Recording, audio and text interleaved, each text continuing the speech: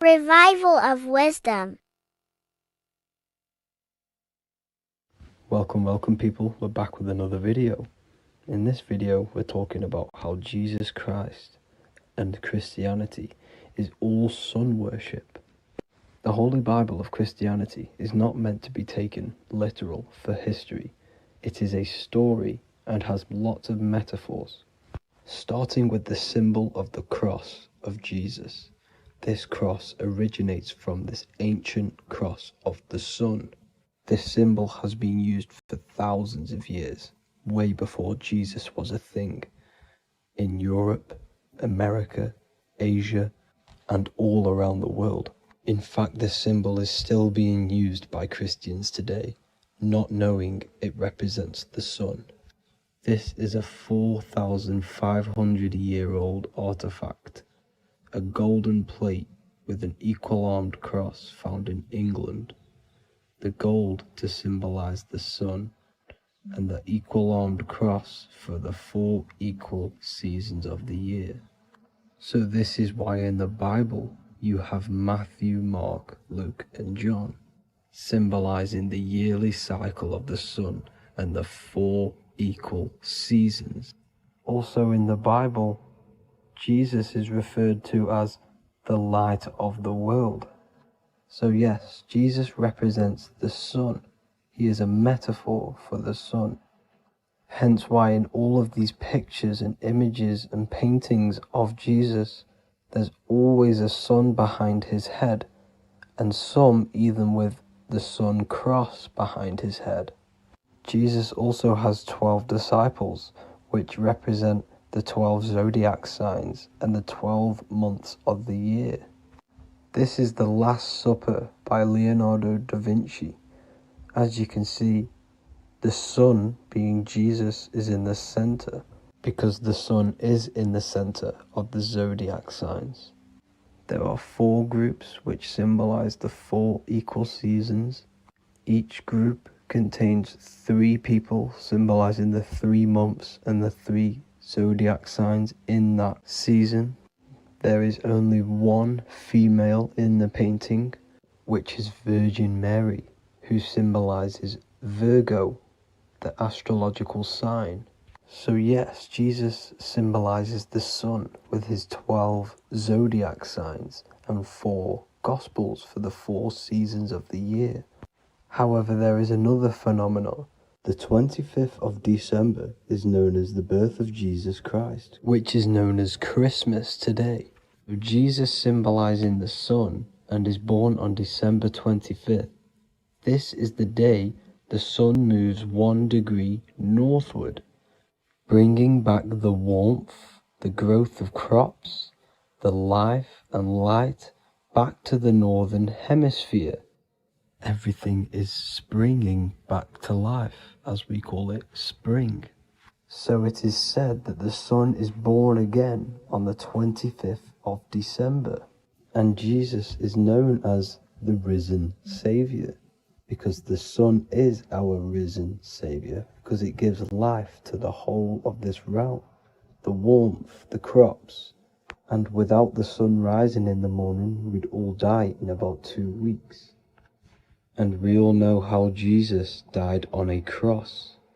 The sun also dies on a cross in the southern hemisphere.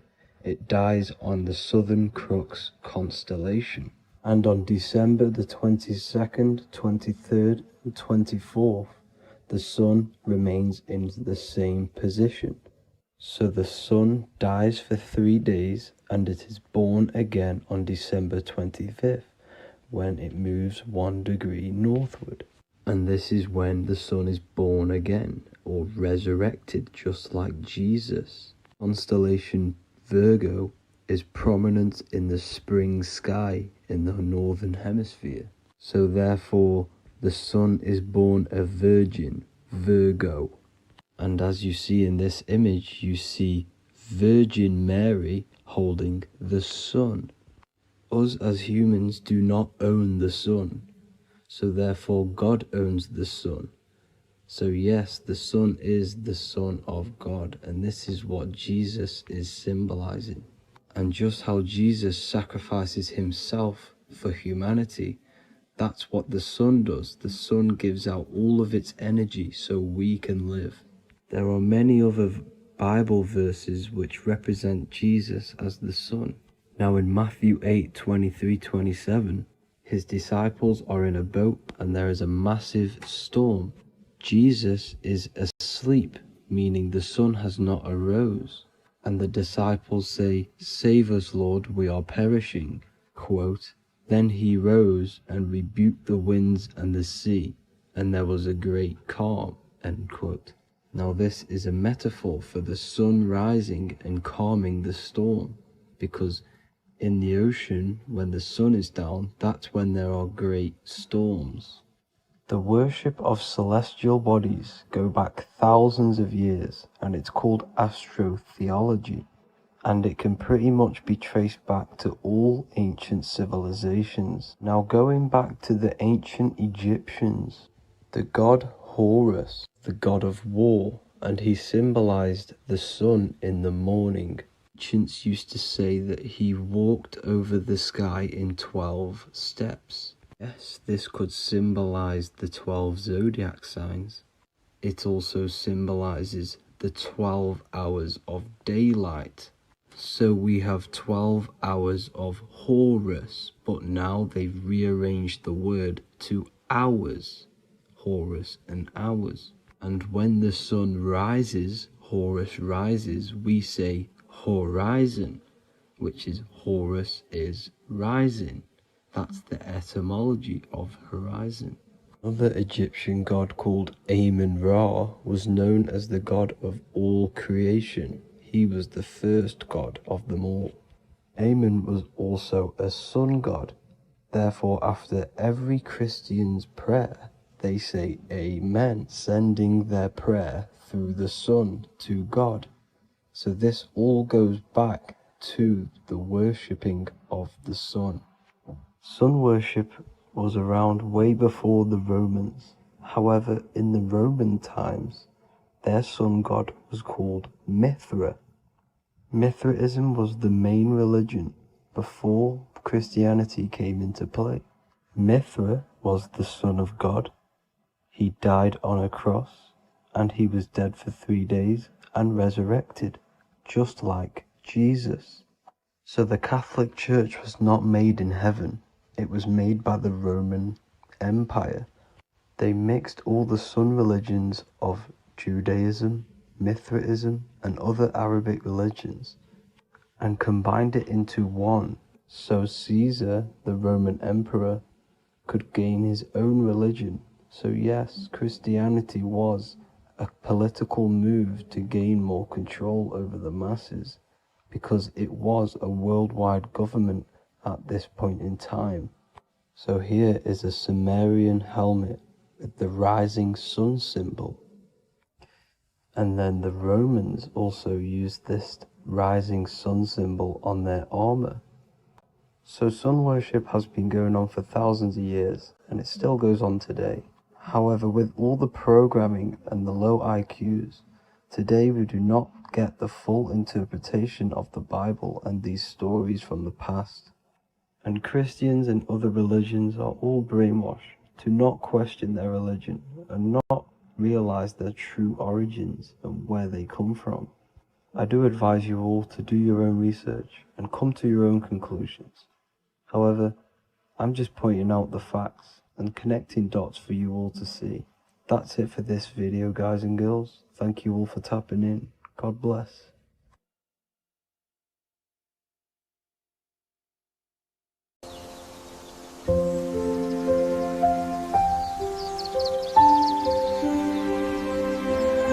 bookofwisdom.com. Visit today.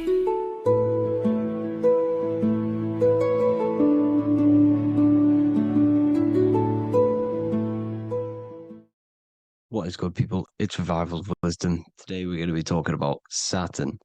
I've done this video in the past. However, this video is going to contain a lot more in-depth explanation of Saturn. So the 33rd degree Mason, Manly P. Hall, said, Saturn is the key to crystallization, physical matter. Light is matter, matter is light. They are interchangeable. Low vibrating light turns into matter, high vibrating matter turns into light. And Saturn is the god of this world, this physical world. He crystallizes light into matter. This is symbolized as the Masonic checkerboard, matter and spirit, matter and light, light and matter. He's also the god of time, destruction, justice. He creates and destroys because all things in time die. He creates and destroys you. So, because we live in this physical world, which is the electric world, this is why we say electricity, because it comes from the root word of El, Saturn. They used to call Saturn El, E-L. This is why we used to say Elohim is God. The real God of this world is Saturn, but it's being hid. This is being hid. Jesus is Saturn. All of this is Saturn. It's all Saturn worship. It's the real God of this world, So, physical matter is a result of two opposing forces equalized on the plane of inertia, because everything is created out of electromagnetic toroidal fields. And these two poles equalize on the plane of inertia, which gives you planet Earth, plane of inertia. The plane of inertia is what Saturn is. It's the ring around the center of the plane of inertia. Thank you to Walter Russell saying, physical matter is a result of two opposing forces on the plane of inertia. This is what Walter Russell says, so please check out his work. He's got many books, many books on light and electromagnetism and stuff like that. So I advise you to check him out. So the torus field gives you the binary code 0 and 1, the female vagina, and the male phallus. This is the code for this world. Saturn crystallizes physical matter. Now Saturn is the most outermost layer of the 7 layers of heaven, where it says in the Quran, it says, Allah, it is He who created the 7 layers of heaven. Saturn is the outermost layer. He's the top. He's the most high. So when we say the most high, we're referring to Saturn. He's the most high before the firmament, before the stars. So Saturn is the god of this world. He's the Lord of the Rings. He wears the crown. The crown is the rings. Crown, Kronos. So the planets are luminaries. They are lights. They are beings. They are energy, conscious energy. And we're in the heart of the solar system. Saturn is the outermost layer. He is the one of this world. He's the god of this world. Now, on the North Pole of Saturn, you have the hexagon. Add up all the sides. It creates the 6-pointed star. Or it can be created as a cube. The cube is very important. The 6-pointed star is very important. 6 points, 6 triangles, 6 side, 6, 6, 6. Black cube adds up to 6 in gematria. Now, what did I say in the beginning? Saturn crystallizes the physical world. He creates physical things out of light. You are a light being. This is why we say human. Hue means the light spectrum. Hue, man, we are light manifested into physical forms. Human. And we are incarnated through Saturn. Satan, same thing.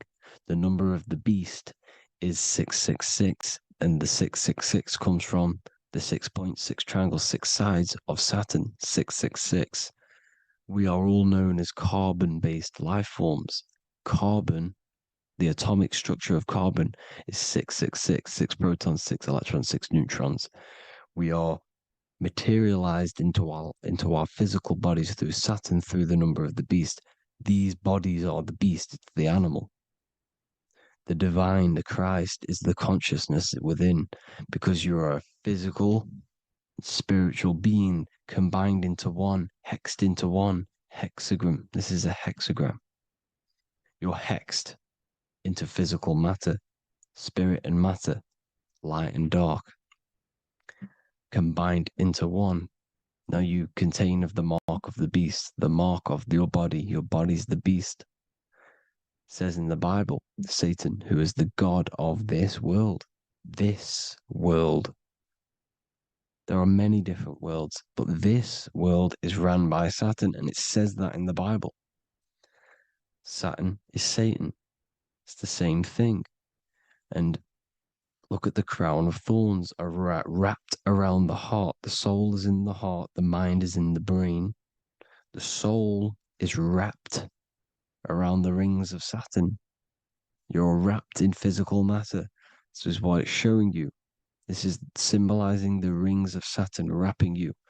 And the cross on top is the cross of the cube. The cube, the black cube of Saturn, unfolds into a cross. So Satan, who is the god of this world, Corinthians 4:4 in the Bible, Satan, who is the god of this world, has blinded the minds of those who don't believe. Satan blinds your mind because the god of this world materializes you and he blinds your mind when you incarnate into physical matter. When you enter this soul system, not the solar system, you hit Saturn first. He materializes you. And look at the symbol for Saturn. This is the symbol for Saturn. All of the planet symbols are created out of the Holy Trinity. The earth, moon, and sun. Body, mind, and soul. The sun is your soul, the moon is your mind, the earth is your body. Your body's made out of the 5 elements. The sun is your soul because the sun is life force, gives life to everything. Your sun is a soul. Your soul is the sun of your body. The moon is the mind. The moon is the moon of your body, the mind of your body. Intelligence. So all of the symbol of the planets are created out of these. The Saturn symbol is created out of the Earth cross, matter, and the moon crescent, moon, mind, matter over mind. This is why Satan, who is the god of this world, has blinded the minds of those who don't believe. He blinds your mind. Look at the symbol, it's showing you. The Saturn symbol is matter over mind when it should be mind over matter. So we descend into a soul system, into our 666 Saturn carbon suit bodies, and we are matter over mind. Then we have to move up the spine to go back up to spirit, to mind over matter, where you manipulate your own reality. Now look at this. It creates the number 5. 5 is the number of change. You're moving from this side of the number sequence over to the right side. You're moving from the spiritual into the physical world. You're incarnating into the 5 elements, the 5 senses. So the cube, the black cube of Saturn, is another major symbol. Very important symbol.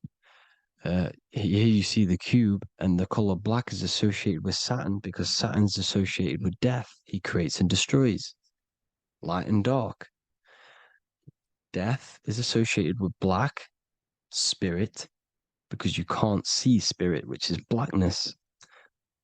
So the black cube is black because Saturn rules the nighttime, which is dark, blackness, and he rules the winter, which is death, blackness. So Saturn is the black cube. Cubes have 6 sides: up, down, right, left, back, and forward.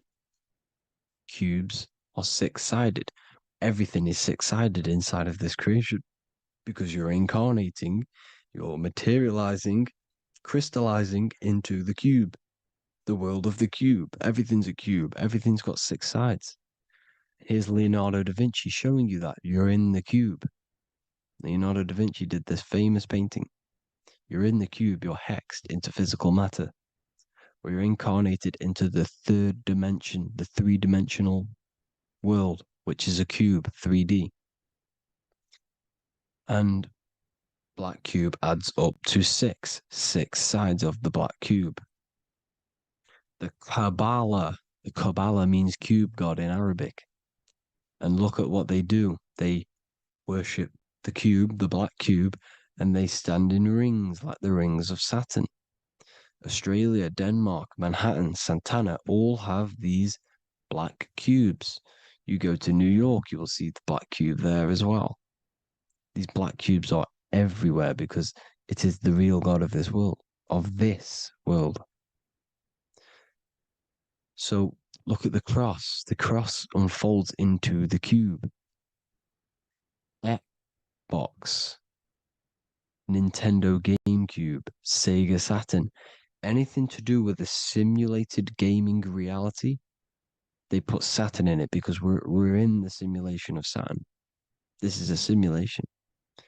And this is why they reflect this through the Xbox, GameCube, Sega Saturn, anything to do with gaming, simulations, is all Saturn. Because we're in the cube of Saturn, the black cube. We're in the GameCube, the Xbox, the Sega Saturn. As above, so below. So they reflect it through the simulations that they create inside of this simulation. Cubes have 8 points for the 8 points of time and space. 8 is the number of time. Everything's cycling, infinity. So look at the cube. The cube is symbolized as in Judaism.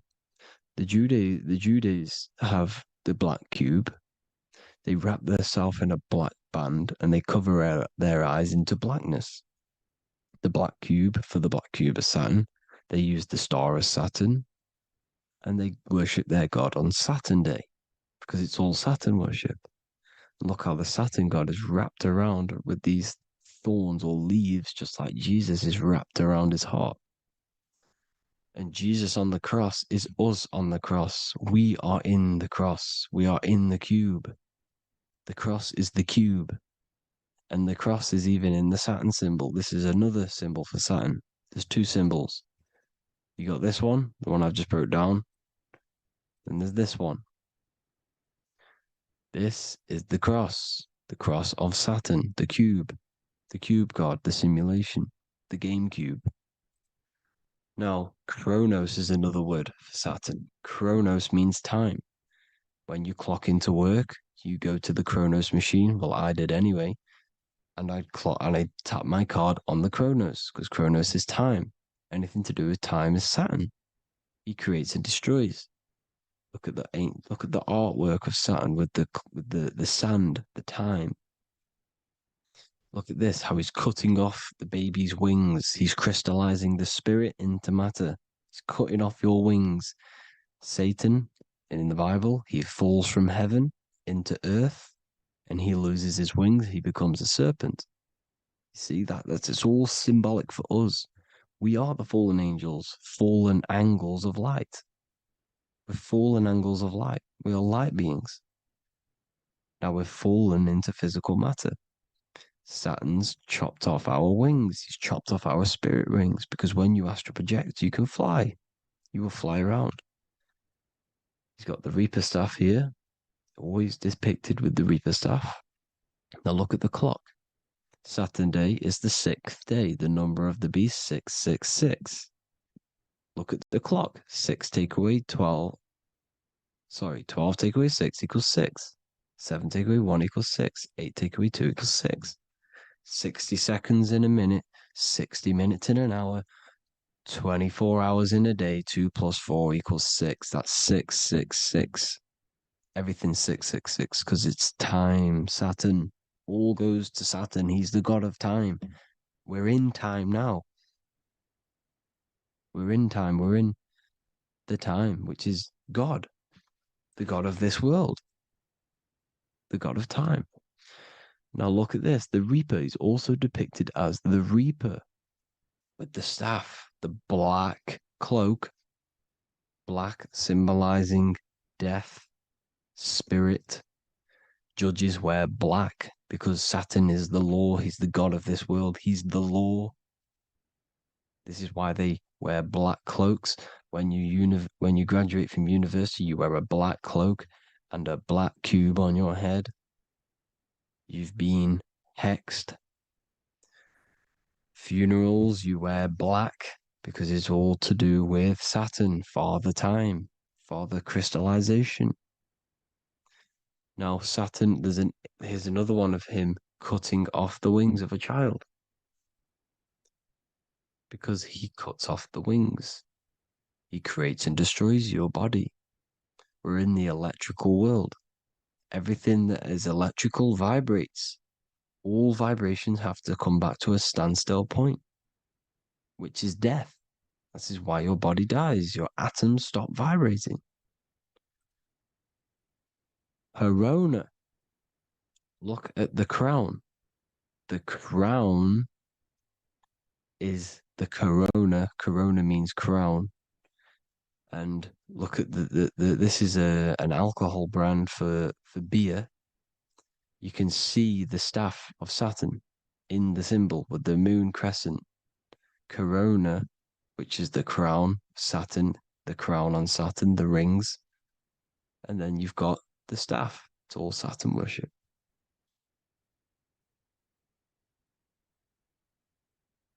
Is the black cubes of 9/11.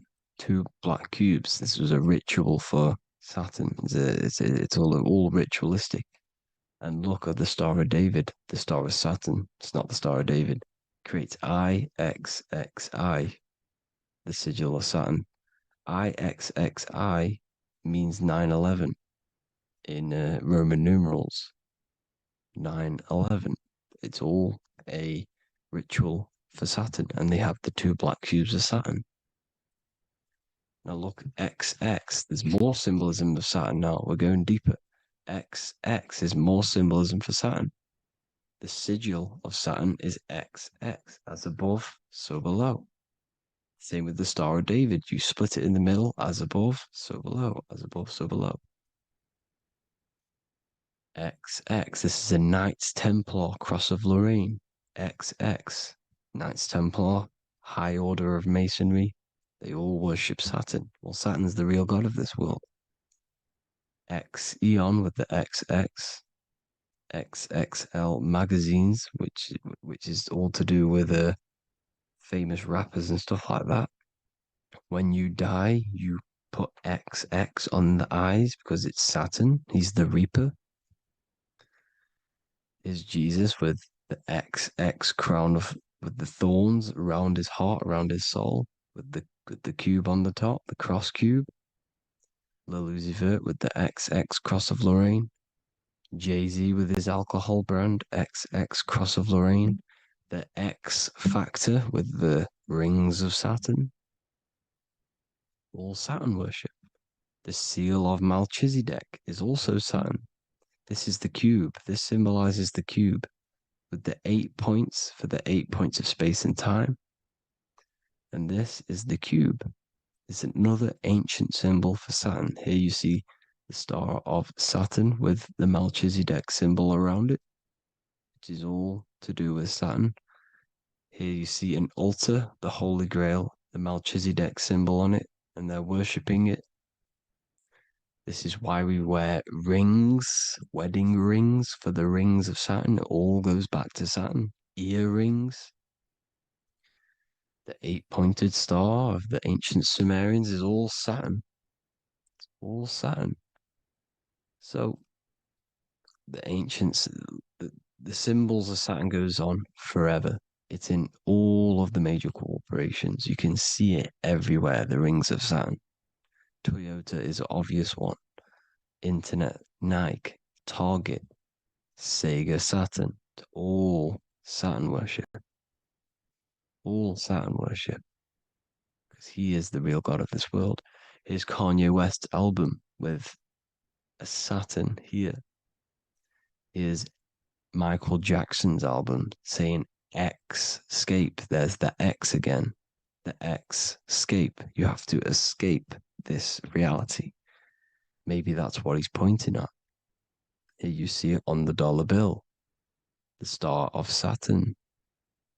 Here you see it again on the dollar bill. So that is it for today's people. I hope you all gain some insight on Saturn. Please like, comment, and share if you can. Subscribe if you like the channel. Please have an amazing day. God bless.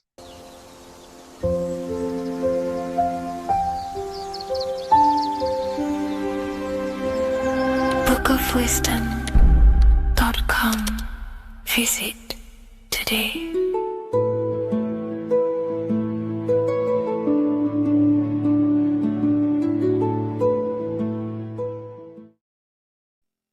What is good, people? How are we all doing? Today we're going to be talking about the different planes of existence, the occult side of the world, the things they don't teach you in school.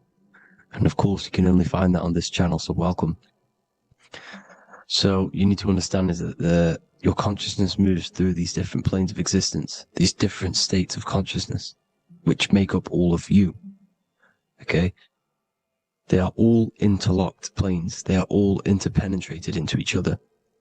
They are all one. They melt into the plane above and below. You see, each plane is a product of each plane. As above, so below. Now, the higher you go, the more fluid, the more dreamy, the less dense it becomes. The lower you go, the more denser it becomes, the more solid it becomes. The lowest plane is the physical plane, which you are obviously aware of. You are inside of the physical plane now.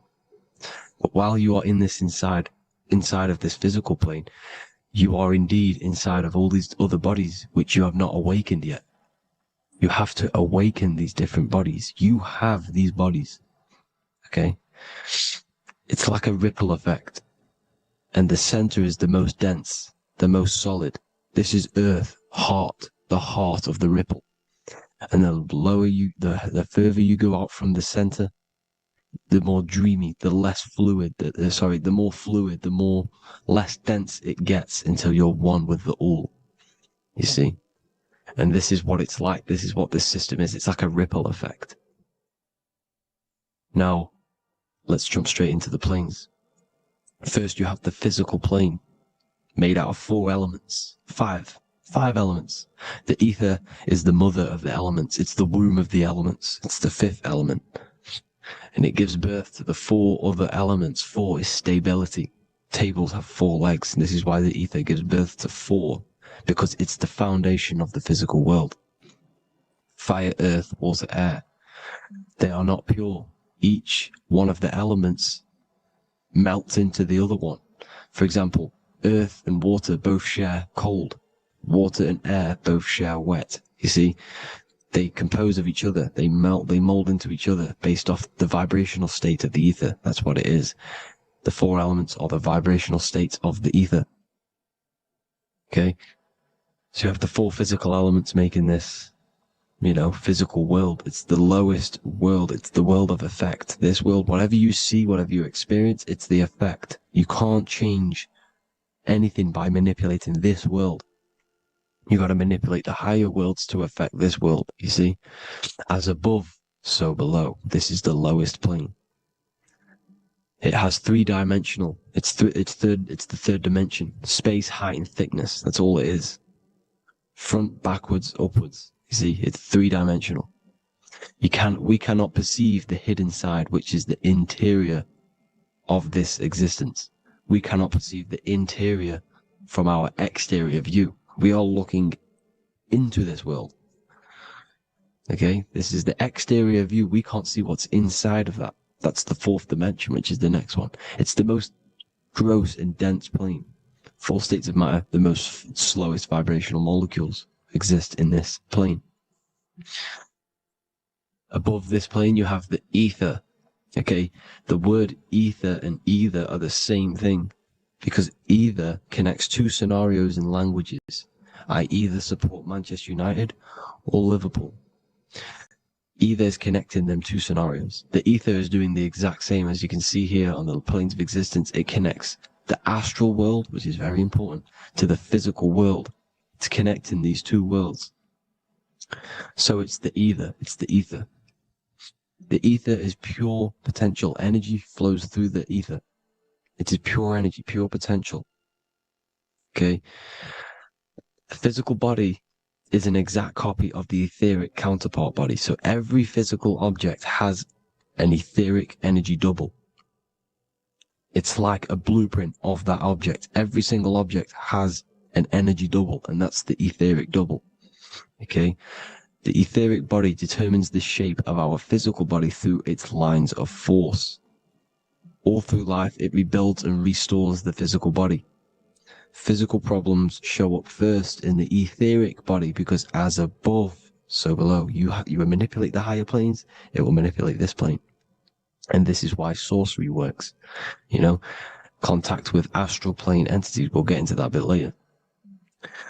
So the reason why we can't see this plane, this energy world, which is all around us, which we are inside of right now as we speak, is that the molecules that compose it are further apart than those of the physical plane, making it invisible to the two eyes. That we can't perceive it. Our eyes cannot physically suck in that sort of information, and our brain cannot decode it. This is why, you know, they brainwash us with all these programs to keep us asleep, to keep these other bodies we have asleep, so we don't find out about these other bodies, and is to make you believe that everything's just a material. Only the material world exists. They don't want you to know is that everything that you see is a result of something you cannot see. As above, so below. There are realities within this reality.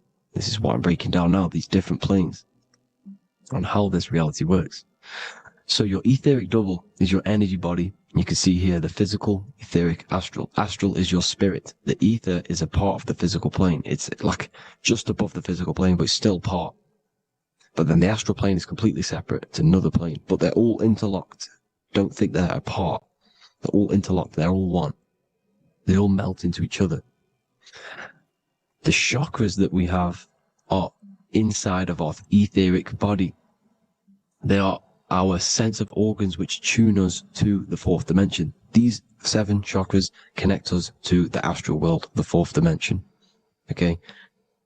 They are points for the flow of energy from the universe / 7 planets, because the 7 chakras are your 7 planets, and the 7 planets are connected to the astral world.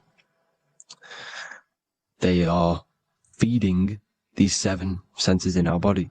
They connect us to the universe, to our etheric counterpart, and then to us, supplying the physical body. Because the energy comes from above. As above, so below. These 7 centers, these 7 etheric chakras, are being supplied with energy from the universe, the 7 planets, the solar system. Then it supplies the physical body. You see? So, the ether is very important. And this is, you know, that the ancients understood the science of the ether, and they could, you know, harness free electricity from it, because it's all around us. The ether is all around us. And this is what they were doing. They were harnessing free energy using the ether. The astral plane, the fourth dimension, very important plane. Very, very important. We've all been there. Every single one of you has been there. Okay? The fourth dimension is unseen of what we see. It's the interior of the exterior that we see. We see the third dimension, but we cannot see beyond what's making this third dimension. This is the fourth dimension. Okay? It's the dream world. This is where you go when you dream. Okay? This is where you go when you dream. It's the place of disembodied spirits or ghosts, entities, whatever you want to call them. When you hear ringing in your ears, that is not tinnitus. That is an entity around you. Okay? That is an entity around you. The fourth dimension is where thought forms exist. Mental images. Thought forms as in what you see in your mind when you think of an image, because the mind is the highest plane of existence. Mind is the highest plane of existence. And it manipulates all of the planes below. So it goes the mental plane, then the astral plane. So the thought is in the mind, the mental plane. That just the thought alone, no image, but then the form depiction, the thought form exists. It manifests in the astral plane as a sort of image, an entity, a living conscious being.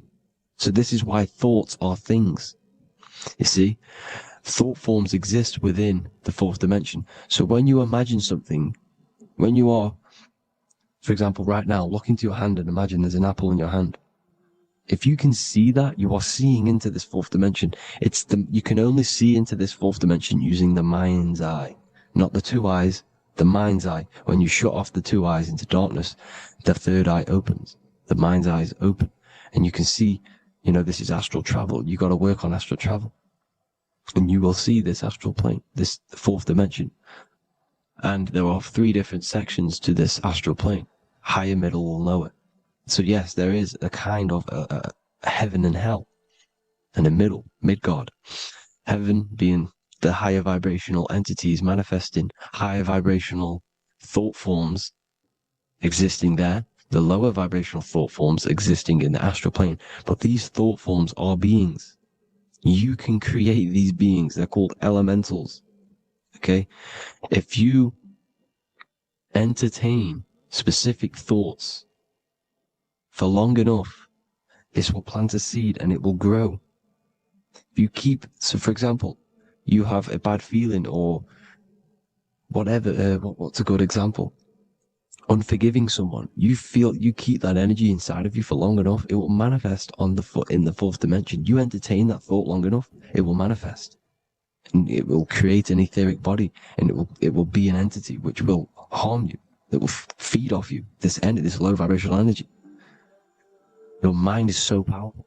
It creates thought forms, and these thought forms can take consciousness, can take bodies, etheric bodies. Now, that's why it's very important that you master your mind, master your thought patterns.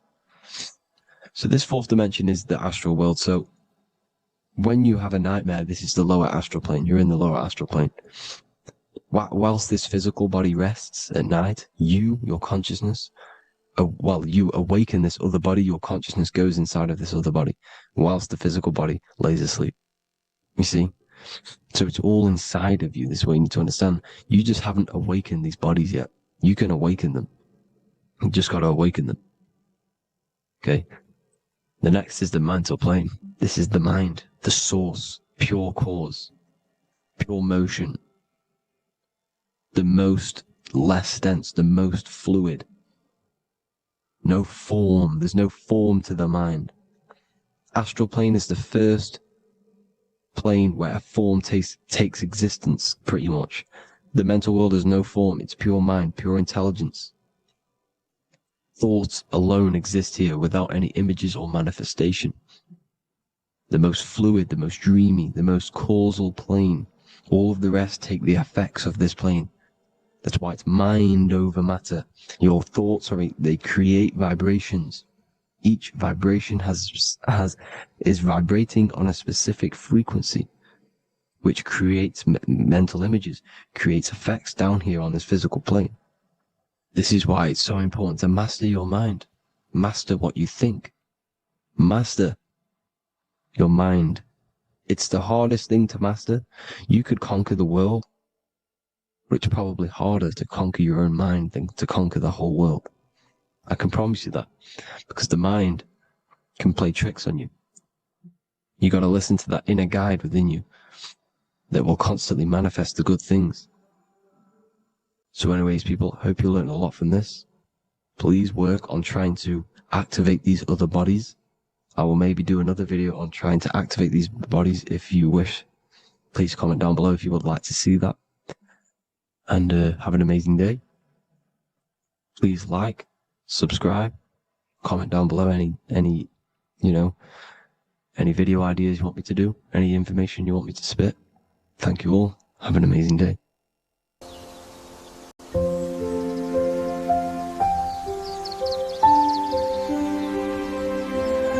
bookofwisdom.com. Visit today.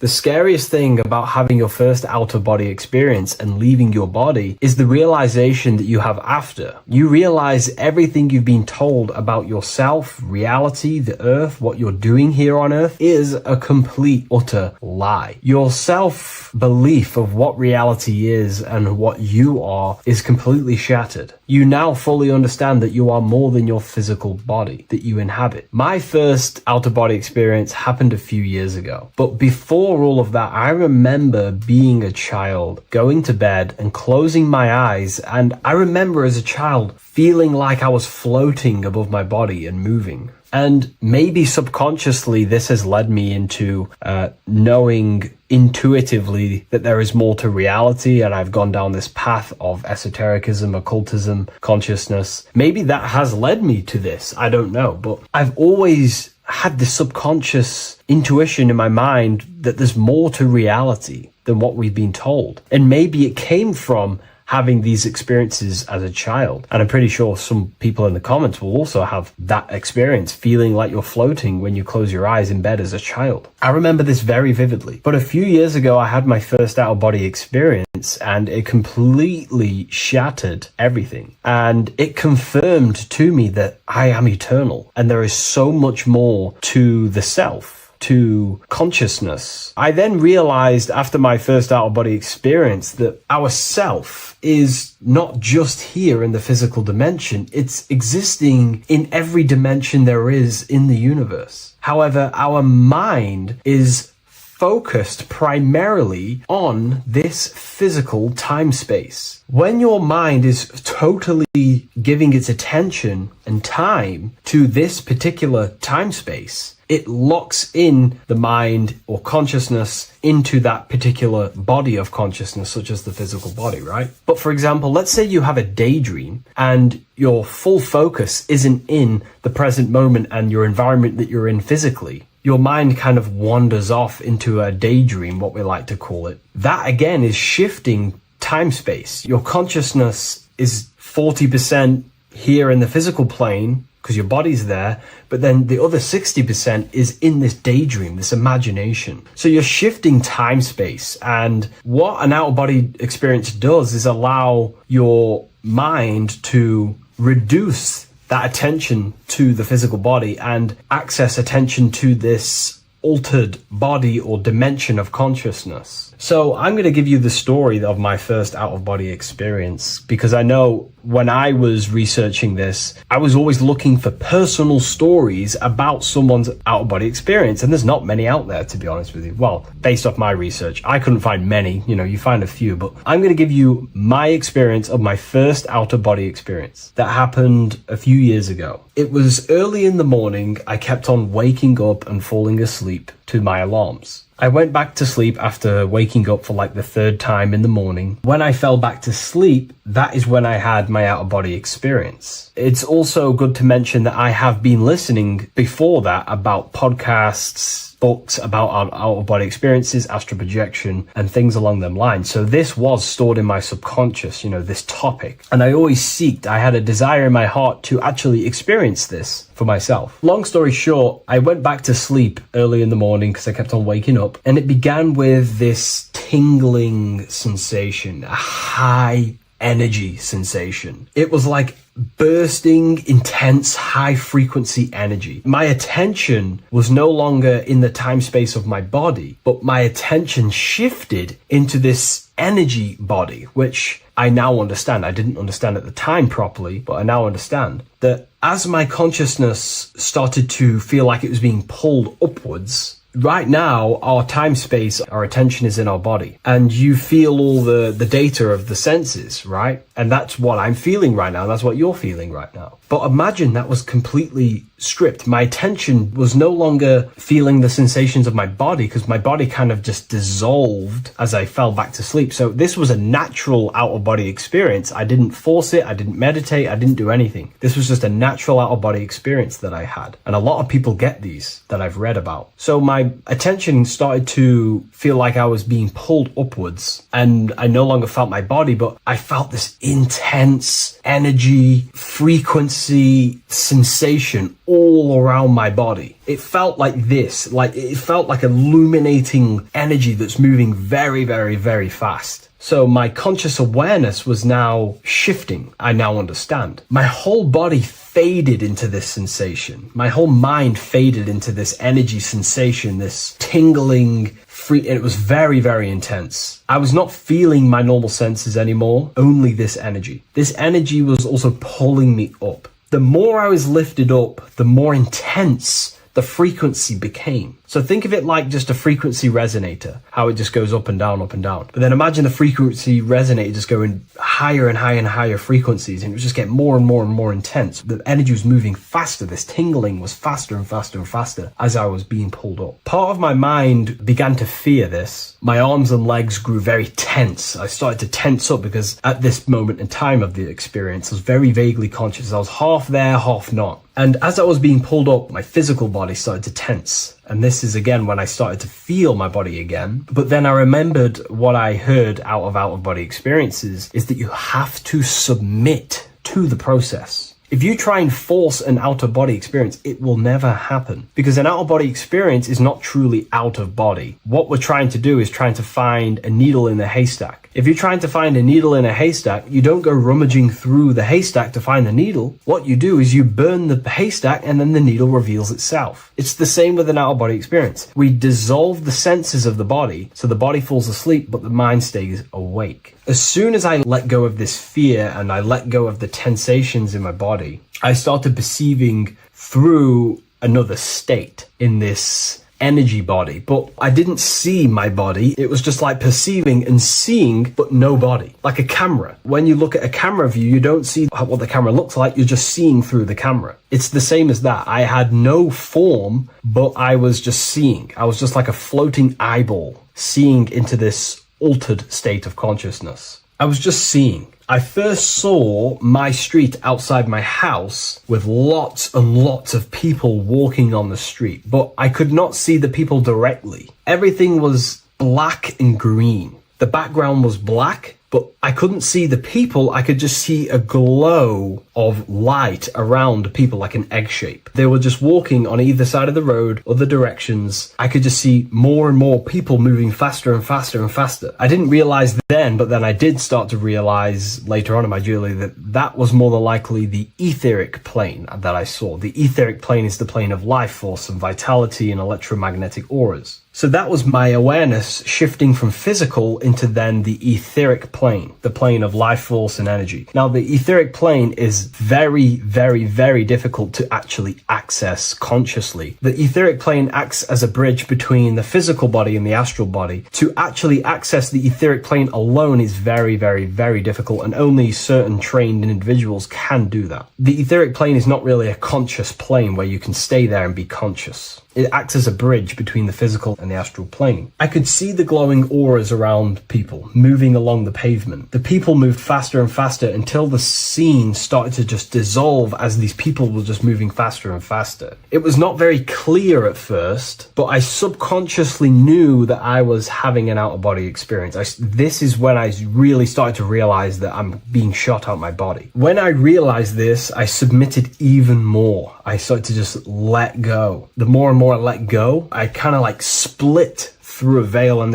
everything became super clear. Before, in the etheric plane, that I think it was, the ethereal plane, things weren't very clear. I could only just see glowing auras. However, as I split through the veil of the etheric, this bridge, this place that I was going to, I then split and everything just came super, super clear. I was floating in the sky. I subconsciously knew that I was having an out-of-body experience when I realized this. As I was still being lifted upwards, I then split through the layer where everything just suddenly became super clear. But then I was awake, fully conscious, but I was not in my body. I was just like a camera in the sky. I had no body, no form. I could just see. When I entered this plane, there was some sort of voice guiding me through this whole process. It was a male voice, and it was basically guiding me where I was going. It was telling me what I can do here. This voice was pretty much saying, you can fly, you can think things into reality, you can do this, you can do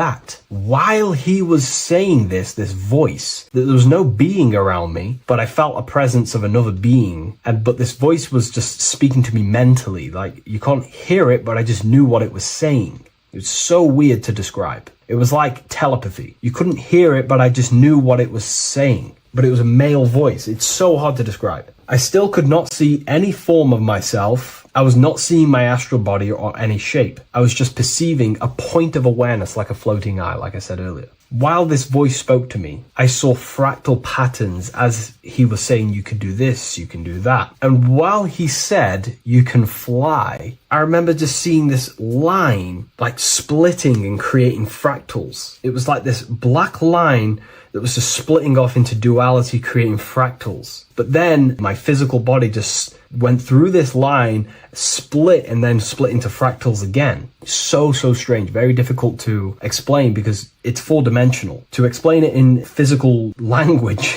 it's very difficult to actually explain what was going on. So as he was saying what you can do, I was seeing these fractals dividing and then creating fractals. When he says you can think things into reality or something along them lines, my awareness just did a full 360 as if I did a backwards flip. I had no conscious control over this. That's something that you later develop as you keep having these out-of-body experiences. Your first out-of-body experience, you probably won't be able to control what's going on, but you will have an out-of-body experience if you seek them. I could see all around as I rotated. I looked all the way down and then back to my original angle and point of awareness. During that rotation, when I started to turn upwards to do the backflip, I looked up and it kind of looked like the sun in the sky. It was very dark and gloomy.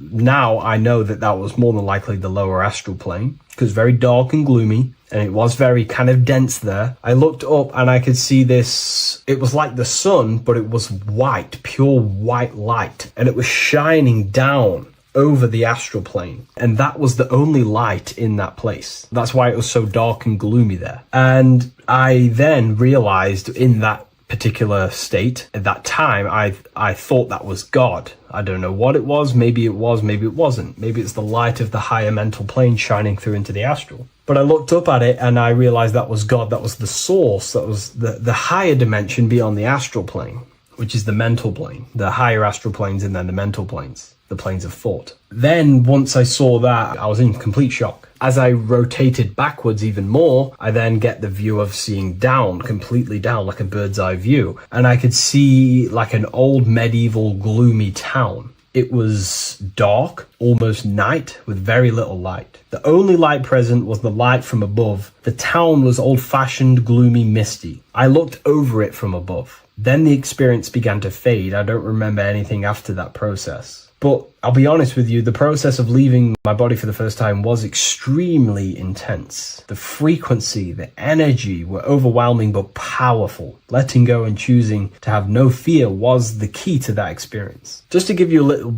bit more wisdom on what I actually experienced now, what I realized what was happening, I now understand that the voice that I was hearing was not an external being guiding me. It was actually a higher aspect of myself, a part of my own consciousness that is not focused in the time space of the physical world. My physical mind is focused here in this timeline, but once I exited this timeline and focused elsewhere, the higher part of myself guided me towards that experience. This higher version of ourselves that we call the higher self is a higher dimensional being, but we're just unconscious of it. This being exists beyond our ordinary thinking mind. Our self exists everywhere in the universe, and we can unlock higher versions of ourselves as we progress on our journey of awakening and self-realization. Because let's say right now, only 10% of your awareness is actually in the physical plane. Science tells you that 90% of you is actually in your subconscious mind. 10% of your awareness is your conscious mind. So there's 90% of you that your conscious mind is not aware of. But our conscious mind becomes so addicted with the physical world and distracted with the physical world, it just gets totally locked in with the physical.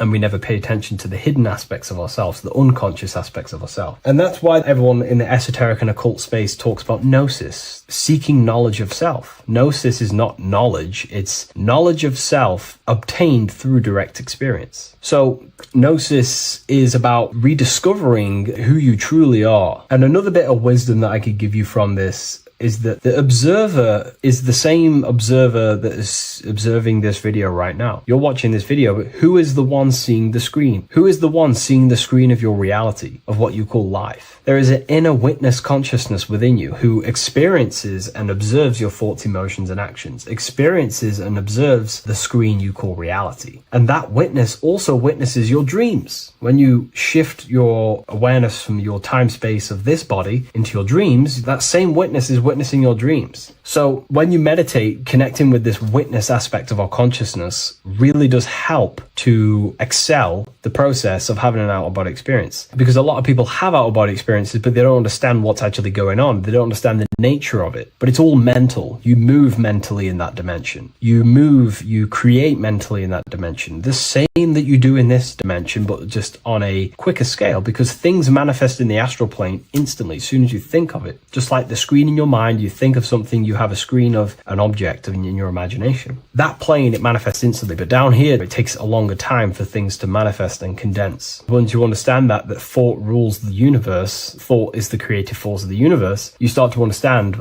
these different dimensions and these experiences that you have. But really connecting with that witness consciousness, that part of yourself that observes everything, really does help with excelling the process of having an out-of-body experience, or mystical experiences, or lucid dreams. Because connecting with that witness consciousness just makes you more conscious. Even in your physical life, staying conscious. Most people aren't conscious. They think, feel, and act unconsciously throughout their day, and they unknowingly create their reality. Connecting with that witness consciousness allows you to actually stay conscious over your thoughts, emotions, and actions, because they are giving birth to realities. That's pretty much my experience, my first out-of-body experience. What that did for me was make me so much more confident and powerful. Most of my fears just disappeared overnight. The fears of death, the fears of unknown, the fears of that I had of things shattered, disintegrated, because I understood that I am eternal. No one can use death against me to control me, because I know I am eternal. I now take riskier actions because I know I am eternal. I know that I will never truly disappear or die. So it really, really does help you, and it gives you a lot of internal power, because no one can make you scared of anything. You should not fear someone who can hurt you physically. You should fear someone who can corrupt your soul. That is the worst thing. Who can corrupt your internal world, because that is what truly matters. So I hope this helps you understand out-of-body experiences. Hopefully this can help you move along in your journey. It's good to hear other stories, because this is exactly what I was seeking when I was researching this stuff. Maybe in the future I can share some more stories about my out-of-body experiences now I'm a bit more advanced. But yeah, please leave a like, comment, and subscribe on the video, and thank you all for watching.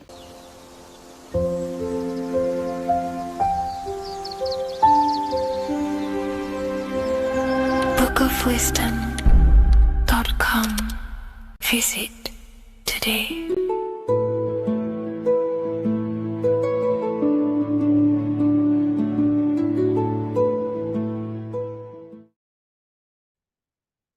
You don't just have a physical body. You have a physical, mental, spiritual, and emotional body. Each one of these aspects are a body of its own. Body does not just refer to a physical substance. You have a mental body for thinking, an emotional body for your emotions, a spiritual body for your energy in your astral form, and a physical body to encapsulate all of these. Each four of these aspects are essential for the human experience and essential to balance. Now, today we're going to be syncing the four aspects of your consciousness with the four seasons and the four elements, and how this ties into the Bible. So we have four physical elements. We have 5 elements in total, spirit being the most important, but spirit is pure invisible. We have 4 physical elements. We have air, fire, earth, water. Earth and Water are feminine. Air and fire are masculine. Air and fire are active. Water and earth are passive. The air corresponds with the mental body of consciousness.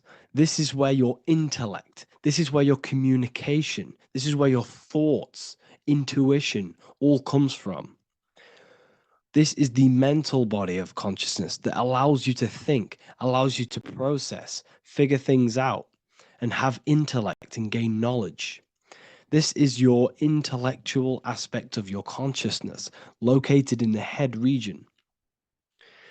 We have a fire nature, a spiritual nature. This is our astral body. Our astral body is all to do with the subconscious realms, the higher realms of consciousness. This is the body that allows us to be free from the physical body. Our spirit is more of our energy. Our energy. Water is our emotional body. This is what allows us to feel things, that allows us to gain intuitive feelings of conscience. So emotion allows us to understand what is right and what is wrong. When we feel something bad, we know that this is wrong. When we feel something good, we know that we are doing good. Emotions are a creational force that allows us to feel certain things to bring them into existence. Our emotional body is a creational force and should not be reactive, and they should be controlled. Most actions are stemmed from emotions. Actions bring thought into physical existence. Emotions are the driving power. They are what drives your actions. The thought, then the emotion, then the action. Earth is your physical body. This is your physical state that allows you to take mind and emotion into action, into fruition, into physical matter. This is what your physical body allows your consciousness, your soul, to interact with the physical world and bring things into physical existence. The physical body, the physical world, is an outcome and an effect of the thinking mind. All physical substance comes from the thinking mind. The pen, the phone you're holding, the microphone I'm speaking into, all began as a thought in the thinking mind, then it was brought into physical reality. Earth is the most dense. So it goes in this order: body, emotions, spirit, mind. The higher you go up, the more lucid and fluidic it becomes. The lower you go down, the more dense and dull it becomes. Air is the mind, fire is the spirit, water is the emotion, earth is the physical body. So this is why you are a microcosm. You have these four things within you. You contain of these four elements, which correspond to the four bodies of your consciousness, the four bodies of the soul. You are the soul. You are the spirit. So this is why in Theologians 4:17 it says, "Caught up together with them in the clouds to meet the Lord in the air." You don't meet God or the Lord in the physical air, in the clouds. This is clearly a parable. A human being cannot go up to the clouds and meet a mystical man in the clouds. This is obviously a parable, a metaphor. The air is your mind.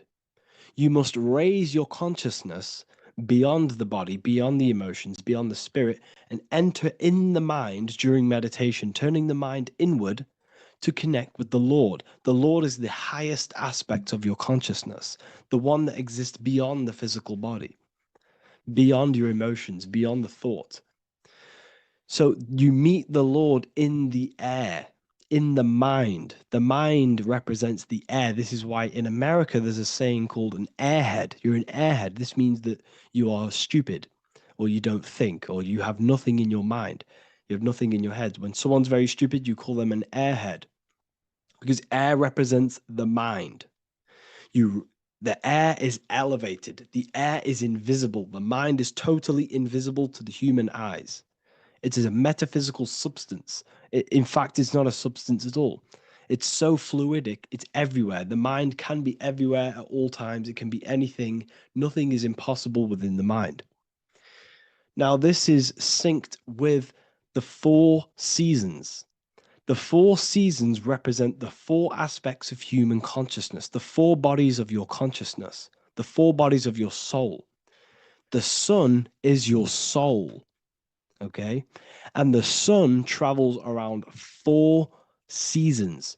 Summer, when the sun is the most hottest point. Autumn, when the sun starts to move away from the hottest point. Things start to die. Then it goes to winter. This is when everything dies. This is when things enter in within itself. This is when darkness occurs. Then spring. This is the reignition of the sun. This is when the sun starts to bring back the warmth back to the summer. You have 4 seasons which correspond to the 4 bodies of consciousness. Fire is the spirit. This is when you are passionate. This is when you are taking action. This is when you are fiery. The sun is blazing. You're taking action. You're very passionate. You're very spirit. You're in the spirit. Autumn is water, emotion.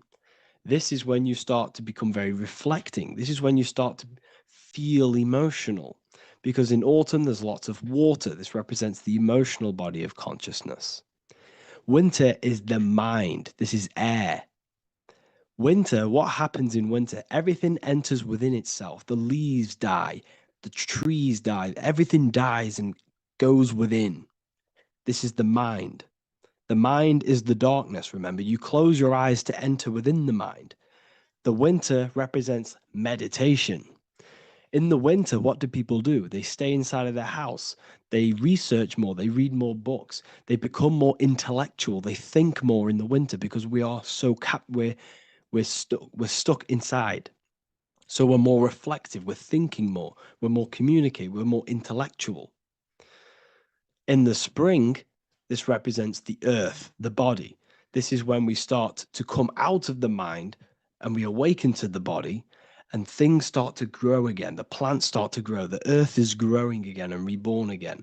This is the body. This is when you become more active in the spring. And then the summer, back to the summer, we then take action on these thoughts and these thoughts that we gained over the winter. Essentially, this is just a massive cycle. And this is a daily cycle also. The nighttime is the winter. The morning is the spring. The midday is the summer. And the evening time is the autumn. This is a microcosm.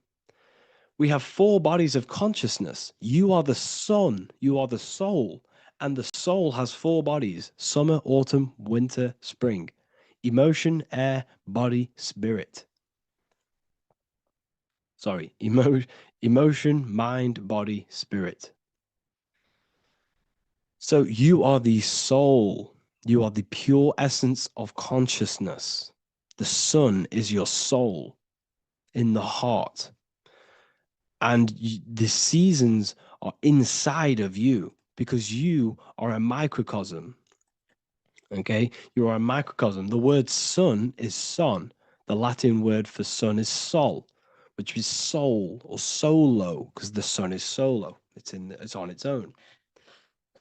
You are the soul, and the soul has the 4 different bodies of consciousness. So before we move on any further, if I've blown your mind, please, if you can, leave a like, a comment, a share, and a subscribe. Let me know what videos you want me to make in the future. Please drop a like. It definitely will help me. You are a microcosm of the macrocosm. Man is a miniature universe that goes through its own cycles. The seasons of the summer, winter, spring, and autumn do not occur merely outside of him, but within him as well. The summer is within you. You feel different in the summer. You feel different in the winter. You feel, depending on the body of consciousness, it's your soul's interacting with. So the sun in the sky is your soul inside, and the sun goes through these cycles, which is affecting your bodies of consciousness, because the cycles represent your bodies of consciousness. Now, this ties in with the Bible. This is why we have 4 Gospels. This is why Matthew, Mark, Luke, and John are always seen with the 4 different zodiac sign animals or symbols. So you always see each one of the Gospels. If you just type in on Google Matthew, Mark, Luke, and John, type in ancient pictures, paintings, or pictures of them, and you will find these 4 zodiac signs are always standing with each one. Taurus, the bull; Leo, the lion; Scorpio, the eagle. An old symbol for Scorpio was the eagle, and a man for Aquarius. Here you see very, very ancient paintings and artwork. Here we see Matthew, the man, Aquarius. Here we see John, the Scorpio. Same here. We also see it on the tarot cards, on the world card. We see the 4 fixed zodiac signs. Here we see it as well. These are called the 4 fixed zodiac signs. Now, when we look at the zodiac, we're no longer looking at the sky, because what you must understand is as above, so below. What is above you is inside of you. What is above is what is below. What is outside of you is within you. The zodiac is inside of you. The zodiac revolves around the sun. The sun is your soul. These are different energies of your soul. Like I said earlier, the 4 seasons are the 4 bodies of your consciousness. And in each body of consciousness, you have these different energetic energies that you can work with. Okay, so this is the true astrology. This is the true astrology, the internal esoteric astrology. You can't find much information on this at all. Very hard to find. So what we're looking at are the 4 bodies of consciousness. Obviously, when we look in the middle of each season, spring, the middle of spring is Taurus. The middle of winter is Aquarius. The middle of autumn is Scorpio. The middle of summer is Leo. These 4 signs are known as the 4 fixed signs. Okay, Scorpio is fixed. It's the middle of autumn. Scorpio is a water sign, emotion. Aquarius is the air sign, the mind. Taurus is an earth sign, the body. Leo is a fire sign, the spirit. This is why we see Matthew, Mark, Luke, and John with the 4 fixed signs of the zodiac, which represent the 4 bodies of consciousness. Leo, the spirit, fire. Luke, Taurus, earth, body. Matthew, Aquarius, air, mind. John, Scorpio, water, emotion. Each gospel is depicting Jesus and showing Jesus in each gospel. Each one of these gospels is showing and depicting Jesus according to the different body of consciousness. In John, this is when Jesus starts to turn water into wine. Water is emotion. Wine is transmuted emotion. This is when he does miracles with his emotions, water into wine. Aquarius, which is Matthew, air, the mind. Inside of the Gospel of Matthew, this depicts Jesus as an intellectual person, a person who's communicating and using his mind, his mental body a lot inside of the Gospel of Matthew. Go and read it, and you will see this. Luke, Taurus, earth, the body. Luke shows and depicts Jesus according to the body of consciousness, the physical body. He shows Jesus as a human, being a human being, helping people physically and helping people's physical needs, like giving away food and doing all sorts of good things for other people. Leo, Mark, inside of the Gospel of Mark, this shows Jesus as a spiritual teacher, a passionate person who is taking action. Each gospel is showing Jesus according to the different body of consciousness, and Jesus represents you, the sun. That's why it's called the Son of God, the light of the world. Jesus represents your soul, and your soul has these four gospels, the four bodies of consciousness, the four fixed signs, the four elements, and the four seasons. These things all correspond to your consciousness. So this is Leonardo da Vinci showing you the exact same thing. Jesus is the I am, the sun, the soul, in the middle, on his own. Luke, spring, earth, body. There are three people in each group. There are four groups, and there are three people in each group. 1, 2, 3. 1, 2, 3, 1, 2, 3, 1, 2, 3. Fall, winter, summer, spring. These are according to the four bodies of consciousness. Here we see Aries, which rules the head region. He's on the head of the table. Gemini, he's holding up the two hands because Gemini rules the two hands, the two arms. Gemini is the two twins, which is the two arms and two hands, and the two lungs. Here we see the beginning of summer, which is Cancer. You see the big knife here. Cancer, him here, this gray-haired guy, holding a knife for the crab. Cancer, they pinch. You have a knife, symbolizing the crab. Leo, the middle of summer, showing dominance. The sun is very dominant. He's got his elbow on the table, showing dominance. Virgo has no Adam's apple. Cancer here is pointing at this woman's neck, saying there's no Adam's apple. This is Virgo, the virgin, the only woman. Jesus, the sun. This is Libra, the balancing. He's holding his arms out balanced, showing the balancing of the sun, because when the sun enters Libra, the sun is balanced between winter and summer. So it's balanced. This is all astrology, but this is internal. Okay. This is Ezekiel's vision. Ezekiel had a vision in the Bible, and he saw the face of a man, the face of a lion, the face of an ox, and the face of an eagle. The eagle, Scorpio, the ox is Taurus, the lion is Leo, and the man is Aquarius. He saw the throne of God, and he saw the different bodies of consciousness. This is all symbolic for the different bodies of your soul.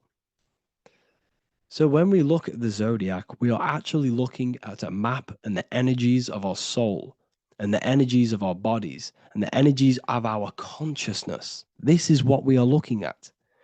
Each zodiac is an aspect of our consciousness and an energy that we can work with and that we must purify. Balance and purification is essential. Imagine playing a brand new video game. Let's say a brand new video game came out and you had to play it. What happens when you play that game? You don't know the controls. You cause chaos in that game. You can't really run properly. You can't do anything properly. You're getting destroyed by other people who are playing that game. It's the same with your physical body. When you are born, you must learn how to play the game. You must learn how to balance the mind, learn how to balance the spirit, the emotions, and the physical body. We must balance and purify each body of our consciousness. We must look after our physical body with our physical health by eating physical, electrical food like fruits and veg. We must look after our minds by being conscious of what enters our eyes, enters our ears, enters everything. Whatever enters our five senses is affecting our mind, our mental health, our environment, mental. We need to look after our thoughts, control our thoughts by purifying our thoughts, only positive thoughts. Then we must purify our emotions, feeling only gratitude and love and not feeling these negative, dull emotions. Then we must look after our spiritual body through meditation and looking after our spirit. But remember, when we look after our mind, it all begins in the mind. Each body of consciousness is interlocked with the other. If you have an unhealthy body, you have an unhealthy mind, spirit, and emotions. If you have an unhealthy mind, you have an unhealthy body, spirit, and emotions. If you have an unhealthy emotions, you have an unhealthy spirit, mind, and physical body. They're all interlocked. You must balance each one of them. Look after your physical body. Look after your thoughts. Look after your emotions. Look after your spirit. But remember, the mind is the most powerful one. It's mind over matter. Once we look after the mind, because once we start to control our minds and control every thought we think, this will then turn into discipline in our physical body. Because once we learn how to discipline the mind, we learn how to discipline what we eat, we learn how to discipline what we feel, we learn how to discipline our spirit. This is all interlocked, but work on the mind first. Work on the mind first. All of this knowledge is inside of the brand new Book of Wisdom, Volume 2. This is a revolution of human consciousness. If you've read it, please leave a review down below. If you've read Volume 1, leave a review down below. This is the next revolution. I don't see this information anywhere. This is the next revolution of human consciousness. And of course, if you are serious about this and you truly want to gain enlightenment and join an amazing community where you can connect with me on live calls, lectures, the Manifestation Mastery course, you can gain access to my library with over 45 PDFs plus my books. And if you do join the university, you can order a volume 2 free of charge. All you have to do is to pay for shipping. If you truly take your knowledge serious and you want to take advantage of life, join the university. This is where truth seekers belong. Just want to say thank you all. Please leave a comment. Please leave a like. It's going to help me a lot spread this knowledge to the world. And yeah, share this with a friend and subscribe. Thank you all.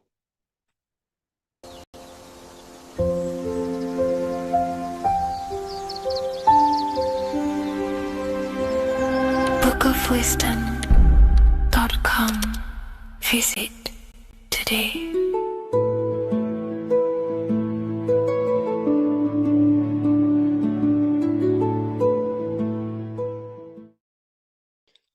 What if I told you you don't have one body? You in fact have 4. There's a secret hidden right in front of you, and most of you overlook it. And by learning these teachings today, this will change your perspective on life, on yourself, and completely change the conception of yourself. This is the key to your highest potential. If you stay with me today, you will find secrets about yourself that will change your life. But I warn you, once you step this path of esoteric knowledge, there's no going back. Once you see, you can't unsee. So stay with me, and we will discuss the 4 bodies of your soul and how you can master yourself to reach your highest potential. The first thing we must understand is that there is a sun. And just like the sun gives life to the earth, there is this life force within the sun that gives life to all matter. We must understand that matter itself is dead. It has no life potential. It has no ability to create or destruct anything. All of the life comes from above, from the sun, from the life-giving power of this infinite energy source we call the sun. No matter what model you believe, the sun still gives power to this physical realm, giving life to all of the crops, giving life to animals, giving life and growth to all things that the rays come in contact with. This is a macrocosm process. We must understand the teachings of as above, so below. This means that the macrocosm repeats itself in a microcosm form. Now, what do I mean? Humans are made in the image and likeness of God. You are a miniature version of God, a spark of the divine consciousness made in human form, in physical form. Just like the sun gives life to all physical matter and growth to all crops on the earth, your soul is a miniature sun. And your soul is giving life to the body. Your body is a miniature earth, which also goes through the cycles of the 4 seasons of the sun.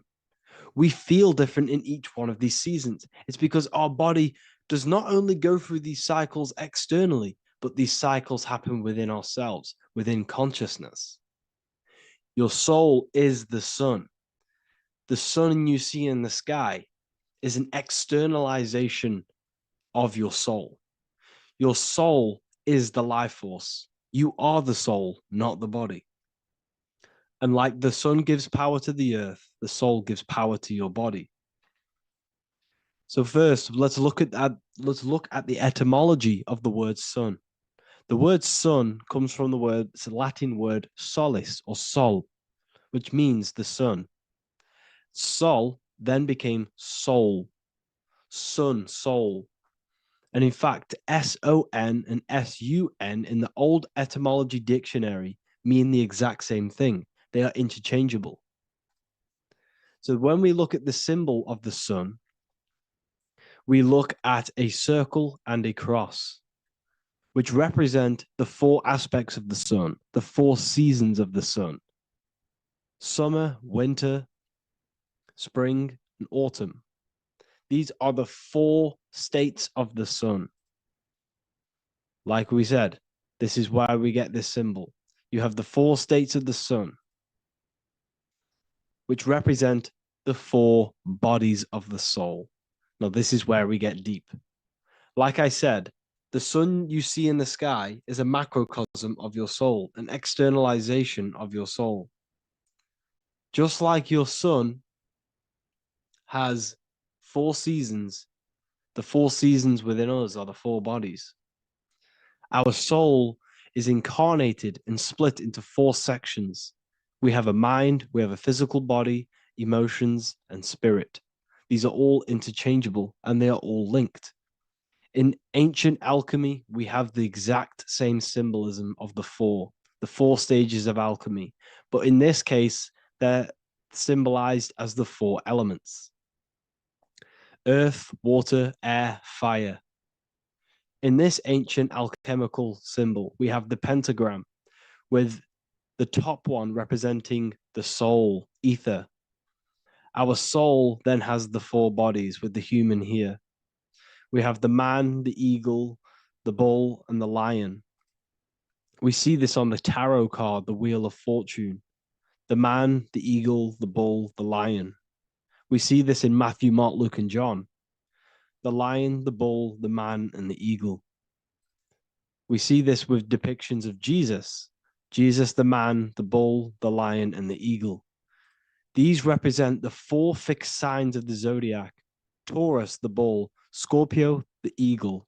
Scorpio was symbolized as an eagle. It's an ancient symbol. Now it's been changed to a scorpion, of course. Leo, the lion; Aquarius, the man. These represent the four fixed signs, which are four different elements. Taurus is an earth sign. Scorpio, a water sign. Leo, a fire sign. Aquarius, an air sign. Taurus is the earth. As above, so below. The earth is the physical body. Leo is fire. Fire is the spirit. Scorpio is water, which is the emotions. Aquarius is the mind, which is an air symbol. Air is the mind. That's why we call people airheads. Okay? So what we're actually looking at here are the four aspects of our soul. We have the sun in the middle and the four bodies of the soul. This is what Jesus is symbolizing. Jesus represents you. God made flesh with the four aspects of the soul. The four gospels are all depicting Jesus in four different ways according to the different body of consciousness. The Wheel of Fortune are representing the four bodies of the soul. This represents the four bodies. Now, how are they four bodies? They are four dimensions of consciousness. The mind is not made of the same substance of the emotion. The emotion is not made of the same substance of the physical body. The spirit is not made of the same substance as the physical body also. They exist in four dimensions of consciousness. They are four bodies of our soul. And the most important teaching here is what I'm actually getting to, is the powerful one. This is what gives you power. Most of us live in chaos. Our mind is thinking of doing something. Our emotions are feeling something else. Our body is lusting and wanting to do something else. And our spirit's energy is completely off. Most people live in unbalance. None of these four bodies are working together. This is why we produce chaos in our lives. When these bodies are in balance, are not working together. So in alchemy, they symbolize the four elements, which are the four bodies of consciousness. These are the furnaces with the fire. They represent transmutation of each body. We have to sync these bodies. We have to sync the mind with our emotions, and our emotions with our actions, the physical body, and with our spirit. These four key bodies need to be in line in order for us to create consciously in our life. Because each one of us is a creator, a miniature version of God, creating our own earth, creating our own material reality. And in order for us to create consciously and with effect and power, we must have these bodies unified so that we can create consciously and not create chaos. So this is very, very important. And this is a secret teaching found in all ancient societies. But this is what the hidden symbolism of astrology actually is. The sun is our soul, and the 12 zodiacs are 12 aspects of our soul. And we have the four aspects of the four main bodies. This is what we're looking at. We're not looking at the sky. We're actually looking at aspects of ourselves, aspects of our soul that we must master and transmute in order to become our highest potential. So I hope this makes sense. And it may take a while for you to fully understand this, but the key knowledge in order for you to understand any of these teachings that I've gone through today is the major, major teaching of as above, so below. What is above is below. What is within is without. Your inner reality projects the outer reality. What is inside of you is outside of you in some form or way. Whatever trees, whatever roots that go down will always shoot up. When you throw a bouncing ball, you shoot it down, it will go up. As above, so below. As within, so without. God did not make a creation separate from himself. We are all extensions of the divine made in physical form, and we are incarnated into four sections. Our soul is separated into four sections. These are the four corners of reality. These are the four pillars of reality that we must control. So in order to access our soul in meditation, we must turn off these four things. Turn off the mind, the emotion, the spirit, and the body. And then we access the soul. So I hope this video helps today. And you can learn all about this in the Book of Wisdom, Volume 2. This book is a revolution in consciousness. I do not recommend everyone reads this book. This book is only for people who are serious and want to transform their lives.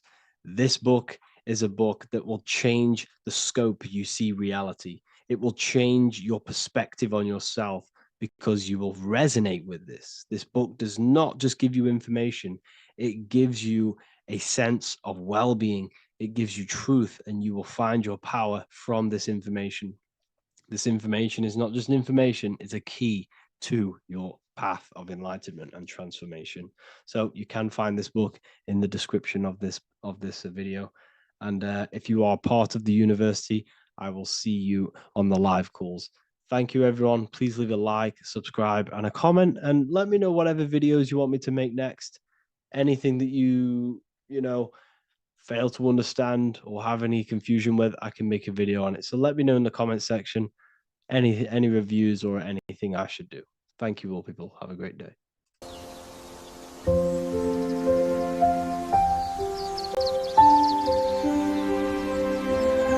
bookofwisdom.com.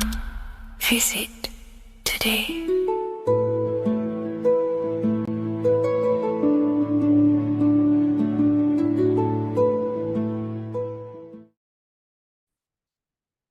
Hello and welcome to another lecture from Harry B. Joseph, also known as Revival of Wisdom, the author of the Book of Wisdom series. from revivalofwisdom.com. In this lecture, you will learn how to decode Freemasonic symbolism, gain a deeper understanding of yourself, expand your awareness of consciousness and reality, and receive guidance to navigate life with greater clarity. So today we're going to be breaking down this particular piece of artwork, this Freemasonic artwork, and how this relates to you and reaching a higher consciousness. Because ultimately, this is what it's about, okay? Freemasonry is considered a craft, and this craft is crafting a better brain and heart, crafting a higher consciousness, crafting a better self. Why? So we can operate in the world at a higher degree, operate in the world more efficiently, live a better experience in the world, and getting to know thyself. Okay? So we're going to start from bottom to top because this is important. Every placement of this symbolism is on purpose, has meaning, especially the placements of the symbols. Okay? So we're going to start from the very bottom of the artwork, which represents lower down. When we're looking at symbolism, especially occult symbolism, that's what the word occult means. The word occult means hidden, hidden from the eyes. It has its roots in the word oculus. I'm pretty sure that's Latin, which means eye. So the word occult comes from oculus, which means eye.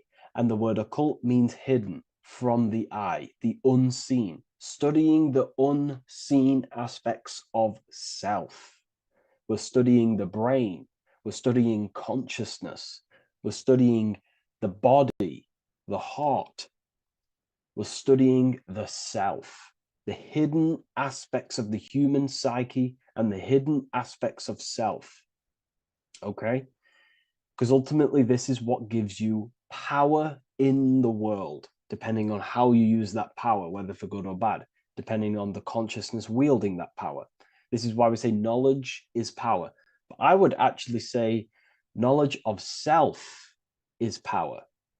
Because when you know how you function, you gain power, you gain personal power, you gain mastery.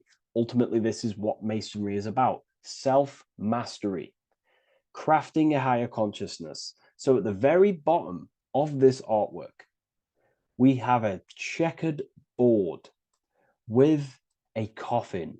The coffin is the beginning of the artwork, the very base. This is the foundation of consciousness. The coffin symbolizes unconsciousness, the state that myself was in, maybe yourself, before we woke up and before we came conscious of our spirit, before we came conscious of ourselves.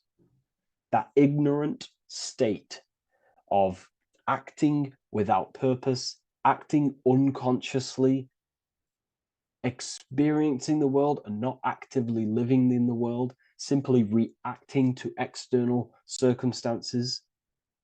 This is an unconscious state where one is ignorant. 80% of the world is in this unconscious state.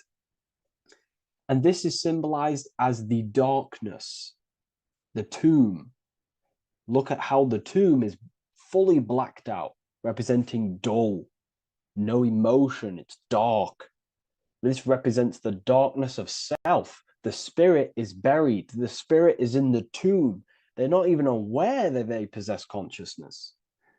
They think they're the material body flying on a ball millions of miles per hour through space, and the sun is, they think they're a monkey evoluted. They've never questioned themselves. They stay in ignorance. They're in the spiritual darkness, okay? And they're furthest away from the light. Look at the top. This is the light sources. They're in the darkness, okay? They're in spiritual darkness. They're in ignorance. And they're in division. Their mind has no power. Their thoughts contradict themselves. They say they're going to do something, but then their mind tells them, oh, I'm going to fail. Or I want to do this, but my mind says this, and I believe this about myself. They want to, I don't know, they want to write a book, but their actions are scrolling on TikTok, and their emotions about, feeling about their past person in their life. That's division between the self. That's divided consciousness. They also have a divided brain hemisphere. They do not see reality through a true lens, because the brain acts as like a lens on how we perceive things. And if the brain hemispheres are not aligned, then we cannot see reality the way it actually is and truly presents itself, neutral. If we're left hemisphere dominated, we see everything as divided. Nothing's interconnected, nothing's a whole. But if they're, right hemisphere dominated, they see everything as a whole. We need to look in the middle of that, okay? So we'll go into that a bit later. But ultimately, they're in a divided state of consciousness. They're in ignorance. But the tomb is symbolic of that. The tomb is, you're not even aware they are divided. They think everything's right in that state. I was like that. My family is like that. They're not even aware of themselves, and you try and say something to them, and they don't even know they're in division. They don't even recognize that they're in a bad, low earth base consciousness. Okay? So when we get out of the tomb, which is representing by a spiritual awakening, we get out of the tomb, we realize, wow, I possess consciousness. I've woken up. You're waking up to the things in the world, and you wake up and start to see the world for what it truly is. When you become aware and you rise out the tomb, you're born again. You start looking within. You start to become conscious of your thoughts. You start to become conscious of your actions. You start to become conscious of the evil in the world. You start to become conscious of the things. You rise out the tomb. You start to become conscious of your intuition. You then step on the checkered board. The checkered board is now you realizing you're in a divided state. Okay, so you're now putting down the ego, because remember, when you're in the tomb, the ego is fully in domination over consciousness, over your consciousness. It doesn't allow you to say that you are wrong. It doesn't allow you to think that there's evil in the world. It doesn't allow you to believe you have a spirit. It doesn't allow you to see that there is maniacs running the world and trying to control you. The ego is so stuck. But when we start to realize this is part of our awakening, we start to realize that the ego is trying to keep us safe at all times and keep us locked in that state of thinking and believing that we were in before. It's always seeking safety. Okay?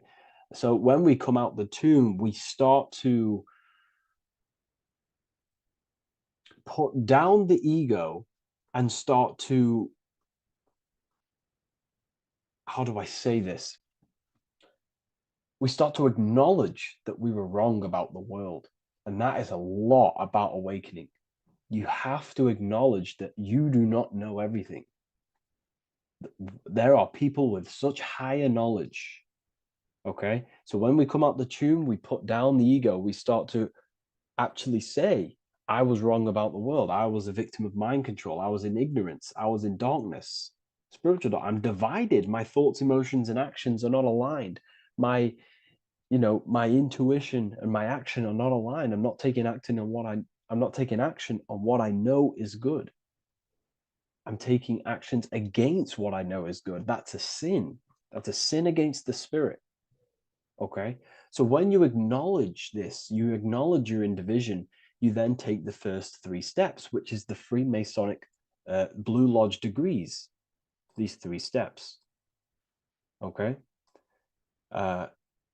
Ultimately, this checkered board represents illusions as well. You're in an illusion. Okay, this is why we see it heavily used in the music industry. It represents base consciousness, base level awareness. 5 sense thinking represents you versus me thinking, walking down the street and thinking everyone's trying to hurt you, and it's always you versus me, judging people in your own mind. That's low thinking, lower thought. And not to notice squares. Squares are an unnatural state. They're an unnatural shape. We do not see squares or 90-degree angles in nature. It's the lower mind. So it represents base consciousness, base level awareness, only aware of the physical body, only aware of the 5 senses, never looked within. That is the base. And this is the foundation we have to rise up to the light from, up to higher consciousness. So this gives us a strong foundation when we realize this about ourselves, that we were in division. Our thoughts, emotions, actions were not aligned. Our brain hemisphere was not aligned. I'm not thinking with love in the heart. Okay? So that is the state we're in. Now, hopefully that's cleared things up about the chessboard. Before we move on, please leave a like, maybe a comment if you wish for me to discuss anything in the further lectures. Please smash the like button, and it would really help me out. And share this with a friend who is interested in the occult. Okay, so the steps are the first steps of the Freemasonic degree, the 3 Blue Lodge degrees. Now, this can be represented as the number 3, a very powerful number, a very symbolic number. Number 3 is the 3 expressions of consciousness. How do we express consciousness? How does consciousness express itself? Well, there are 3 ways. We think, consciousness thinks, consciousness feels, and consciousness acts. They are the 3 expressions that we express our awareness and consciousness. So we're looking at thought, emotion, action. We're also looking at the 3 brains: the reptilian brainstem, the mammal limbic brain, and the neocortex. The reptilian brain governs basic functions of the human body: breathing, surviving, scanning the environment for threats, automatic responses, eating, scanning for food, base consciousness. That's the reptilian brain. That's what most people operate their lives in, including myself before I woke up. I'm not trying to sound big-headed, but this is the truth. Ignore my tone of voice, ignore my voice, focus on the words I'm saying. If you're judging, that means you have divided thinking. It's always you versus me. So we need to get out of that thinking of you versus me all the time. That's lower consciousness. That's animal thinking. That's earth thinking. We're unified. We need to reach a higher consciousness and do not waste our mind's potential on low-level earth divided thinking. Okay? So we're looking at the reptilian brain, the mammal brain, and the neocortex. Now, the neocortex is ultimately what makes us human. It allows consciousness to operate on a higher degree. Okay? This is what makes you human. The neocortex. The neocortex. The reptilian brain, like I just said, governs natural survival instincts and the respiratory system, things along them lines of basic awareness, basic functions to operate and survive in the world, in the physical plane. And the neocortex is what allows us to critically think. Okay, it's what allows us to be human, be aware of ourselves. Okay, not. I don't think animals have neocortexes. Don't quote on me on that, but this is the part of the brain that makes us human. And it allows us to think deeply, to create masterpieces like we can. Humans have massive potential in creation.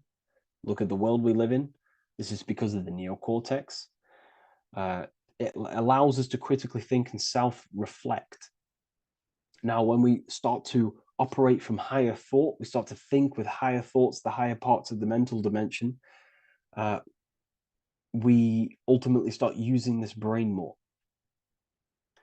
We start functioning from the higher brain. Now, this is why Neo from the Matrix is called Neo, because he uses he was in the reptilian brain. If you watch the film The Matrix, if you notice, he gets plugged out of the Matrix and he's plugged in on the back of his neck into the brainstem. And when he's plugged out, his name's Neo, which is neocortex, using the higher brain. It's what awakens the self. It allows consciousness to function on a higher degree compared to animals.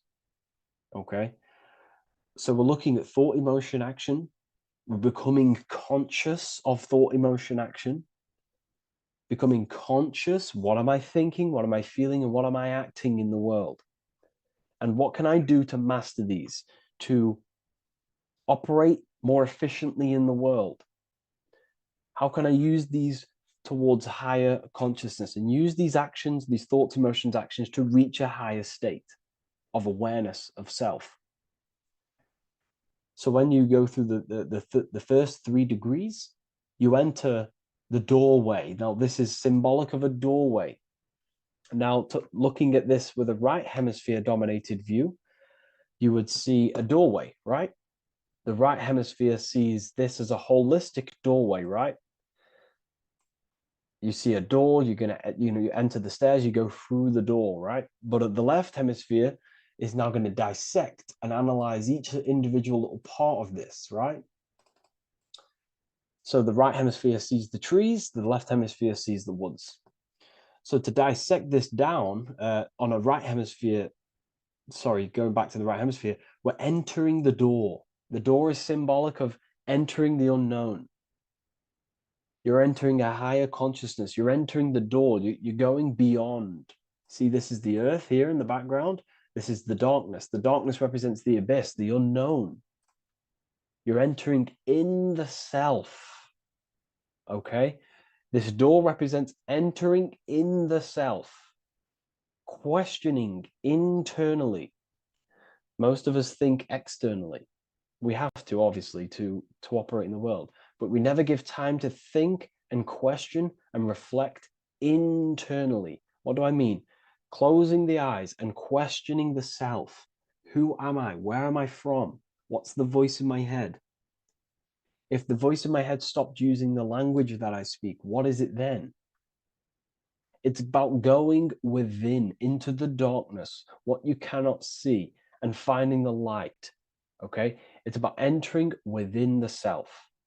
This is a doorway to higher knowledge, higher consciousness, higher self, and really digging deep for what you truly are beyond your human form. Okay? So we have, most importantly, I'm not going to go over every single one of these symbols here. I'm going to go over this on a basic, well, not a basic level, a very detailed level, but it's not going to go over every single symbol. We have a left pillar and a right pillar. The left pillar has the sun next to it. The sun is more electrical energy. It's very dominant. It's a very powerful masculine force. This represents the masculine quality of consciousness. The masculine qualities. We have many masculine qualities, such as actions, physical actions with the body. We have thinking. Thinking is a very masculine force. We have the left brain, analyzing brain, the brain that's very logical, that's trying to figure things out. That's the masculine pillar. Okay. So this is the masculine qualities of consciousness. It also represents what we can see, the sun. The sun allows us to see, to visually see in the world.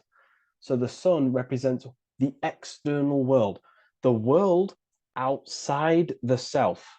When we close our eyes, we have a self, an internal dialogue, an inner voice. We have an inner world, outer world. This represents the world we take physical action in, the material external world outside you. Okay? the world we can see. And then on the right pillar, we have the moon, which is associated with feminine qualities of consciousness. Now, the moon is in the night, what we cannot see. The moon is the nighttime. The darkness symbolizes what we can't see, so it's representing the internal world, the world of the self, the immortal world. Okay, the self in the mind is immortal. When you close your mind, you go in the mind, that self inside you is immortal. In the mind, you are immortal. Outside the mind, you are mortal. You will die. This body will die. Okay? So this is representing the internal world on a holistic understanding. It's also representing the right brain, the feminine brain. It's also representing intuition, emotion. They're linked. Intuition and emotion. They're a feminine force. Also, we're looking at the heart, the right pillar. So everything that is feminine falls under this right pillar. Now, don't get confused. I know a lot of people can get confused about what I've just said. So this represents the inner world, the outer world. It also represents everything masculine and feminine. So thought is, although it's an internal quality, it would fall under the left pillar, because thought is a masculine force. It's a penetrating force. So try not to get misunderstood with that. On a holistic scale, it's also represented inner world, outer world, and how they are reflections of each other. Now, these pillars, they're the same height, they're the same structure, but just different in sun and moon, which represents their reflections of each other. Their reflections, the inner world reflects in my outer world. My external world, what I see outside of me, is a reflection of my thoughts and my internal world. So the inner reflects the outer. The inner reflects the outer. As within, so without. So we're also looking at the right and left brain. I've already gone over that. So what we need to do is build the bridge between the two to reach higher awareness of self. Because ultimately, remember, we're still divided. We came from the checkerboard, we entered up here, we've just entered within the self, started questioning the self. We're still divided. We need to build the bridge. And this is what they're crafting in Freemasonry. The bridge, the arc, the agreement, the great work. This is the crafting of aligning the left and right brain. We're also aligning intuition, feminine, with the actions. Because ultimately, the higher self is always guiding us. That's our true spirit guide. Our true spirit guide is our higher self. And the higher self ultimately exists in a higher dimension. This is going to sound crazy to some people, okay? But who you are is not your human body. And your higher self does not communicate through the language of the human material world. It doesn't communicate through English, doesn't communicate through thoughts. It communicates through intuition and communicates through dreams and symbolism. So it's all associated with the right pillar. This is the things we can't see. The higher self is always guiding us to awakening and to our purpose on the earth. Okay, so this left pillar also can symbolize what we're born into the world with, our circumstances, our external world. What are we born into? You know, our family, our current financial situation, where you're located in the world.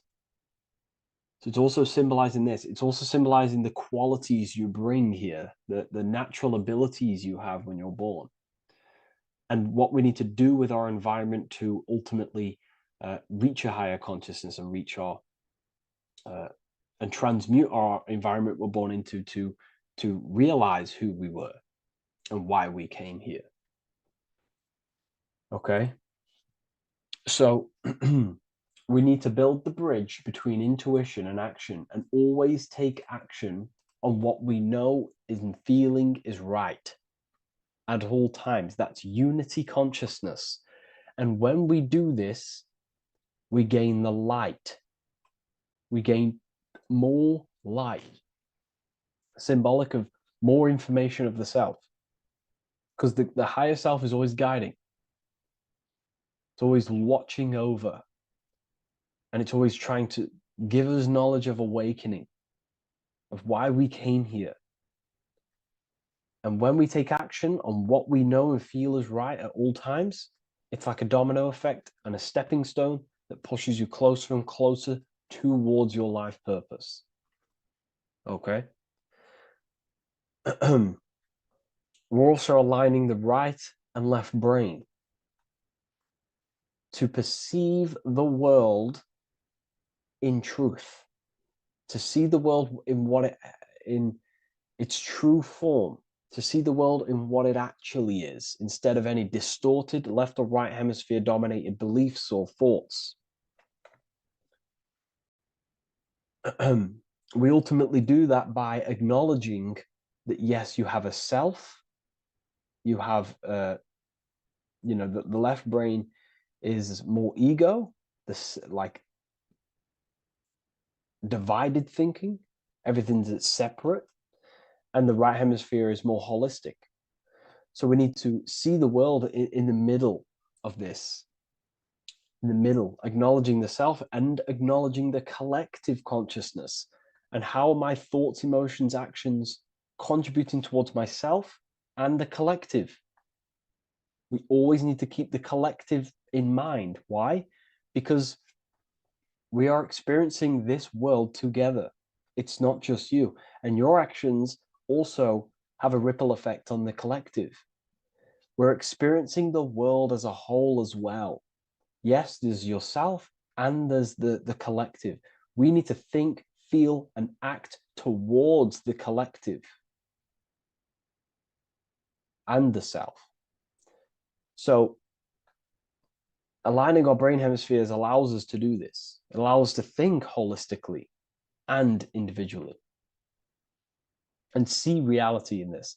And when we do align the left and right brain, what do? We gain higher insight, the eye. We build the bridge between the left and right pillars. We gain the eye. The eye is what? Insight. The eye requires light to perceive and see the material world. So this is symbolic. This is the inner eye, the inner self, consciousness. And when consciousness has light, which is symbolic of truth, knowledge. Light is a massive symbol in Freemasonry. And light represents knowledge of self, information.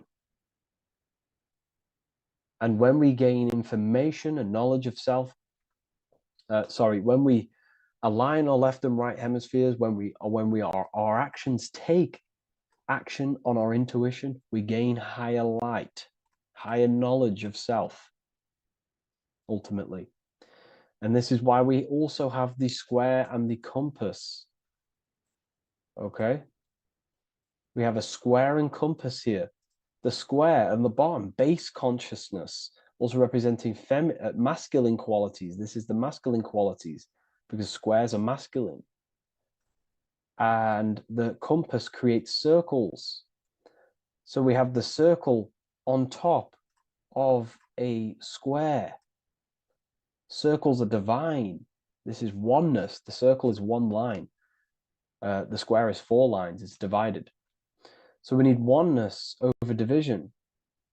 We need to unify the masculine and feminine qualities. Masculine and feminine qualities, okay? This is in the middle because the compass would fall on the right pillar and the square would fall on the left pillar, and it's unifying. It's representing unification of these two pillars of masculine and feminine qualities of self to ultimately rise towards this light, out of the darkness and into the light. Okay. Let's go back. The G. This is very important. This is one of the most important teachings I could possibly give you about the G. The G is the generative principle, is what generates things. And the force within you that generates things is care and the heart energy. The heart ultimately expresses our actions. We think, if we care, we act. Everything in your external world is in front of you because your heart cares. You care about the video and gaining knowledge. You're now here watching this video. That's the care energy expressing actions. So in order for us to truly get out of this divided consciousness, we have to go through the G. We have to go from base consciousness, the square, divided, we go through the G, because we have to care. And if we care, we'll reach the higher mind and gain higher self-knowledge and master the self. You cannot do this if you do not care. And if you do care, you will take action towards it. If you're watching this and you don't actually truly deeply care, you won't take the action, you'll just gain the knowledge, which is ultimately useless. You have to take action on this knowledge. And if you do not, there's no point watching the video. It's difficult.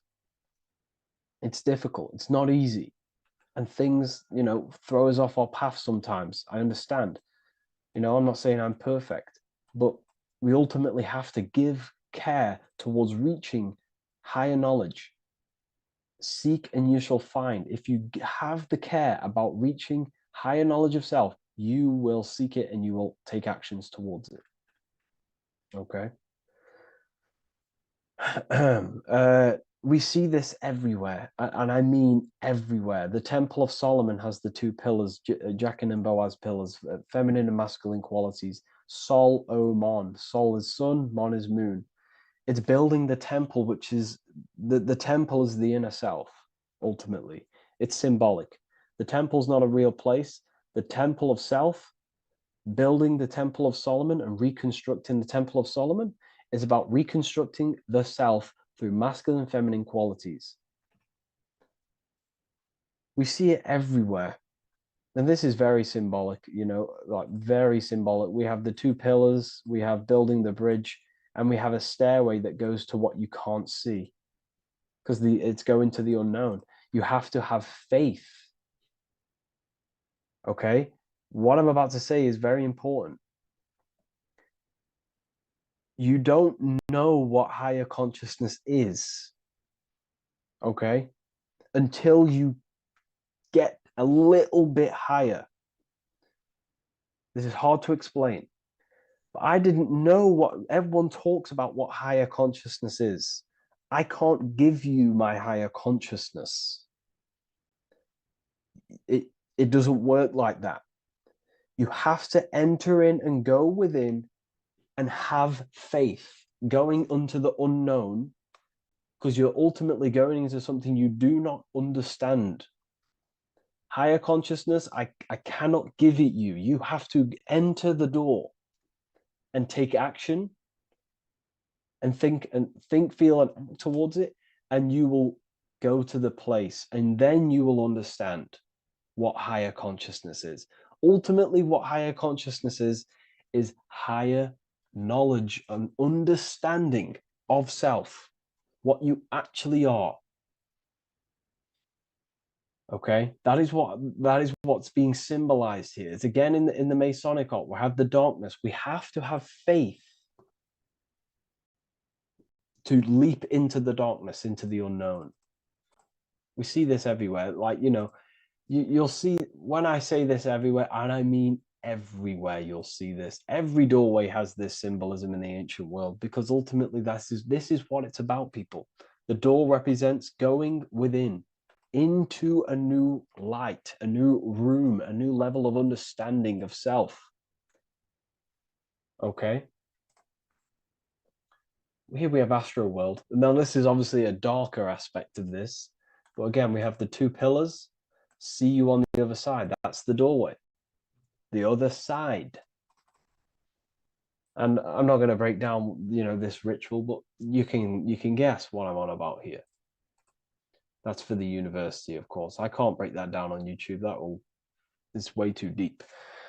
But there's knowledge out there that is so deep you couldn't even comprehend it with the current mind, even for myself. And this is the power of symbolism. The more you learn about yourself, the more these symbols reveal to you. It is a journey of self. And I can't give you these understandings. You have to go within and question and meditate on these symbols yourself, and have thinking exercises of meditating on a symbol and seeing what your mind does with the symbol, what it lets you think about that symbol, and you'll unlock deeper meanings. I'm going to go over one more symbol before we end this. This is the hourglass, which represents time, a very overlooked thing in today's world. We do not have unlimited time in this body. You have limited time. You will die. You will die. You have limited time in the external world. This is why it's on the left pillar, located on the left side, the external world. You are limited. The scythe represents you will be harvested. Your body will die. It'll be harvested. You will die, and you need to fulfill your mission here. You came with a purpose. You have to find that purpose by going within the self and questioning and taking action on what you know and feel is right. Unity consciousness, aligning thought, emotion, action. So if you wish to learn deeper insights, gain exclusive lectures, astral projection, self-mastery, I've just started a new section on mind control methods and how people are using this in society and becoming conscious of it. I've now opened 5 spots at a limited special price for Ethereal University. Use the code MIND, all capital letters, MIND, all capital letters at the checkout. And there's only 5 of these codes. Whoever uses them gets them. It's ultimately going to give you 20% off the university for as long as you're subscribed to the university. We go so much deeper in the university. Remember, social media is just the tip of the iceberg. Tip of the iceberg information. There are certain things I can't talk about, but I'll see you inside, and I hope you enjoyed this video. Please leave a like, comment, and a subscribe.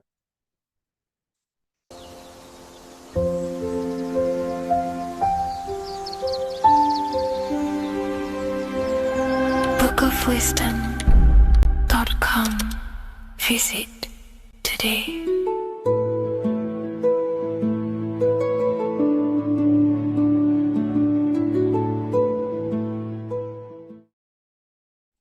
Today's topic is the binary code behind the universe. You will learn the fundamentals of the binary code, deeper understanding of reality, which will give you more of a connection to the universe, evidence supporting the existence of this code, and how to use the binary code to shape your reality. This is an important one. We have 0 and 1. This is the binary code of the universe. It underlies everything. It is the source of all creation. The universe is binary in nature, meaning it exists as both something and nothing, on and off, male and female, light and dark. Everything has its polar opposite. At its core, all that exists is 0, representing nothingness. Infinite potential, and 1 representing something, order. 0 represents the feminine, vast, formless, and infinite potential. It is the space from which all things emerge, the womb of creation, the receptive and expansive force. 1 represents the masculine, structure, form, and order. It is the active principle, the initiator, the force that defines and shapes reality. Together, they create the fundamental duality that underlines existence, the balance between chaos and order, the void and creation, yin and yang. We see this in the masculine and feminine bodies. This is deeply encoded into the fabric of reality. And once you see this, you will never unsee this. So please leave a like on this video if you love my content and you love the wisdom that I share with the world. So we see this with the masculine genital areas. Remember, this is the genital area. This is all to do with creation. These are the generative principles, the generative organs in the body that allow creation to continually outfold into new life. The genital areas are all to do with the code. The male is the 1, the action. He's the initiator. The feminine is the 0, which is the infinite potential, the womb of creation. 0 and 1. This is why we have 10 numbers. 0 and 1. Masculine and feminine. We even see this in the bodies. The feminine body is made out of curves, which is 0, curves. And the masculine body is made out of lines.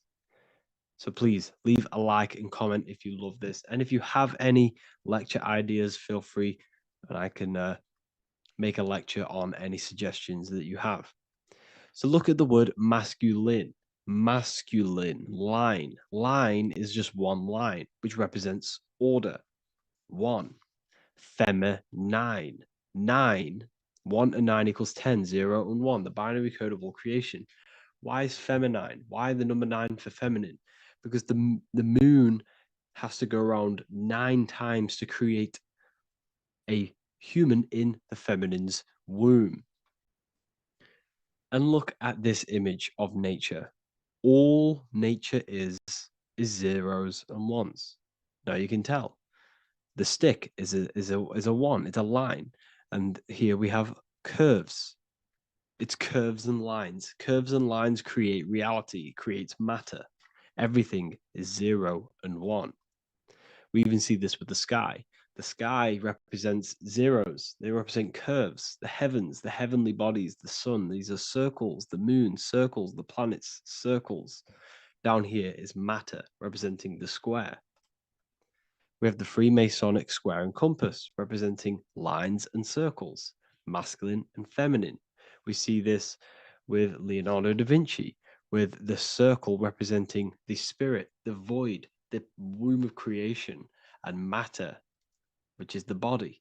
This is the soul in matter, infinite potential in matter. This represents spirit over matter. This represents the architect of reality, zeros and ones, spirit and matter. This is all the same thing. Understanding this binary nature of the universe, where 0 feminine represents the infinite potential and 1 masculine symbolizes order and structure, can benefit you in several ways. Manifestation and creation is the first way it can benefit you.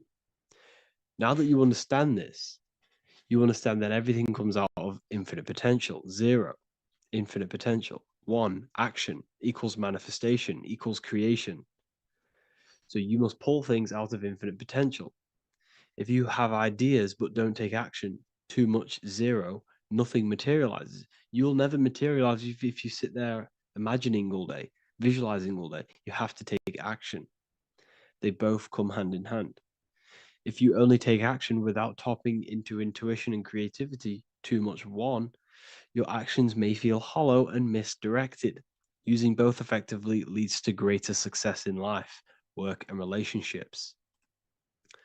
This is the 33rd degree motto, or this is on the 33rd degree of Freemasonry Scottish Rite logo, and it's called Order Ab Chaos, order out of chaos.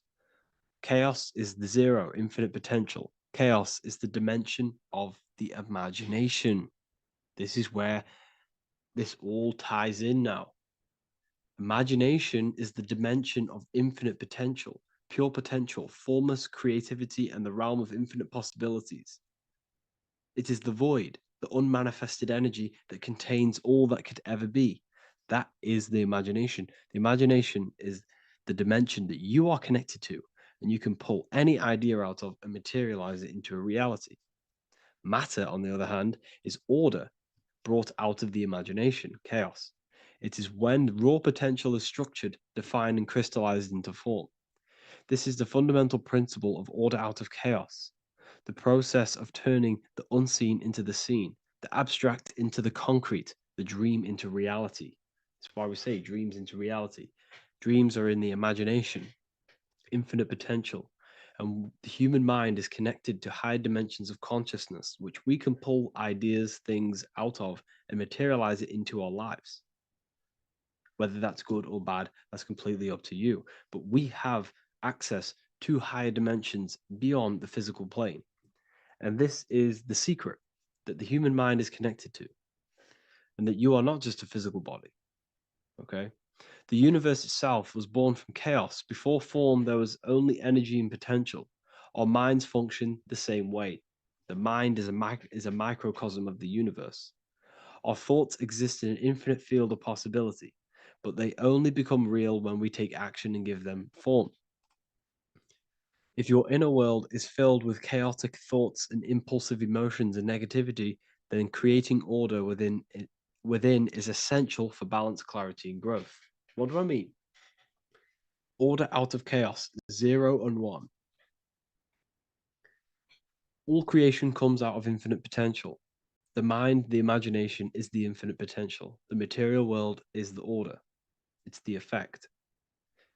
Therefore, if your material world has chaos, if your room is messy, if your body is out of shape, if you do not look after yourself, everything in the physical world is just a reflection of what's going on inside of you, what's going on inside of you.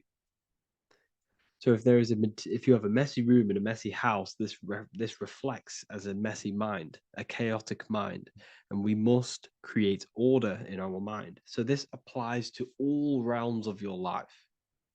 This applies with your mind. It applies with your emotions. It applies with your manifestation. It applies with the physical world, with the masculine, and feminine. 0 and 1 is heaven and earth. It's everything. It's duality. It's on and off. It's everything. So it applies to all realms of your life. Okay. So in order for this to benefit our lives, we must, one, have awareness and observe the chaos. Step back and observe your thoughts and emotions without reacting to them. Recognize that you are not your thoughts. You are the observer of them. You are the soul. You are in between them. You are the midpoint between the left and the right, the 0 and the 1. You are the soul.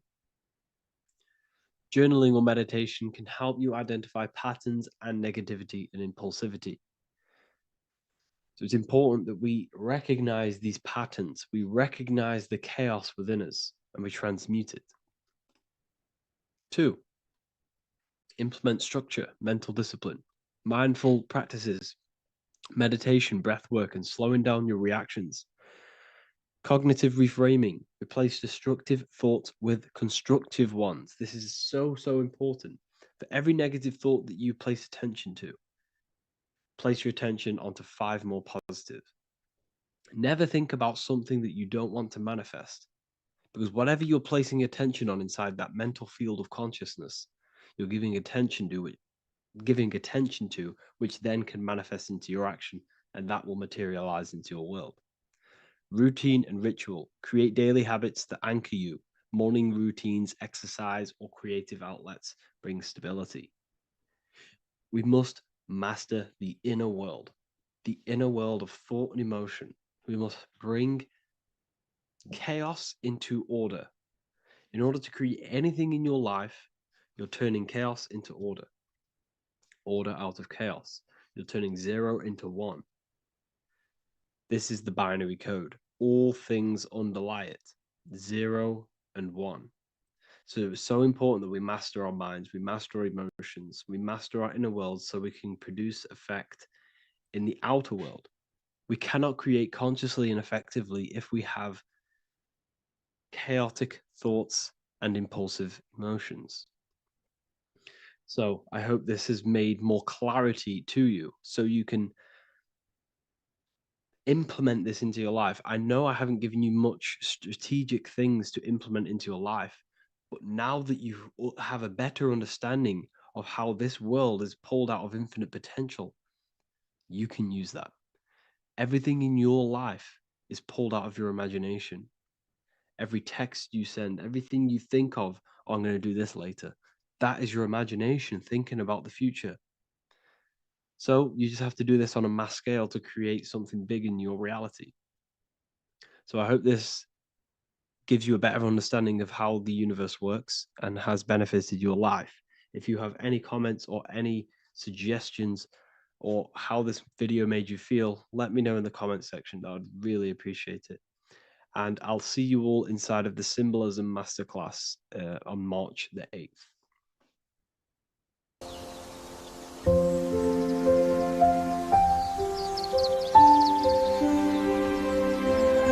bookofwisdom.com.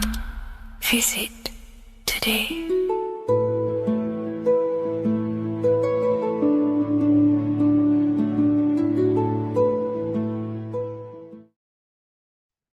Hello, everyone. Today we're going to be discussing the esoteric and occult meaning behind the story inside of Genesis, the story of Adam and Eve. This is a widely known story, but not many people know the true esoteric meaning behind it. Okay, so today we're going to be breaking this symbolism down. Before we get into this, please leave a like and a subscribe on the channel. I would greatly appreciate it. And please comment below any lectures or anything you wish to know, and I could maybe make it in the future.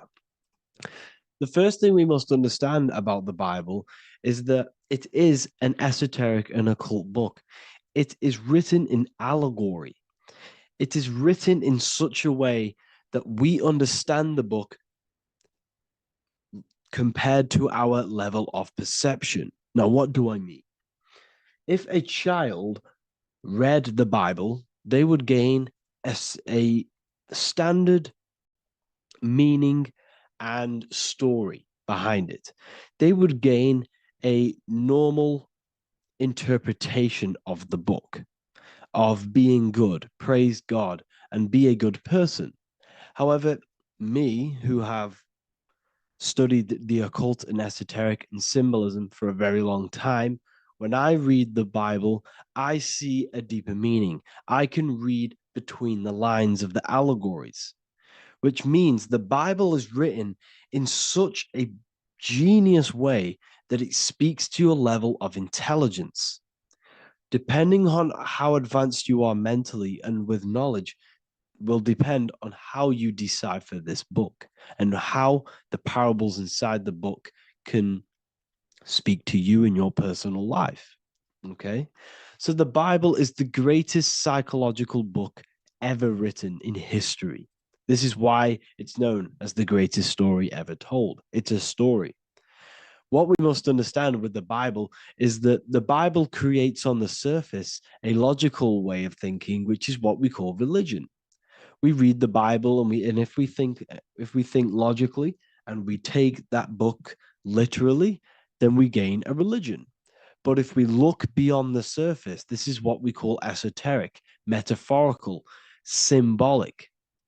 You can read between the lines using our right hemisphere of the brain in deciphering this book and what it truly means to us and the evolution of our mind, body, and soul.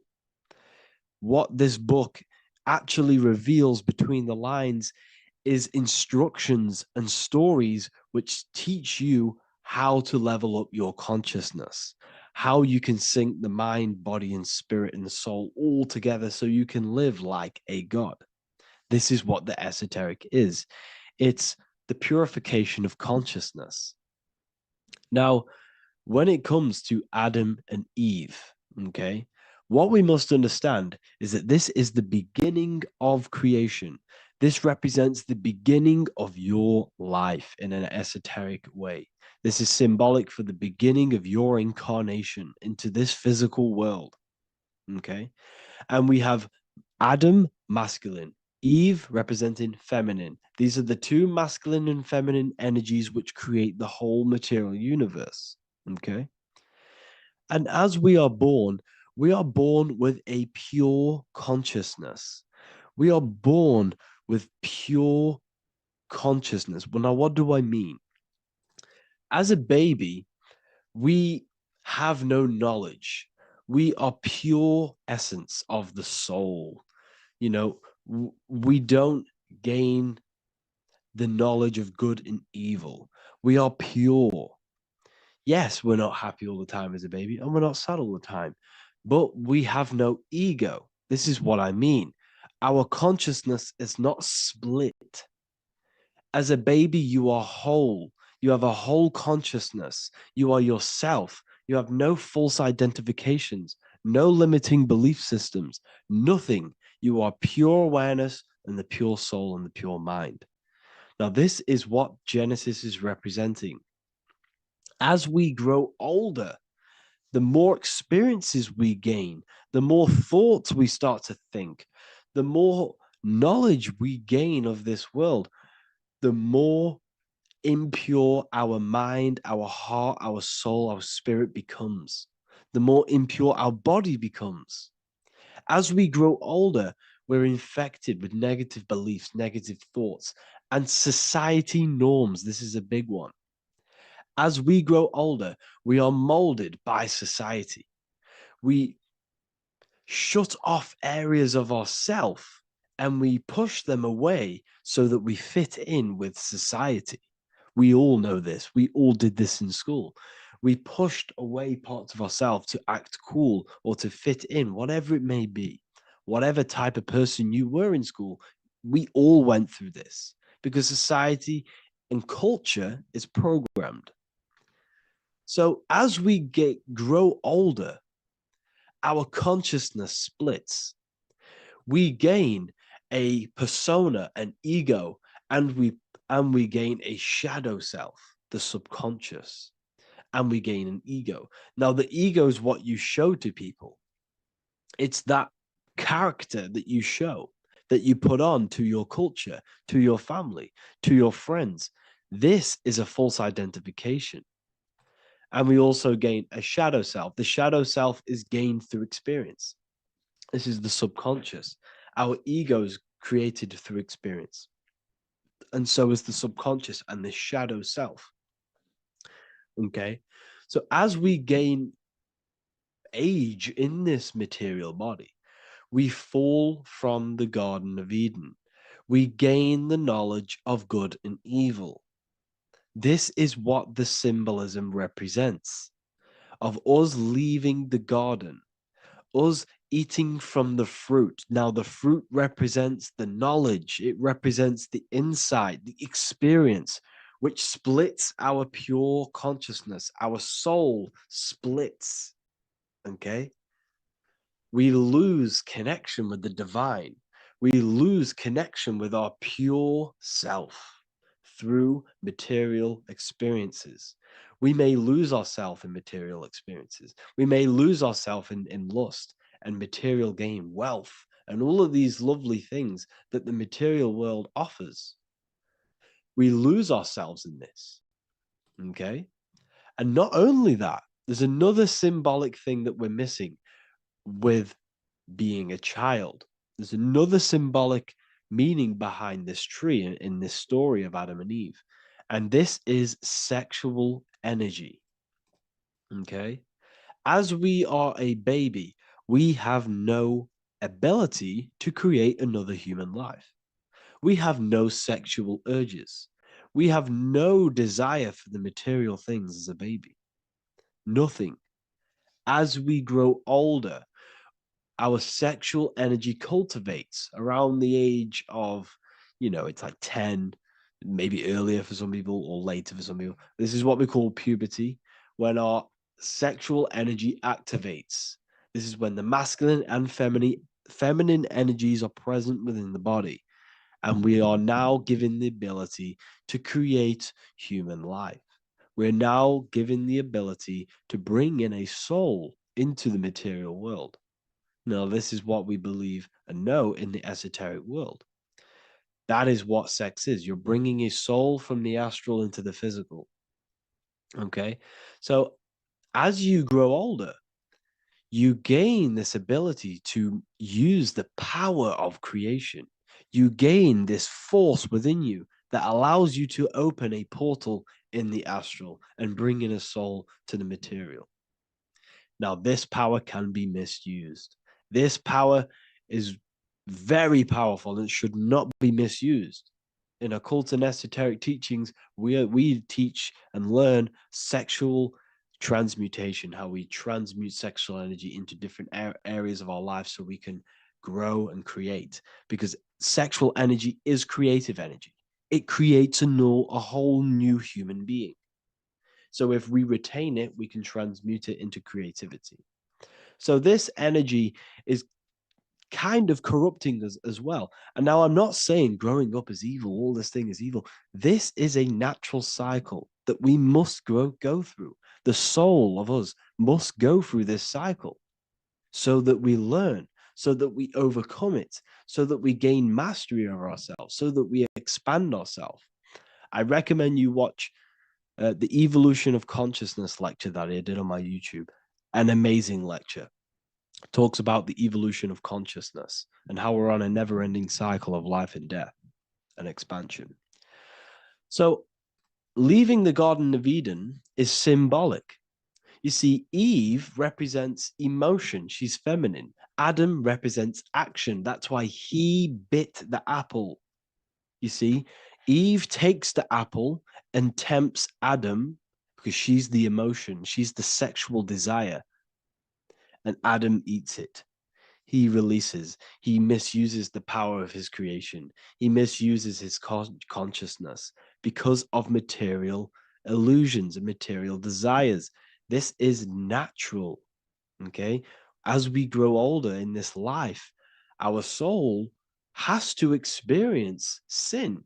We have to experience negativity. We have to experience evil, okay?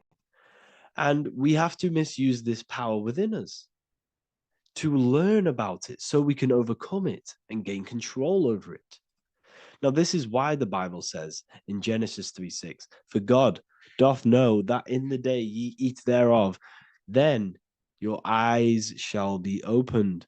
Ye shall be as gods, knowing good and evil. This is very, very, very symbolic. We come into this world to experience a dualistic way of reality. We come into this world to challenge ourselves so the soul can grow, because the soul comes from pure love from God. But we come into this world so the soul may know what it's like to be evil. You see, we are like a seed. Our soul's like a seed. And when that seed grows, okay, and it's planted, them roots must grow to hell in order for the top of the tree and the roots to grow to heaven. In order for the soul to reach the highest states, it must descend down into the lowest states. Good and evil. This is the story of good and evil, okay? And this is the story, a psychological story of how the human mind has functioned in this life. This is what this story is representing of how our soul and mind is functioning, how our consciousness is splitting and growing up and evoluting. Okay. Like I said, snakes represent sexual energy. They represent, snake, when you've been snaked. This is why we say you've been snaked, because it represents a temptation of sexual energy. This is why the Kundalini is symbolized as a snake. This is the serpent within us that we can rise to activate dormant brain cells in our brain. Now that's called the Kundalini Awakening. I'm not going to get into that into this video, but this is what it symbolizes, the tree and the knowledge of good and evil, because our body is the tree. Our central nervous system is the tree. The snake is our sexual urges and this false temptation that tempts us to interact with sin, the material world, okay, and go against our higher divine self. This is what it represents. Now, it's very, very symbolic. Not everyone is going to agree with this, but this is my interpretation of Genesis based on my research of occultism, symbolism, metaphors, and me studying the Bible. This is my interpretation, and I hope it resonates with you. It might not resonate with you, but this is what makes sense to me, and this is what has made sense to many other occult researchers who are in this space as well. Okay. So please leave a like, leave a comment, leave a subscribe. I'd greatly appreciate if you could, just give me some support on this channel. We're nearly at 100,000 subscribers, which is insane. I just want to say thank you all. And yeah, I will see you inside the university if you join. I'll look forward to mentoring you, connecting with you on the live calls. There's a new symbolism course which is going to be available very, very soon.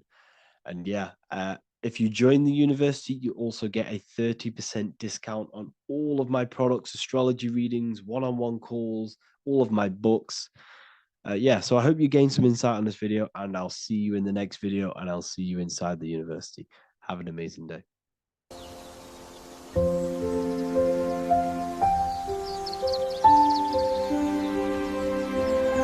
bookofwisdom.com. Visit today.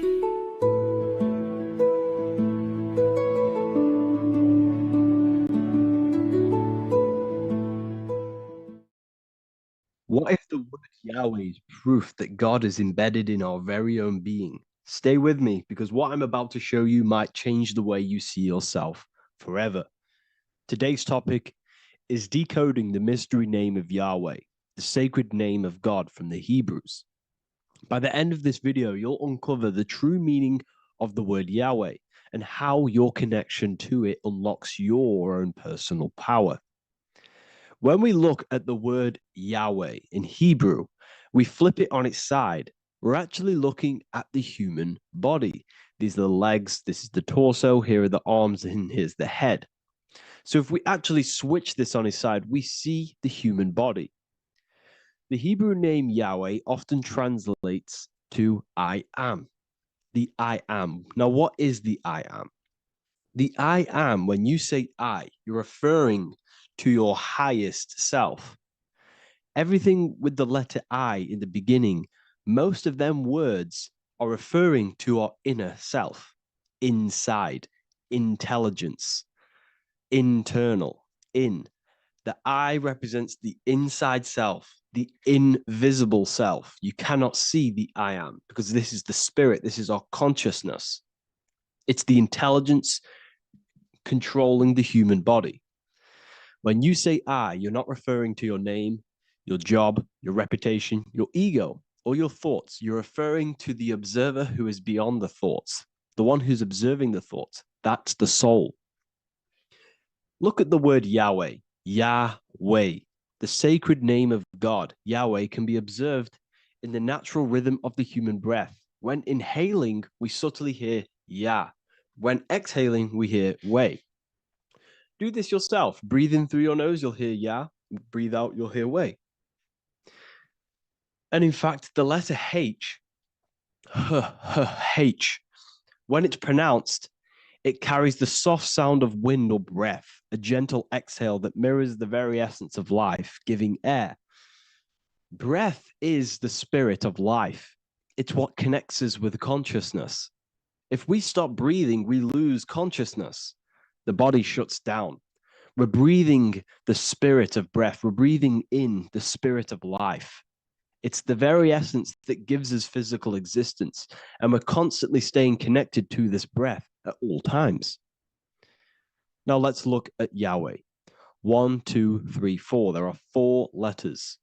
The tetragrammaton is the 4-letter Hebrew name for God. Okay? Tetra meaning 4. We have 4 gospels of Jesus. Jesus is depicted with a cross with 4 sections.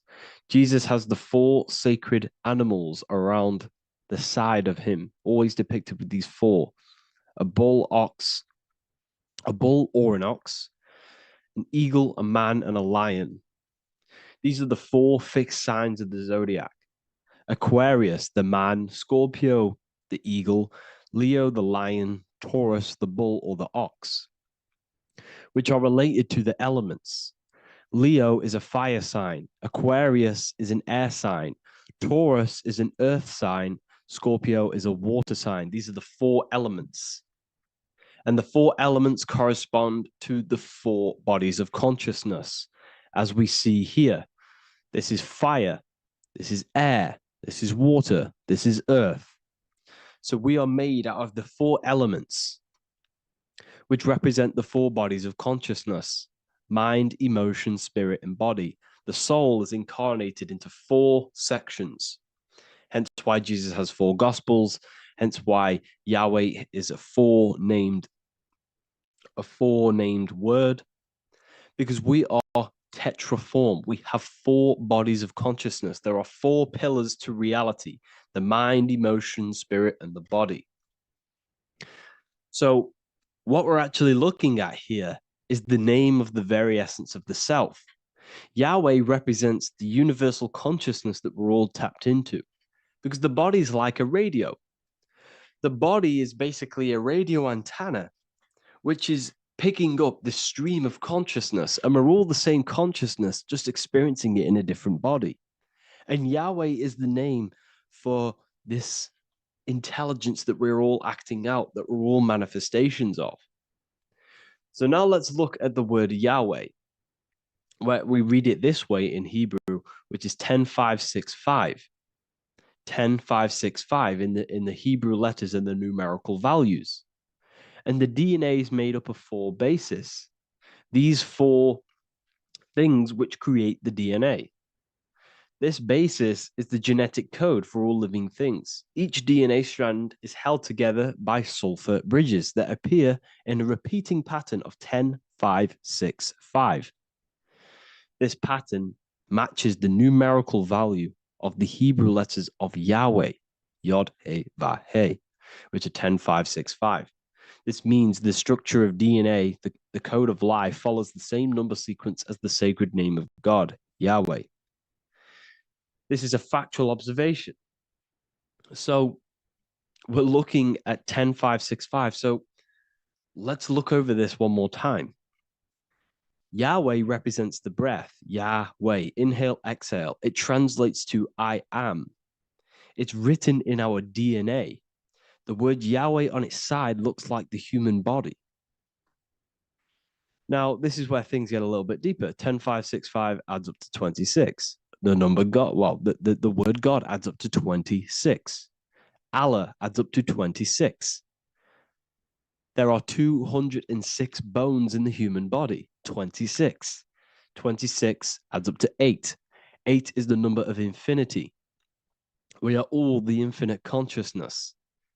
Consciousness will never die. It's immortal. It's infinite. We are all infinite. We are not these skeletal structures. We are Yahweh, the universal consciousness. The creator of all things is our essence. We're all God with individual identities, but the highest versions of ourselves is God. The ego is our own personal experience of God. Does this make sense?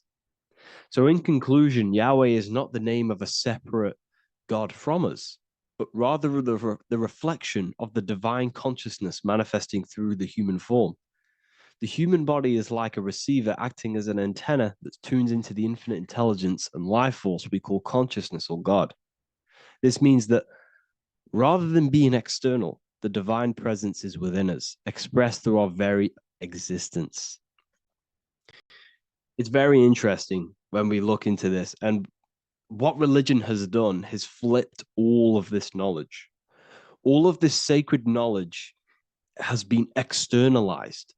They've externalized God so that we worship God and we view God as something separate from the human experience. They do this so that we don't find the God within us, so that we don't find that we have the power of creation. The mind is the creative force of God. The body is the will to act out that thought. They don't want us to figure out that we are creators and we're all creating our own earthly experience. We're all projecting this reality. And they don't want us connecting with the divine intelligence within us because they want to be the creators. They want to keep this knowledge. They don't want the masses to wake up to this powerful knowledge.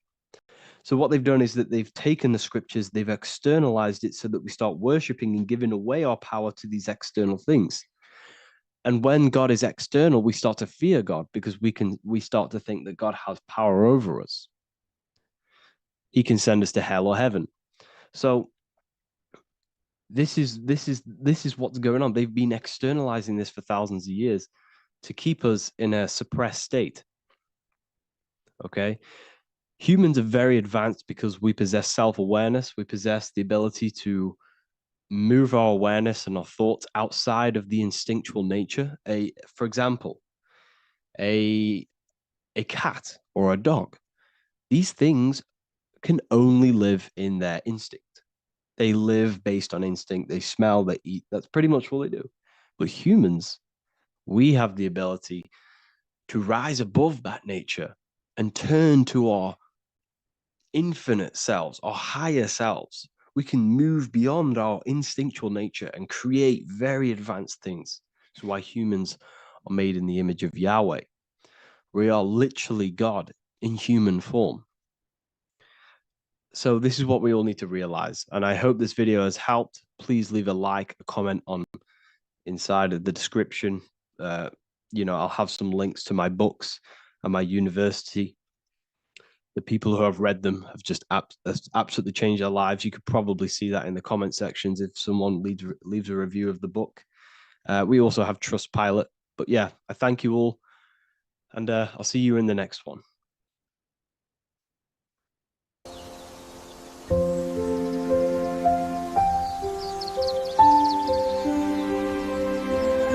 bookofwisdom.com. Visit today.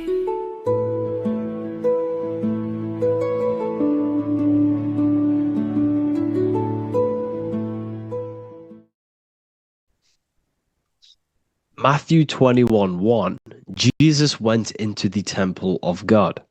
Corinthians 3:16, do you not know that you are the temple of God? Now, what is this telling you? That God is within you. Hence why in Luke 21:12 it tells you the kingdom of God is within you. And the side of your head region is called a temple for a reason. Because the brain encapsulates the mind. The brain is a physical manifestation of the mind. The heart is a physical manifestation of emotion. So we have these different layers of our consciousness. We have an intellectual, communicative aspect of our consciousness, which we would call the mind. We have an emotional aspect of our consciousness, which is the heart. And to communicate with the divine, it's all to do with the mind. Hence why the ancients always symbolize the mind being God. This is why Michelangelo always placed God inside of the brain on top of Sistine Chapel in the middle of the Vatican. He understood that God is in the brain. God is within you, not outside of you. The church tells you that God is in the sky because they are creating a externalization of the truth to create a business and a distraction so that you don't find the divinity within you, so that you don't find your power. Now you have Adam, the physical man, the physical body, the ego, the lower self. And he is resting. He's not trying to reach to God, but God is reaching because the higher consciousness within you is always trying to communicate with you. It's always trying to wake you up to your divinity.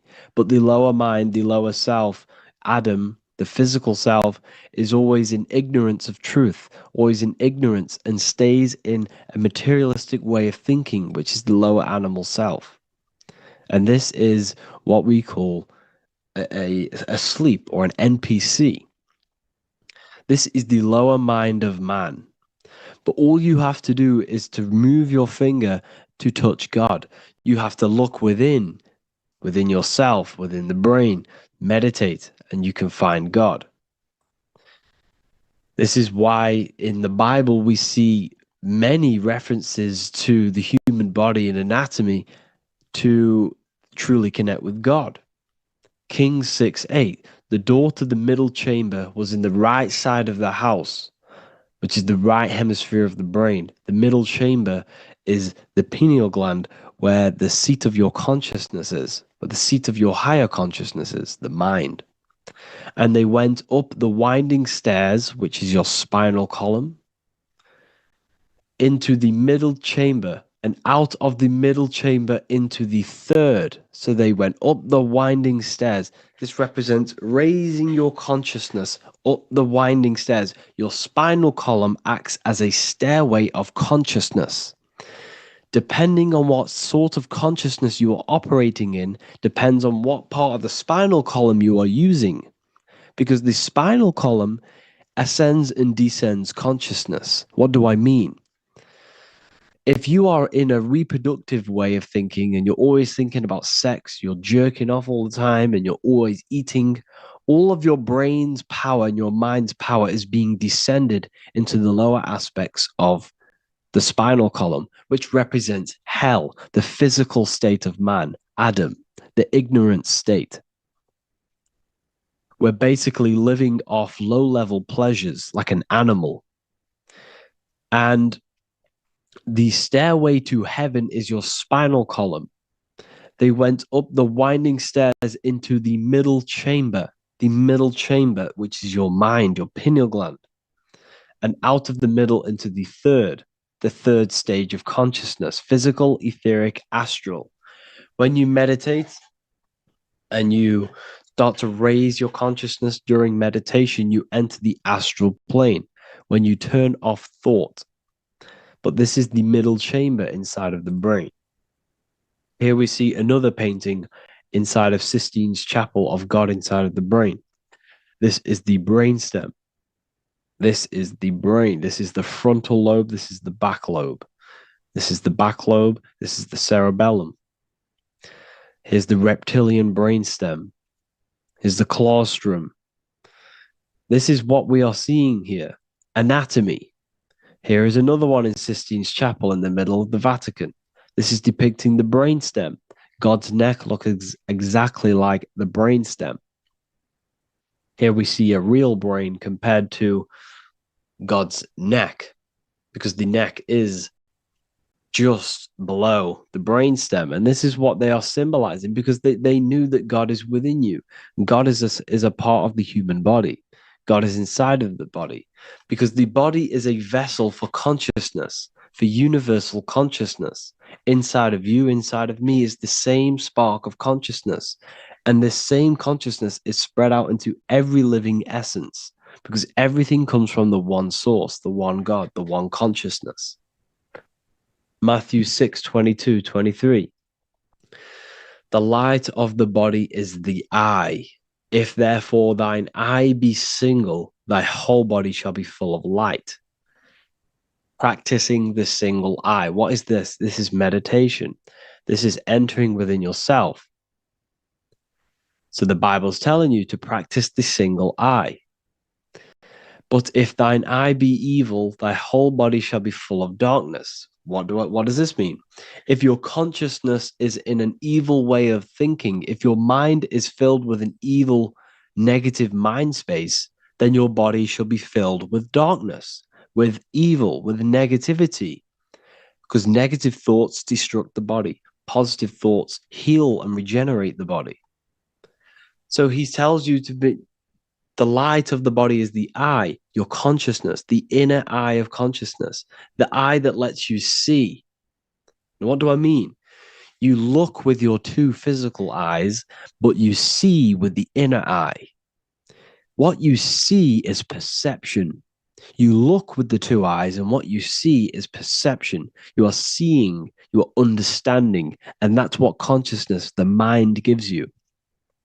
Consciousness, or the mind, is the force that allows you to be a human being, that allows you to understand things and interact with things and make decisions. It's an infinite intelligence. See, the mind is not the brain. This is a big confusion with people. Hence why the eye on top of the pyramid is separate from the bottom half of the pyramid, because the consciousness is separate from the body, the eye, the all-seeing eye. It represents the observer, the eye that sees into this body, into this world, into this. You are the perceiver. You are the invisible spirit within the body. Theologians 4:17. After that, we are still alive, and our left will be caught up together with them in the clouds to meet the Lord in the air. You don't meet the Lord in the physical air. Okay?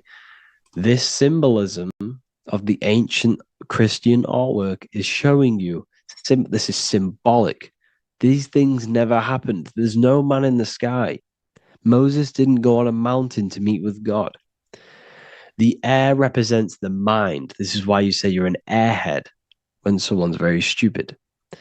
Earth is your body. Water is your emotions. Fire is your spirit.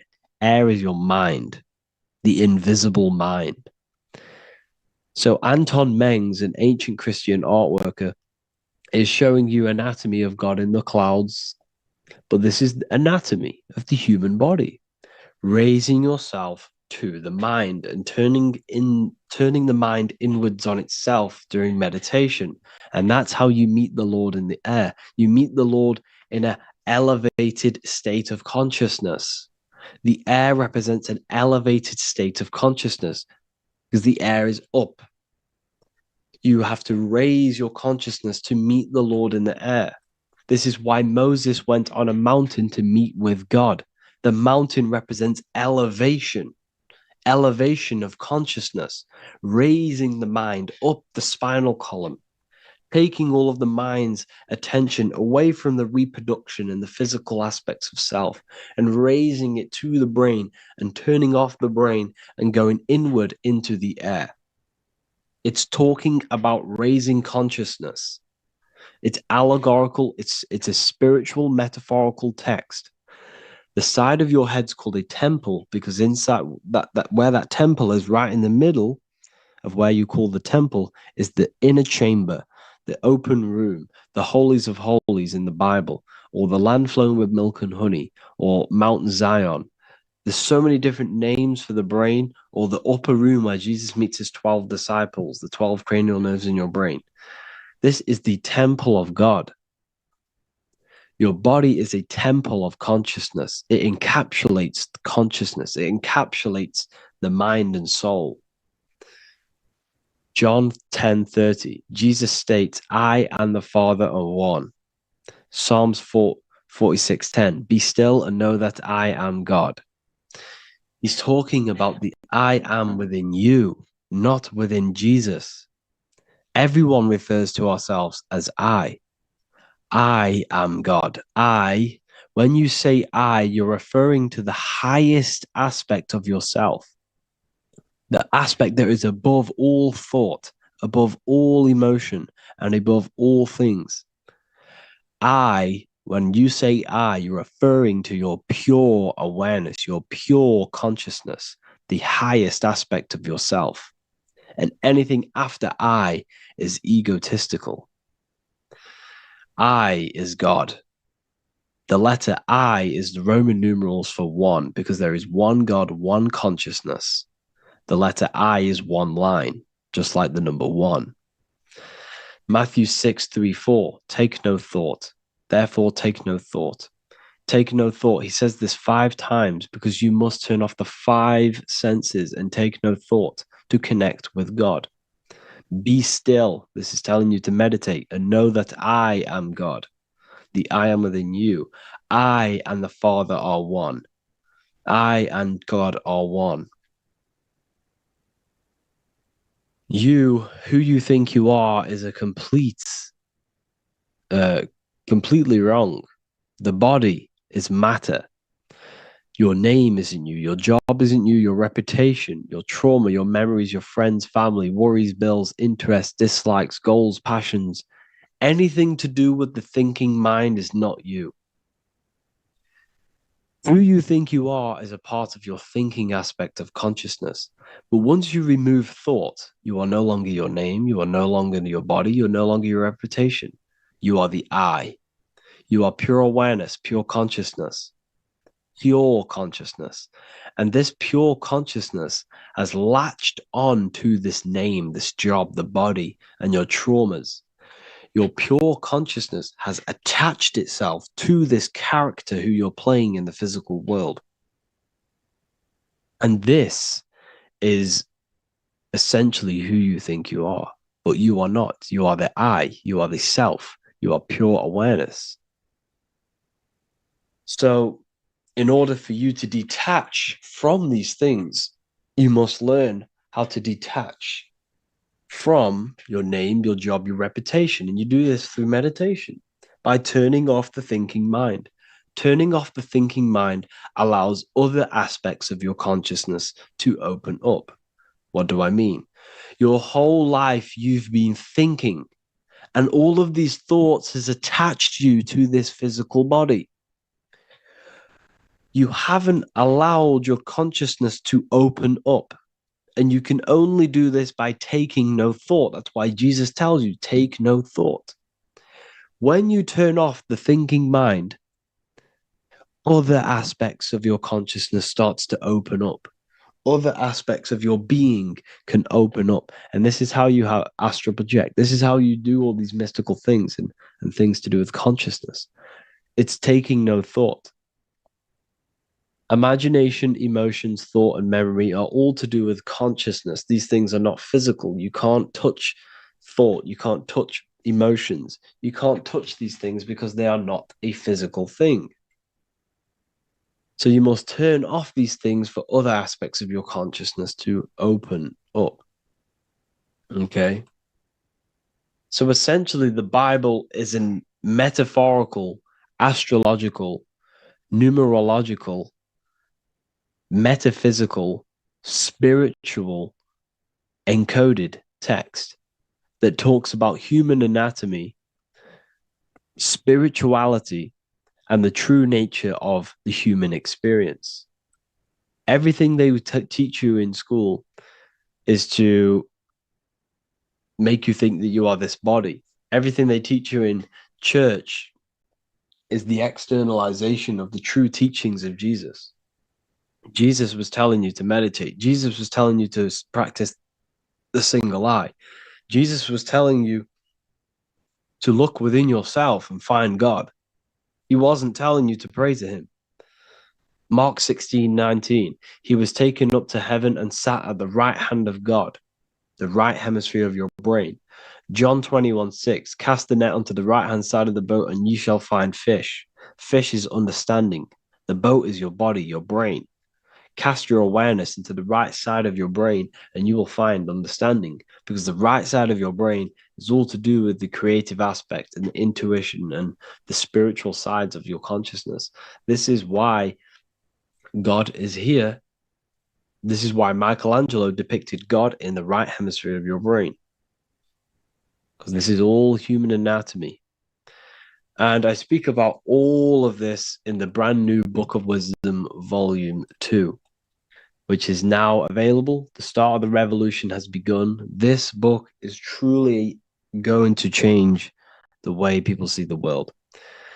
It's got so many more topics than the last one. It's truly a revolution. It's written in so much detail. It's very practical. I cannot wait to share this one with you. I just want to say thank you for the opportunity for me to create this book, because without you, I couldn't have created this. And I just love sharing my work with you. And I thank every single one of you for the support, the watch, like the views and the likes, everything, especially the people who have joined the university and stuff like that. And for people who have joined the university, you do get a free Book of Wisdom paperback if you just go to the general chat and follow the the description, follow what the instructions that I gave you in the chat, and you'll be able to order a free book of wisdom if you are inside of the university. Plus, you get all of my other books, 2 books, and over 45 occult books on occult and esoteric things. You get lectures, live calls, a community, a manifestation mastery course, and a whole library and reoccurring updates every month, every week. So yeah, I hope you all enjoyed this video. Thank you all. Please leave a comment to help the algorithm, and leave a comment on what videos I should make. And yeah, I'll get to uploading on the YouTube a lot more now the second book is now released. I have a lot more time on my hands. No longer using my energy to create the book. I'm now going to redirect this mental energy into the YouTube. So there will be a lot more content coming. So I need some content ideas. So feel free to comment some ideas, some YouTube videos that I can create. Thank you all, people. Have an amazing day.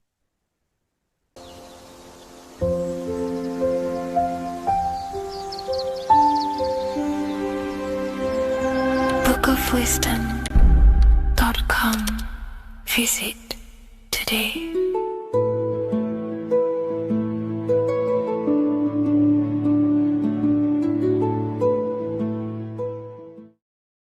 Religions were made to hide the truth about yourself, God, and the universe. You see, religion teaches there is a God separate from you. He created the universe separate from himself. They did this to truly disconnect you from consciousness, from God, and from yourself. Now let me explain. It's going to be very difficult to understand this from a left hemisphere dominated perception. The left hemisphere sees everything individual. The right hemisphere sees the whole. For example, if you're walking through a woods, the left hemisphere sees individual trees, leaves, twigs, and branches. The right hemisphere sees the interconnectedness of the whole woods. We've been trained our whole life to be trapped in the left hemisphere, to think logically, scientifically, with evidence. This way of thinking traps you in illusion, division, and separateness from everything. Plus, in science, they teach you the universe exists outside of you. You exist in a universe, and the universe exists whether you exist or not. This is completely false. You are the universe experiencing itself. There is only one person in the universe. There is only one awareness in the universe, and that is God. That is your consciousness. Not your name, your job, your reputation, your thoughts, your beliefs. That is not God. God is the infinite awareness that you are, the alertness, the essence of life. You are an individual. You have a dual nature, an inner world, consciousness, and an outer world, this physical body. The inner world is the immortal, consciousness, awareness. This physical reality is for the immortal within us to experience and enjoy. And the immortal consciousness, the immortal self, the individualized expression of the only thing that is truly real, which is God, consciousness, is seeking a way to understand itself through infinite vantage points. The same consciousness inside of you, inside of the dog, the squirrel, the plants, the stars, the same awareness is in absolutely everything. Only the right hemisphere can see this connection. The universe is one mind separated into the infinite bodies and life forms. This is why scientists tell you that the universe is forever expanding. It's truth in plain sight, because the universe is the mind. And the mind is always seeking more vantage points to understand itself. And the mind is always expanding into new realms of thought. The mind cannot be filled up. It does not exist in space. However, human awareness, human consciousness is very sacred. And the reason why I say that is because humans possess a two-way consciousness, unlike a dog, an animal, or a squirrel, for example. The dog looks in the mirror. It is not aware of itself. It doesn't look in the mirror and see that it needs to improve something. However, humans, we can look in the mirror and say, who am I? Where do I come from? And I need to change this aspect of me. I'm lacking in this area. Dogs do not have this awareness. They function only on their immediate surroundings, on survival and instinct. Human awareness is special because we have the ability to reflect on the self. We can question our consciousness. We can question, who am I? Where do I come from? And where am I going after this? The human mind has no limitation. We can surpass our animal nature and rise to a godly nature. This is the whole purpose of reaching Christ consciousness, which is just an ideal consciousness where we have control over self and we know who we truly are. Humans have been given the tools to awaken. Our five senses are locked only to perceive the physical world, but the mind holds the gateway to understand the unseen aspects of reality. The mind holds the secrets to the universe and consciousness. We just have to study ourselves to understand God. We are all individualized aspects of consciousness. There is only one pure consciousness in the universe, but we're fractaled into infinite life forms, experiencing this consciousness in a different form, molding this consciousness into individual egos and individualized consciousness. Me and you are made of the same fabric. However, I have thought different things, believed different things, experienced different things, which has conditioned my consciousness to be my own individualized aspect of God. And that's what makes me, me, and you, you. God is the creative power within us to turn thoughts into physical reality, to create things. We are a creator. Each one of us is a miniature earth, creating and building in this physical 3D reality. Our consciousness holds power over the 3D reality. We can mold it and create anything we wish. However, we have been conditioned to live like an animal, living in our animal nature, eating, surviving, lusting, and these low-level desires keep us trapped from figuring out our creative power. This is why the ancients always depicted God inside of the brain. Even in ancient Christian artwork, William Blake, Anton Raphael, all depict God inside of the brain. Why is this? Because God is our creative power. The spinal column acts as a type of ladder of consciousness. If you just think about sex and act on sex, eating, consuming, and living in a survival animalistic state, then your consciousness is functioning on the lower end of the spinal column, where your reproductive organs are and your gut organs are to consume food. In order to activate the God within us and to us to truly know God, we have to be aligned with the God consciousness. We have to unlock the God within us so we can truly actually experience God and understand it. However, God exists beyond our personal consciousness, beyond our human identity. In secret societies, satanic rituals and satanic societies, they are seeking a way to escape the human identity through ritual work, meditation, and trance-like states. A trance-like state is like the state that you enter just before you fall asleep, where there is no thought present in your mind, because you are not the mind, you are the observer, you experience the thoughts. And when we escape the human identity through rituals, meditation, or trance-like states, we can actually experience beyond the veil of this material world. However, satanic rituals do this in a negative way. Satanic rituals include ways to make the human mind tap out by pushing the human minds to the limit through pain, suffering, and even torture, to allow the mind to pass out so you can temporarily pass on the veil of the physical world and escape the limitations of the human identity and the human thinking mind. Now, you do not have to do it this way. You can experience the divine and beyond your human identity through many different ways, such as deep, deep meditation, rising above your thoughts, and setting 3 alarms, one for 6 a.m., one for 6:30, and one for 7:30. And when you wake up at these times, what you need to do each time you wake up is allow your mind to stay awake but your body to fall asleep. And you will enter this trance-like state. And you can gain ideas, experience lucid dreams, and maybe even astral project. All of these rituals in secret societies and satanic societies is all about escaping the human identity and experiencing the divine planes beyond the physical. To wrap all of this up, this is all about consciousness. Consciousness is the infinite awareness of the universe, just fractaled into separate bodies. And this consciousness is seeking a way to understand itself in infinite angles and vantage points. And religion was made to cut off your connection to the divine planes beyond this world and beyond your self-identity. Therefore, if you want to know God, you have to study the attributes and qualities of God, such as geometry, numbers, consciousness, the mind, the subconscious, human anatomy. All of these things are aspects of God. We have to study ourselves and study nature so we can see God. God is the infinite awareness of the universe. If you love this video, please leave a like and share it with a friend. I'll leave a link in the description for the Book of Wisdom, Volume 2.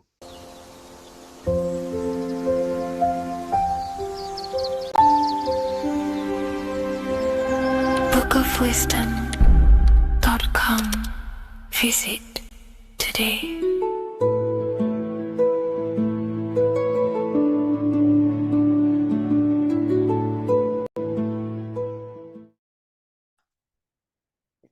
In this video, you're going to learn exactly what Christ consciousness truly is and how to cultivate this into your life so you can live a better life, create the things that benefit yourself and humanity, and ultimately to bring heaven on earth.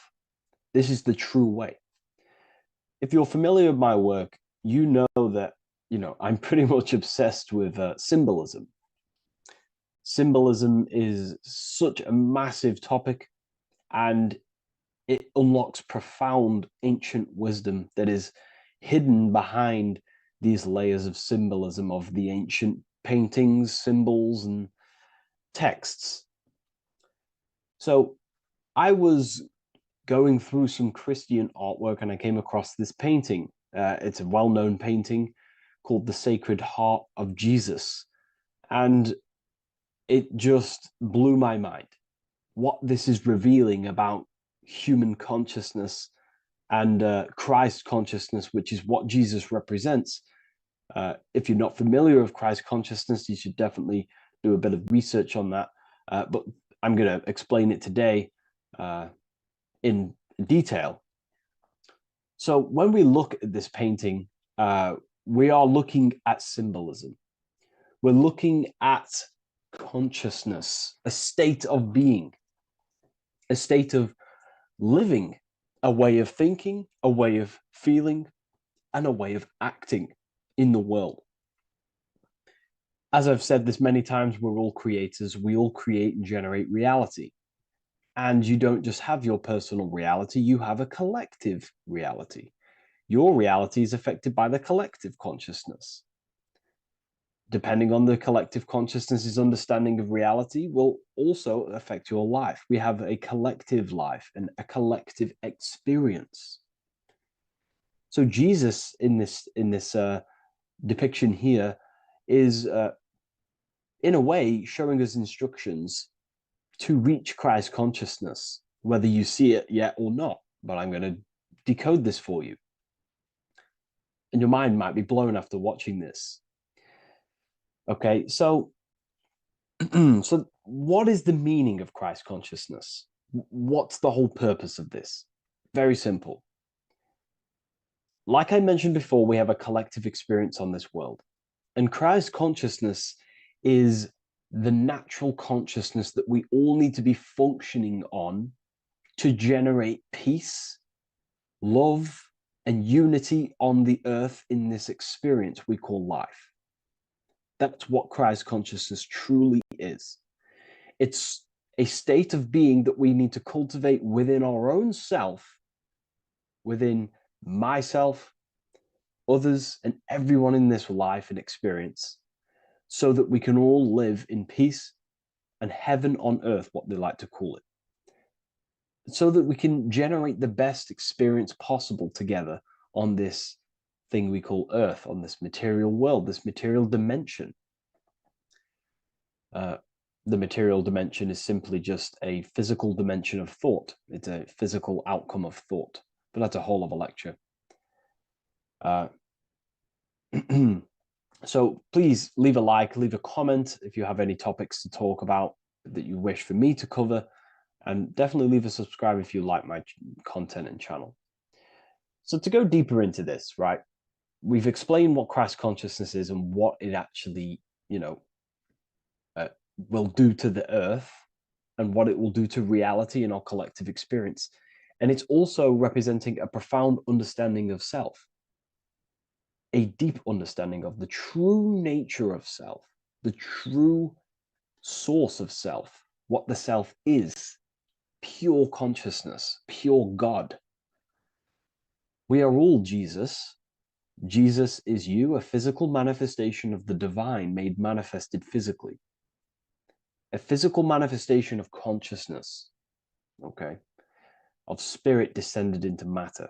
However, Jesus is a symbol that should not be worshipped, but something that we need to cultivate, maybe look up to, and cultivate within our own mind and hearts and actions. So he is someone that we should embody into our own very own being. We need to reach a level of intellect, the mind, a level of emotional understanding, and ultimately this creates Christ consciousness. Okay, and now I know that was very, very vague what I just said, but I'm going to explain it a bit more. I don't want to give it fully away yet because you need some more information, more keys. So let's observe the top end of this painting. Jesus with this circular light emanating around his head is symbolic of the mind, of our thinking aspects of consciousness, the way we generate thoughts, ideas. The mind is also good at also ruling communication. It also rules what we give attention to. Okay, so this is symbolizing the mind of every human being.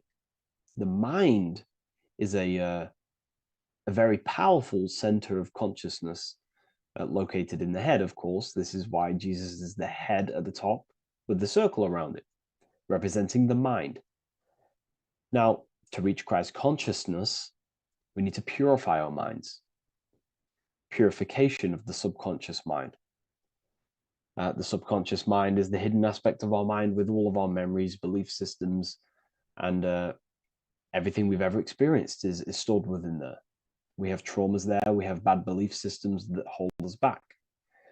So it's about reprogramming the subconscious and aligning the subconscious with higher consciousness, with higher understanding of self, removing any mental blockages from the mind. Because in today's world, most people's minds, including myself, before I, purified myself, and I'm still continually purifying myself. That's not to say I'm perfect, because I'm definitely not.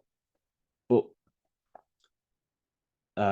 what I was saying was purifying the mind so we can have a powerful mind. Because, like I was saying, most people's minds are not their own friend. They let their mind control them. They let their thoughts create negative influence on them, negative emotions. They let their mind destroy their confidence, destroy themselves. We do not want a mind like this. We need a mind that is our best friend, that receives powerful thoughts, that gives someone power. We do not want our mind taking away our power.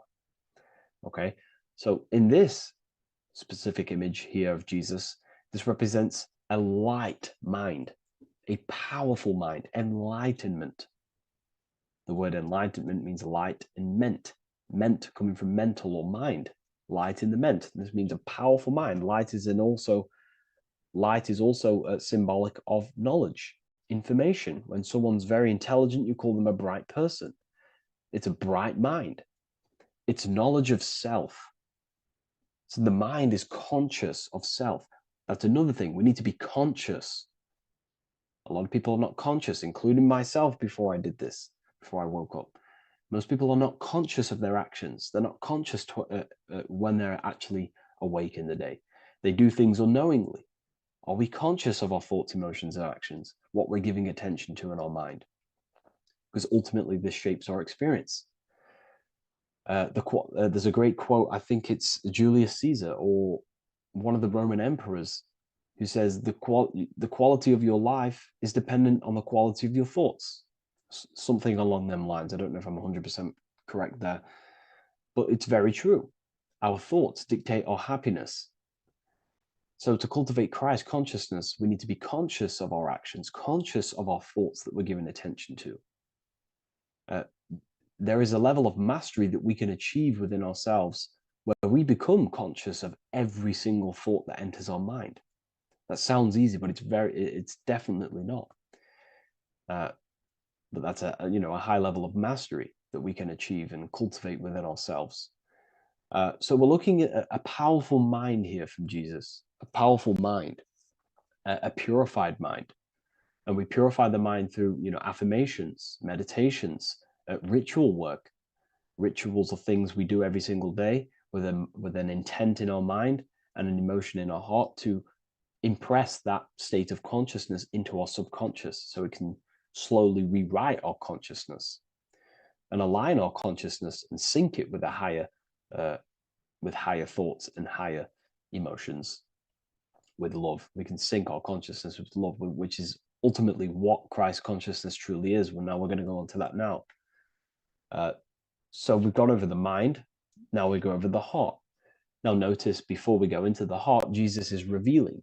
He's pulling back the robe, symbolizing opening the heart, revealing the heart, revealing the soul, the light of the heart. Our authentic self lies in the heart. Our pure intentions, our love, our soul needs to be shining through our heart. And our soul is unconditional love. Now, that's not to say that we can get corrupted hearts. We surely can have corrupted hearts, for sure. We can love sick and twisted things, and that's evident in today's world. People love killing people. People love hurting people, manipulating people. People love power.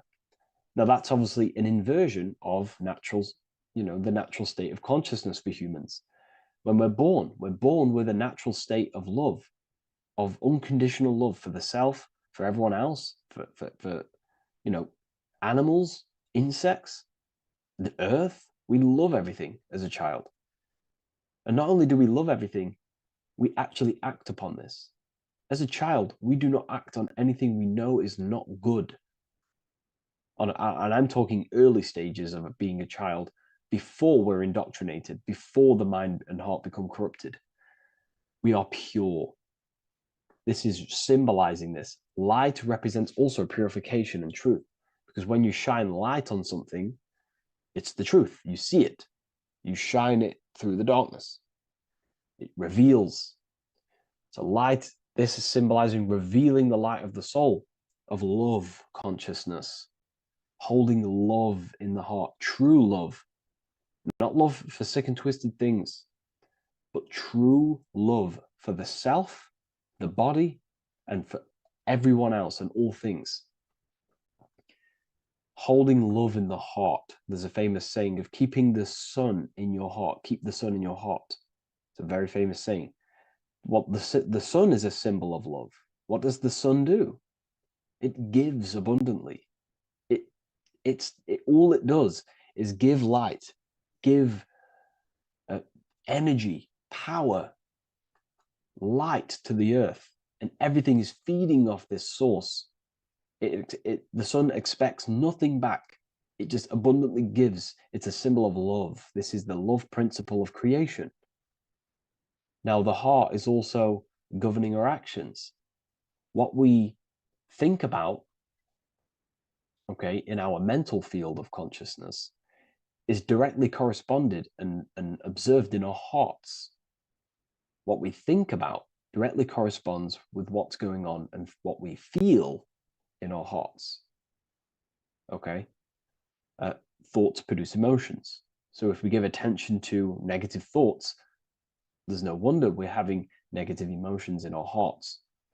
So purification of the mind is also having an effect in purification on the heart. Because when we purify our thoughts and only give attention to powerful thoughts and positive thoughts that uplift yourself and humanity, then we're going to also see this change in the heart, see this emotional change in our consciousness. So this represents the purification of a purified heart, the light emanating around the heart. love for the self, love for one another. And you're revealing this. You're shining the heart on others. This represents, revealing your true self to everyone without suppressing aspects of self. Revealing the light, not holding back the light. Because people in darkness will look at people who are spiritual and say, oh, he's into the woo-woo stuff. It's about revealing that and not caring about others. Because when you shine a light, you're also planting seeds in other people. Now, I'm going to tie this together with the hand gesture. Now, what we're looking at here, we're looking at a hand gesture with 2 fingers up. We have the middle finger and the index finger upwards. And notice how they're crossed over. They're crossed. They're not separate. They're crossed, representing unification. Unification here. This is a unified 2 fingers. 2 represents division. Crossed over represents oneness. It's the unification of the mind and the heart. A lot of people talk about this, but not many people go into detail about it because, for many reasons. But this is the unification of thought with emotion. This is how we truly reach Christ consciousness. And ultimately, when we do gain the love in our hearts and we do slow, it's a gradual process of cultivating love for the self and everyone else in the world, because we're so programmed to be divided. But it's a slow progress. But when we do cultivate love in our hearts for the self and one another, love is a very, very nurturing and growing force. Like I said, the sun earlier, that is pure love energy. It makes everything grow on the earth. While love in your heart grows connections with people. It grows care. You go out your way to do things to people and give people things. It's a very nurturing and growing energetic force. And me personally, I think the whole universe is built upon love. The whole thing. Without love, without the love, there is nothing. Nothing is, love is the only true emotion that truly exists. Everything else is either an opposition of love or a different degree and branch of love. Love is the only true emotion, and everything is built upon that principle. Okay, love is what guides us to a higher consciousness. When we cultivate love in our hearts, we become a vessel for light, more energy, more vibration. Our electromagnetic field expands, or biofield, when we hold love in our hearts. It's a very powerful force. And when we do cultivate a strong spiritual compass within our heart, because that's what our heart truly is, it's a spiritual compass. It tells us, well, it doesn't tell us, it knows what is right at all times. If you think something, your heart tells you whether that is right or that is wrong, whether you should act upon it or whether you should not. The heart knows what's good and evil. No one told you this as a child. As a child, you already knew this. You came into the world, you knew what was right and wrong. You knew it was wrong to hurt people. So this unification that he's doing with his hand symbolizes thinking with the love of the heart. Represents thinking with love of the heart. Thinking with love of the heart for the self and the collective. Now, ultimately, what this does is give birth to perfect action. Why? Why does this give birth to perfect action? Think about it. Every time you've taken an action, why did you take the action? You would have thought about it, you had a feeling towards it, a care energy, and you took action. Why do we go to work?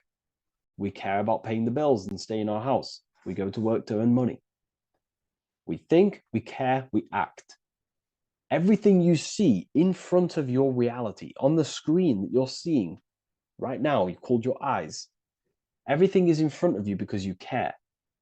It's the heart energy that leads the body. Okay? And that's even present in the body. Have a look at the body. We have the head, thought, then emotion, then our feet is at the bottom, and our feet take action. Thought, emotion, action. Thought, emotion, action. So even the body is basically a blueprint of how creation is manifested. So we receive thoughts from the divine planes, from the higher planes of consciousness. We receive them. That's another thing that I missed. If we purify our minds, we're basically attuning our mind to a higher part of the mental plane, and we will receive higher thoughts. We will receive thoughts that are more genius, what we like to call today, or better quality thoughts. We receive good ideas when we attune our mind to a higher consciousness. Okay, so we are like a radio. We receive thoughts based on what our mind is set to. That's why we call it a mindset. So, like I was saying, we receive thoughts through the head, we feel the emotion, then our feet take action. Thought, emotion, action. So the body's a blueprint of creation. It's beautiful when you really notice this. So this unification is about thinking with the love of the heart, which gives birth to perfect action in the world. And this is the state that we need to cultivate within myself and everyone in the world so we can give birth to heaven on earth through action. Because ultimately the world is molded through action, physical action. And them actions are molded from thoughts and emotions. Now,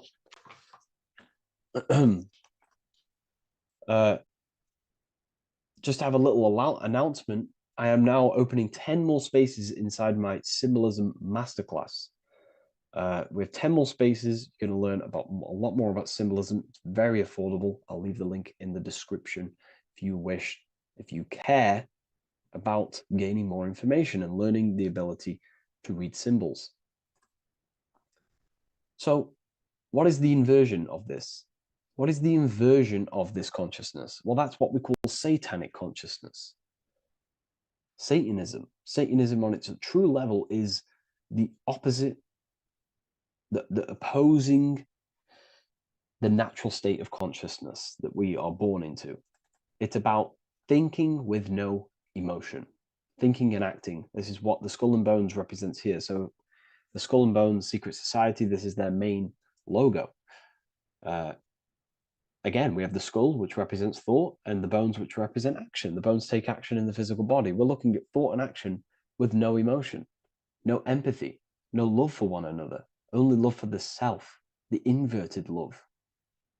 Okay? We're looking at gray. Gray is a symbol of dullness, death. There's no emotion in gray because colors provoke emotion. When we look at a color, it invokes an emotion. Gray has no emotion. So we're looking at dullness of the emotions. I'm not going to go too deep on this subject. I'm going to create a whole new lecture for that. In fact, I think we have a great lecture inside Ethereal University on Satanism. We're going very into depth of what Satanism is and what Satanism consciousness truly is. And again, it's just the cross inverted. Satanism is just it's the invertation of, I don't know if that's a word, but it's the inverse of natural law, natural consciousness, of love consciousness that we are born into. Okay, so ultimately the message in this video was to create love in our minds, love in our hearts, think with the love of the heart, think with the care for one another, and that gives birth to perfect action.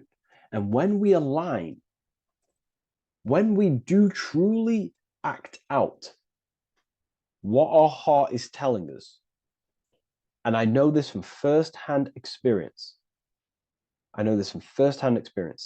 This is what happened to me.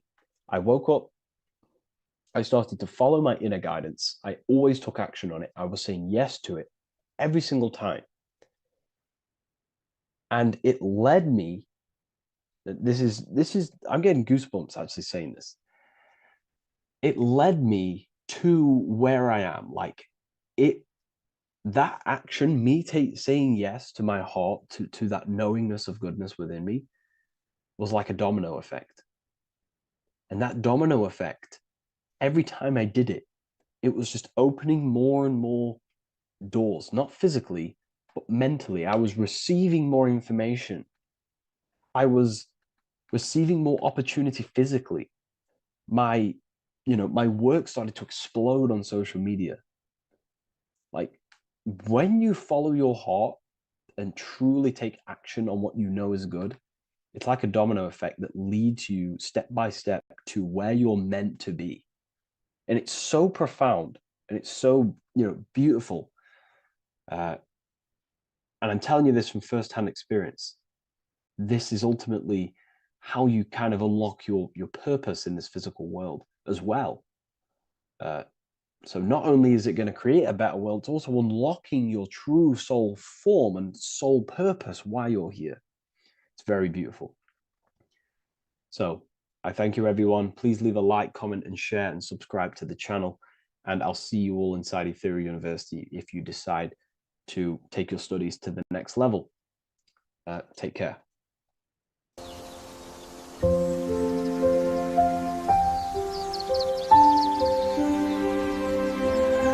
bookofwisdom.com. Visit today.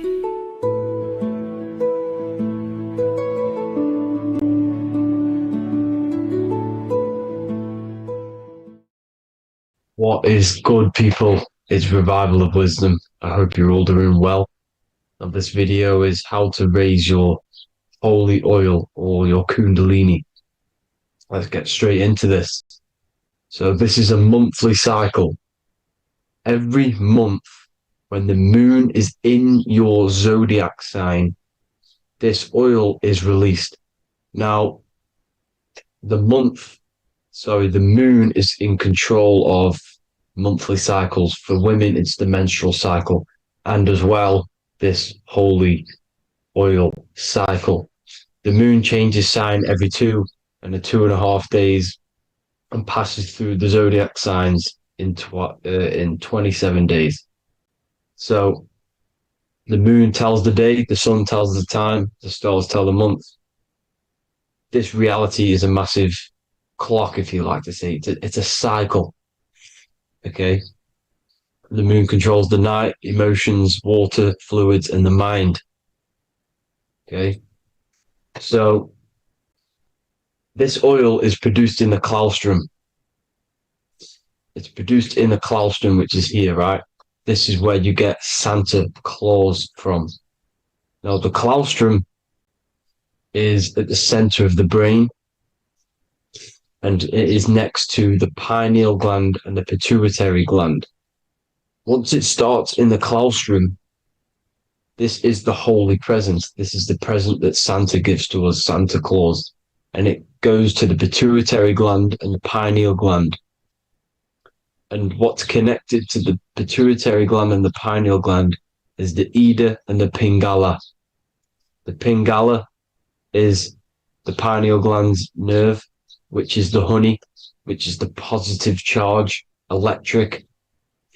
And the pituitary is the Ida nerve, which is the magnetic charge. This is the milk, the land flowing with milk and honey. This is the brain, the heaven, okay? And it travels down the spine using these two nerves, these electromagnetic charge. And this is what the ancients symbolized with the two serpents wrapped around the spinal cord, the Ida and the Pingala. And this travels down to the sacrum or the solar plexus. Okay. So once it's here, okay, the spine is an elongation of the brain. So the spine is pretty much the brain. It's an extension of it. And it's kind of a microcosm of how we descended from heaven to physical reality, to physical matter, which is our consciousness has done. Our consciousness has descended from heaven into physical matter. And this is a microcosm of it. Okay. So once we're in the sacrum bone, this holy oil, like I've just explained, this holy oil starts in the Santa Claustrum, goes down the chimney to the sacrum. This is the sacrum, the solar plexus, and drops the present off at the sacrum. Now, once we're at the sacrum, We need to raise our vibration to take this oil back up the spine. Okay. And the River Jordan symbolizes this in the Bible. King Herod wants to kill Jesus in Nazareth, which is here, this is the River Jordan, is Nazareth. He goes to be born in Bethlehem and then goes back up to Nazareth to Joseph and Mary. Joseph and Mary, the pineal gland and the pituitary gland. The Bible is huge symbolism. It's all metaphors for this sacred process which goes on inside of your body. You are the Temple of Solomon. You are the Holy Land. The Holy Land is your brain. Once this oil is at the sacrum, you need to raise your vibration in order to take it back up. Once this oil has gone back up to the pineal gland, it activates the crystals which are wrapped around your pineal gland. Your pineal gland is this tiny little bean here. This is the claustrum. This is the pineal gland. And it's wrapped in crystals. And when this oil travels back up the spine by raising your vibration, back to the upper room where Jesus met the 12 disciples, or the 12 cranial nerves in the brain, and it activates and it turns on this pineal gland. And once it's turned on, it illuminates all the cells and the nerves in your brain and turns them all on and activates the higher God man, the God consciousness, Christ consciousness. And it regenerates the whole body. This is the secret to regeneration. It regenerates all the cells in the body. And this is how the ancients lived for thousands and thousands of years, as talked about in ancient texts. They lived for hundreds and thousands of years because they knew this secret. And this fluid, this brain fluid, the secretion, or the Christos in Greek, which means gold, because this is the alchemical process from turning lead to gold. Your body is the alchemical furnace. Now, the ancients knew about this center of the brain because they symboled it. This is the Eye of Ra, and it's the brain. And this is what's wrapped around our consciousness. Our consciousness isn't wrapped around the brain. The brain is built around the consciousness. We are the consciousness. You don't have a soul, you are the soul. Okay? Now, the head, heaven, hell, heel at the bottom of your foot, that's hell. Head is heaven and hell. Simple. Now, the pineal gland produces DMT, which is dimethyltryptamine, which is known as the spirit molecule. So, let's move on. Now, when this oil travels up, back, the spine, the chimney, it crucifies at the top, which is called the vagus nerve. So when it reaches here, the optic thalamus, it crosses and crucifies once it's raised back up. And this is why Jesus dies at 33. He was crucified at 33. Because you have 33 vertebrae on the back of the spine. And then it's crucified by the cross of the vagus nerve. When this oil crosses the vagus nerve, this is the crucifixion at 33. And it symbolizes the death of the physical consciousness. You then become spirit. You then become God consciousness, activating the Kundalini, regenerating the body and the mind. Okay. The Garden of Eden. You are the Garden of Eden. The land of milk and honey is upstairs. The pituitary, which is the milk, the pineal gland, which is the honey, which is DMT. He even says this in the Bible. As he brought us into the place, and he has given us this land, a land flowing with milk and honey, which is also symbolized as the sun and the moon. The Bible also says, the light of the body is the eye, not the eyes, the eye. If therefore thine eye be single, thy whole body shall be full of light. This is the activation of the pineal gland by raising this oil back up to the pineal gland, to the center of the brain. Neither shall they say, see that here, or see there, for behold, the kingdom of God is within you. So he's saying, don't look out there. Nothing is out there. It's all inside of you. Everything's inside of you. You're the universe. Now, how to raise this oil back up to the pineal gland? Every month, like I said, the moon controls the cycle. The moon controls monthly cycles. When the moon is going into your zodiac sign every month, this oil goes down the spine and you must raise your frequency to get it back up. You must retain your seed. This is the most important. Your fluid, your secret, your holy fluid, your life force. You can't let that go.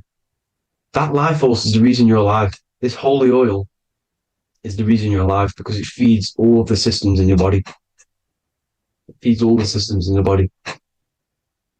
You have to retain your seed, alkaline diet, positive thinking, and meditation. Okay? When you retain your seed, you will live longer. The moment you release it, you're killing yourself. You're killing a piece of yourself every time you release your seed. Every single time. You're killing a part of yourself. Okay? Now, this could be why this could be the illumination, the single eye on the Illuminati's symbol, the Freemasonic symbol, the illuminated eye, the triangle, which could symbolize the body, mind, and spirit, but the eye illuminated. Now, in the Bible, it talks about the two trees, the tree of knowledge and the tree of life. The tree of knowledge is the tree of good and evil, which is the most important system in your body, which is the nervous system. The nervous system, the most important. The tree of good and evil. And the tree of life, which is the cardiovascular system. Now, this oil, when it's released every month, feeds these two systems, and these two systems feed everything. Now, it's important you understand that. Okay? The ancients knew all of this knowledge. The Bible's telling you this knowledge. But it's in a metaphorical way. You have to understand the context behind it so you can read it properly. Now, eating of the tree of life, which is when it talks about in the Bible, eating from the tree of life is actually symbolizing a bad diet, ejaculation, because you're eating from these two systems. You're killing yourself with a bad diet. You're killing yourself with an ejaculation. Okay? So, that's important to understand. Now, this is Jacob's ladder in the Freemasons. Jacob's ladder, which is the spinal cord, it's the stairway to heaven. And this is Jack and the Beanstalk when he goes up the beanstalk and finds the golden egg in the grey clouds. The grey clouds symbolize the grey matter in your brain. Now, the Garden of Eden talks about the 4 different rivers in Garden of Eden. As we see here, the North Pole map, the ancient North Pole map, because the center of the earth is the center of the torus field. Everything's the torus field. Atoms are torus fields. Everything's torus fields. You are the universe. Everything is within you. The North Pole is your spinal cord. This is why they say Santa Claustrum comes from the North Pole. This is the North Pole. And the Santa Claustrum is the center of your brain. Now, there's 4 rivers which come from the Garden of Eden. There's the blood, the Christ oil, which is the oil we're talking about, urine, and saliva. These are the 4 sacred oil, 4 sacred fluids in your body. And these are constantly abused in today's society. Also, these secret societies are targeting these fluids. Okay? This is why porn is free.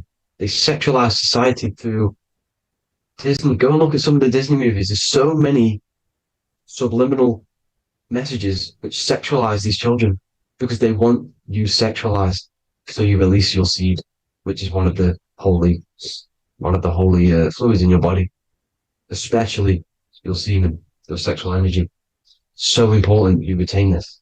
So important because it's your life force. It keeps you alive. Okay. Now, let's recap on this. If you want to raise your oil every month, you can't just retain your seed for the month. You have to retain your seed forever. Don't just do it for a couple of days.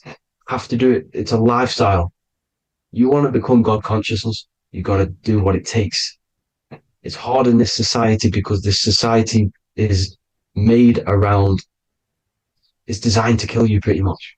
It's designed to keep you in these lower states of consciousness with all the bad food, the chemicals in the food, the chemicals in the water, the sexualized TV programs, sexualized adverts, sexualized TikTok and apps, videos, subliminally stimulating you. Because that is your weakness, sex. It's your weakness. Now, you have to retain your seed, meditation, and an alkaline diet. Why alkaline? Because acidic is low vibrational. This is the color spectrum. And what's the highest vibrational color? Violet. It's the lowest, red. You have to have an alkaline body in order to raise this oil. When you drink, when you have a bad diet, when you drink alcohol, when you smoke, this destroys the oil. It destroys the oil in your sacrum, and it can't be raised again, can't be raised up. This is why it's so important. Without that oil, you don't live. That oil makes you live. It feeds everything in your body. It's crazy how we're not taught this. It's insane. But that is how you raise the oil, people. I hope you all gain some knowledge out of this video. And I hope this assists you on your journey, your spiritual journey. And please like and share this video. We need this knowledge out to the public to wake up humanity. Thank you all, people. God bless.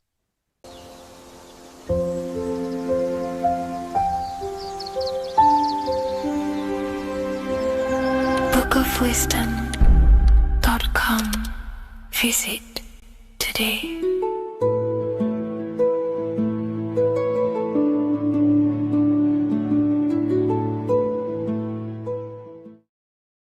You're living in 4 planes of existence right now, but most people are only aware of one. And that's why they feel lost, disconnected, and stuck in cycles they can't explain. If you don't understand the blueprint of reality, you'll keep trying to fix the physical, while the real causes lie in the unseen dimensions that you have direct access to. You must understand is that the universe only exists in the mind. Everything is a projection of consciousness. Therefore, consciousness produces everything. Our internal world is consciousness. Our external world is this physical body, physical world. Everything is an externalization of consciousness. For example, this was a thought. Now it's made physical. But before this was invented, it was existing in someone's mind, in consciousness, invisible. Then it was made manifest, made physical. So everything in this physical plane is the effect. The cause is consciousness, mind, the mental plane. So now I'm going to explain these different dimensions of consciousness. You don't just exist in this physical plane. The physical plane, in fact, is the lowest plane there is. It's the illusionary plane. So first of all, we have the Buddhic plane. This is the nothingness. So think of it like this. Absolute nothingness. If you turn off thoughts, there is nothingness. This is the void. And out of the void springs infinite potential, which is the mental plane. Now, your mind has no limitation. It can think anything, be anywhere, anytime, any place. In the whole world, there is no limitation with the mind. This is the realm of infinite possibilities. This is the realm of thought. Thought is a dimension, information and thought. To go a little bit deeper on this, there are pockets of thoughts, what we call in the occult fields of thoughts. Your mind does not think thoughts, it receives them. Your mind is like a radio. Whatever the mind is tuning into, setting its mindset, setting your frequency or setting your mind, you will receive thoughts based on that set, whatever you set your mind to. So there are pockets of thoughts that we penetrate in the mental plane. The mind is the mental plane, the infinite possibilities. This is the spark of creation. This is where all things begin to manifest as an idea in the mind as a thought. So if you want to gain certain information, you need to meditate or do thought exercises where you are penetrating that dimension of thought, that pocket of thought. For example, if you want to find a way on how to make financial wealth, you would use your mind, set your mind on wealth and money, and think, close your eyes and think about that specific topic and see where your mind takes you. And you will expand your mind into different pockets of thought and gain information. So this is the mental plane. This is how you can use the mental plane. You can use the mental plane to do this. Then we have the astral plane. We have higher, middle, and lower astral plane. The astral plane is the body for thought. So every dimension, physical, etheric, astral, mental, Buddhic, is a body for a dimension above. Each dimension below is a product of the dimension above. So for example, the astral plane is imagination. This is the lucidic realm of imagination. This is where thoughts begin to manifest into some sort of form. It's not a physical form because this is physical, but imagination is a lucidic form. It's not really physical, but it's there. It's a projection of light. It's astral matter condensed by the willpower of the mind. So depending on the vibration of that thought will depend whether it manifests in the higher astral plane, middle astral plane, and lower astral plane. If you think about more material things and visualize material things, this will manifest on the lower astral plane because material matter is low vibration. Now, that does not mean it's evil. That does not mean it's bad. Okay? It just means low vibration just means more material. But if you think and imagine more spiritual things, this manifests on the higher astral plane. So the astral plane is the screen in your mind that allows you to vision an apple, that allows you to vision anything. It's that mental projection that's inside of your mind. Now, this is what we call the third eye. It's an eye because the eye is the mind, and the mind can see into the astral plane. It perceives this spiritual world, this lucidic realm that we have access to. This is where also infinite potential takes place. This is the realm of spirits, demons, jinns, whatever you want to call them. Spiritual entities exist in this because this is where thought forms manifest into form. This is where thoughts create bodies. Think of it like this. The mental plane is a thought of a chair. The astral plane is the imagination of that chair and all of the different possible chairs that could possibly be. The etheric plane is the energy double of that chair. And the physical plane is the physical chair. So as you can see, the higher we go up, the more formless and lucidic it is. The lower we go down planes, the more dense it becomes. This is formless and this is form. Everything manifests through this process. This highlighter is down here in the physical plane, but the idea began in the mental plane. Everything begins in consciousness before it creates a physical body. It goes through this process. Therefore, if you want to start to mold and create your own reality and create things in your world, you can use these planes to your advantage. You can use your mind to do mental thinking exercises by closing your eyes and expanding your mind into a different pocket of thought to gain wisdom, gain information, gain downloads. The way you do that is simply get into a meditative state, close your eyes, pick a topic that you want to think about, and see where your mind takes you, but always remain centered on that topic. And you can do this for maybe an hour or two or half an hour, and your mind will take you places where you will unlock information. You can even use this to make decisions in your life. Think of the topic and see where your mind takes you. you'll gain information. This is how you use the mental plane for ideas. The astral plane is imagination. You have to reconnect with your imagination very vividly. Your imagination, your consciousness is infinite. It's not a three-dimensional plane. It's an infinite plane. You can think and make form anything in your consciousness, in your imagination. You can think anything and you can imagine anything in the most vast details. You just have to reconnect with your imagination. I have a free book on my website. I'll leave the link in the description. It's an ebook. It's called Activating the Inner Eye. This is going to help you reconnect with your imagination.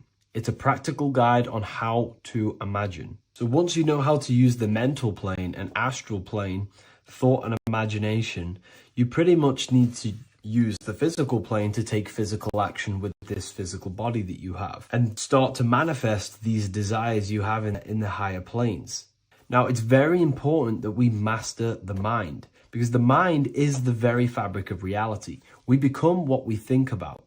Your life is a product of every thought you thought in the past. It is the mind that directs the flow of consciousness. And wherever this consciousness is flowing is what you will create in your life. Consciousness is the most potent force in the universe, and the mind is pretty much the universe in a microcosm form. It is infinite potential, and your mind will continue to expand into new realms of thought forever and ever and ever. You are eternal. You are not this physical body down here. You are consciousness, literally dreaming that you are in this physical body. So everything begins with the mind. We need to be conscious of the thoughts that enter our mental field of consciousness. There is a level of self-awareness that you can reach where you can become conscious of pretty much every single thought that enters your mental field. Now, we have over 7,000 thoughts a day. You can gain such mastery over your mind where you can become conscious of every thought you think. And that is when you gain superior power.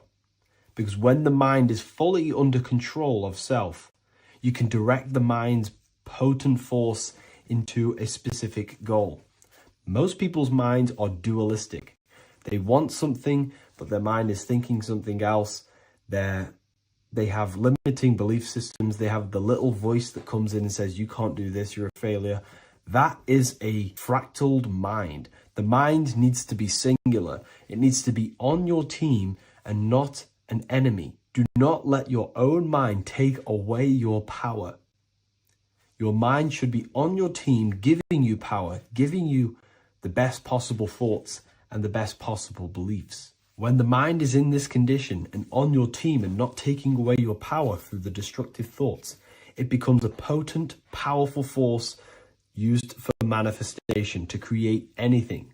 And the way we get the mind on your team is through constant meditation to learn how to control the mind and turn it on and off.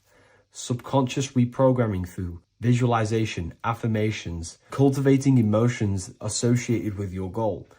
All these three ways we can reprogram the mind slowly over time so that it becomes powerful and becomes on your team and doesn't give you negative contradicting thoughts. When the mind is fully aligned on one thing, it can create massive empires and things in your physical reality. So I hope this video helps, and I'll see you in the next one.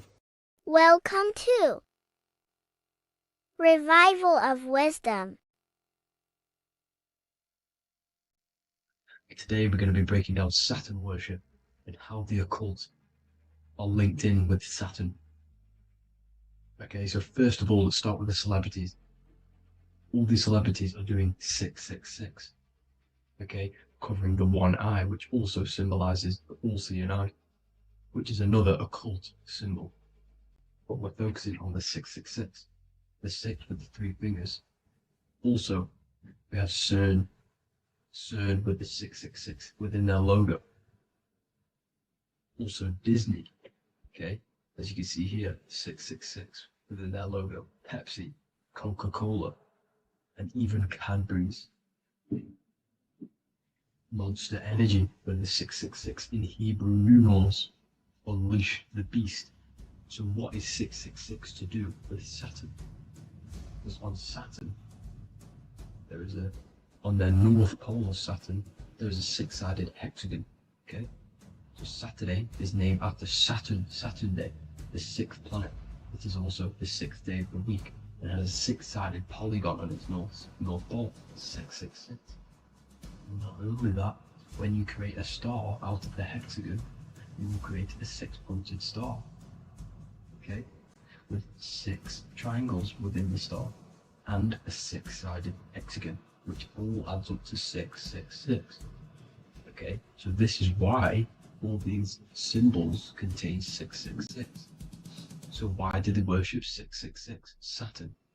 Because Saturn is the god of time and death, okay, and order and lessons.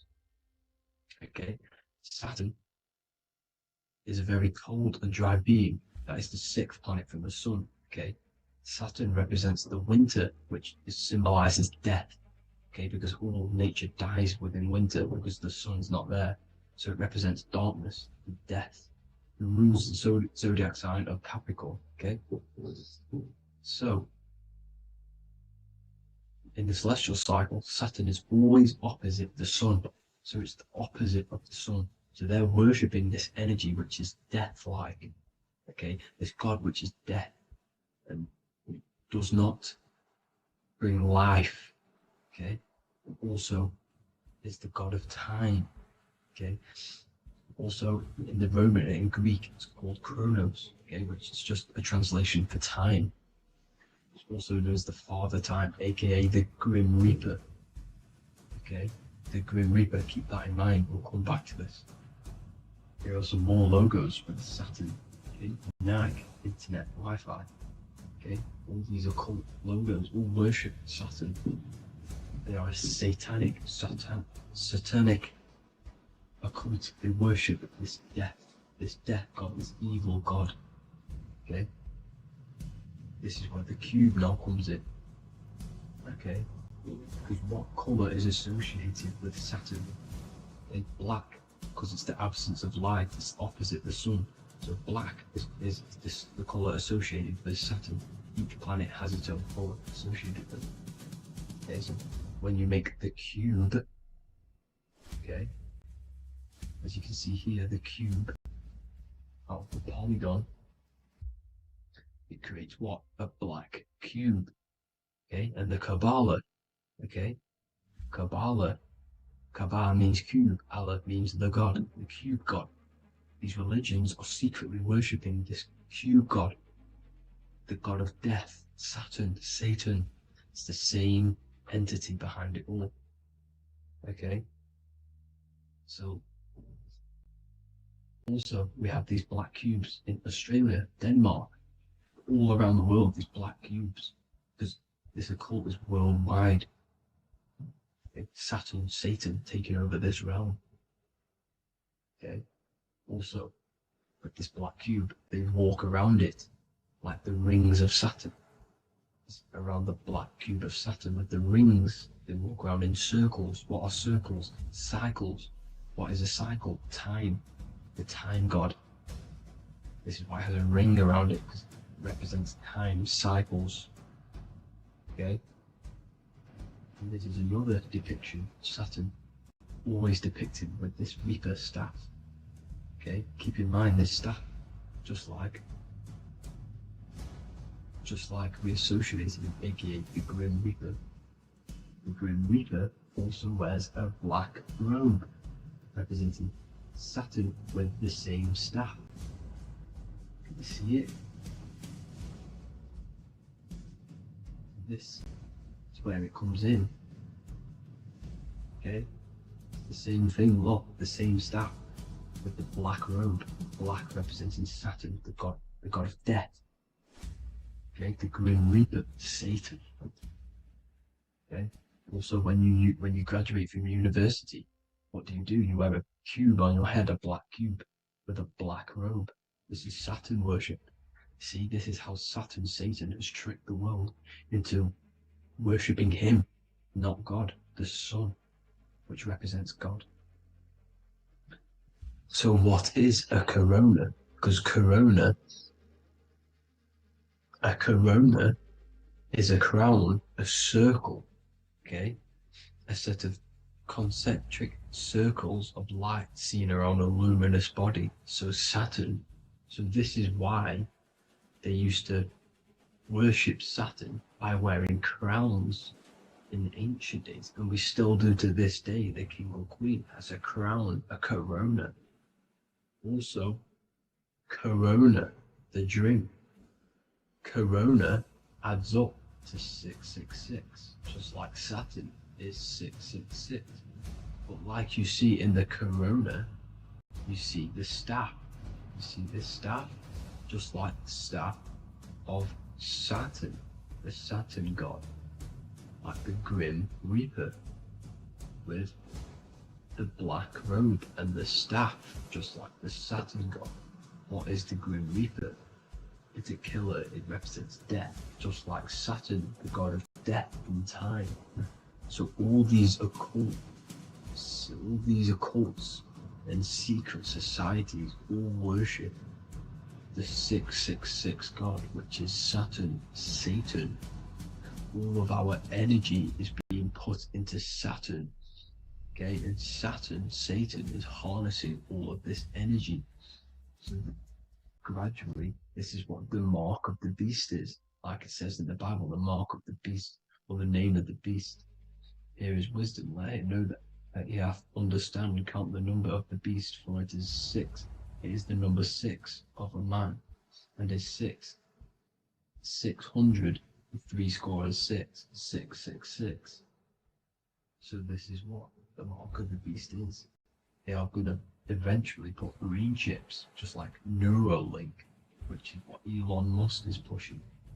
Okay, so this chip is the mark of the beast, and it's going to be implanted to our hands or brains. Okay, and they will manipulate our consciousness, and it will manipulate our DNA, and it will directly connect us to AI, and AI is linked in with Saturn, Satan, as the demons and the people who rule this world are in love with AI. They want to connect humans to AI, and this will control our consciousness completely and give all of our energy back to Saturn, Satan, this deity that they all worship. Just like when you get married, you wear a wedding ring, the rings of Saturn, over the finger, which represents the sun. So you're basically seeing Saturn over the sun. The sun is the son of God. It represents the sun, represents God. So you are putting Saturn over the sun.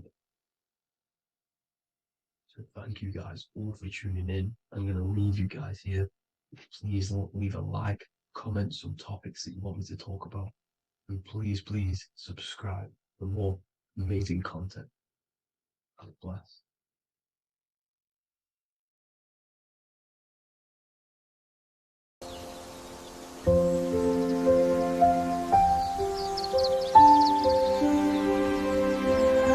bookofwisdom.com.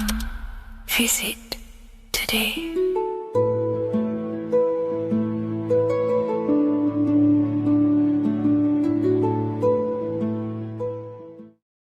There is a massive mystery around the Freemasonic G, and in this video we're going to be discussing it. Some people call it geometry, God, gnosis, genesis, generation, but in fact it's all of these things, and all of these things relate back to one concept that links them all. And in this video you will be discovering this secret force which pretty much creates everything in your reality, in your life, and has done unconsciously, whether you are aware of it or not. The Freemasonic G is the 7th letter in the English alphabet. This is important because the number 7 has many mysteries inside the esoteric and occult traditions. Some people say the number 7 represents the 7 colors of light, the 7 major planets, or the 7 musical tones, 7 days of creation. The number 7 is a massive mystery, but what we have to understand is that in the context of Masonry, Freemasonry is all about building the self. Every day we wake up, we are either building our prison of our mind or freedom of our mind. Everything inside of esoteric Freemasonry is about building the self and reconstructing our consciousness, our inner dialogue, the inner voice. We're transforming the mind from low awareness to high awareness. This is why Freemasonry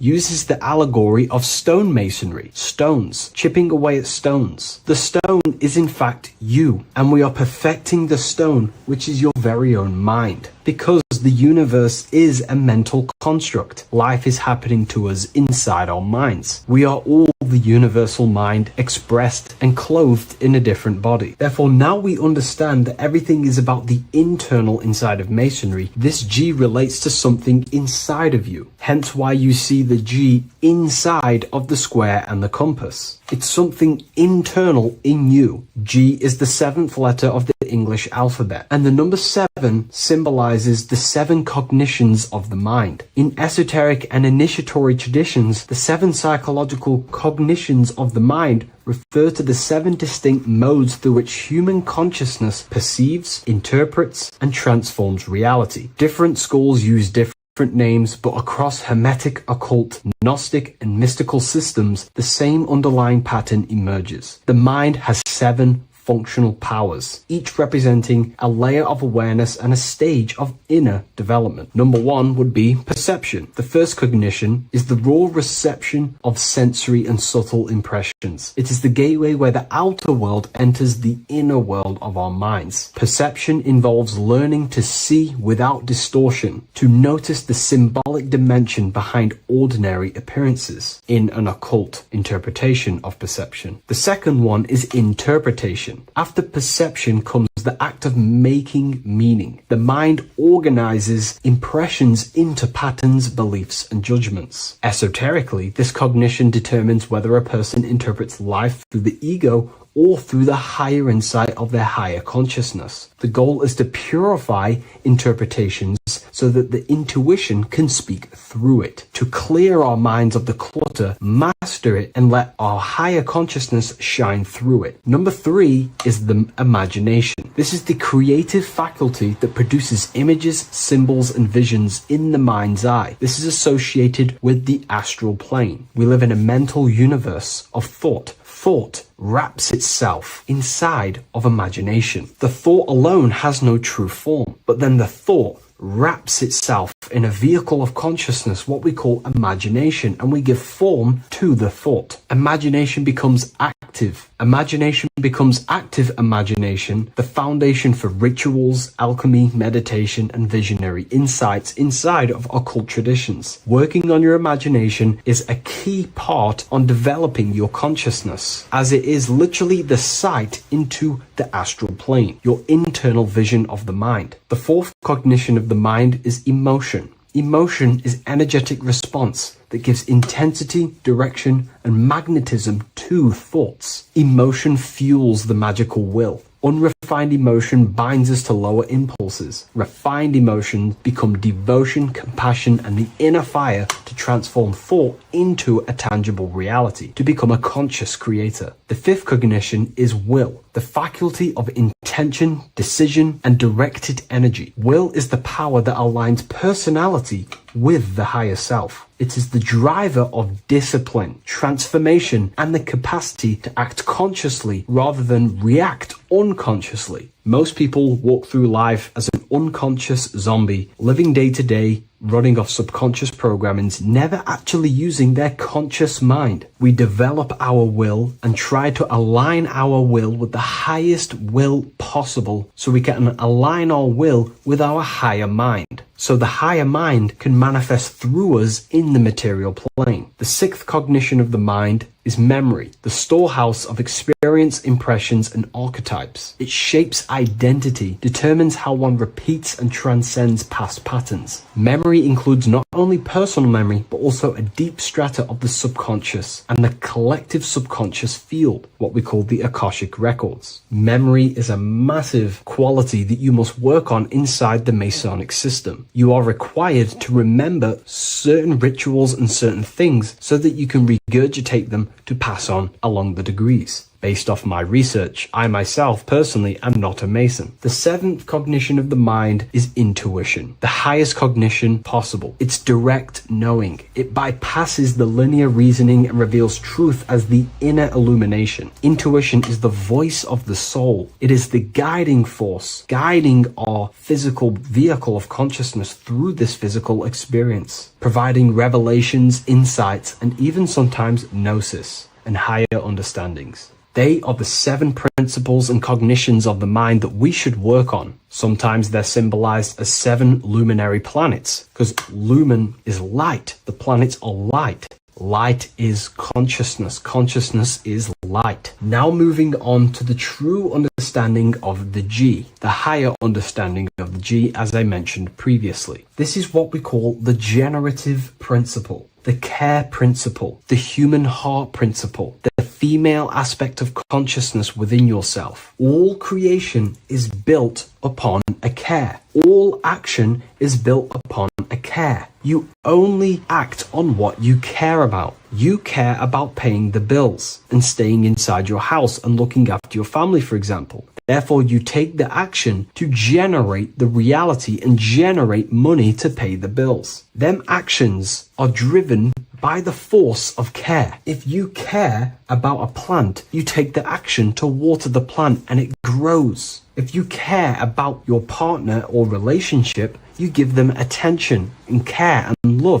and you grow the relationship. As soon as you stop providing care, watch the relationship crumble and the reality destroys itself. Care is the generative force of reality. This is the generative principle that generates your experience in this world. We are in a continual state of becoming. Each cause gives birth to an effect, and that effect gives birth to a new cause. The G is the generative principle that drives creation in the present moment. Reality is creating, unfolding in the present moment, and the G is the force inside of you that generates your experience. You're watching this YouTube video right now because you have a care in your heart for the information I have provided in the past, and you have a care about watching this video. As soon as you don't care, you take action to do something else with your time that you actually care about. The G is the generative force of the heart. It is the love energy. You only take action on what you love or care about. The whole world is built upon this principle. This is why we say money makes the world go round, because the whole world has a G or a care for money, and it's making everyone wake up in the morning, take actions, and make the world go round. It is the G, the care for that principle or money object to generate that reality. It is the force that drives you, hence why the G is sometimes surrounding with light rays, because it represents a force, emanation, something that is invisible but driving the physical body. The G is the internal force that focuses thought into an action. We can think many thoughts, but the thoughts you don't care about, you don't take action on. But the thought you care about, that you have a G for, intensifies that thought, focuses and directs it into an action to generate that experience and reality. The whole world is built upon this principle. The sun is a perfect example of the generative principle. The sun gives all of its life, light, never asking for anything back, making everything grow and generate on the earth. Everything in your life is built upon this principle, and gaining control over your care gives you control over your actions and your reality and what you generate. Once you see this, it is truly beautiful that the world is actually built upon love. This is why they say love is the force of God. It is. Truly. This is the reason why God begins with a G. It's about Genesis. Genesis means creation. G, generation. Anything that generates and creates is all to do with a care or a love energy. But don't get me wrong, people can love sick and twisted things, and they act upon them sick and twisted things. This is why purification of ourself is important by understanding this principle, as it is a very powerful principle to understand. This is the reason why the word gift begins with a G. You're giving something. I care, I'm going to give you something, a gift. Or guidance. This is what guides you into becoming something, what you love. This is why also gnosis begins with a G. Gnosis is not actually knowledge. Gnosis is knowledge obtained, attained by direct experience or through direct experience. For example, you're not believing you're watching this video right now. You know you're watching this. Know, gnosis, same phonetic sound. It's about knowing. Gnosis is about gaining knowledge of the self. Self-knowledge through direct experience. Instead of believing in God, I seek to know God through direct experience, by altered states of consciousness, transcendent meditations, understanding human anatomy, understanding the laws that govern my mind, understanding creation. That is direct gnosis, knowing that God exists instead of believing he exists. By going within the self, questioning the self, and gaining a deeper relationship with the inner observer, you start to gain gnosis, self-knowledge through direct experience. And in order to gain gnosis, you have to care, because gnosis requires action. It requires you to meditate and go within yourself. It requires you to study yourself. It requires you to go within yourself. And in order to do that, you have to care. If you don't care about knowing yourself, you won't take the action to generate the gnosis. If we take a look at this piece of Freemasonic artwork, we can see a whole lot going on here. But if we focus down here with the temple with the letter G on, and when you walk through the temple, there is a pathway leading up a hill towards the light. The light reveals things. If something is in darkness, you can't see it, but the light reveals something. It's symbolizing truth, the light of gnosis, knowingness. And in order to walk this path, you have to go through the temple, which means entering in yourself. This is symbolic of the path. The Masonic path is about the self, reconstructing and learning about the self. In order to walk up that hill, it takes a lot of effort. It's not easy walking up a hill. You're going to be tired. It's not easy. It's horrible. Who likes walking up a hill? I know I don't, but people like hiking and stuff. I understand that, but it's symbolizing this is hard work working on yourself, because the labor of working on your mind is the hardest labor you will ever do. It's called the great work or the Masonic work. And in order to climb that mountain, you go through the G. You have to have the care. If you do not have the care, you will not walk up that mountain. You will not generate the gnosis. You will not get close to the light. You have to have the G to walk that path of self-mastery and working on your mind. This is very, very important. If you want to gain the light, you have to have the G inside of you. You have to have the care to generate a higher consciousness. If you want to earn more money, you have to have the care, or else you will not take the action necessary to generate that reality. This is why we have to master ourselves and write down everything you love. It could be even the bad things. It could be lust. It could be anything you're wasting your care energy on. Try and remove them one by one. Master them and become disciplined. And then you'll have more G energy, care energy to direct towards something else in your life to generate and grow that experience or reality. Again, the word grow, G. It is a growing force. What you place your love and care into grows and expands. What you have a G for is what you spend your time and attention on, your two spiritual currencies. So this is the Masonic G, and I hope you gain a deeper understanding of this. So that is pretty much everything about the Masonic G that you need to know, and hopefully this has helped you. If you wish to learn more and gain guidance through your life and understand yourself on a deeper level, the book I've used today is called The Book of Symbolism. I'll leave a link in the description. The earth has become a realm in order to trap souls within so that they can harness our electricity, our energy. Even the Bible is talking about how this realm is controlled by the wicked one in John 5:19. We know that we are the children of God and that the whole world is under the control of the evil one. Ephesians 6:12.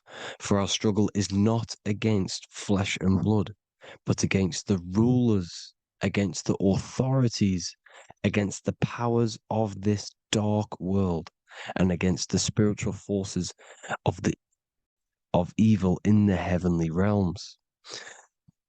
So the Bible is telling us that this is not the only world. There are other worlds, there are other realms that we can go to, considered as heaven. Heaven being a higher realm where there is no evil, no darkness. This is a midpoint realm where there is good and evil. Now, we're going to explain how the soul trap is how it's working, and how your soul is being harnessed for its energy, and how you are tricked to come back to this realm after death. What you need to understand is first is that you are the invisible intelligence behind the physical body. You are the mind and soul. The soul is the true you, the good you. It is pure love, pure bliss, eternal, never dies. The mind can be corrupted though. The mind is the intelligence of the soul. It is invisible. It has no true form. The intelligence inhabits the brain. The brain is the computer to control the electrical machine called the nervous system, which is choice, program, and action. You are the invisible intelligence behind the body, and this will prove it even more. You do not even see into the external world. You are seeing an image produced by the brain because the light is being sucked through the retinas of the eyes. The image is produced in the visual cortex at the back of the brain. What does this mean?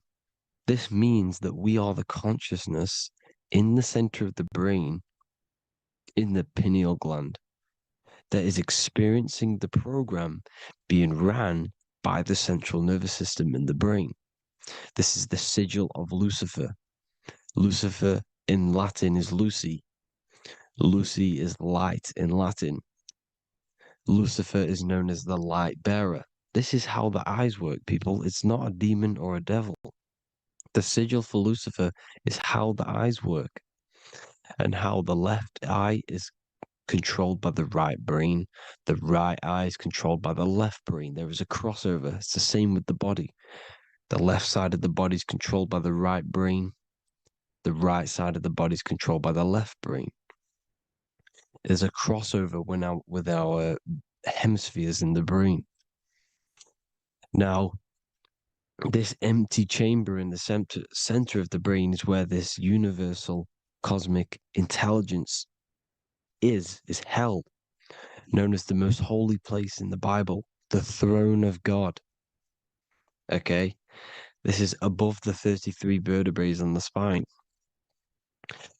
As you can see here, you are the being in the center of this point. All of the nerves are being sent back to this one particular point, which is the seat of our invisible intelligence.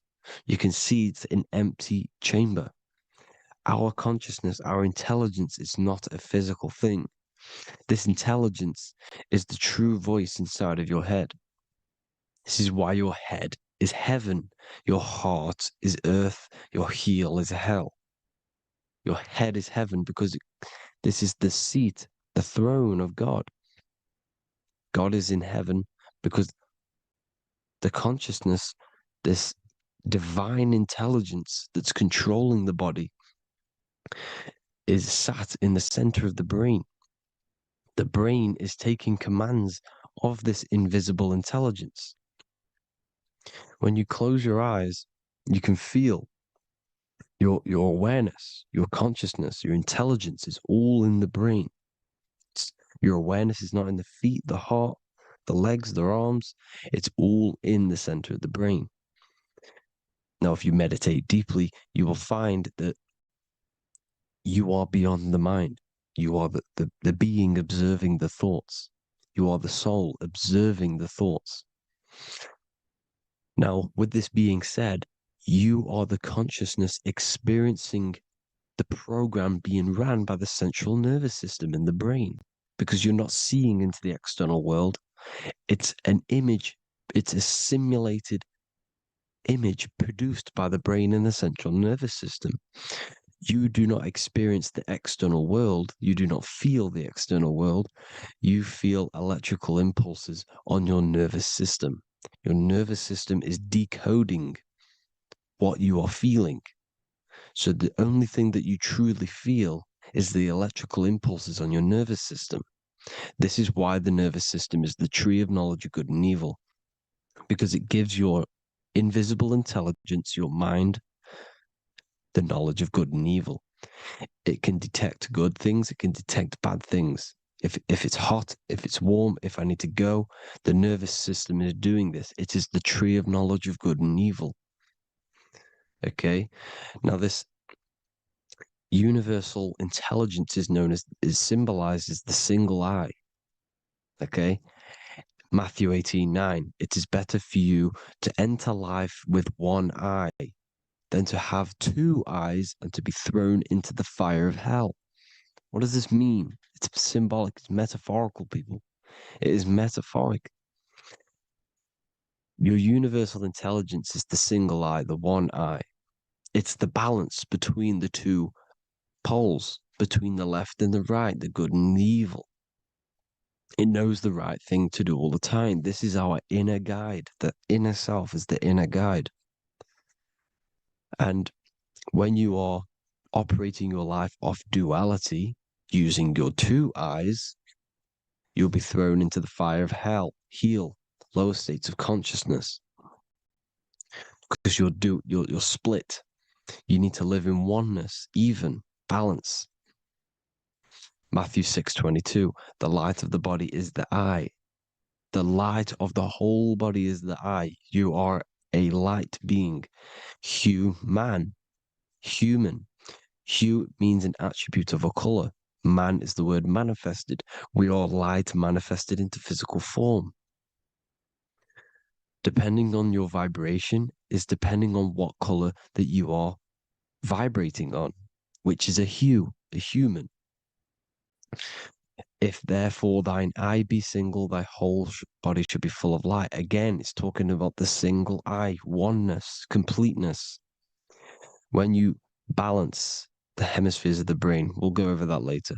But anyways, the body is the earth. This is what we need to understand, people. The body is running the simulation, the program that our consciousness is experiencing. So when we leave the body during death and astral projection, we leave the earth. This is how it works. The body is the vehicle for the earth, for this realm. Everything exists within our mind.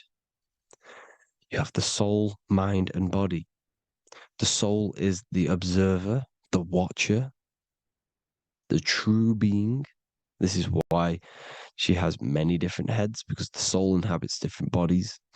This is the serpent, which means knowledge, which is the mind, wisdom. And this is the body, soul, mind, and body, Brahma, Vishnu, Shiva. The mind is the bridge between the soul and the body. So what do I mean? When you astral project, you are using your mind to project your awareness, your observing consciousness outside of the physical body. The mind is the projector, projecting consciousness. By using your mind, you can project your consciousness outside of the body, which is known as the astral realms, which is known as walking on water. Jesus was never walking on physical water, people. It's metaphorical. Believing the physical body. The water is the ether, which is the veil between the physical and the astral realm. It's a fluid substance. It's on either side. It's physical and astral. The ether is the fifth element that they hide from us. Why? Because they're trapping you in the physical. They are hiding all of these realms. Etheric, astral, and mental. People think their mind is their brain.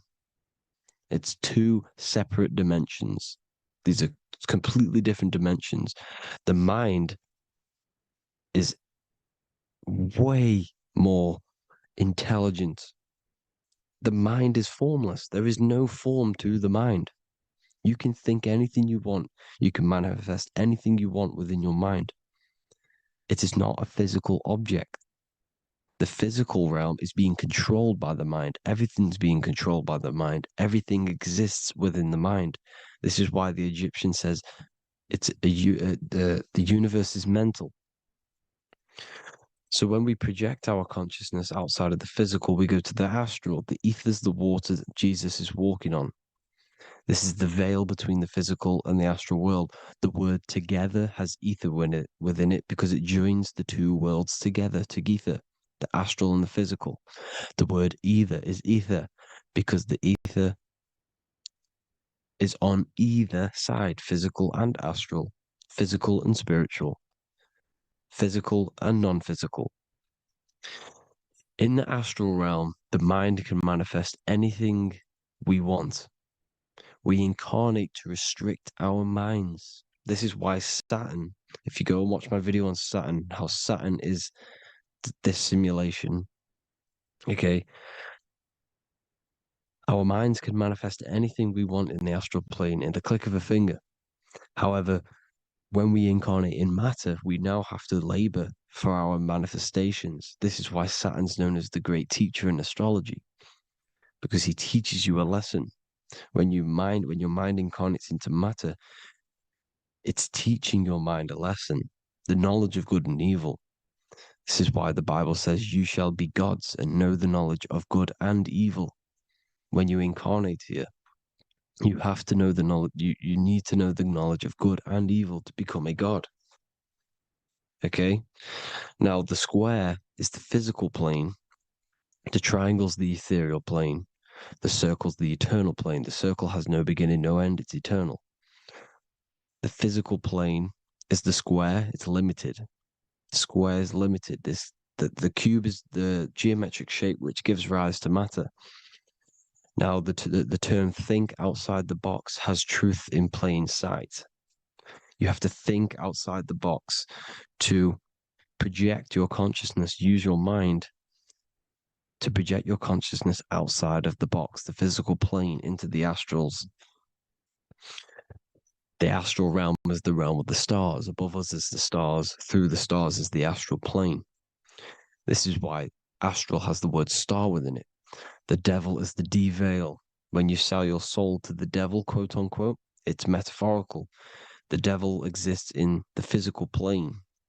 It's the lowest state of consciousness. The de-veil, you de-veil yourself into the physical when you are the devil. The de-veil. The ethereal plane. Now, we all know what the famous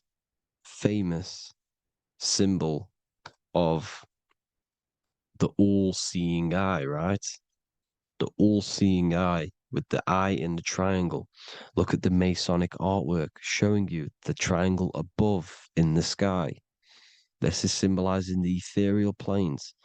The eye in the triangle symbolizes your invisible intelligence, your mind, which has the ability to see on either side. Because the triangle's the ethereal plane. The eye is your consciousness, your intelligence. And this intelligence has the ability to see in the physical plane and to see in the ethereal planes, in the astral planes. This is why it's above the earth. It's above the ground. Because it can see here, it can see in the heavenly realms. Now, the stars are, well, this is known as heaven, the realms of the astral planes. This is some quotes from the Emerald Tablets of Thoth. Out of the darkness ye must rise upwards, one with the light and one with the stars. Man is in process of changing to forms that are not of this world. Grows he in time to the formless, a plane on the cycle above. So there's other worlds. The Bible's telling you there's other worlds, there's other realms. Know ye must become formless before ye are one with the light, the astral light above, which shining through the stars. Not of the earth are ye, earthy, but a child of the infinite cosmic light. You are the invisible intelligence controlling the physical body. The body's not you. It's the vehicle that your soul lands in when your mind projects your consciousness into that realm. Free from the body, I flashed through the night. Unlocked at last for me was the star space. Wow, that's powerful. The star space, the astral planes. This is what it's talking about. We are all a star. We descended from the astrals, which is the star. We are all a star. Look at the ancient paintings of Jesus' birth. It's the star beaming his consciousness down into the physical plane. Here's another one. Here's some Freemasonic artwork showing you, again, the ether, that invisible intelligence, the I, manifesting itself inside of here, in the physical realm, where the people are. You see? It's the same here. This is Jesus. Here's the bird symbolizes the Holy Spirit, your invisible intelligence, descending into the waters, the ether, the ethereal, everything. The ether's the base of all physical matter. Here's Truth in Plain Sight. Mr. Bean, the famous TV program in England, in the UK. He begins the program like we all begin the program from falling from the stars. He falls down with a beam of light. And this is truth in plain sight. This is false. The aliens don't exist. They're a lie, alien. But this symbolizes the star beaming our consciousness. And when we die, this star will suck us back up. Just like this UFO is doing. It's truth in plain sight. So, this is some more Freemasonic artwork going from duality to singularity. Sun, moon, masculine, feminine. Right hemisphere, feminine, left hemisphere, masculine. The consciousness in the center, the balance point. Here's another more Freemasonic artwork. The two pillars, left and right hemispheres, and the invisible intelligence between the left and right hemispheres, the light of the body. This is why light's coming off it. Because it's light, it's pure light. The blazing star. The stairs go from the checkered board, the duality, up to oneness, in between the sun and the moon, the masculine and the feminine. This is symbolizing going into oneness. What did the Emerald Tablet say? You've got to become one with the stars, one with the one with the self. Balancing the two hemispheres so that you can gain, because when the two hemispheres are balanced, you can gain a more deeper connection with your invisible intelligence. Same with the chakras. When the chakras, the seven seals in the Bible, these are seven seals because when you conquer the seven chakras, when you balance the seven chakras, you then gain a more deeper connection with your internal self because your mind is not filled, it's not being ran, it's not being dominated by these seven deadly sins, the seven seals, the seven chakras. These are seven energy centers which are concealing our true form. Balance makes us have a stronger connection with our true cosmic intelligence. Heaven is even. This is why Jesus is pointing at the heart. The even point is the heart. You got to balance the chakras and live from the heart because the heart is the earth. You're in good and evil. The body manifests the lower and the higher self. The higher self is in the higher parts of the body. Wisdom, intuition, expression. The lower self is in the lower parts of the body. Sex, food, and power. This is how they are trapping your soul, people. Like I said, the mind is the bridge between the soul and the body. So by tricking the mind, not giving it the right knowledge, and keeping the mind stuck in the lower three centers, thinking about power, food, and sex, this is low vibrating energy. It's going to keep your mind addicted to the physical realms. Okay? This is why you need to go even, balance, heaven. Okay? I will explain the soul trap in a second, how it fully works. But I'm telling you all the science behind it so you can understand.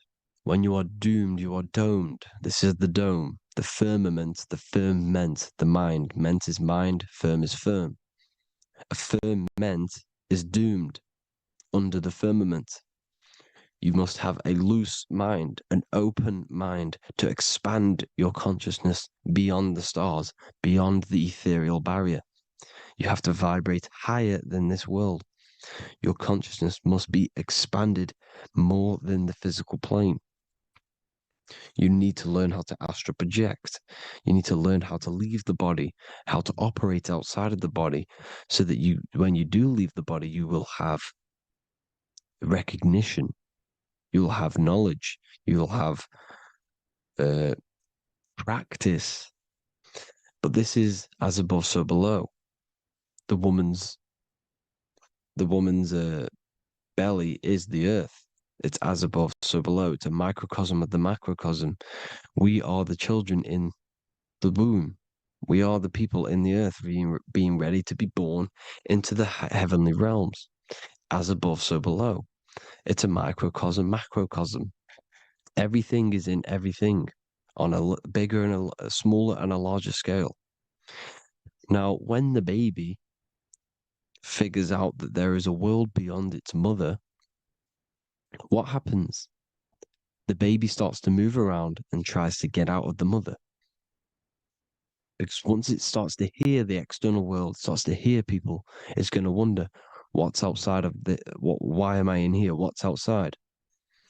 So the baby will force its way out of the mother. It's the same with our minds, as above, so below. When our minds figure out that there are other realms beyond this world, we will seek a way out. This is the womb, the Mother Earth, Mother Nature. It's the mother. We're in the womb. We can be born out of this world, which is being born again in the Bible. When you are doomed, you are domed under the dome, under the firmament, the firm mind. The firm mind will keep you under the firmament. Due to the law of polarity, there has to be other realms. There has to be.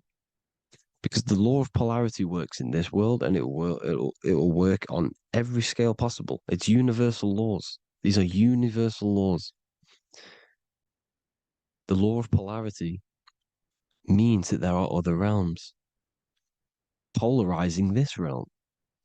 There is a hell, there is a heaven. There is a midpoint, which is Midgard, which is the one we are in now. Earth, heart. Earth is the heart. Heart is the center, good and bad. The balance between good and bad. Your reality is your level of realization. Your mind realizes other worlds, you will seek a way to them worlds. It's that simple. The soul trap is to keep you stuck in this physical body, which is the earth. This body is the earth. It's running the program, like I said at the beginning. It's running the simulation that your consciousness is experiencing.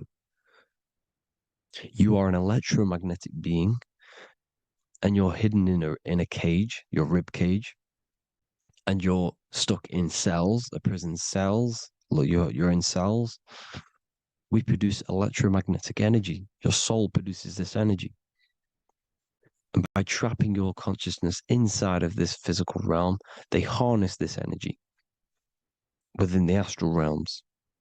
They're using you to manifest demons, because your mind creates demons through emotions and mental thought energy, which is a whole nother video. I can make a video on that. You're manifesting everything for them because they're trying to create a hive mind. This is why they want everyone to believe in one belief system, one government, one belief system, one religion, because they're creating a hive mind. This hive mind will manifest and be summoned within the astral planes, because the mind manifests the astral plane. The astral plane is the realm of imagination. The mental plane is the realm of just thought alone. The etheric plane is the energy. The physical plane is the matter. So all of our minds together are manifesting these demons within these subconscious realms, the astral. Now, how are they keeping you stuck to this realm? Well, when you die and you're stuck in your lower three chakras, okay, when your mind and soul detaches from the body, which is the earth, when you leave the earth, you're still going to have these mental addictions to the food, the sex, the materialism, the phone, the cigarettes, everything. This is why they get you addicted to everything possible. The TikTok, the YouTube, they get you addicted to as many things possible. Because when your mind is addicted to these things, and when this mind leaves the physical body, you're still gonna have these addictions. Okay? You're still gonna have these thoughts. And you will be manifested into the lower astral realms because you're thinking materialistic, you're thinking negative, because your level of realization was your reality. You were manifesting hell on the earth. When you leave the body, you're going to manifest hell in the astral planes, which means you'll be vibrating on the very low, which will put you in the lower astral realms. So guess what? You're going to come back. You're going to come back into materialism. You're going to reincarnate. Because you haven't prepared for life after death. You must detach from the external world. Okay? Moon is mind. The sun is the soul. The earth is the body. The moon is the mind. This is why we say lunatic. In your mind, you have a specific mood. Moon. Money, M-O-N, is the moon. Money exists in the mind. They get you addicted to the money. The Bible's telling you this. Do not conform to the pattern of this world, but be transformed by the renewing of your mind. It's telling you. Of this world, but be transformed by the renewing of your mind. Who knew that the Bible was this deep? Matthew 16:26, what good will it be for someone to gain the whole world yet forfeit their soul? James 4:4, don't you know that friendship with this world means enmity against God? Therefore, anyone who chooses to be a friend of this world, of the world, becomes an enemy of God. John 4:4, dear children, are from God and have overcome them, because the one who is in you is greater than the one who is in the world. It's talking about the invisible intelligence. It's greater than the physical world.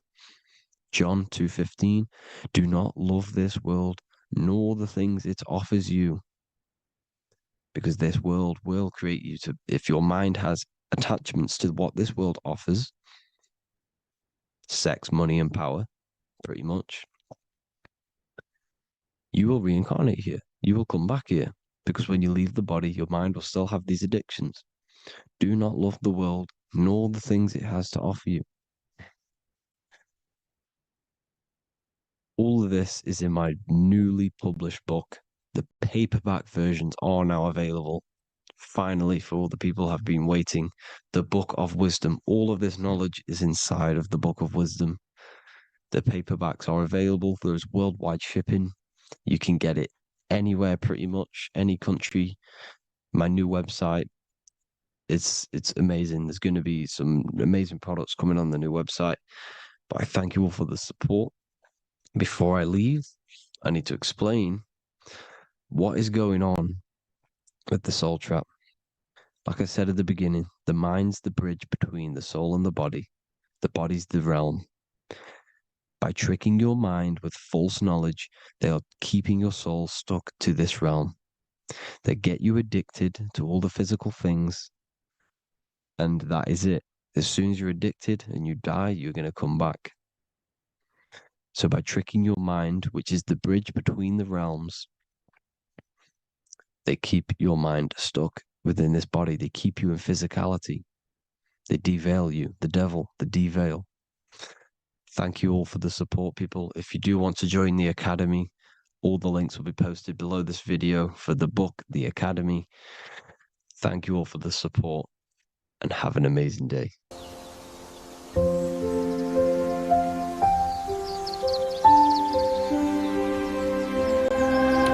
wellofwisdom.com. Visit today.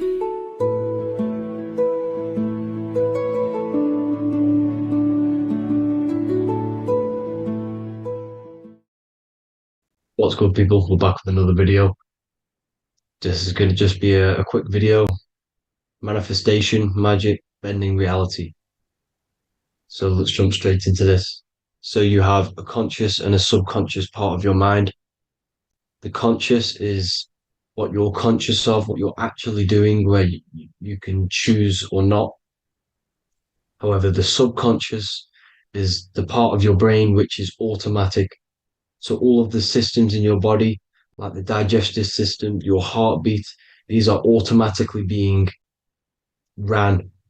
And you do not have to tell these systems to do anything. You do not have to consciously tell your heart to beat. It's automatically doing it. And this is what the subconscious mind is controlling. It's like the dark aspect of your brain or your mind. It is the way bigger aspect of your mind. Okay, it controls all the systems in your body. Okay, and this is where all of your programs are. So when you're in it from your childhood, what you've learned in school, all of these things are being kept in your subconscious, maybe traumas and stuff like that. So the subconscious is the female aspect, and the conscious is the male aspect, because the male is all about action and doing, and the female is more about creation, creativity, intuition. So you have a right and a left hemisphere of your brain, and these are obviously male and female. The right side of your brain is your female. It's to do with creativity, imagination, intuition, insight. Okay. And this is one of the most important sides of the brain.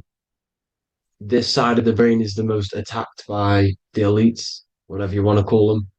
This side is one of the most important, because obviously your intuition is a massive part of reality.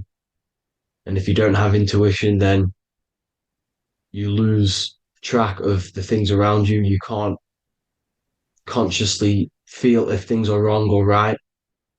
They don't want you to have intuition or creativity or imagination. They want you in the left side of your brain, which is just reasoning, logic, and basic things. So they just want you to tell you what you want, tell you what to learn, and then that's it. They don't want you thinking for yourself, which is the right side of the brain. So whatever the conscious side of your mind impresses the subconscious side of your mind. So if you do affirmations, for example, if you consciously do affirmations every day, you're reprogramming your subconscious mind. You're impressing a vibration and a word into your subconscious mind, and therefore it will reprogram it. So the male and female aspect are symbolized by the Star of David as well. The male being the upside triangle, the female being the downside, connected all in one, because we both have male and female energy. So every thoughts are electric, which is the male aspect. Emotions are magnetic, which is the female. Each thought creates a wave of vibration in all directions. So think of it like a water drop in a pool, but it going out in every single direction. It's not just flat. And these thoughts have a certain frequency, has a certain vibration. That vibration has a certain frequency. And this affects your aura. Every thought, every emotion directly impacts your aura and the strength of your aura. So if you're angry all the time, your aura in the astral plane will look red. However, if you're happy, it'll be more like blue and green. So it's very important. Your electromagnetic field is created out of your emotions and thoughts, and that affects reality, because you're 60% water, and frequency and vibration create certain patterns and has a certain effect on water. We'll get into that after this slide. So each thought that people are thinking around you, you are actually subconsciously picking up these thoughts, because it's emitting this vibration in all directions. So this is why you can pick up thoughts of other people on the odd occasion. However, when you're more in tune with your intuition, your right side of your brain, you can start to pick up on vibrations, thoughts, and other people's auras. You can pick up on the energy once your third eye is open, and you know whether you should be in that environment or not. This is what we call an atmosphere when we go into a room and you can feel the tension if someone's been arguing, for example. This is the atmosphere, this is the vibrations, these are people's auras emitting these certain frequencies and vibrations. Okay. So our aura is contained of multiple layers. Obviously, we have the physical body. This is the electromagnetic layer. However, you have the different planes of existence, the spirit, mental, astral, etheric, and then physical. The physical is the lowest plane of existence. And the physical plane is a product of all of the planes above. So the mental impresses on the astral impresses into the etheric, and then the etheric creates the physical object.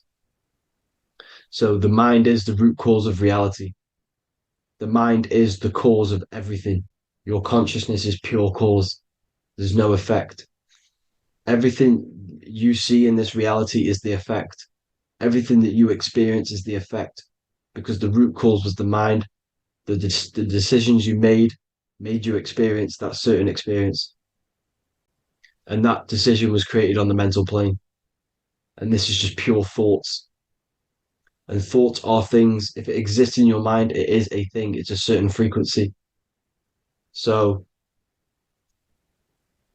if you have a certain level of thoughts, if you're thinking positive, for example, you're going to have a strong aura, you're going to have a higher vibration. And that attracts like. Like attracts like when it comes to thoughts and vibrations and electromagnetism. So if you're thinking positive all the time, speaking positive, doing positive, you're then creating a higher vibration, and that's going to attract people on that similar frequency to you.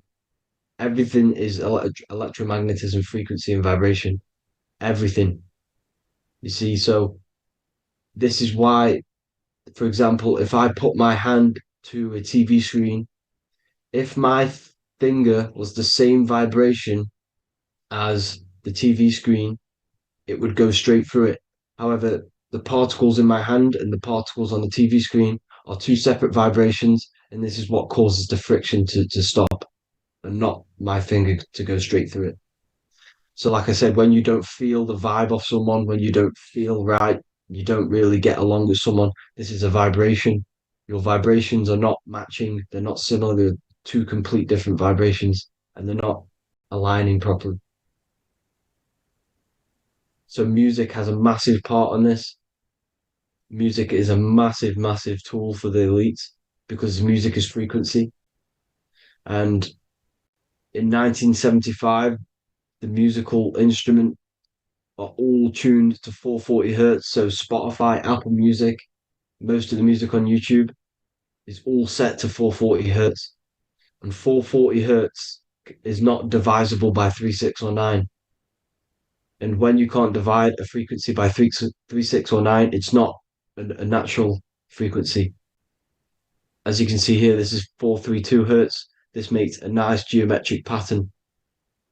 However, 440 hertz is a distorted pattern.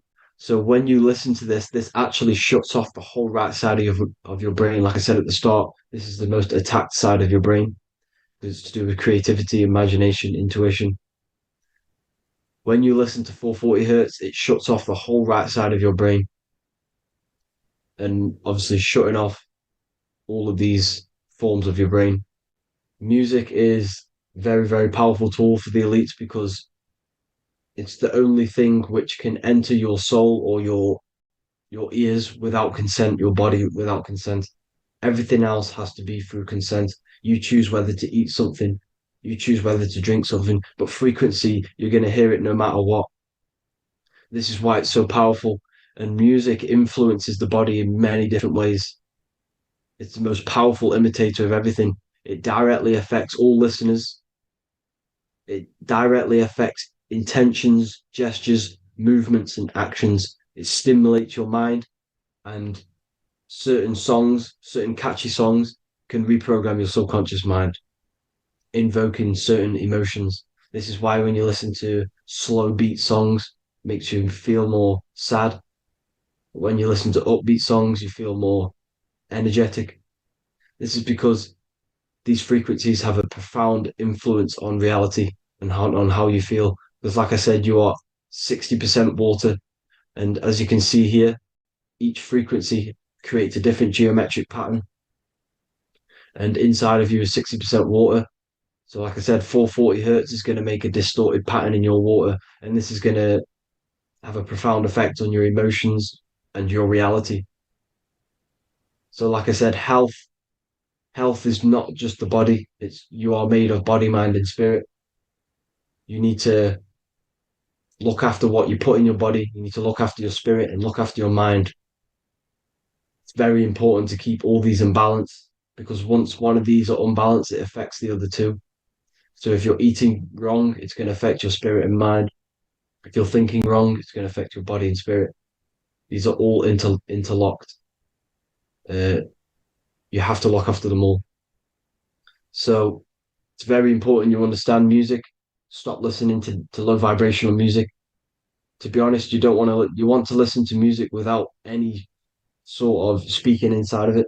You just want pure uh, frequencies, which are the solfeggio scale, like one of these, for example, 432, 528 hertz. These are all good frequencies. It's called the solfeggio scale.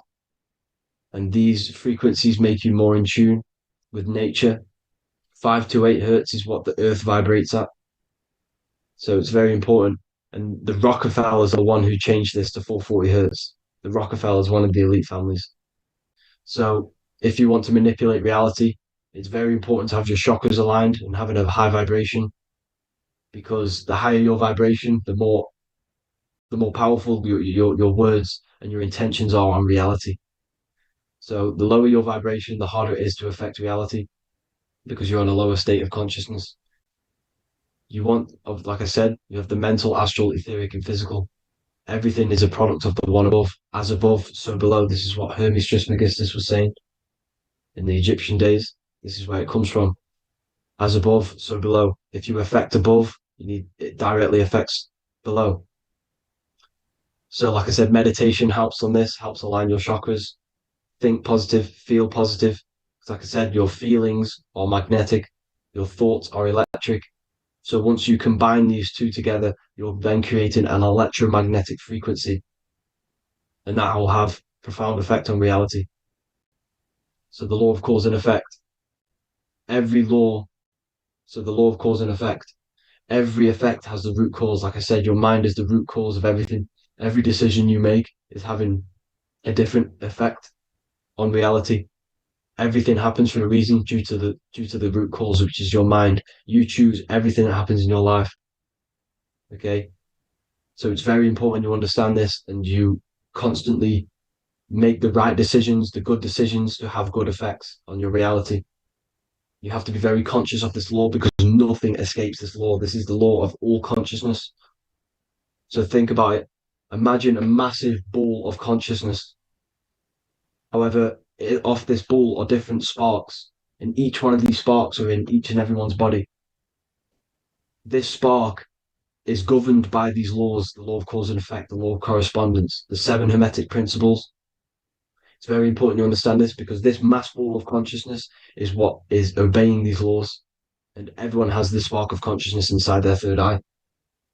And like I said, everyone is the same consciousness. This is why if you do bad onto someone else, that will directly affect your reality. So if you hurt someone, it's going to come back to you in one way or another because you are that same consciousness. This is like a mirror reality. As within, so without. Whatever you feel on the inside, you're gonna see that on the outside. You're gonna experience that reality, whatever you've impressed. So there's different ways to bend reality to your will. This is kind of a sort of magic. So obviously you have black magic, which is manipulating reality to harm and influence others, or to be very selfish.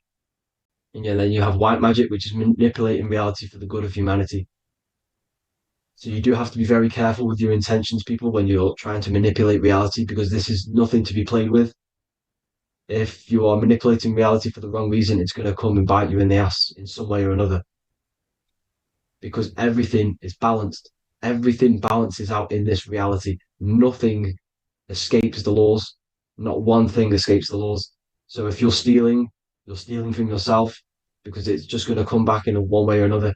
Inside of everyone's heart, you know whether you're doing good or wrong. You know, you can feel it when you do something wrong. You can feel it when you do something good. The heart is the center of the torus field. It's balance. And this is why you say follow your heart, because it's the center of the torus field.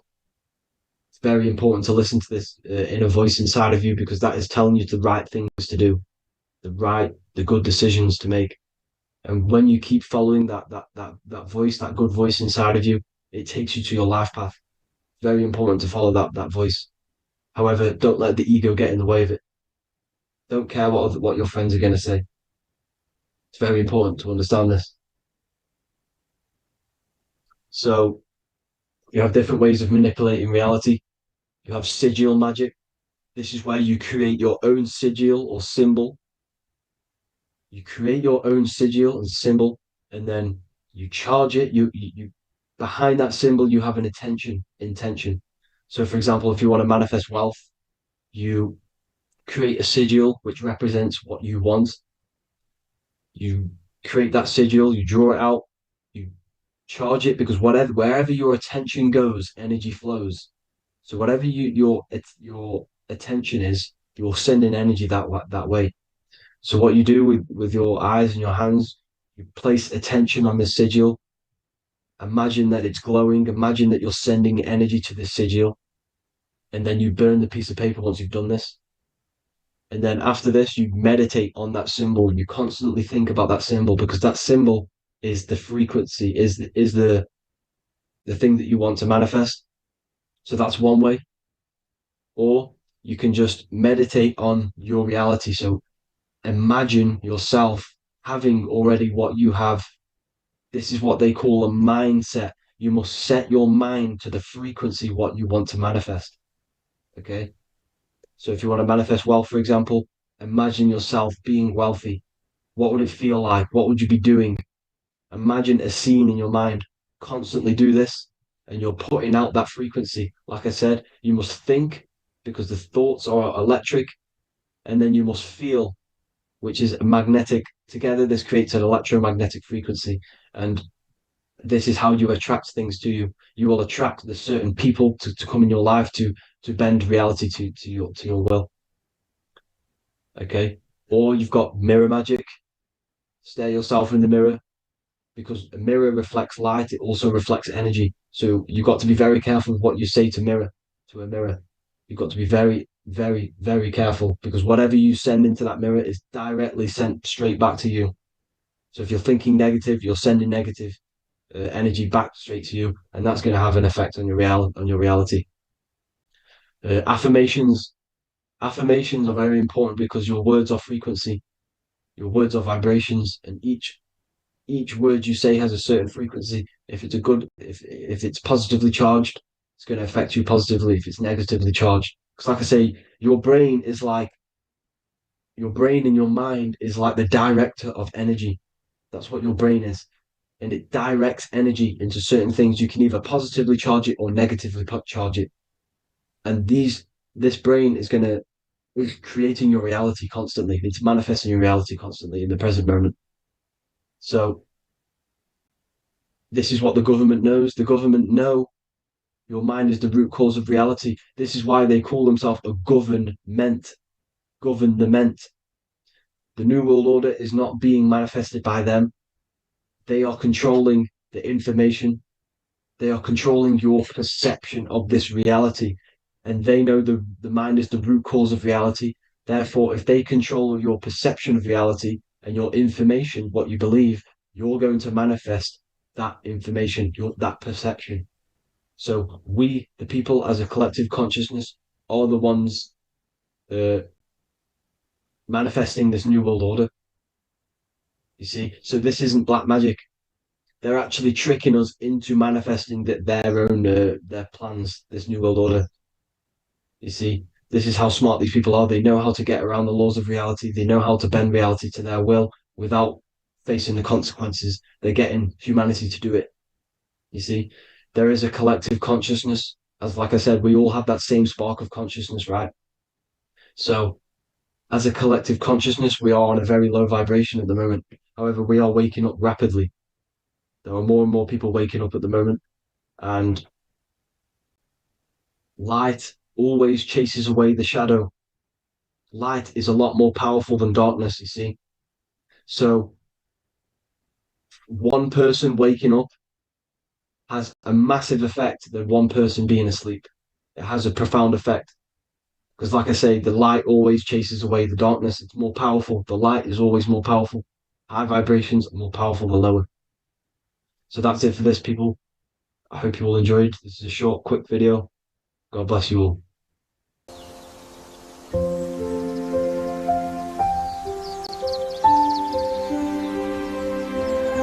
bookofwisdom.com. Visit today.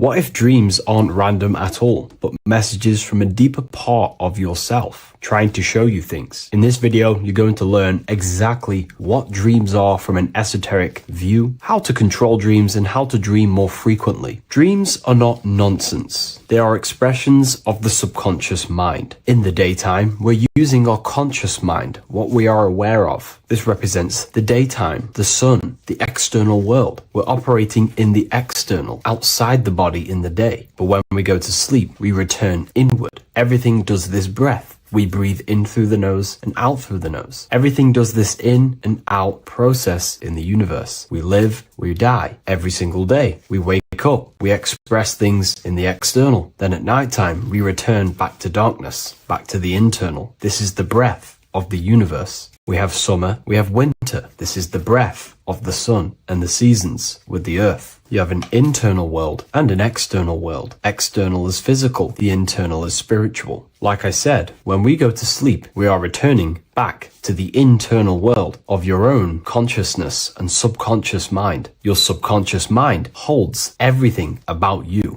your memories, your traumas, everything you've ever learnt, your language, your name, your job, everything you identify with is stored within this vast network of the subconscious mind. It is your own personal consciousness. Therefore, when we dream, we return back to the subconscious mind, and we are in fact thinking, but in a subconscious way. The subconscious does not speak the same language as the conscious mind. The conscious mind uses language, thoughts, and all things that are very logical and very easy to understand. The subconscious is the complete opposite. It is very indirect, metaphorical, and symbolic. The subconscious communicates and works in symbols. Ultimately, symbolism is the language of consciousness. This is why in occultism and esotericism, it is filled with occult symbols, because symbols are used to communicate directly with the consciousness within the subconscious mind, and the subconscious mind is ultimately connected to the collective consciousness. We are all connected and tapping into the mental plane, where we receive thoughts, ideas, depending on what we attune our mind to. That's why we call it a mindset. But getting back on topic, the subconscious mind is your own personal network. It is like a net, an interconnected web of your thoughts, memories, traumas, emotional blockages, and all the things you identify with and have experienced in your life is stored within this network. It can be seen as a web. One example of the subconscious mind using symbolism is this next story I can tell you. Let's say I was in a very traumatic car crash as a young child. I experienced a lot of emotional trauma in that car, and that deeply impressed my subconscious mind with that trauma of emotion that I felt. Therefore, every time I see a car in my external world, that car is now a symbol that represents the state of consciousness I was feeling in that particular time of the traumatic car crash. The car is a symbol for a state of consciousness within my subconscious mind. Just like when you see a word, that word triggers what you believe that word to be in your subconscious mind.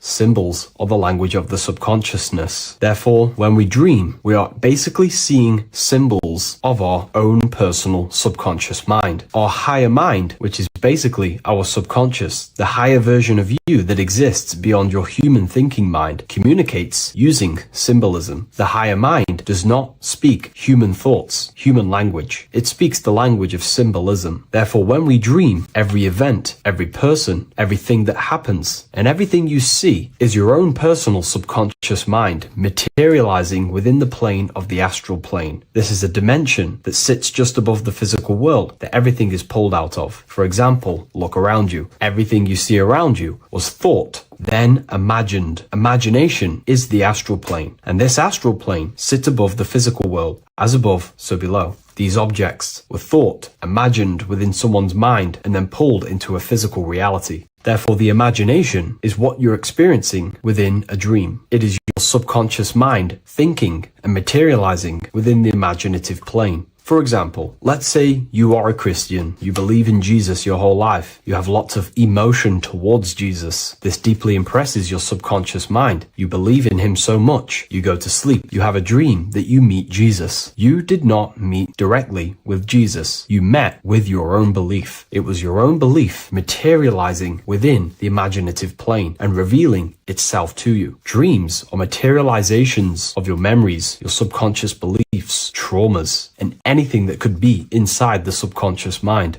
It is your subconsciousness revealing itself to you in a material form. Let's say you have a nightmare. There is a big dark figure chasing you and you are running away in fear, away from this dark figure chasing you. That dark figure is not an external entity. It is not a spirit or a jinn or a demon. It is in fact an aspect of your own mind. It is a symbol that represents maybe a fear, a trauma, or something you are running away from internally inside your subconscious mind. Something that you are not addressing, but something that is fearful, something that can be controlling you on a subconscious level. Let's say you have a fear to address something in your personal life. You want to address someone who is getting on your nerves at work. You continuously put this off and you fear doing that situation. Over a long period of time, this can slowly control you subconsciously. You start to avoid the person, avoid any contact. It is subconsciously controlling you. This is not the best example, but you can see what I mean. Hidden fears and traumas in the subconscious mind can subconsciously control your actions and ultimately lead you to low states of consciousness, keep you from reaching your higher potential, and ultimately create blockages within your own consciousness. That figure in the dream is a materialization of something that you are fearing and running away from and not addressing. This is why people always have dreams of traumas that they have experienced as a child or when they were younger, or maybe from a year ago or two. It's because that emotion is deeply impressed in the subconscious, and the subconscious is always trying to reveal things to you, communicate to you that you need to change, purify, and maybe heal within your own consciousness. This is how the higher self communicates to you, through the language of symbolism. Once you understand this, dreams can become a very powerful tool, not just entertainment at nighttime. Your consciousness never rests. Your consciousness is eternal. It is the very spark of the divine. Your body needs rest. Your consciousness is not physical. It does not need rest. So this is a way you can identify what your dreams are trying to show you is by writing them down. A dream journal. Every single dream that you have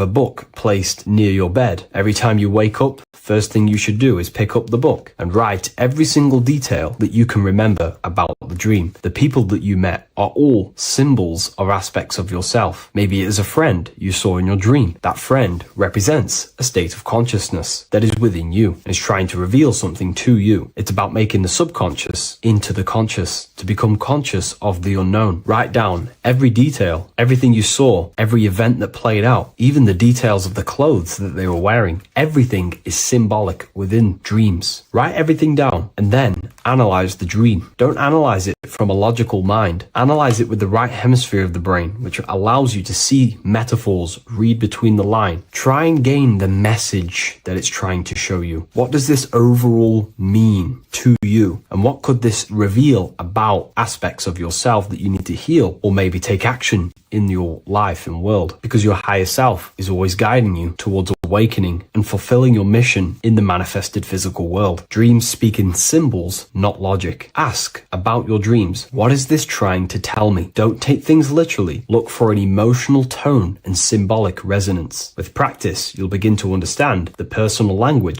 of your subconscious mind. Now that you understand that, again, please leave a like or a comment on this video. This is now a technique for lucid dreaming and dreaming more often. This is not going to happen overnight. This is not an easy method. It simply takes practice and dedication. Every morning, choose 3 time slots. For me, I choose 4:30, 5 a.m. and 6 a.m. 3 alarms that are going to go off at these 3 times, half an hour apart from each other. Each time you wake up, stay awake for 5 to 10 minutes. Turn off the alarm. Try and keep your conscious mind awake, but drift back into sleep. There's no other better way for me to explain that. It's very difficult, but try and keep the mind awake, but the body falling back asleep. More than likely, you will drift off back to sleep. Then the next alarm will go off half an hour after. This will wake you up again, guaranteed. You will probably drift back to sleep by repeating this process. After the 3 alarms go off, each one of them times, you're either going to have a dream or a lucid dream, but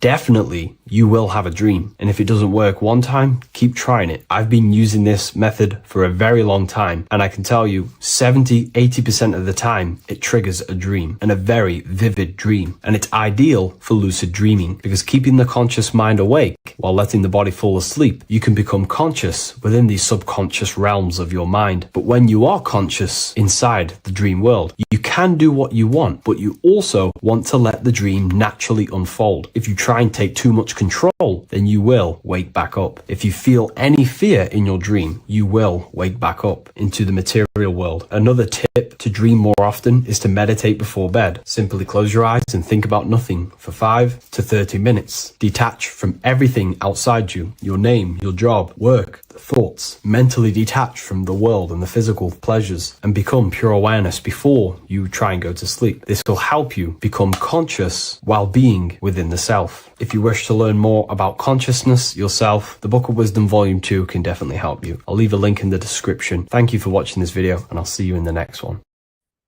You are not breathing correctly. 98% of people only use 1/3 of their lungs capacity, which is shallow breathing, which ages you, lowers your brain capacity, and also lowers your state of consciousness.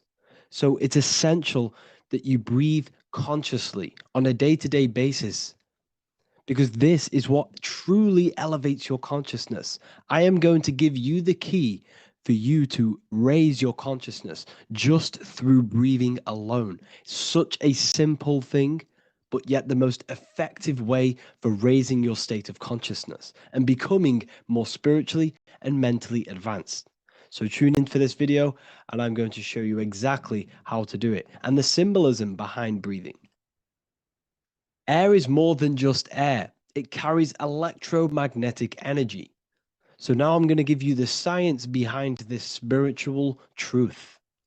This invisible force is what sustains all physical life, providing the life force energy essential for existence. Electromagnetism. Everything is fed off electromagnetism. Your body is an electromagnetic battery.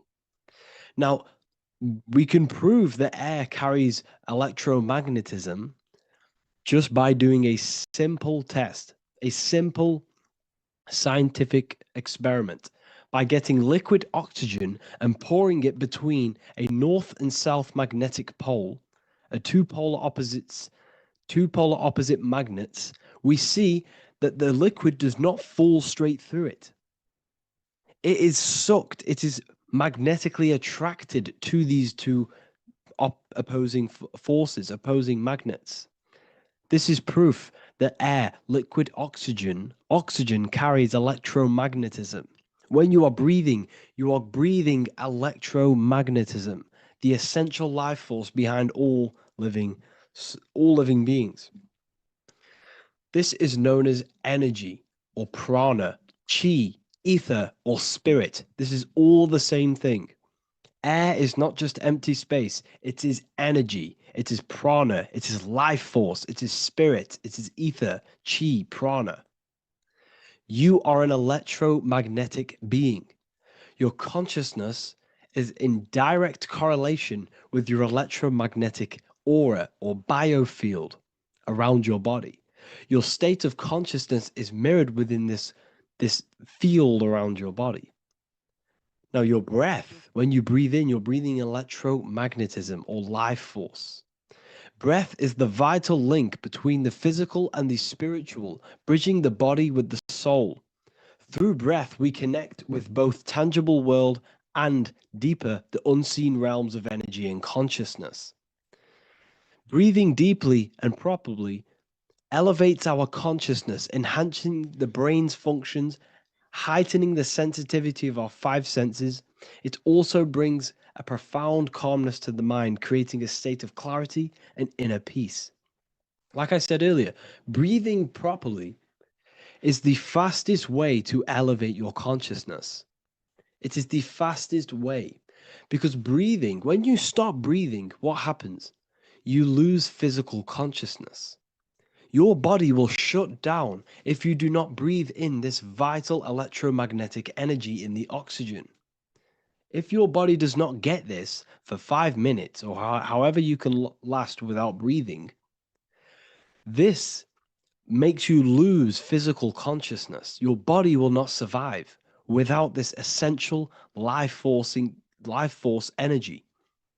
Therefore, air is one of the most overlooked things.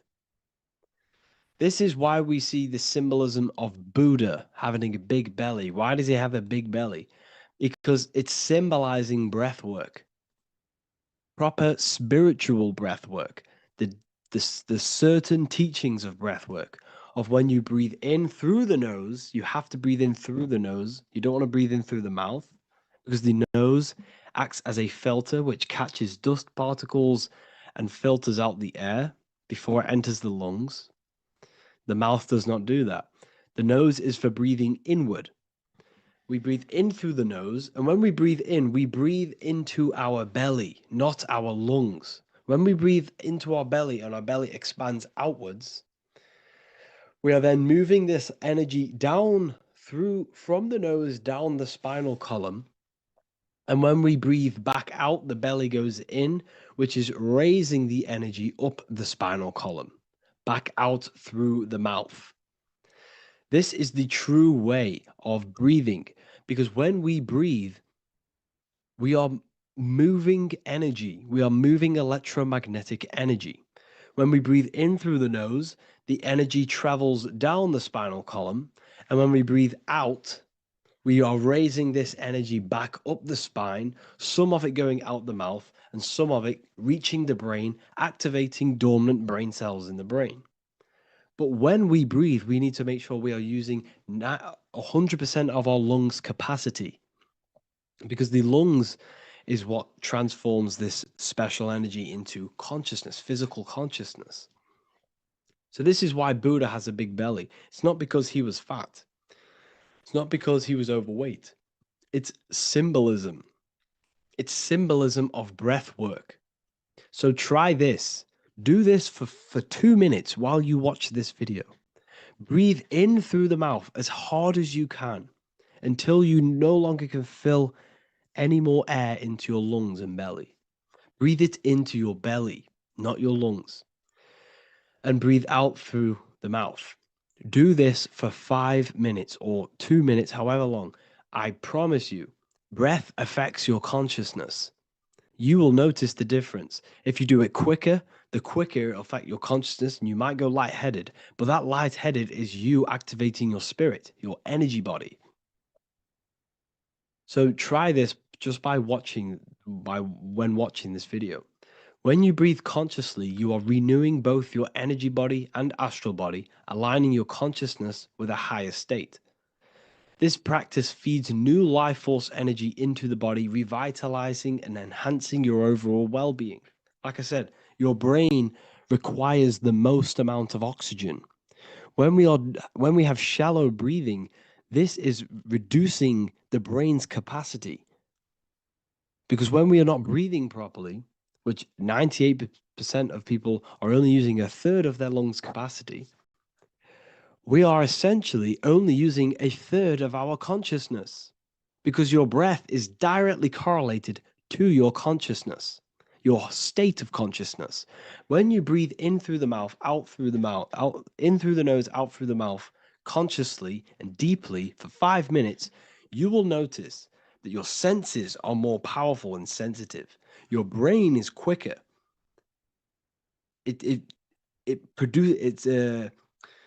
What's the word? It processes information quicker. You become quicker. You become a superhuman, and you feel more spiritual because it activates your spirit, your astral and energy body. So when we meditate, it's definitely important to breathe in through the nose and out through the mouth as deeply as possible to align with a higher state of consciousness. And this is the easiest way to separate your consciousness from the body. When you breathe in deeply for long periods of time, while meditating, while taking no thought, when no thought is present and you gain a rhythm of deep breathing, this is the gateway. This is the gateway to opening your consciousness. Because when you stop thinking, other aspects of your consciousness can open up. All of our lives we've been thinking, which is blocked off the higher states of consciousness. So breathing is very, very important. It affects our overall well-being. And this is Yahweh, the in and the out of breathing. When we breathe in, this is Yah. You can hear it. It sounds like Yah. And when we breathe out, that is Way. This is the name of God, apparently. But God is within you. You can connect with God. You can connect with source consciousness within you by breathing, by raising your state of consciousness through breathing and meditation. This is why the Bible tells you the Spirit of God has made me, and the breath of the Almighty gives me life. You are consciousness. You are God. You're an extension of God's consciousness. Job 27:3. As long as my breath is in me and the Spirit of God is in my nostrils. The Spirit of God is through breath. John 20:22. And when he said this, he breathed on them and said to them, receive the Holy Spirit. The word spirit means breath. In Greek, Hebrew, Latin, it all means breath or wind or air. The Holy Spirit is a certain way of breathing, a breathing technique that elevates your consciousness, that syncs you up to a holy consciousness, an elevated state. That is the Holy Spirit. That's why it tells you in the Bible, when he said this, he breathed onto them. He breathed onto them and said, receive the Holy Spirit. You must breathe to receive the Holy Spirit. When you breathe, you are renewing the body's energy. You're taking in new life force, which is regenerating your cells, regenerating your brain, nervous system, and also connecting with consciousness, pure consciousness. This is not something that we should be doing during meditation. Yes, it is. We should be doing it during meditation, but this is something that we need to apply all of the time. This is the fastest way you can raise your consciousness. I just want to say, all of this knowledge is inside of the Book of Wisdom, Volume 2. Make sure to give a like and a comment on this video to help the algorithm.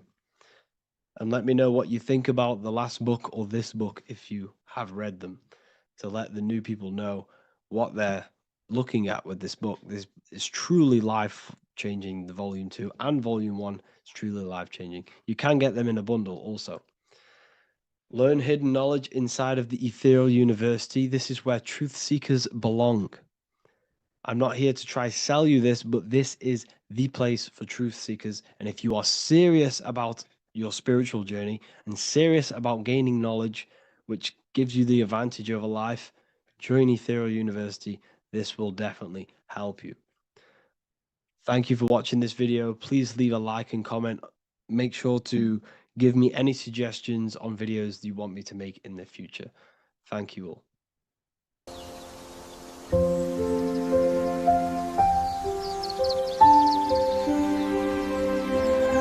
bookofwisdom.com. Visit today.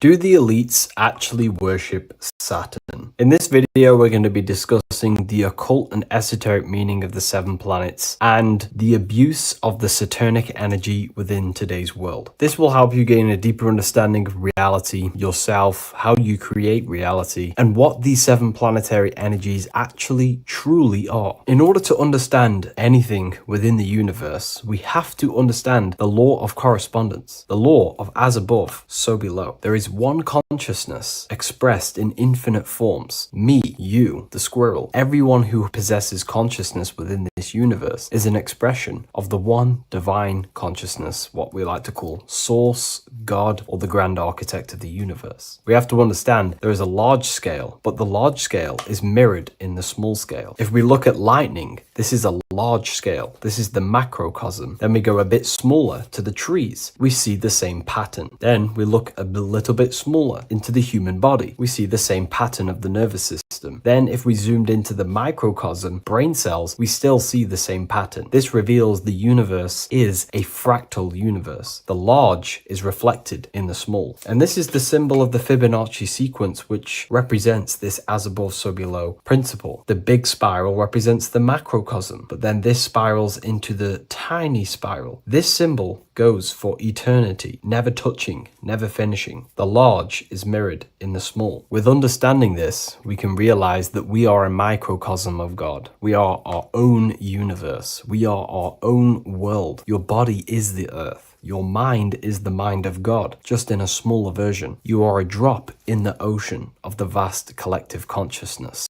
With that being said, everything you see outside of you is inside of you. As above, so below. The 7 planetary energies on a macrocosmic scale are the 7 energies that form the physical world. The physical dimension is crystallized thought. Everything you see around you was thought made manifest. Thought imagined, then created in the physical reality. Therefore, these 7 planetary energies are 7 astral forces that create and weave the material existence. For example, if we look at a tree has 7 categories of consciousness, 7 creational forces that create the tree. This is the reason why we have 7 days of creation in the Bible. This is the reason why we have 7 days of the week for the 7 planetary energies. Monday is for the moon, Mars is for Tuesday, Mercury for Wednesday, Jupiter for Thursday, which is Thor. Thor is Jupiter. Venus for Friday, Saturn day for Saturn, Sunday for the sun. This is also the reason why we have 7 major energy centers within the body. The 7 life forces that flow through the body to give physical existence to the physical form. Man is a microcosm of the universe.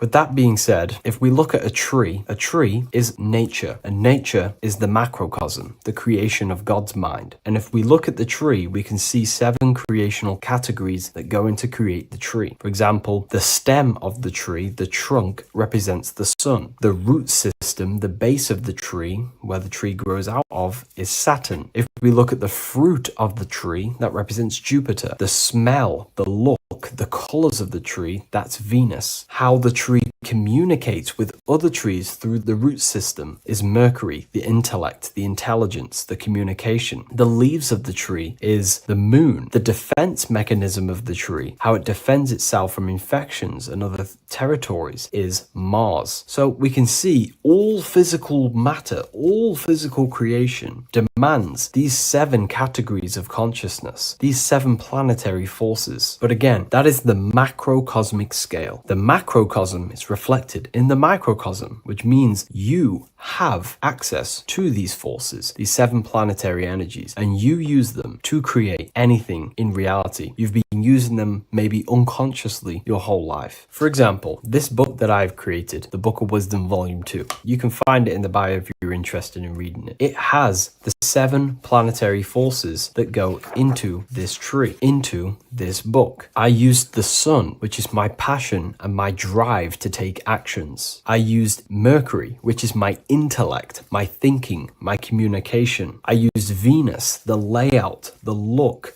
of the book. I use Mars, my defense of my work, my trademark, my copyright. I use Saturn. Saturn is my time, my discipline, my attention. I use Jupiter, which is the why, the reason why I created it. I used the moon, which is my care. My care is the generative force. Whatever you create in your reality is because you care. You care about keeping a house above your head. Therefore, you go to work and earn money. Care is the driving force to create anything in reality. What you see right now watching this video is because you care about watching this video. If you lose care about watching the video, you will turn it off and continue to do something else. All creation demands these 7 forces, hence why we have here a midsection. Sometimes we see the symbol of the earth, which is a circle and a cross in the middle, because these 7 forces create earth. But again, this video is specifically aimed to Saturn. We're going to be discussing Saturn's Saturnic energy because there is a lot of misunderstanding in today's world. And I'm going to give my perspective and my research on the energy of Saturn and how we use it and how it's being abused in today's world. Saturn externally, because remember, we have an external world, an internal world, a macro and a micro. Saturn externally in the material plane governs the foundational and enduring aspects of existence, such as the roots of plants, the bones of our body, even the insects that dwell beneath the ground. It represents the dull, hard, unyielding forces of life, symbolizing structure, limitation, and conditioning. Under Saturn's influence, things become rigid, bound by the god of time, bound by restriction and boundaries. In Roman mythology, Saturn is revered as the god of time, ruling over the cycles, beginnings, and endings. This connection with this emphasizes Saturn's role in marking the passages of life, aging, and inevitable constraints we all face. Internally, inside yourself, the microcosm. Internally, Saturn embodies the conditioning within our own consciousness. When Saturnian aspects of consciousness dominates, we become overly rigid, fixated, restricted in our thinking and actions. For example, Saturn's influence is strongly felt in today's world, where many people's minds are confined to societal norms and conditioned responses. The pervasive control Saturnian energy can lead to the sense of limitation, as people become trapped within structure imposed by society and power structures. However, we have to remember that limitation, there is dark and light. Limitation is not bad. This is why Saturn is connected to the god Satan. They are the same being. It's something that restricts, holds back, and keeps you limited, conditions and limits consciousness to its lower power. Saturn is a great teacher, guiding us through difficult life lessons that ultimately lead to growth and expansion and power. Although Saturn's energy is harsh and often challenging, it helps us to develop resilience, discipline, and wisdom. Yet in modern age, this energy has overpowered the minds of the masses, fostering excessive rigidity and limitation. Instead of being ruled by Saturn's constraints, we should seek to embrace more freedom, love, joy, balancing Saturn's lessons with openness and fluidity in our life. So like I said, Saturn rules law. Anything that is limiting or holding back, something that is a restriction or a wall. This is why we see judges wear black robes. The color black is associated with Saturn because Saturn rules over the nighttime and the winter time. Capricorn, they wear black robes. A graduate also wears a black robe with a black square cap on its head because black is associated with Saturn, restriction, limitation. University graduates wear this. Personally, not to offend anyone, these educational systems that we have in today's world are not here to give you power, to find you the power of consciousness or yourself. They are simply to restrict you, to keep the mind limited in a certain belief system. That's not to say the things in university are completely useless, but what I'm saying is it is a conditioning by the educational system. And if we actually actually look at the top of the hat, it's a square over a circle. And in Freemasonry, we see the compass on top of the square. In Freemasonry, we see the square underneath the compass on top of the square. The square creates squares and the compass creates circles. So this is symbolizing the square, which is matter, the circle, which is spirit, matter over spirit when it needs to be spirit over matter. This is a symbol of conditioning, limiting the mind into being locked in the five senses and base consciousness. Saturn's energy is keeping people restricted. This is why there is so much Saturn symbolism in today's world, because Saturn is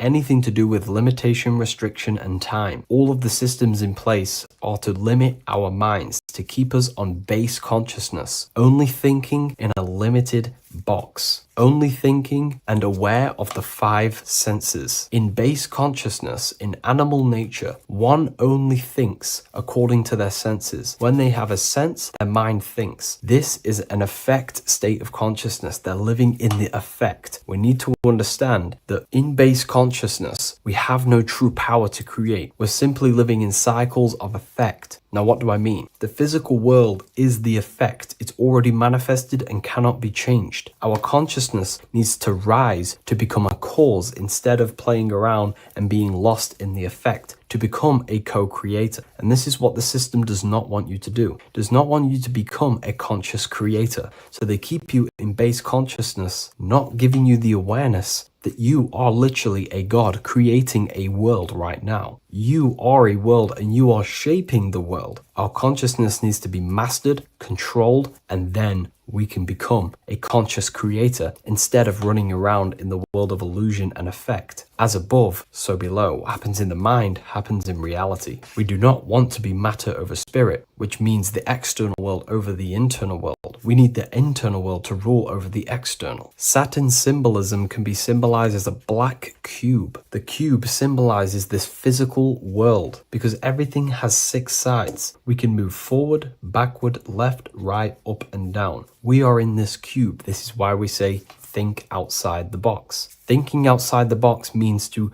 become a cause and not an effect. The mind needs to be a cause, an instruction center, and not just thoughts that are reinforcing the effect and lost in the effects of the material world. Instead of reacting, we need to become a commander. This is a symbol of conditioning and the physical plane. Black is dull, lifeless. The physical world is lifeless. It has no power to create. It has no power to do anything. It is simply a projection and an effect. You, the mind, consciousness, are the cause. You can create the effect. In today's system, Saturn's energy is heavily relied on, which is just simply man-made laws, restrictions, time wasting, and keeping people in base consciousness, only aware of the physical 5 senses. Let's get something straight about the elites. They do not worship Saturn. There is nothing to worship. They simply use the energy of Saturn to keep people limited. They're not using the planet Saturn,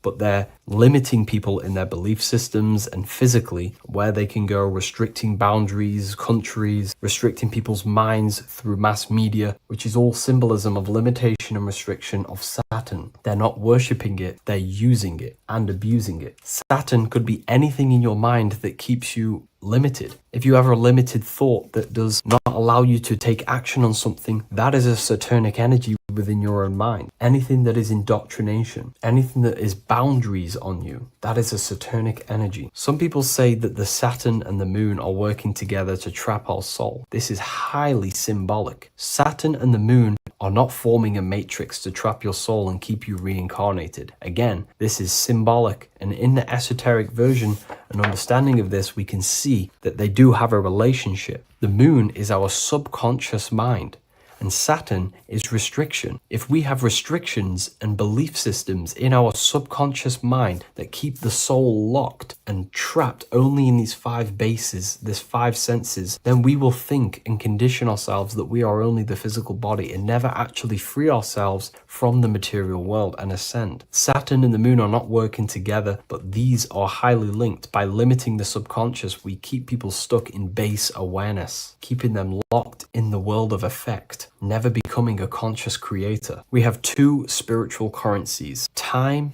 and attention. These are the two currencies that we spend. We spend time or pay attention. These are the two spiritual currencies that pretty much create our reality. And the system aims to hijack these two currencies from you, to limit you, to dominate you, so you do not become a conscious creator. So again, no one worships Saturn. It's simply just a symbol of limitation and restriction. Limitation has good and bad. Limitation can make us learn, overcome, become strong, disciplined, but when it's abused, it can keep people locked in base consciousness and stuck in their lower nature, never figuring out how powerful they are. You hold the power to shape a world. That's how powerful you are, to turn thoughts into physical existence. I'll see you in the next video. Please leave a like, comment, and a subscribe. So depression doesn't actually exist, and in this video I'm going to show you how depression is actually a choice. And I'm going to give you some solutions on how to deal with it. And this is probably going to change your life forever just by doing this alone. Okay, so the first thing you need to understand about depression is that it exists in your conscious mind. It exists in your thinking mind. So what is inside your thinking mind? You have your body, your name, your reputation, your trauma, your memories, your family, your worries, your interests, your bills, your passion, dislikes, goals, right? Most people identify their lives with this. They identify their lives with their thinking mind. They think they're their name, their job, their reputation, their memories. But this is not who you actually are. Who you actually are is the observer of that. What happens if you stop thinking? What is left? You're left with unconditioned consciousness. You're left with the self, which is what we refer to as I. We are the consciousness, not the thinking consciousness. You are not these labels. You are not your thoughts. You are not your job, your name, your reputation. Okay? And the reason why I'm telling you this is because it's very important, is that we are something beyond this body, beyond this name, beyond our thoughts. We are the consciousness. So depression exists inside of the thinking mind, the conscious mind. Okay? So if you want to get rid of depression, you must learn how to escape the thinking mind. And not only just escape, but that's step one. In meditation, you do meditations, right? We sit still and we have to learn how to control the mind and turn off the thoughts. And when we turn off the thoughts, depression goes out the window because there's no thought present in your mental field of consciousness to be depressed. Okay? You must understand, who is the one suffering from the negative thoughts? Who is the one suffering? Your mind is not suffering because the mind is producing the thoughts. Your body's not suffering from the negative thoughts. You are suffering. And who is you? You are a soul. You are that feeling. You are that person beyond the thoughts, beyond the feelings, beyond that. You are the one experiencing. You are that. Meditation gives us the ability to turn off the thinking mind.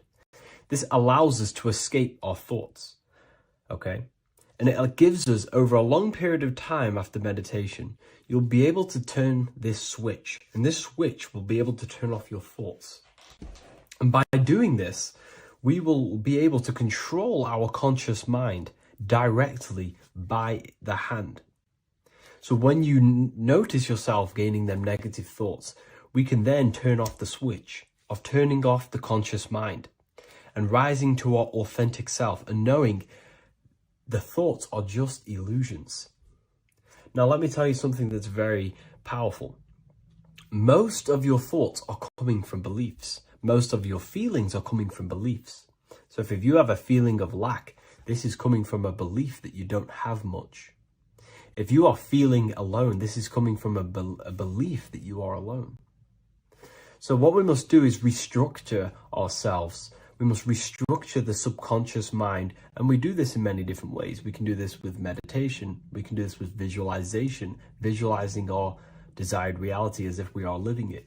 We can do this with affirmation. Now, a lot of people think, oh, I'm trying to speak something into existence with affirmation.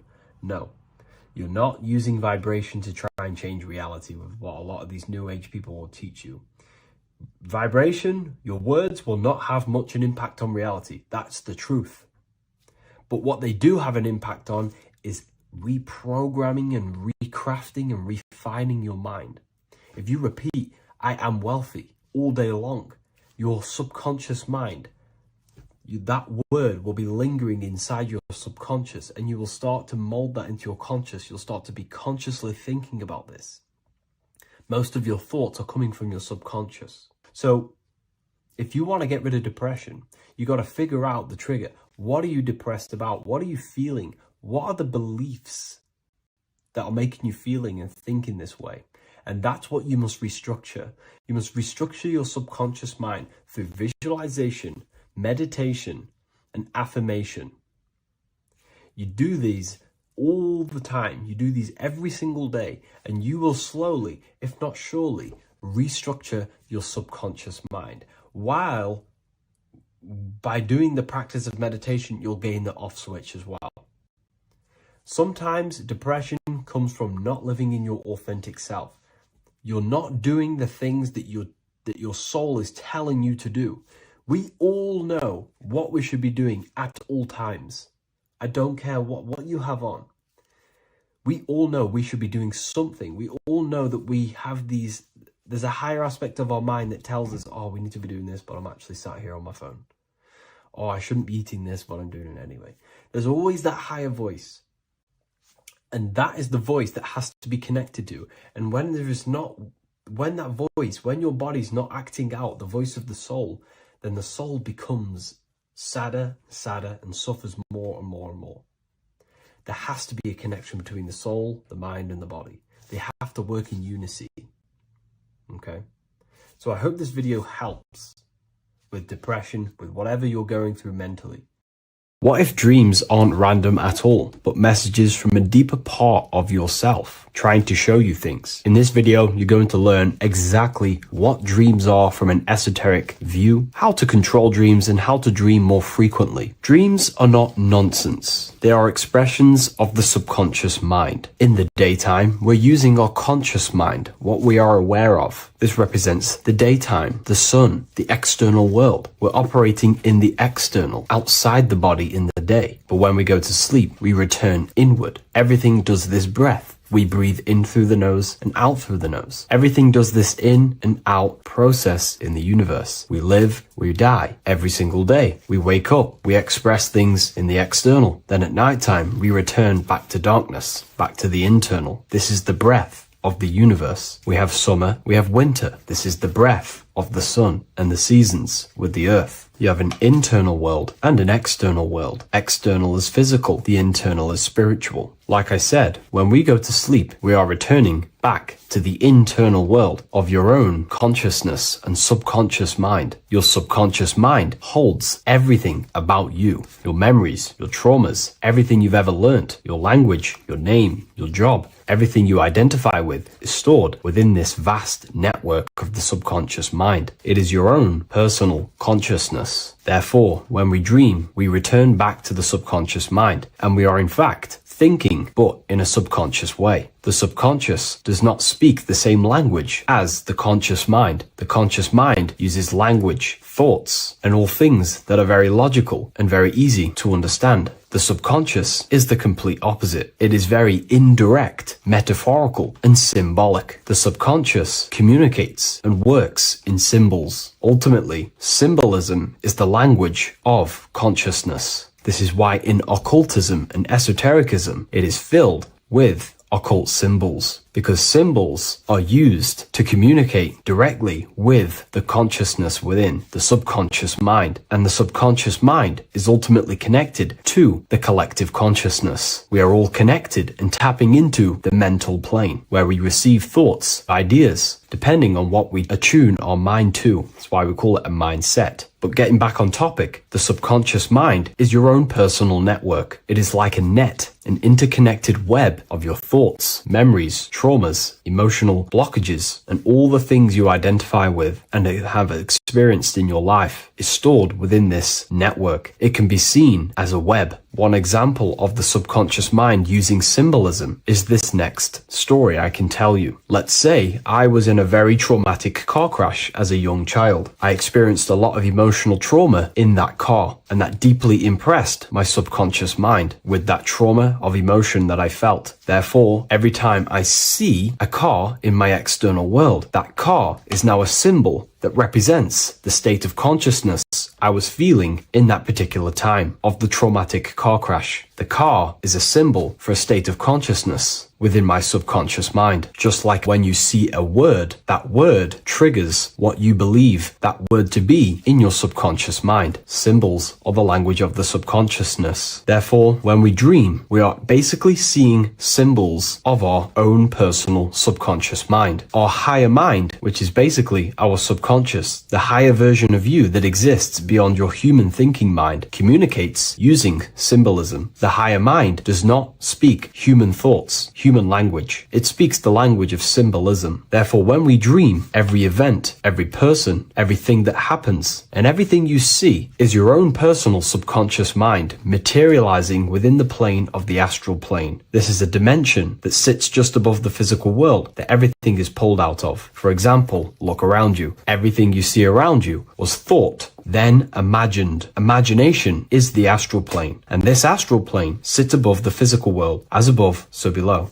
These objects were thought, imagined within someone's mind, and then pulled into a physical reality. Therefore, the imagination is what you're experiencing within a dream. It is your subconscious mind thinking and materializing within the imaginative plane. For example, let's say you are a Christian, you believe in Jesus your whole life, you have lots of emotion towards Jesus. This deeply impresses your subconscious mind. You believe in him so much, you go to sleep, you have a dream that you meet Jesus. You did not meet directly with Jesus. You met with your own belief. It was your own belief materializing within the imaginative plane and revealing itself to you. Dreams are materializations of your memories, your subconscious beliefs, traumas, and anything that could be inside the subconscious mind. It is your subconsciousness revealing itself to you in a material form. Let's say you have a nightmare. There is a big dark figure chasing you and you are running away in fear, away from this dark figure chasing you. That dark figure is not an external entity. It is not a spirit or a jinn or a demon. It is in fact an aspect of your own mind. It is a symbol that represents maybe a fear, a trauma, or something you are running away from internally inside your subconscious mind. Something that you are not addressing, but something that is fearful, something that can be controlling you on a subconscious level. Let's say you have a fear to address something in your personal life. You want to address someone who is getting on your nerves at work. You continuously put this off and you fear doing that situation. Over a long period of time, this can slowly control you subconsciously. You start to avoid the person, avoid any contact. It is subconsciously controlling you. This is not the best example, but you can see what I mean. Hidden fears and traumas in the subconscious mind can subconsciously control your actions and ultimately lead you to low states of consciousness, keep you from reaching your higher potential, and ultimately create blockages within your own consciousness. That figure in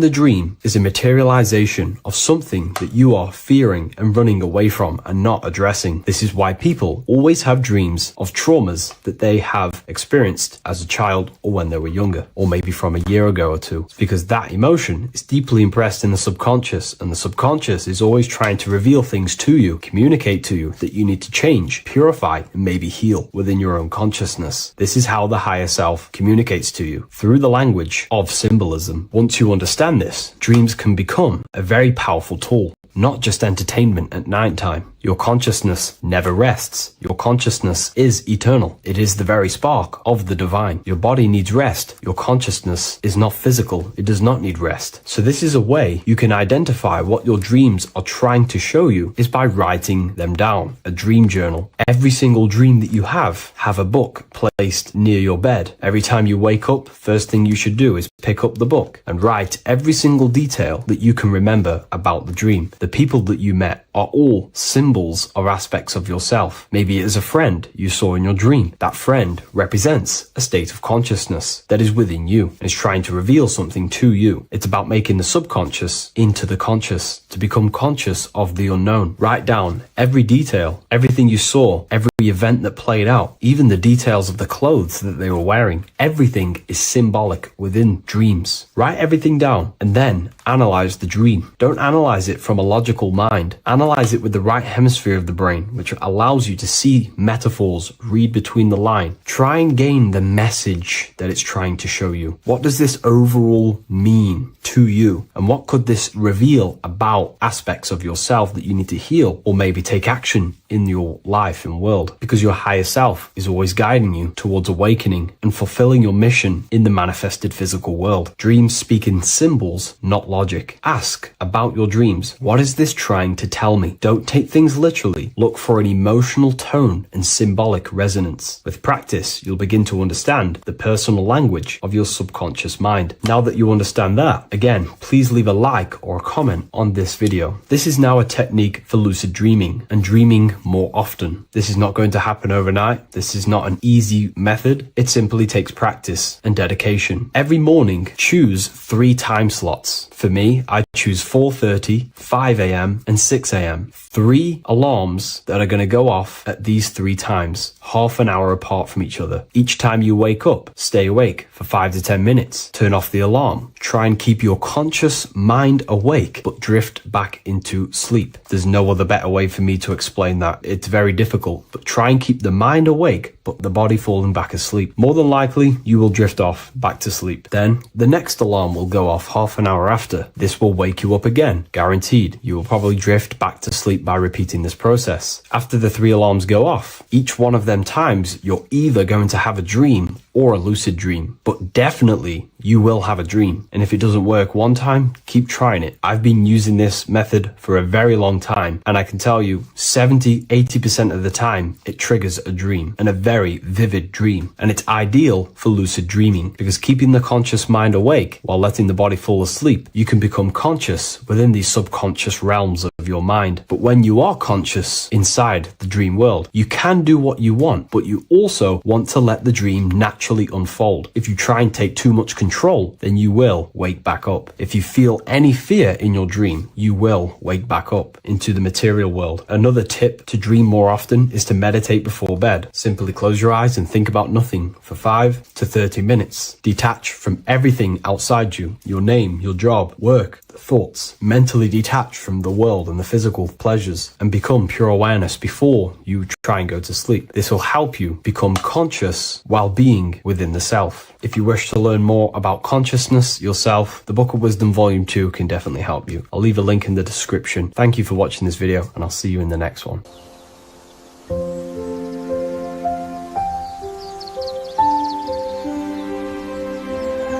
bookofwisdom.com. Visit today.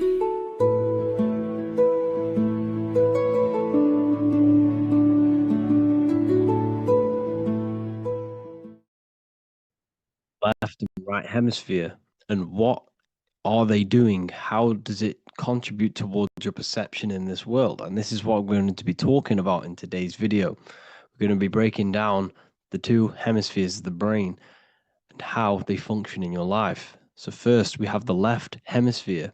This is the logical hemisphere. This is the analytical, divided, scientific, or verbal hemisphere. The right hemisphere is creative, wholeness, artistic, symbolic, and metaphorical. The right hemisphere does with non-verbal things. It produces a holistic perception. It is more to do with creativity. Because what you must understand is that we are not in the external world. The world is produced by our brain. We see with our brain. Our eyes are a part of the brain. What we touch is the brain's interpretation of electrical signals on the nervous system. What we smell is the brain's interpretation of smell through the nose. What you taste is your brain's interpretation of chemical reactions on your taste buds. So what you are experiencing is the brain. The brain is a computer creating a simulation. and you have two hemispheres which breaks down this reality. So essentially, the brain is the perception creator. It creates perception. So if the brain is creating this, who is the one experiencing the brain? Well, that is you, the consciousness, the mind, the all-seeing eye. You are the all-seeing eye experiencing the brain, the observer behind the brain, behind reality, behind the emotions. So if you're walking through a woods, this left brain sees individual trees. The right brain sees the whole woods. It sees the biome. It sees the bigger picture. So when you are walking through this woods, the right brain picks up a holistic perception of reality. It creates the woods as one unified woods. The left brain's job is to break this down and analyze it so that we can see individual things. And this is also necessary for humans to have the ability to break things down and manipulate things in this world. So without this left hemisphere, we could not manipulate things and break things down. So this right hemisphere is important because it sees the whole woods. It sees humanity as one unified consciousness. However, the left hemisphere sees individual egos. So the left hemisphere is the place of the ego because it only understands it sees the world very divided. Okay. So, for example, here's another example of the left and right hemisphere. If someone pulls out in front of you in traffic, your left brain is going to start going crazy and analyzing them, calling them names. The right hemisphere, however, sees the bigger picture. Maybe he didn't see you. Maybe it's just a mistake. Maybe he's in a rush. You see how the two brains are very different. They do the same thing, but they function in different ways. The right hemisphere is feminine, the left hemisphere is masculine. So, like I said, this person pulls out in front of you, you start to think with the left. If you start to perceive that in the left brain, you're going to start analyzing them, you're going to start going crazy and calling them names because you're analyzing it. You're not seeing the bigger picture behind it, you're not seeing it from his perspective. So, there is a crossover. So, the left hemisphere of the brain controls the right side of the body, the right ear, the right eye. Everything to do with the right side of the body is connected to the left hemisphere, and the right hemisphere controls everything on the left side of the body, including your eyes, your arms, your legs.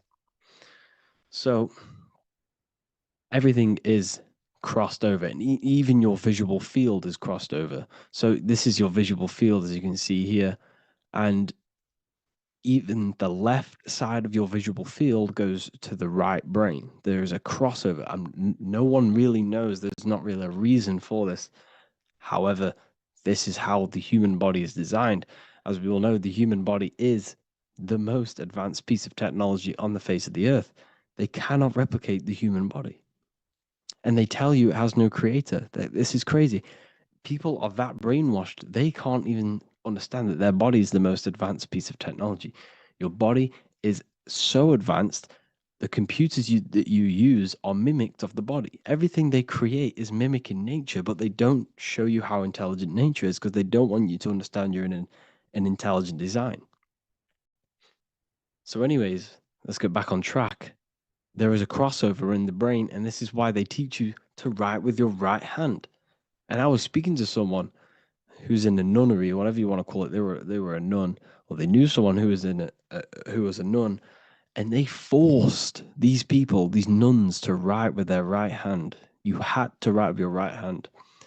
This is why, I'd say at least 70% of the world or 80% is right-handed and right-legged, because they taught us this to activate the left hemisphere more because of this crossover that happens in the body. So when we are using this right side more, we are using that left hemisphere more. Why? Why are they doing this? Well, they also called it writing. Writing is a spell, to cast a spell on you to use that right side of the body so that you use this left hemisphere, because they want you to see the world as a divided perception. They don't want you using the right hemisphere. using that left side of the body to activate the right hemisphere to see the bigger picture and see how everything is all one and everything is created. This left hemisphere domination keeps you from seeing the connections between everything, because that left hemisphere analyzes, it breaks things down. So when we are left hemisphere dominated by using the right side of the body, we are essentially seeing everything as divided. And this is why so many people will not understand my work, because my work connects dots and connects fields of knowledge, and makes you see the bigger picture. So people who are left hemisphere dominated will see my work and think this guy's crazy. But everything, it's all about activating that right hemisphere. So they called it writing because every word you say is molding your mind in some sort of way. The things you see is molding your mind. Everything you take in through the five senses is molding your mind. And language is a massive spell, especially the English language. They called it writing so that you use that right side. It's a spell because your subconscious mind picks up everything you say. And 90% of your daily basis behavior and thought patterns is produced by these subconscious programs within the subconscious mind. Essentially, your conscious mind is only the 10% of you. The conscious mind is just what you're aware of, what you're wearing, how you're feeling, what you're thinking. That's your conscious mind. The subconscious mind is controlling every system in your body. It's telling your heart to beat without you being conscious of it. So essentially, this is what they're programming. They're programming this system in the back of the mind, which is controlling everything through the words. And this is what spells are, because it's all about creating perception in the subconscious. So they want you to use that right side more. I truly believe the ancients, they were balanced. They used the left and the right side of the body. They didn't have a stronger side because they understood this science of the body and how the body works. So this is actually called phonetics. It's not etymology. Etymology is the study of root words. Phonetics is the study of how words sound similar. The way words are spoken. So phonetics, phone is why we call them a phone, because you speak into a phone. So this is write and writing, to use that right side to activate the left hemisphere more. So your hands are a manifestation of your brain. The left hand is the right brain, the right hand is the left brain. And as a child, we were always taught that when you place your hands together like this is the size of your brain, which is true because your hands are a part of your brain. They're an extension of your brain. Every part of your body other than your brain is an extension of the brain. Everything's working and feeding back information to the brain because you're experiencing the brain. So another trick that you can do, or another exercise, is looking in the mirror and closing one eye at a time. If you close your right eye, if you take your top off, for example, you'll analyze your body if you close your right eye because you're using that left hemisphere. Sorry, other way around. If you look at yourself through your right eye, you'll use that left hemisphere, which will analyze yourself. You'll see individual body parts. If you close the right eye and use the left eye, you'll see your body as a whole. You won't really analyze it. This is how you can analyze yourself using these two hemispheres. So this whole system is created to keep you thinking logically and to restrict you from creating and restrict you from understanding symbolism, allegories, metaphors, and teamwork. They want you stuck in a logical way of thinking and a logical way of seeing the world. This is why when you go to school, you are told exactly what to do. You're told to think this way and no other way. You're told to do orders, do this. It's a very left-brained system, because if we all started to open up this right hemisphere, we'd all see, wow, everything is all one, everything's all connected. And this is what my work is doing. I'm showing you everything is one. The physical world is an illusion of duality, but everything comes from the one source, the one mind. The universe is a giant mind. I am mind, you express mind. We all possess mind. Behind the physical body is the same mind consciousness. And we are all expressions and fractals of this infinite consciousness called mind. And this is what they don't want us to figure out, is that we are all just one consciousness expressed. It's an infinite consciousness. It's even in the squirrel, it's in the dog. All of these different animals, they're just different bodies, but behind the bodies is the same consciousness, which is mind. That's what the pineal gland is. The pineal gland is not the mind, and it's not the third eye. The third eye is your mind. If you have a closed third eye, it just means you have a closed mind. If you have an open third eye, it just means your mind has expanded from beyond physical things through astral projection and mystical experiences. This is how you gain an open third eye. It's just an open mind. A mind that has astral travel, that has explored the realities within the mind. So everything they do is to keep us in a divided state. Divide and conquer, right? That's their motto. All to keep you thinking how everything is divided. Everything they've done is division. Postcodes, countries, everything is divided. Like football teams and all this stuff. It's also a natural process when you grow up, because as you grow up, your brain is constantly analyzing the world. So this is sort of a natural process of how you become more left hemisphere dominated, because your brain is always analyzing.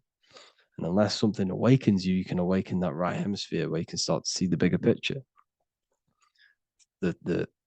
Even the music, all tuned to 440 hertz, shuts down the right hemisphere of the brain. 440 hertz, Spotify, Apple Music, the radio. Every time you turn on the radio, it's tuned to 440 hertz. This was specifically tuned. It never used to be tuned to this. It was in the 1950s. It was changed. The standard music tuning was changed to 440 hertz because it shuts down that right hemisphere of the brain. They don't want you thinking, seeing the world in this way and perceiving things as one. And I'm going to show you. It tells you this in the Bible. Cast the net onto the right-hand side of the boat and you will find the fish. What was Jesus saying? You see, people read the Bible and they don't understand it. If the Bible is not talking about you, then it has no meaning. The Bible, everything you read in the Bible is about you and how it can better your life. It occurs to you. So if Jesus says, cast the net onto the right-hand side of the boat, this is an allegory. The boat is your body. Cast the net. It's the awareness, the perception onto the right hemisphere of the brain, and you will find the fish. What's fish? What do fish do? They swim deep in the ocean. It represents the knowledge, deep knowledge. Cast the net onto the right-hand side of the boat and you will find fish. You will find the wisdom. You will gain understanding when you cast that your awareness into that right hemisphere. You will see that I am you and you are me. We are all one consciousness. You will see everything. You'll see that the trees are the same patterns as the nerves in your body. You'll see everything is connected. Everything is a fractal of the one infinite consciousness. And how many fish did they catch? 153. That adds up to 9. This is now numerology. The Bible's filled with numerology. Adds up to 9. What's 9? Human consciousness. It represents consciousness. You're in the womb for 9 months. Feminine. It's all about consciousness. And then Revelation 14. And I looked, and behold, the Lamb standing on Mount Zion. That's the spines, the mountain. With him, 144,000. 144 adds up to 9. It represents consciousness on top of the spine. You see? And he had his name the name of his Father written on the forehead. What's the Father? The higher mind, the higher consciousness within you. Where is that? In the forehead, the pineal gland. The pineal gland is the radio receiver for the higher consciousness. Because every body part of the body has consciousness. Your heart has consciousness. Your gut has consciousness. You are thinking with these different consciousnesses. You think with the gut. You think with your penis. You are thinking with all of these consciousness. And it's about raising your consciousness to the higher consciousness, which is the Father, the mind in the head. Don't think with the lower parts of the body, because that is your animal nature. Think with the higher parts of the body. It's all representing consciousness. How to activate the right hemisphere of the brain? Well, it's all to do with non-verbal things. So music will activate the right hemisphere. Make sure it's tuned to the right frequency though, 432 hertz, 528 hertz. Any frequency that adds up to 3, 6, or 9 is good for you. Meditation, turning off the thoughts, and you raise yourself to the higher brain. Symbolism. Symbolism is all right hemisphere. Reading between lines, metaphors, determining the Bible, it's all right hemisphere.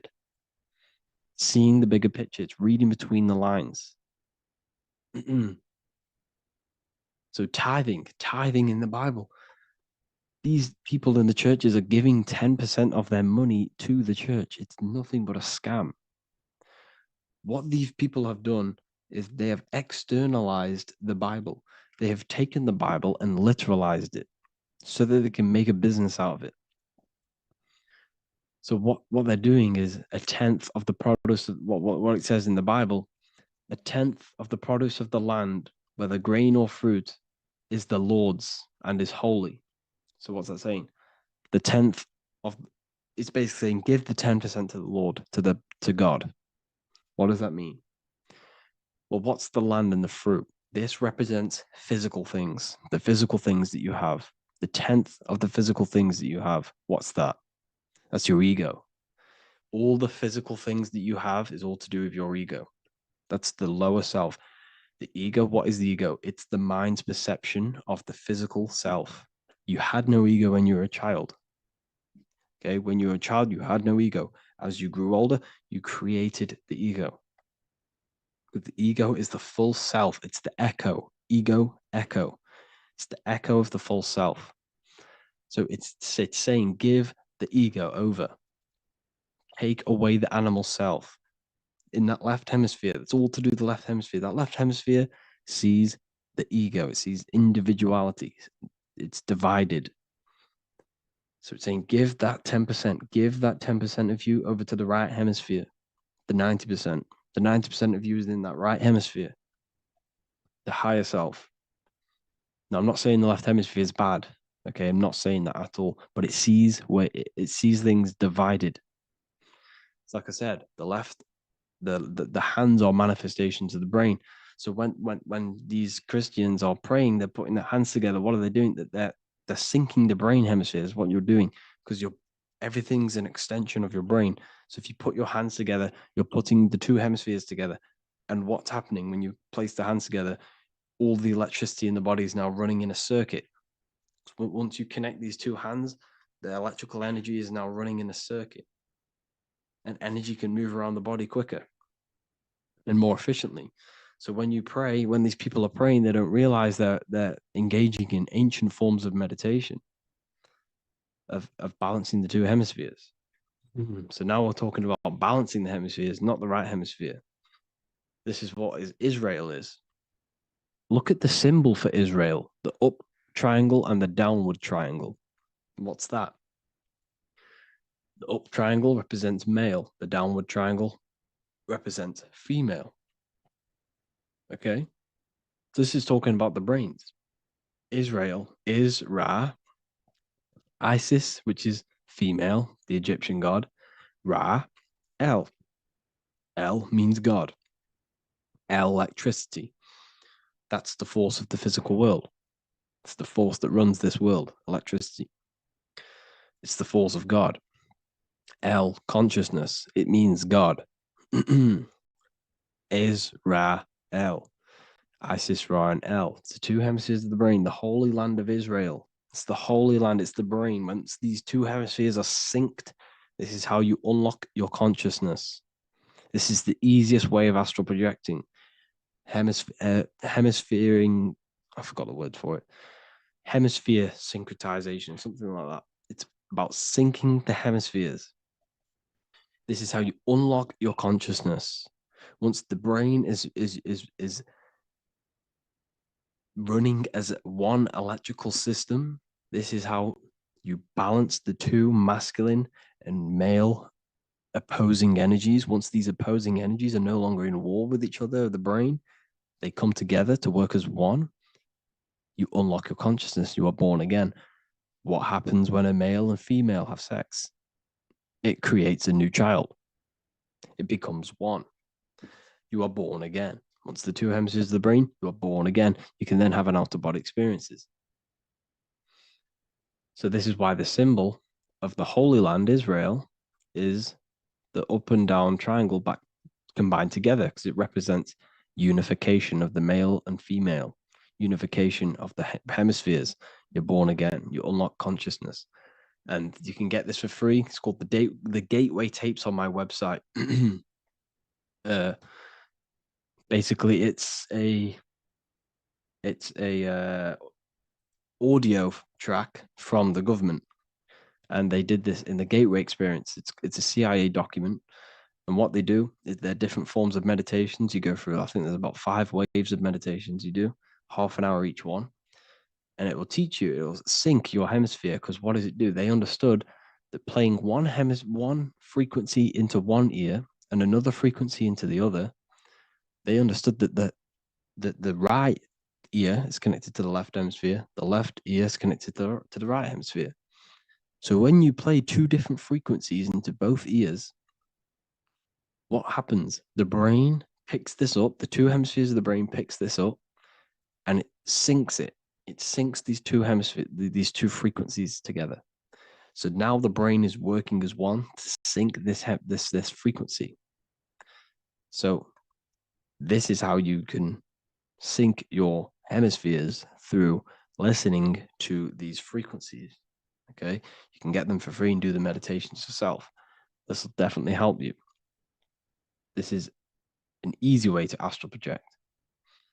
So it's all about syncing the hemisphere and seeing reality from a unified perception. We should all aim to get out of that left hemisphere. I'm not saying don't use it, but we should now start to see. We should now start to read between the lines of the Bible, read between the lines of the symbolism they're showing, study symbolism, study allegories and myths. What are they trying to tell us through these allegories? And, this is how we start seeing things in a better way. Once we understand that we are all microcosms of an infinite consciousness, we can all come to one, because love is the unifying force of this infinite consciousness. We are all divided. We are all disconnected from our hearts. Once we all connect with our hearts and see that everything is one, we can all start to love and come together as one, because love is the unifying force of consciousness. So if you haven't already seen, I now have launched the Ethereal University. I will be doing lectures like this one, but even better, deeper, and even releasing knowledge that I can't talk about online, as they are censored. I'll be doing lectures every single week. I'll be doing live calls every single week. You also gain access to my library, which is filled with over 45 occult books, filled with knowledge. Okay, I'll show you now. Plus, you get my book, The Book of Wisdom, PDF form, and the Human Health Guide, PDF form. You also get all of this stuff, the health section, Q&As, ethereal meditations. We've got some celestial studies, cosmology, and numerology coming soon. You also get the brand new Manifestation Mastery course, plus the library. And there'll be new books, new lectures, new live calls every single week. Or you can get the Book of Wisdom, use the code WISDOM in all capital letters to gain 40% off. This sale will be ending very, very soon. So if you're watching this, be very quick to get yourself a physical version or a PDF of my book. You can get it in all these languages. Hope you enjoyed this video, people. I'll see you inside the Ethereal University, the real university. Have an amazing day.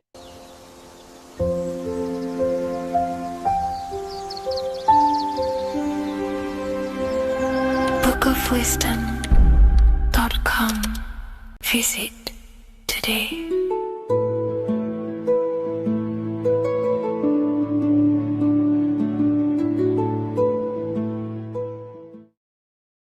Welcome back, people. We're back with another video. Let's jump straight into this. Make sure to tune in till the end, because this has got so much information in this video. So sit back and enjoy. So everything's torus fields. The Earth's a torus field. Everything's torus, which is electromagnetic field, electric and magnetic. The center of the torus field is where the two opposing forces meet in the center. And this is what creates the plane of inertia, the dielectric plane of inertia. Okay? You got red shift, blue shift, positive, negative, south and north pole, right? This is what the ancients were showing with the tree of life. As you can see here, this is the plane of inertia and this is the torus field. Everything consists of this. Everything is a torus field. A atom is a torus field. Okay. Now, the inertia is the 0 point. So this plane is a 0 point. It's the balance between two poles. Okay. Now, this creates matter because matter is two opposing forces in motion equalized. So these two forces coming together is what creates matter on this physical plane. And this is why we can't see the electromagnetic field, because it consists of one of the elements, which is either electric or magnetic. But when they combine together, it's what creates this physical plane, which is physical matter, which is light in motion. Now, everything is one. Don't get confused by duality. Duality is two opposing forces, but them two opposing forces are created by the same substance. It's two aspects of the same substance. So, for example, water and ice are the same thing, you know what I'm trying to say, but it's two aspects of the same substance because all is one. The whole universe is one. All goes back to the one, which is God, the creator, or magnetism, whatever you want to call it, because magnetism pulsates. Electricity has two poles, red shift, blue shift. Okay. So red shift, blue shift is electricity, and electricity vibrates, and all vibration always comes back to a standstill point. But magnetism is what pulsates. This is why your heart pulses. You breathe, which is a pulse. This is the breath of the universe, magnetism. Now, this is why the earth is green, okay? Earth can be spelled heart. If you just move the H to the beginning, it spells heart, okay? Because the heart is the center of the torus field, which is the heart chakra for us humans, okay? We consist of the same field, as you already know. Heart being the center, which is green, which is the center of the seven colors. The center of the seven colors. This is the most powerful chakra in your body. People think it's the crown chakra, but it's the heart chakra because it's the center of the torus field. You must align them all and combine them all into one, which is the heart chakra. Now, earth is green. Nature's green. Okay, this is because we live on heart chakra, the plane of inertia. It's the center of the torus field. Okay, and this is what the Egyptians called Isis, which is nature. Nature is balanced, and nature is female, Mother Nature, because it looks after us with the fruit it grows with abundance and the water. It's a female energy, Mother Nature, and this is the symbolism of an equal, balanced arms. This is the scales, it's balanced. Mother Nature is balanced. This is why the sky is blue, because what comes after the heart chakra? Blue. Sky is blue. We live in Midgard. This is what the ancients called Midgard. You don't have to take this tree literally. It's a metaphor. We live in Midgard, where both positive and negative duality here. Now, Mount Meru. Mount Meru was known as the center of the earth, okay, or known as Hyperborea. And this is the North Pole, the electromagnetic North Pole. But when I say Mount Meru, it's not an actual mountain. They weren't saying there was a real mountain in the center of the earth, a magnetic rock. No. The plane of inertia Okay? There's something called a hyperboloid. That's what it's called, a hyperboloid. And this is the center of the torus field. And this hyperboloid is what is in the shape of a mountain, you see? So if I go to this next one, they say Hyperborea on this map. Why do they call it Hyperborea? Because this is the hyperboloid in the center of the torus field. And this is the electromagnetic mountain, a metaphor. Mountain, what they're metaphorically saying, this is the electromagnetic mountain at the center, the double vortex, the center of the torus field, which is the North Pole. Pole of electromagnetic energy. So this is why they call it Hyperborea. It comes from the word hyperboloid.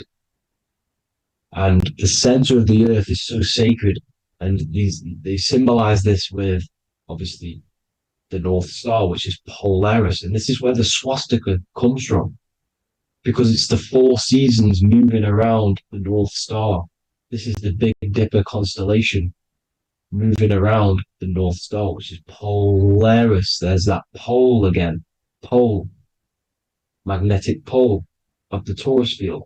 And this is where the green, emerald green, aurora borealis comes from. It comes from this center hyperboloid at the center of the earth, where the most electromagnetic energy is stored. The center of the plane of inertia. The center of the plane of inertia. This is the all-seeing eye as well. As you can see, they got the sun, the moon. This is the Masonic cosmos, the sun, the moon, and the all-seeing eye, because the eye is Polaris, the eye of the stars. It's all a big eye. Now, the eye means a lot more as well. It's not just that. There's different ways you can interpret symbols. Now, this is the emerald tablets. Deep in Earth's heart lies the flower, the source of the spirit that binds all in its form. Okay? The flower of life is thine own place of thine spirit, and stream through the earth as thine flows through thy form, giving off life to the earth and its children, renewing the spirit from form unto form. This is the North Pole. This is what he's talking about. He's talking about the aurora borealis. Aurora borealis. It's the earth's aura. Emerald green. Heart chakra. Plane of inertia. Green. Earth. Heart. You see? All related. Now, there's many symbolism of this. So much symbolism of the ancients. The 7 layers of heaven. 7 layers of heaven, which are the 7 planets. Okay? These planets are the solar system. It's the solar system because we are the soul. We are the sun, the soul. And we're inside of a solar system, which is the 7 planets. That's why there's 7 layers of heaven. Okay? The rings of Saturn, the rings of the planets are moving around us. Okay? So this is what the ancients were depicting in their cosmology. Now this is the Hebrew cosmology of the earth. This is the Mayan cosmology of the earth. You see, it's all an enclosed system. We live inside of a giant torus field. All is atum. It's what the ancients said, the ancient Egyptians said. All is atum. Atoms are torus fields. Don't be tricked by the modern science today with the current model of an atom. It's completely wrong. They're hiding the torus field. They're hiding the electromagnetic field, which is in everything. Absolutely everything is in motion, and motion comes from this field. And you see, this is upside down, but this is the I think it's pretty sure it's candles, but the 7 candles, the 7 planets, the 7 Elohim. You see, it all goes back to the stars and the heavens. Now, this is how the earth really works, with the stars on the outside of the cosmic egg, and then the torus field spinning around the sun and the moon, the positive and the negative charge. The sun gives you energy, the moon takes your energy. The moon controls monthly cycles. Moon is mon. This is etymology. Mon, month, money, demon, monster. Stir is star, moon star. We are all stars. Youngster, minister, superstar, Hollywood star. We're all stars. We come from the stars, which is heaven. Our soul comes from the stars. You see? We are the universe, the image of man, It's made in the universe. We are a microcosm of the universe. The universe is a macro. We are micro. We consist of everything. The body, mind, and spirit. The sun, the soul. Moon, the mind. Earth, the body. Body, mind, and spirit. We have 12 systems in the body, which are governed by the 12 zodiac signs. Starting at the Aries, which is the ram of God, all the way down to Pisces and Capricorn, kneecap. It all goes back to the stars. We are the stars. We are the universe. Everything is inside of us. Everything. Like I say, the Temple of Solomon, the Temple of the Soul and Mon. The soul, the temple is the body. The soul is the soul, and the Mon is the mind. The temple of the soul and the mind. Body, mind, and spirit.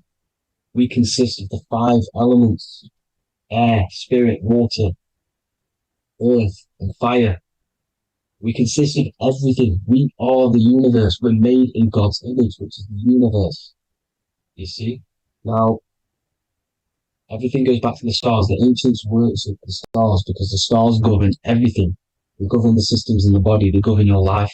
This is why your zodiac is so important, your sign. Each zodiac has a specific element associated with it as well. Aries, which is the first sign, the Ram of God, the Lamb of God, which is a fire sign. Fire, first.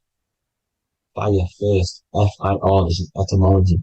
The cerebrum, ram, which is in the brain. Aries, the ram, control the head, the face, and the nose upwards. So it controls the cerebrum. The Torah, which is, I'm pretty sure it's the Hebrew Bible, which is the Taurus. Tornado comes from the Taurus field. You see? Everything's inside of you. It all goes back to the Taurus field, and the Taurus field is everything. Now, like I said, 12 zodiac signs, 12 systems, 12 cranial nerves in the brain, the 12 disciples of the Bible. All symbolic. Have to read the Bible properly. Now, this center, at the center of the earth, right? This is what's stirring the ether. And the ether consists of the 4 elements. Because there's 5 elements. Spirit can be called ether. People call it spirit or ether. Ether is pure potential, pure energy. It's what connects the astral to the physical. It's the dimension between the physical realm, which we're on, and the astral. So it has pure potential. It's pure energy. This is why we say either. I either want to go there or there. It's connecting 2 scenarios. That's what the ether is. It's connecting the 2 worlds, the astral and the physical. The center is like the cosmic womb. There's a black hole in the center. This is the center of the Taurus field. This is the womb of creation. This is the womb of creation. And inside of this black womb are the 5 elements, and everything's being stirred around. Everything's in motion. Light is motion. Everything's motion. Now, like I said earlier, light crystallizes into physical matter. They are the same substance. Spirit and matter are the same substance, but different variations, different aspects of the same substance. Low vibrational spirit turns into matter. High vibrational matter turns into spirit. Or light, whatever you want to call it. Matter is light crystallized. This is where we get the 7 metals from. The planets. The planets are light. Specific frequencies and vibrations of light. When these lights, or the planets, materialize, material metals materialize, they turn into the 7 metals.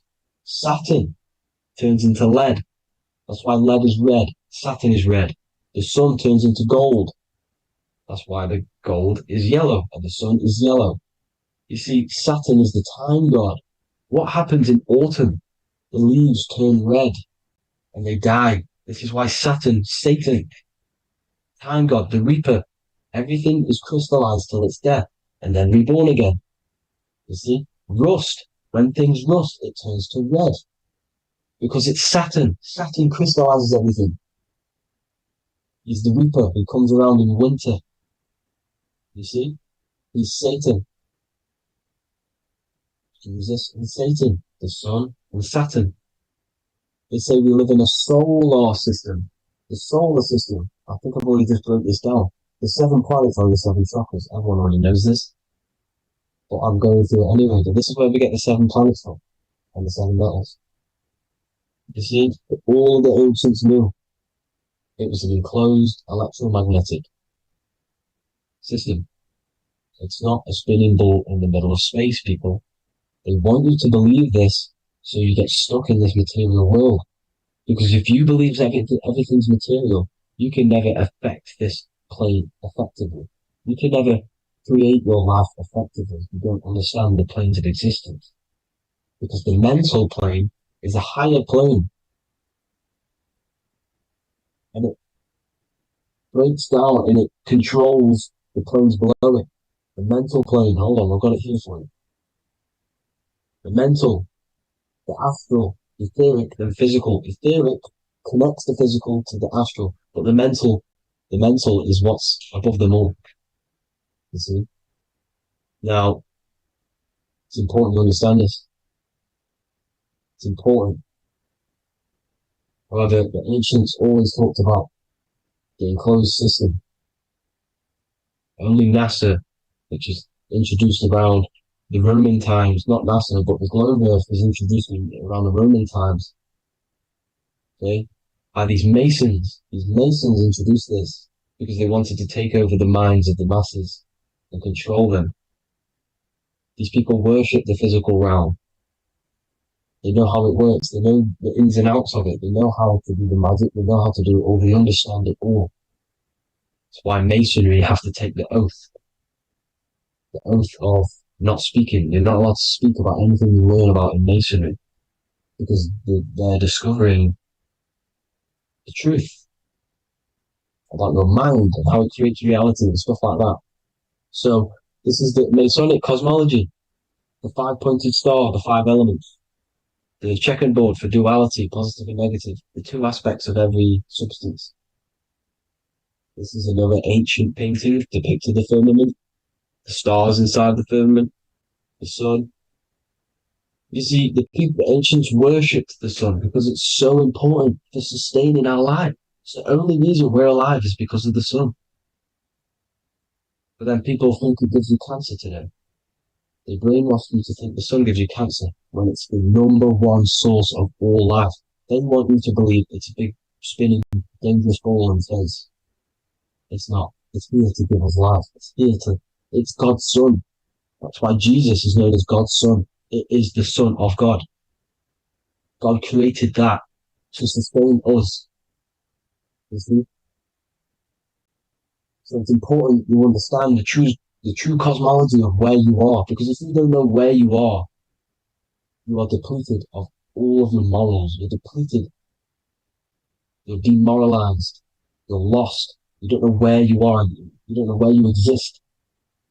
Okay? Once you accept the globe model, the heliocentric model, you will subconsciously think that you come from nothing. This is why they implemented the evolution theory just after the globe model was introduced by Charles Darwin. Charles Darwin came in after the globe model. He's a Mason. He was another Freemason. And implemented evolution where we came from monkeys because they want you thinking less of yourself so they can manipulate your mind. You see? They want to manipulate your mind and they have done since you got here. Since you came through that portal, you were manipulated from that day to believe this, believe that. The true cosmology, the truth will set you free. You'll understand things better. You will feel better in yourself when you know the sun is here for you. You'll feel better in yourself that you know that you didn't come from a monkey. You were created as a human, a manifester, a creator. You're so intelligent. Your mind is amazing. It can manipulate matter, mind over matter. See? Thank you all people for tuning in. Tap in with yourself. Love yourself. Find the truth. Spread the truth. Nothing dies. Nothing in this creation dies. Everything's energy. Everything's light. Light can never die. You're a light being. That's why it says Q. Q man. Q is light in Hebrew or Latin. You're one of the two. You are light. You're a light being. You never die. Ever, ever, ever die. Ever. Stop thinking you're going to die. This body will die because it contains electricity. And electricity always goes back to a standstill point because of vibration. Electricity vibrates. You are pure light. You will never ever die. Thank you all people. God bless. Make sure to like, subscribe and share.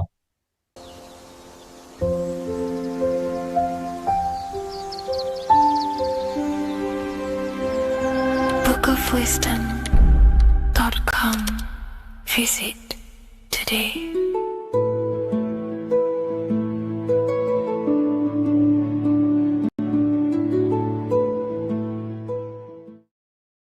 So in this video, we're going to be breaking down the symbolism of the skull and bones.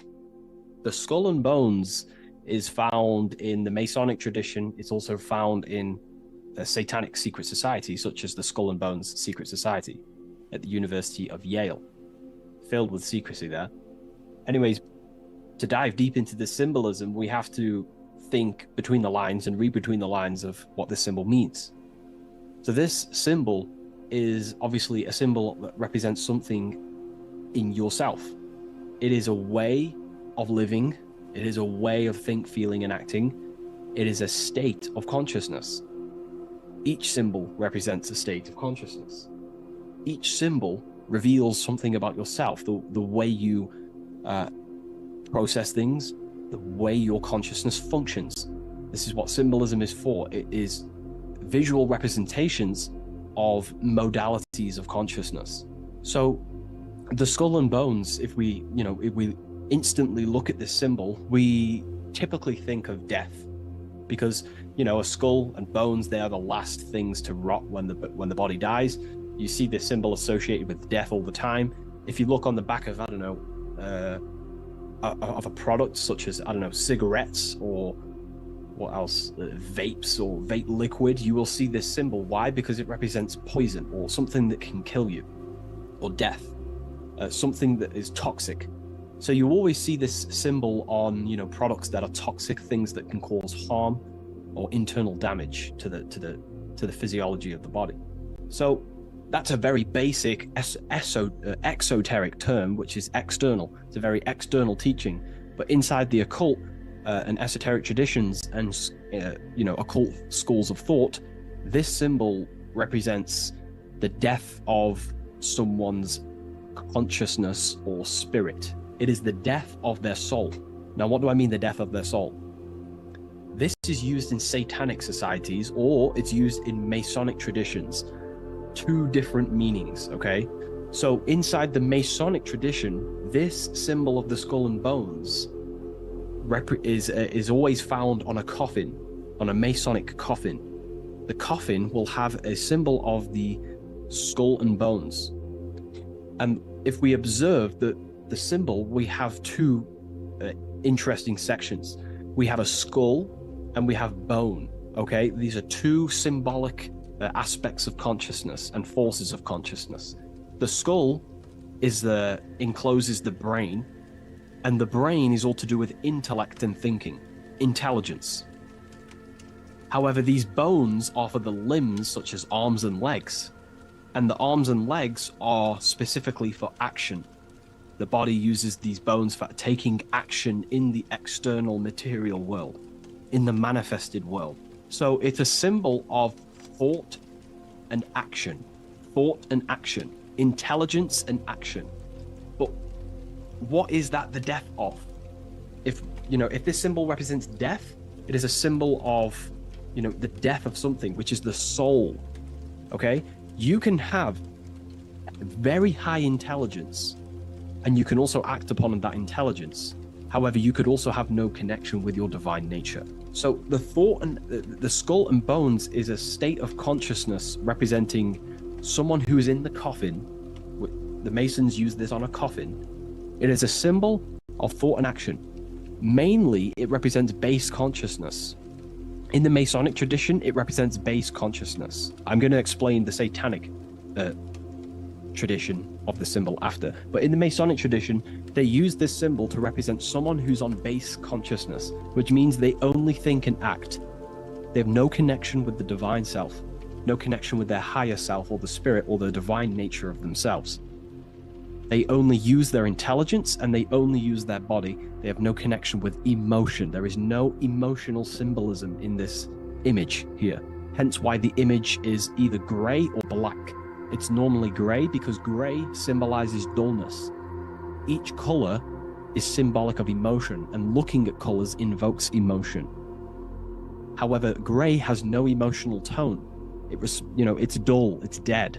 So it represents disconnection from the emotional body of consciousness, but it represents thinking and acting without the emotions. Why is that significant? It represents the death of emotion. Someone who is in an unconscious state of living.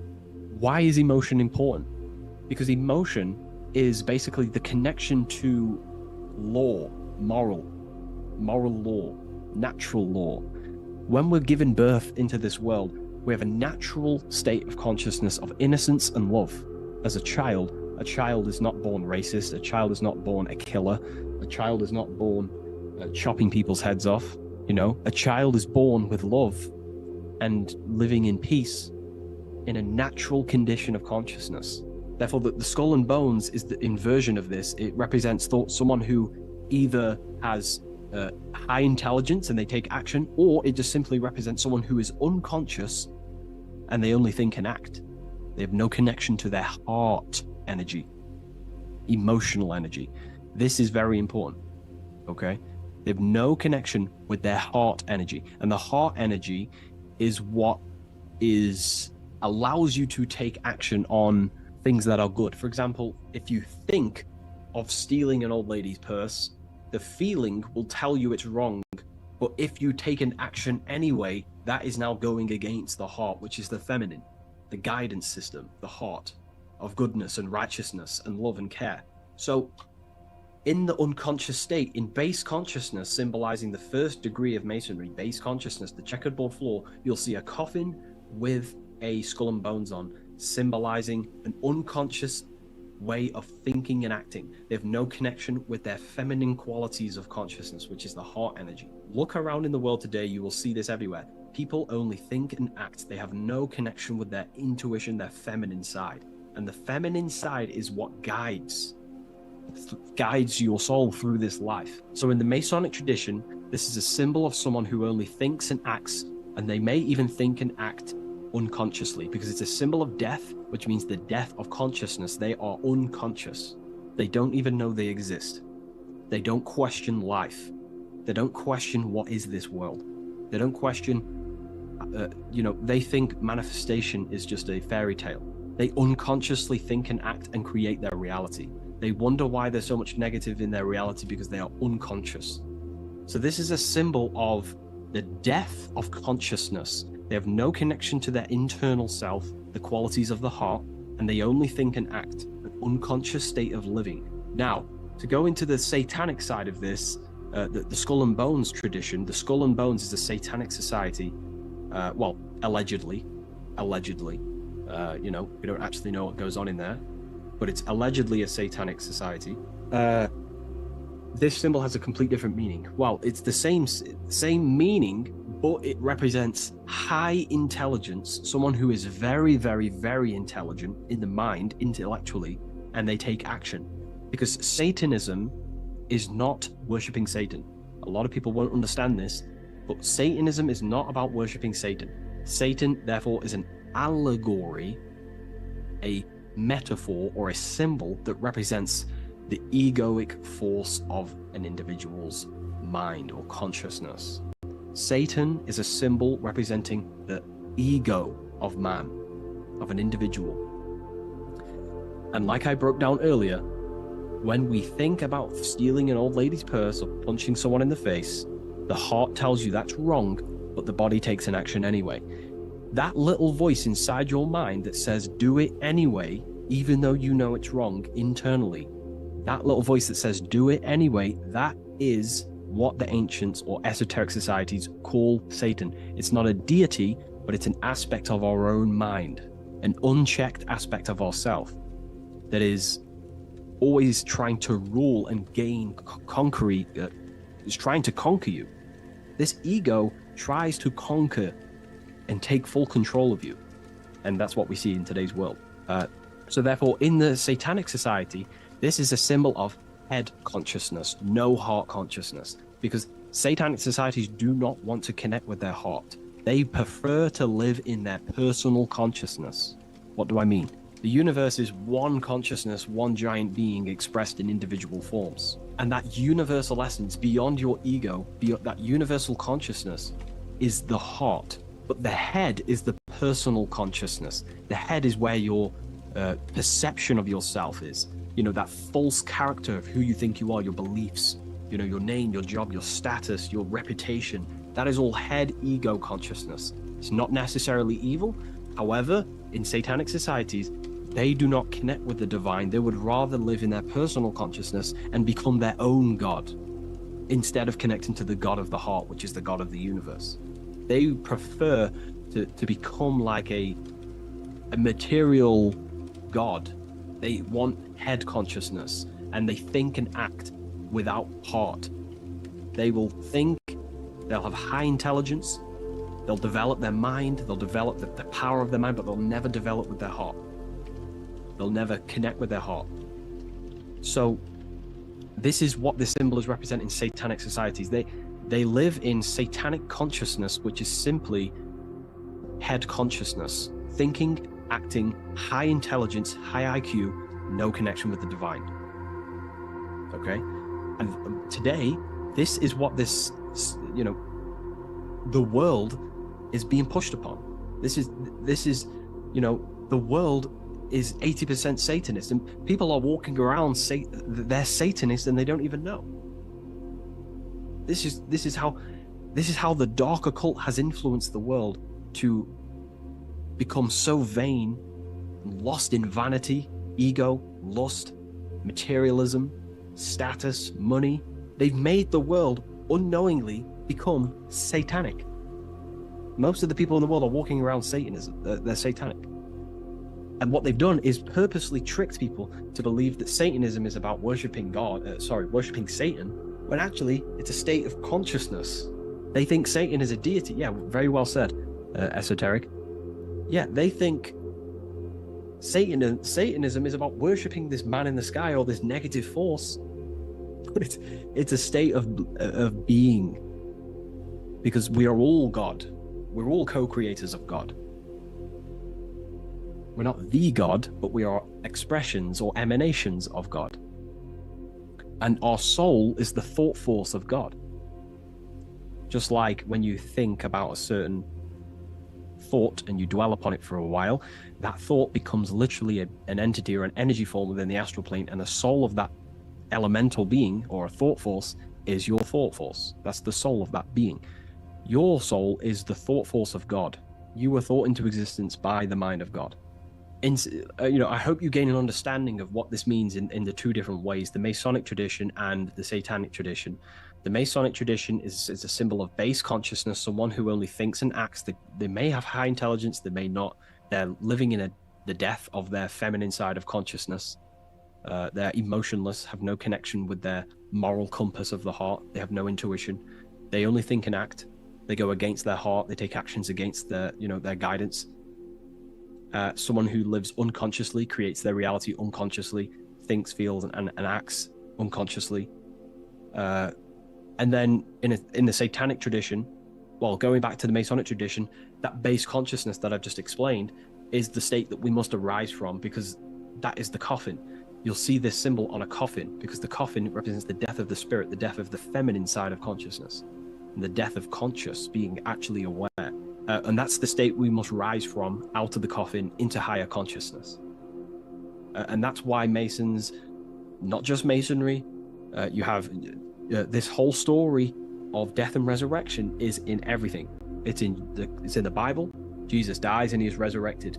In Masonry, when you're initiated, they symbolically kill you and then you're resurrected. Every secret society symbolically kills you and then resurrects you.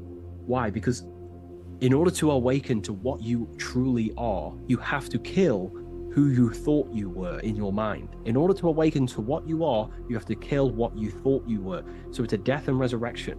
Okay, so this is the state we arise from, but in the satanic tradition, this is glorified, this state of consciousness. They are conscious, they have high consciousness, but they only have intelligence and action. Their intelligence and action are one. They think and act instantly, but they think and act at the expense of others because they have no connection with their heart. There's no heart symbolism here. It's a symbol of intelligence and action, the mind and the body. So the satanic tradition, they think and act at the expense of others. They seek to control other people because they have no connection with their heart. They have no connection with empathy, love, or care. They only care about themselves and the brotherhood of their secret society. This is what true Satanism is. It's not about worshipping Satan. It's about serving Satan, which is your ego, the egoic force that tells you not to go with your heart. So yeah, I hope that clears some things up about this symbol.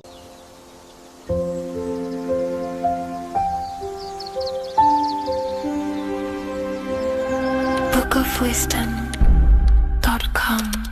Visit today.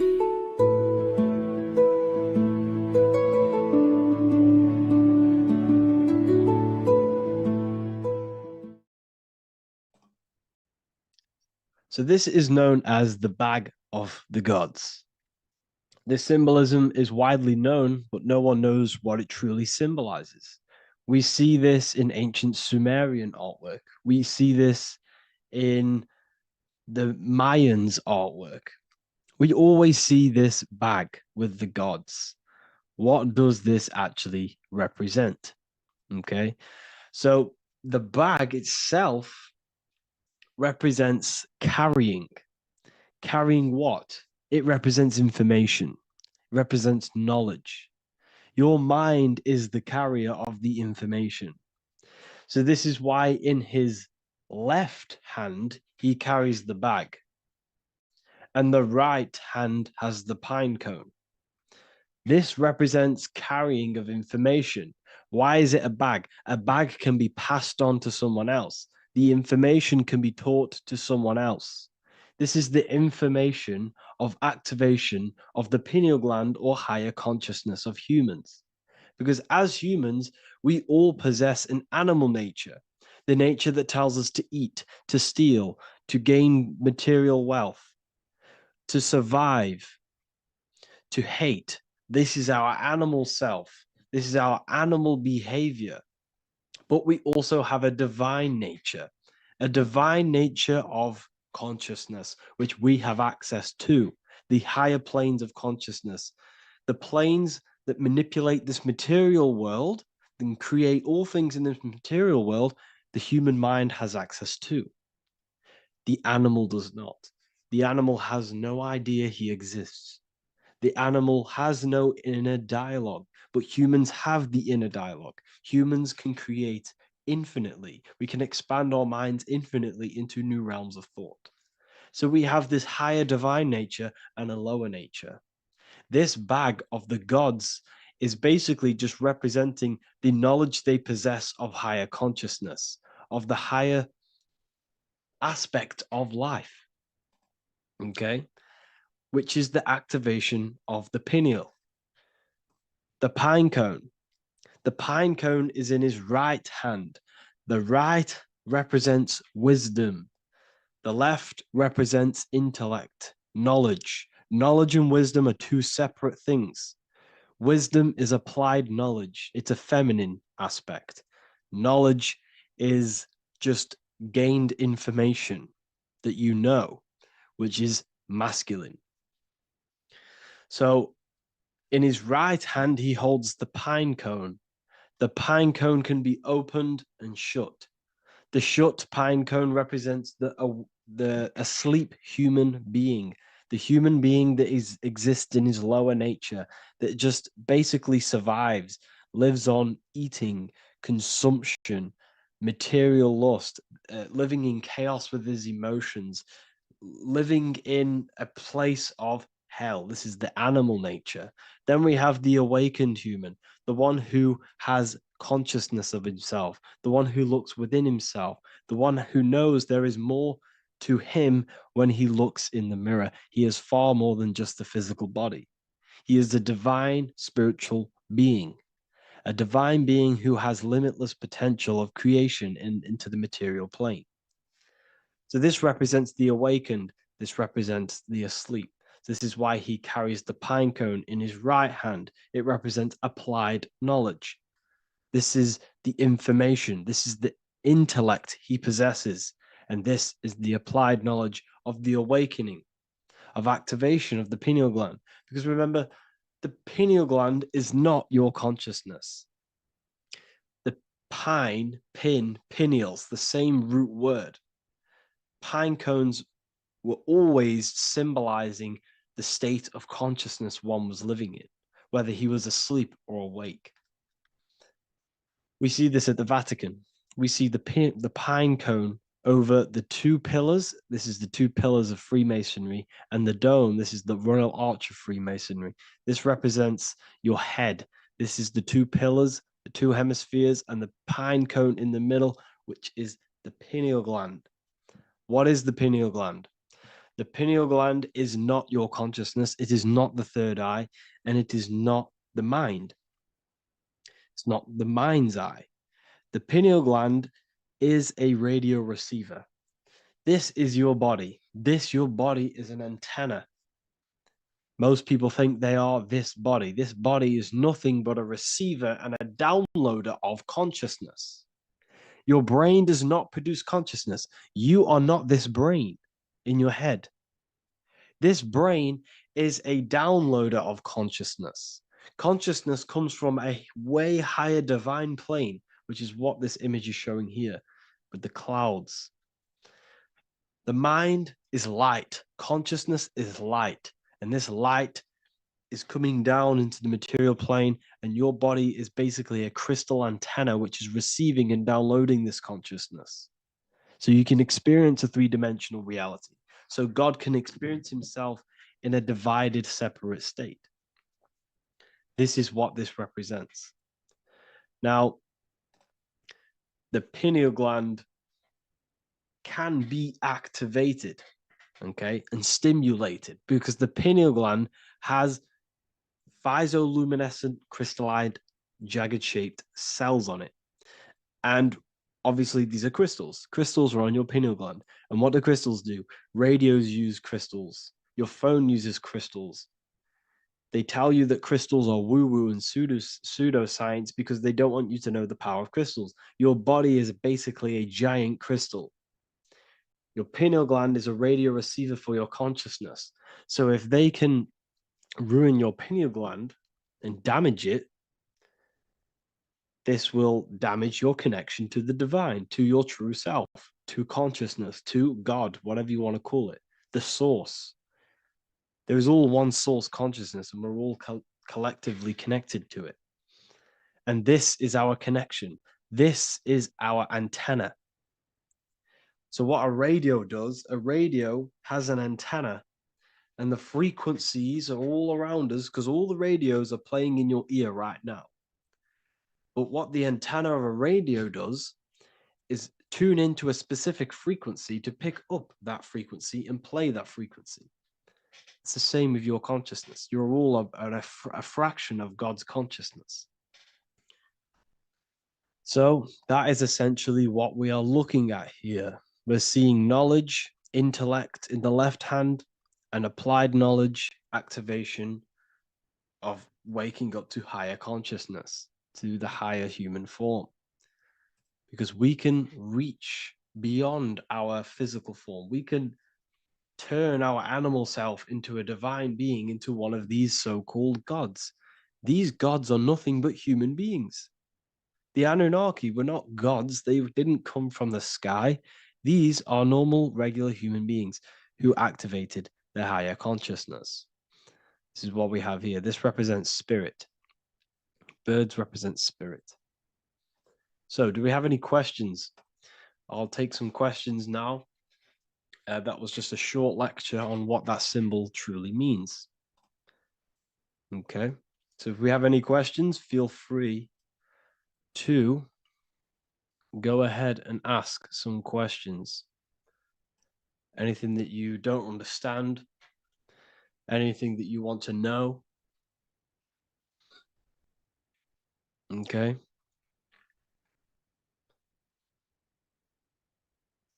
So base reality would be where source resides. Yes, the base reality is your consciousness. Are these lectures available in the university?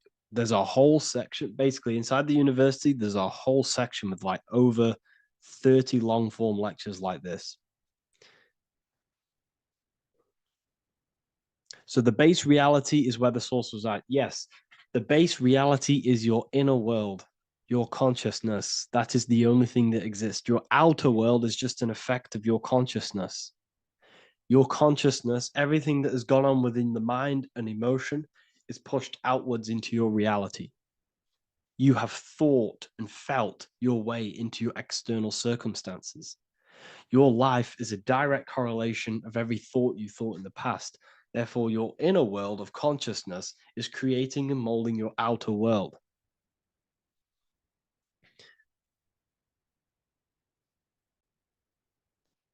The best way to keep connection consistent, the best way to keep your connection to the divine or the higher planes of consciousness is through meditation and through imagination. Imagination is the fourth dimension. It is the astral plane. That screen that you have in your mind is not a physical screen. That is the divine plane of the astral. And this is essentially where all objects of this material world comes from.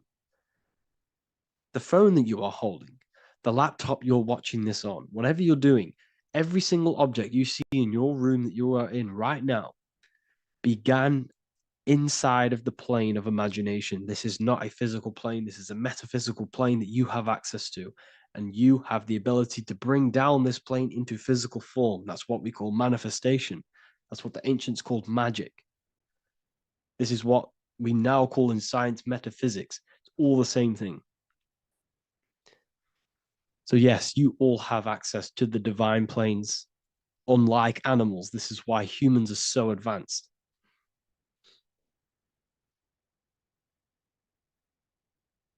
Okay.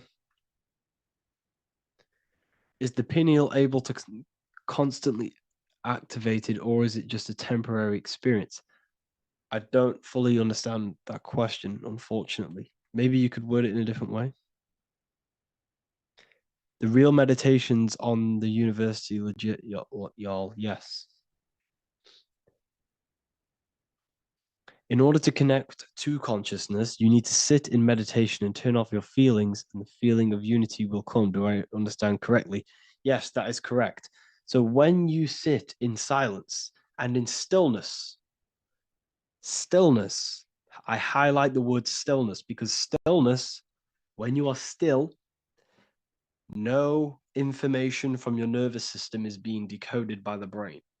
So when your body is still and does not move, your nervous system starts to relax and comes to a balanced state.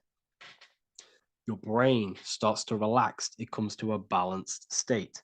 The left and the right brain stop working, the nervous system stops working. Then, once the body, the material body is shut down, you then have access to consciousness. You can't access consciousness if the body's in such a busy state. If electricity is being fired every 2 seconds, your whole body's electrical. When you move your foot, that's electricity being fired from the brain to the foot instantly through the nervous system. Your brain, your whole body is a technological machine. So you must shut down the technological machine to access the divine that exists beyond the technological machine. Do you understand that? Did we create ourselves from the higher plane? When you say yes, you created yourself, you manifested yourself in this material form for a reason in this specific time and place.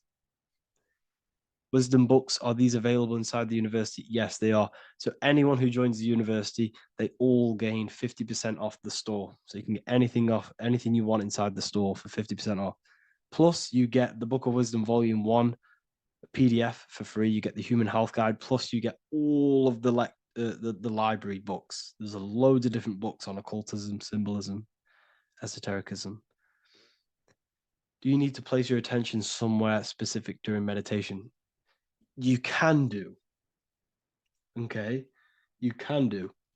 So if you struggle, when you first start to meditate and you struggle to turn off the thoughts, think of the back of the brain, the back of your head. Don't think of it, place your attention on it. Okay. So when you place your attention on the back of the brain, this now shuts off thought because the back of the brain doesn't have any activation to do with thought. The front brain does, the neocortex. That's all to do with activation of thinking. So place your attention on either the back of the brain or your breath. What's more important, creating yourself or finding yourself? It's balance of both. So in order for you to create fully, you must have awareness of self and awareness of thought and control over the mental dialogue, the inner voice inside of you. Okay. When you control that inner voice, that is when you gain power. That inner voice is what brings commands into physical reality. Before you kick a football, there is a change in consciousness. There's a decision made in consciousness before the body takes the action. Therefore, every physical manifestation is a change of inner consciousness before it's a physical reality. You can have the reality you want through consciousness before physically having it. That's the secret to creating. But you must believe it like you know the sun is going to rise in the morning. That's how much you should know that you have that reality in consciousness through feeling and thought and imagination. And that's how you can truly create in your reality. Shrooms help with consciousness or ego. I can't really talk about that because I'm maybe uploading this to YouTube, unfortunately. But we need to clean our pineal gland first from calcification. Yes, definitely. You should go on a detox the body. Because you can't really connect with consciousness if your body is in such a dirty state. Because the brain is, your nervous system is in a state of fight or flight, trying to fight off all these toxins. So when you meditate, you're probably going to be having thoughts all the time because your brain's firing, your nervous system's being attacked through toxins. So you must detox to have a true connection with the divine. Your diet plays a big role in your spirituality and mentality. What is the most optimal food for pure consciousness? Fruits and vegetables. They possess consciousness. So when you place them inside of you, they're syncing with your consciousness. How to check the cleanliness of your body, your skin, your teeth, your tongue, your mouth. If your skin has spots, different colors on it, you're not clean because your skin is a reflection of your inner organs. Coffee's not the best for you. Coffee gives you fake energy. Okay. So what coffee does, that buzz you get off coffee is actually the toxic effect of the chemicals reacting with your body. If I'm inside the university and wanted to buy your book, you said it would be 50% off because we are your student. Is that automatic or we need to have a code? You will have a code. Yes, I'm going to releasing a code for all the students after this. Caffeine equals neurotoxin. Yes, it fries your brain, it fries your nervous system, it fries your dopamine receptors. Will the Q&A last week about money symbolism be posted? Oh, I didn't post that. That's my bad. I totally forgot. I will post that after this. Thank you for reminding me. How to detox the body. The best way to detox the body is going through a week cleanse of fruit. So only consume fruit, sea moss, and cayenne pepper, and lots of freshly pressed juice. Do that for a week or 2 weeks, depending on how you feel, and then start to fast. You will lose weight, but you're not losing weight. You're losing impurities. It's good to do this every couple months, to just go on a raw fruit diet, cleanse the body, push everything out, and then start to fast while consuming sea moss and having lots of freshly squeezed juices. What is an alternative for coffee? Something with high energy levels. Okay, we're not taught the most simplest thing about the human body.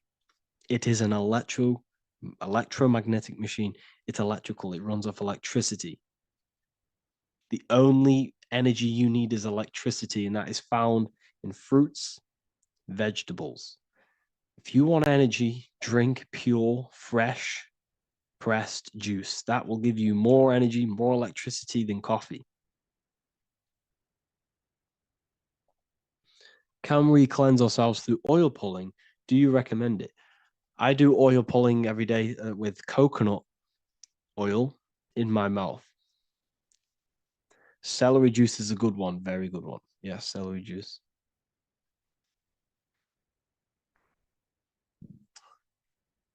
Any more questions? What kind of music do you listen to when lifting? For me, rap, hip hop push me work harder, but I know it's terrible for my subconscious. Yes, very.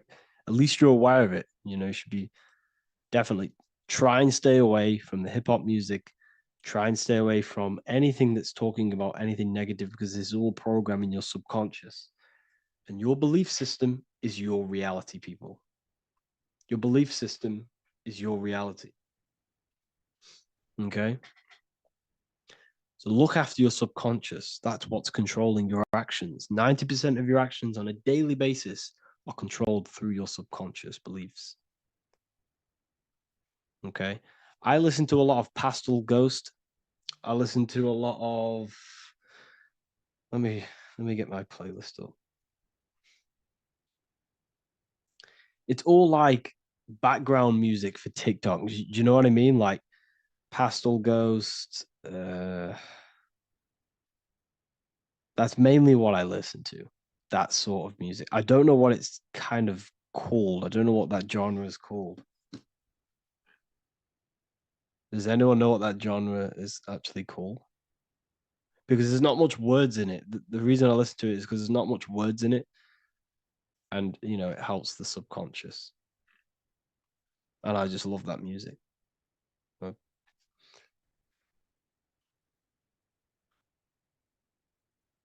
Like lo-fi, yeah, a bit of lo-fi.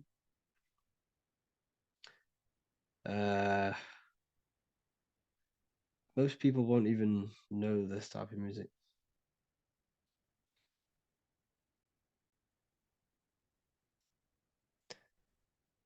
Can you tell us how you use cayenne pepper? So I mix it with freshly squeezed orange juice every morning. So the first thing I have, empty stomach, I have a teaspoon of cayenne pepper, mix it in and just down it every morning, and sometimes at night. The feeling you get in your stomach after putting cayenne pepper on an empty stomach is absolutely amazing. It tingles in your stomach. It kills parasites. It kills all horrible organisms.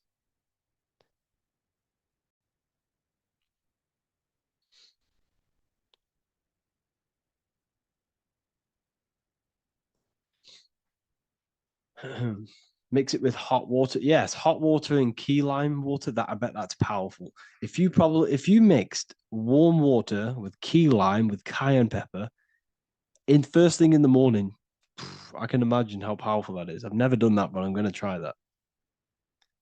Do you use sea salt? I don't know what to think about sea salt, to be honest. I try and stay away from it. I don't know whether it's good, don't know whether it's bad. I'm kind of mixed on it. Mixed information. I've heard people have benefits. I've heard other people say stay away from it. So I don't know. I just stay away from it. I'm not too sure on it.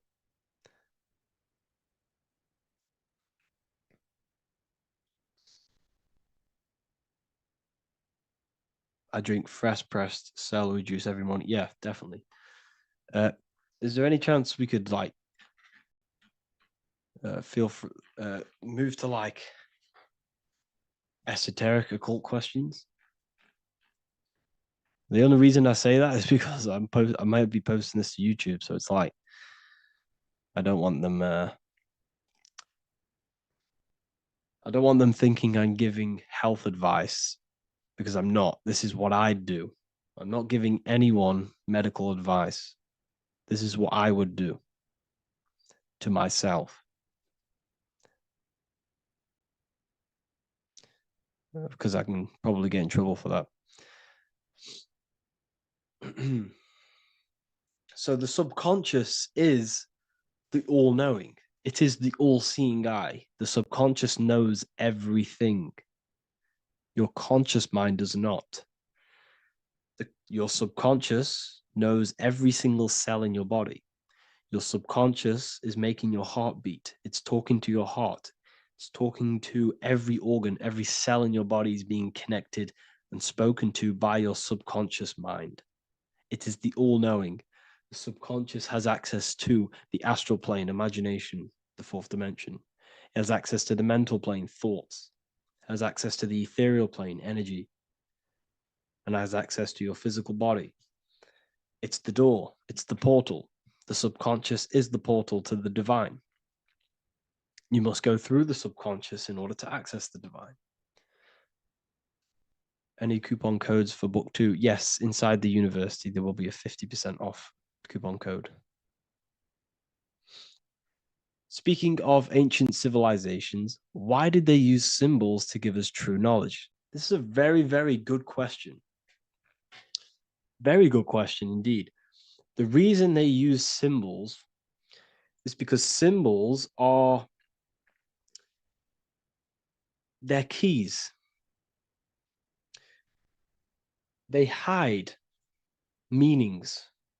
They hide things.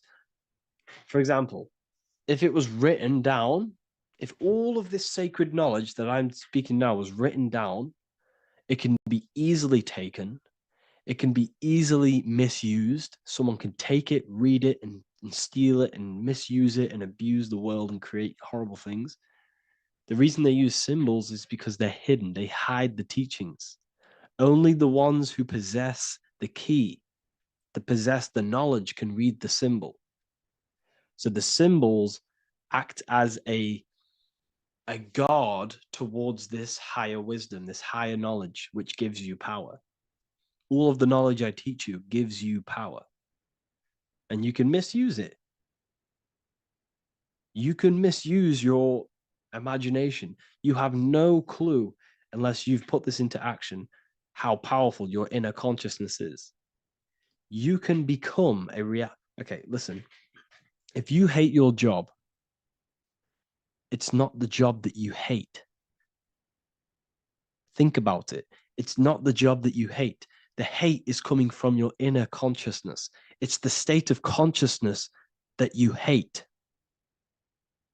So what does that tell you? You can change that inner consciousness to another reality, the feeling of another reality. You can become that consciousness within before you actually externally have it. And by becoming and knowing that reality, that's what produces effect on shaping your outer world. When you really, truly know that reality inside of you, of being free, of being wealthy, of having abundance, your outer world has no other choice but to rearrange itself to your new inner state of consciousness. That's what magic is. It's manipulating your inner state of consciousness. It's convincing yourself that you already have it, not believing it, knowing it. Okay? Knowing is different than believing.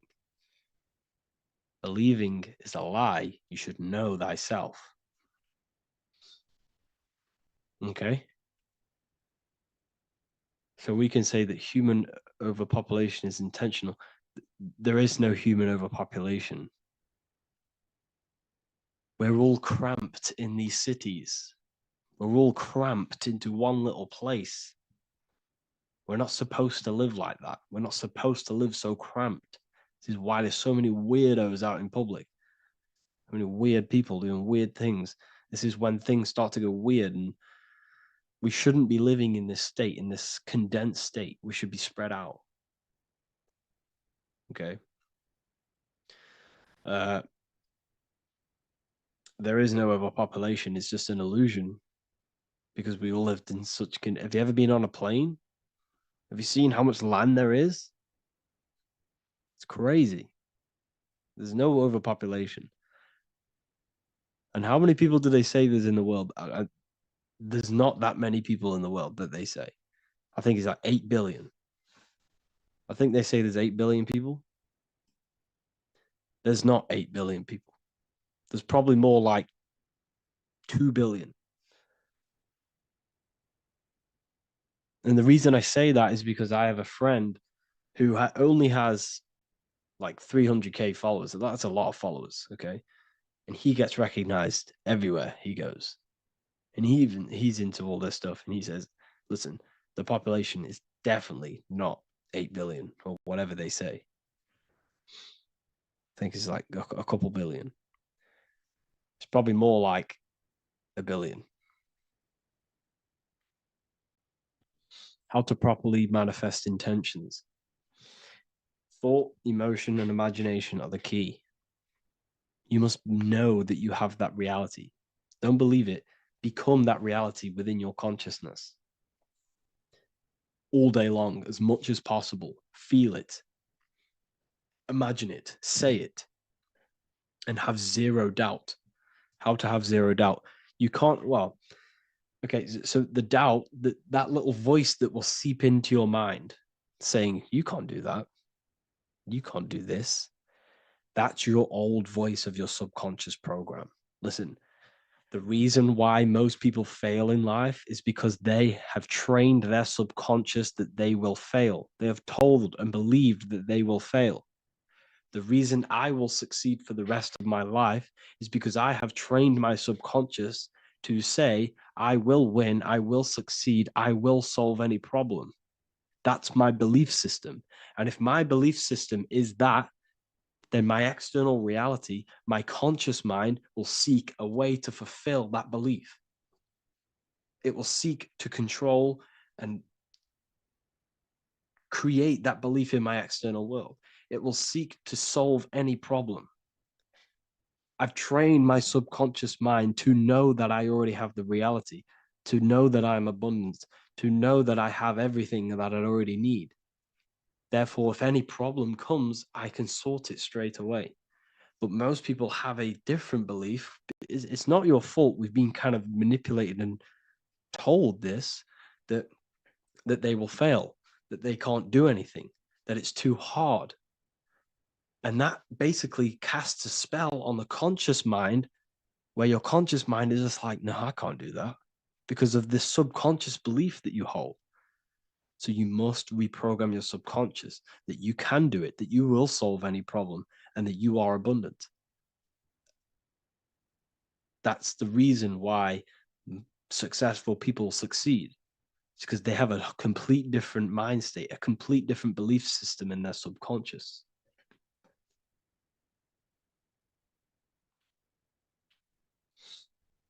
Do you offer mentoring? Yes, I do offer mentoring, but it's mainly for people who want to grow their online presence, and for the amount of value and transformation that I can place into your life, and the time that, well, the price of my time, it will be a higher price tag. But your life will completely change if you join my mentoring. Because I will transmute your life. I will transmute your mind, and I will transmute your whole reality. Because I could tell you exactly what you need to do. How to have super genius power pulling information from the source. Okay, so you can do this. I talked about this in Book of Wisdom, Volume 2, if you've read it. This is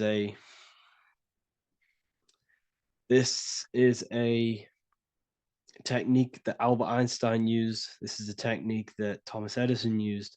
This is a technique that all of the ancient geniuses have used.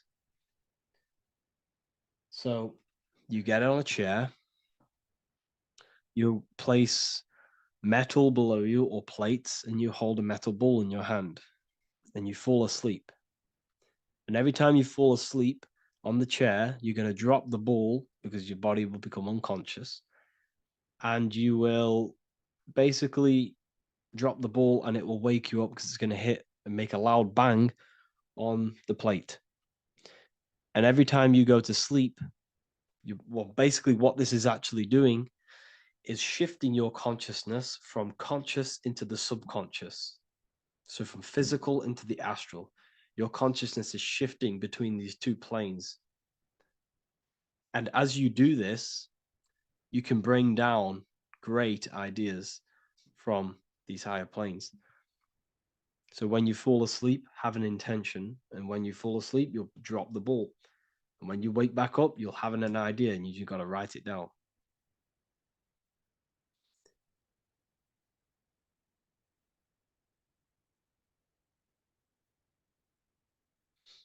How to balance chakras. Don't focus on balancing your chakras.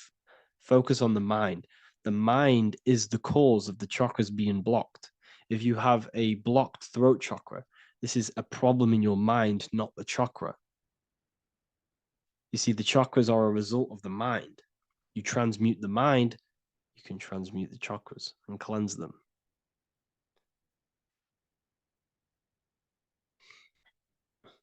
So was Jesus a real man that walked?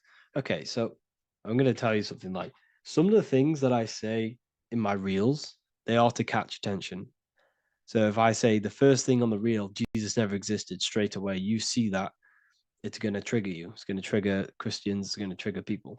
So yes, I do say things to catch attention. The reason I do that is because I have to in order to catch attention. Maybe there was a Jesus who walked. So in the past, I have said Jesus never existed. Yes, this is to catch attention, to boost the reels, views, and comments and stuff like that. Maybe there was a man who was called Jesus and walked the earth. But listen, he was not the Son of God. You are all the Son of God. Jesus represents an archetype.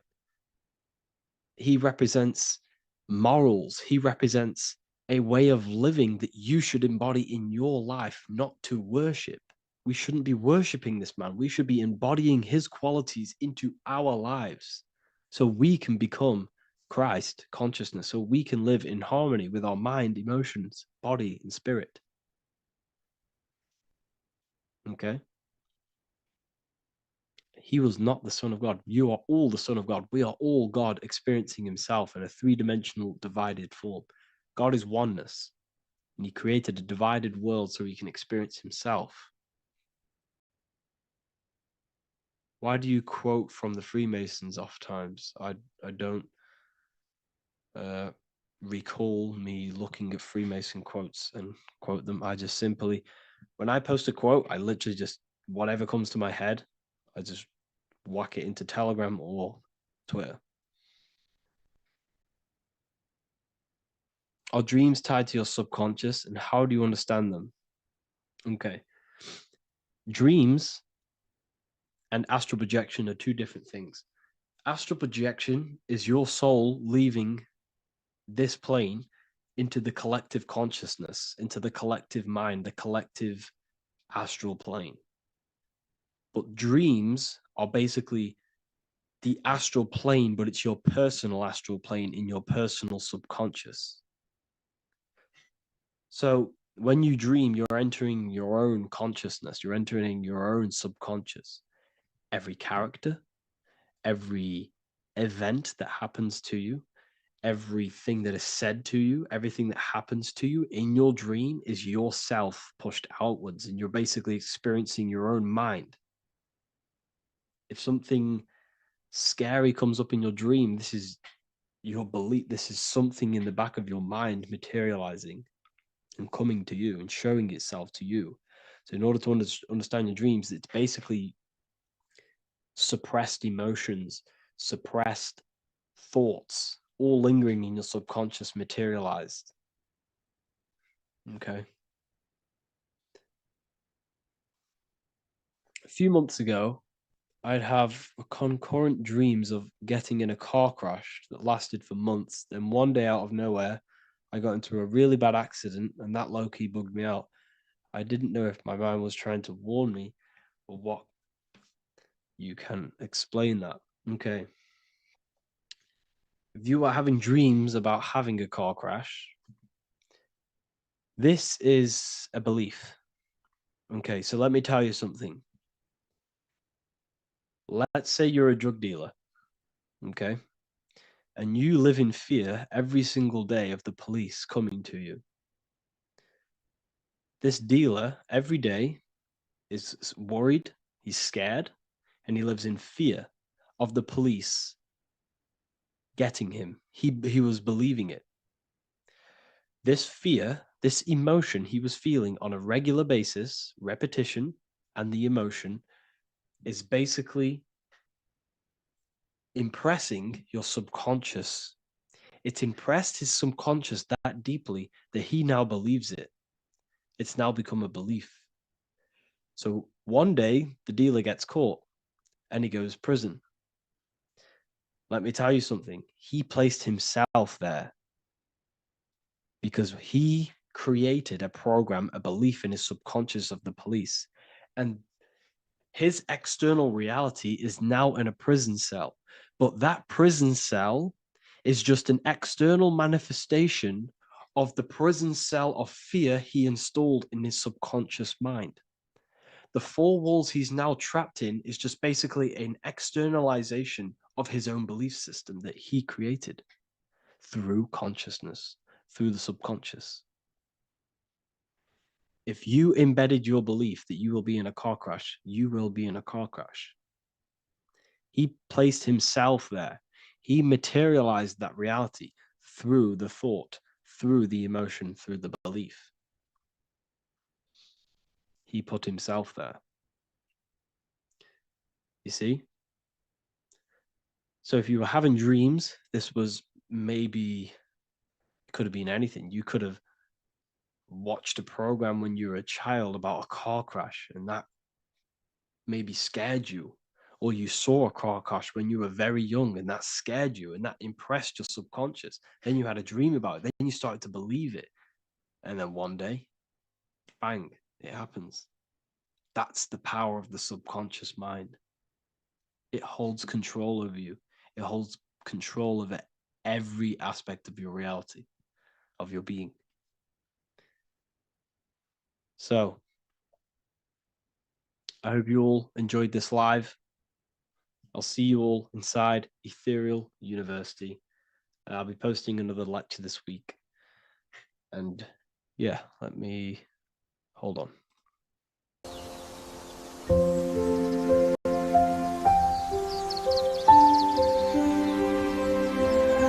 bookofwisdom.com. Visit today.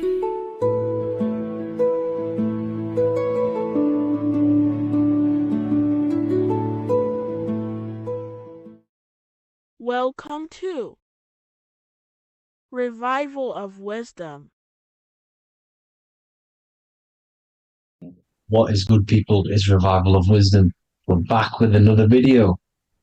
Today we're going to be talking about the importance of Saturn and the occult. Let's jump straight into this. So Saturn is the god of the earth, right? It's the time of God, change, destruction, physical matter. He creates and destroys because the energy of Saturn is the key to crystallization. It wraps things in physical matter, right? He creates everything, all life forms, and he takes things back because the day that you're born, that's the day that your expiry date is coming. The time is ticking until Saturn takes your life. This is why he's known as the Reaper. Okay? as he's personified as eating his child here in this ancient Roman painting. As you can see, he's eating the child. We are all children of Saturn, right? He creates physical matter, our physical bodies, right?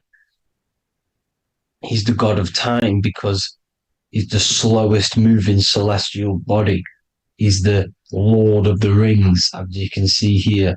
He's the last one on the ring. He's the slowest one moving, okay?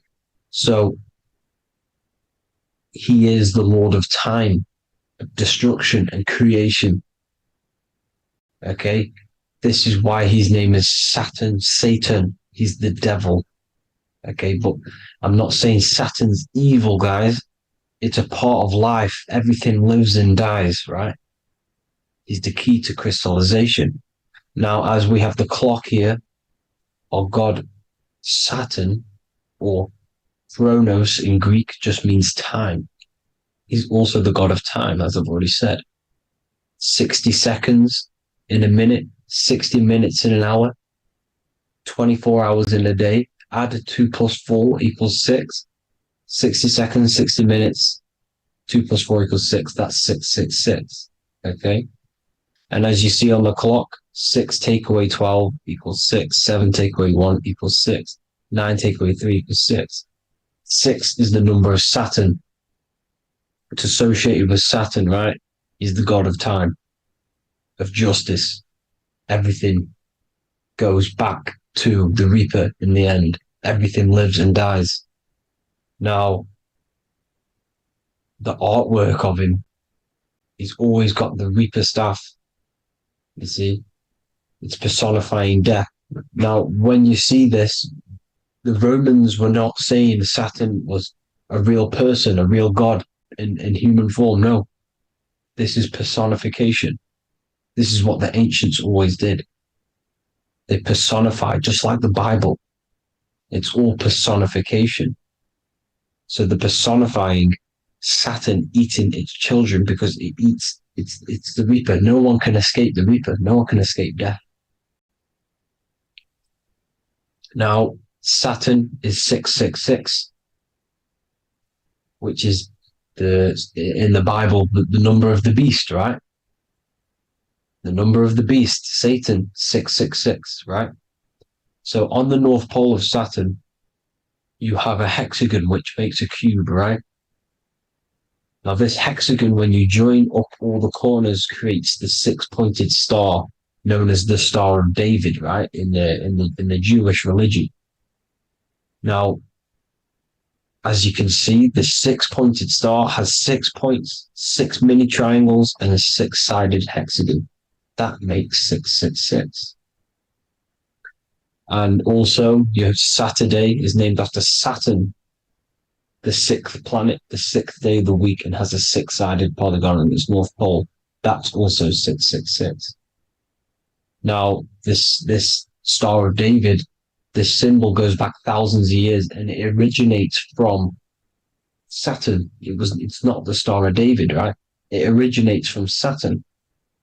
It symbolizes the physical and spiritual aspect combined into one, which makes us humans, right? Also symbolizes the male and female combined into one. These two sacred energies create the human. We consist of both male and female energy, also known as the Seal of Solomon. And we all know if Solomon was a real person, he talks about communicating with 72 demons. He could apparently, in the text, he could communicate with 72 demons, and this is sorcery. This is black magic. Now, this symbol is associated with hexing people. When you place a hex on someone, that is a form of witchcraft, which a hex is just a curse. When you're cursing someone, this is black magic. Now, the black magician would stand in the middle of the symbol and cast his spells onto other people. Now, this symbol is obviously on the $1 bill, twice on the $1 bill. and it's very, very ancient symbol, and it originates from Saturn. And let's keep going. So the cube. So I've just said how you see the cube on the North Pole of Saturn, right? The cube is limited. It's a 3D shape. It symbolizes limitations to the physical 3D dimension, the third dimension, the physical realm which we are in. Now, as you can see, the color associated with Saturn is black, right? Black is infinite potential. Black is the creation of all things before there was light. Light is born out of blackness, darkness, okay? Now, black is physical matter. And as you can see, the black cube, black symbolizing physical matter, the cube being limited, as the physical realm that we are in is limited. It's not like the fourth dimension where everything can exist in a thought. The third dimension is limited, right? And this is what Saturn is. It limits you to the 3D 666. Your body limits you to your physical body. Now these black cubes are placed everywhere, as you can see: Australia, Denmark, Manhattan. There's one in New York. As you can see, the Apple have a cube. The Nintendo GameCube, Trump Tower is a black cube. This is worshipping the energy of Saturn, the god Saturn. Okay, it's not a god; it's a celestial energy. However, it rules over Earth because it pretty much created the physical realm. Now, as you see, when you go to a funeral, you wear black, a black suit symbolizing Saturn, which is the color associated, black. And as you see in Mecca, they walk around the black cube in rings. As you can see here, they're stood around in rings, like the Saturn, the rings of Saturn. The Mercedes symbol. You probably wouldn't notice that, but yes, it's Saturn. And when you graduate from university, you wear a black cube on your head. This is all symbolizing Saturn. Okay. Now, as you can see, the Jews here have a black cube on their third eye whilst they pray. Notice how he's shutting his eyes into blackness, darkness, and he's wrapped around a black strap around his arm. This is symbolizing the wrapping of physical matter, of how physical matter wraps things into existence. And as we all know, the Star of David is a Jewish symbol. So he has the black cube and the Star of David, right? So all of these religions are secretly worshipping Saturn. Okay, this is all Saturn worship, Kronos, the god of time and destruction, the physical reality. Now, as you can see, it's symbolized everywhere in all major corporations. Pepsi, internet, that's obvious. NASA, of course, NASA. NASA means to deceive in Hebrew.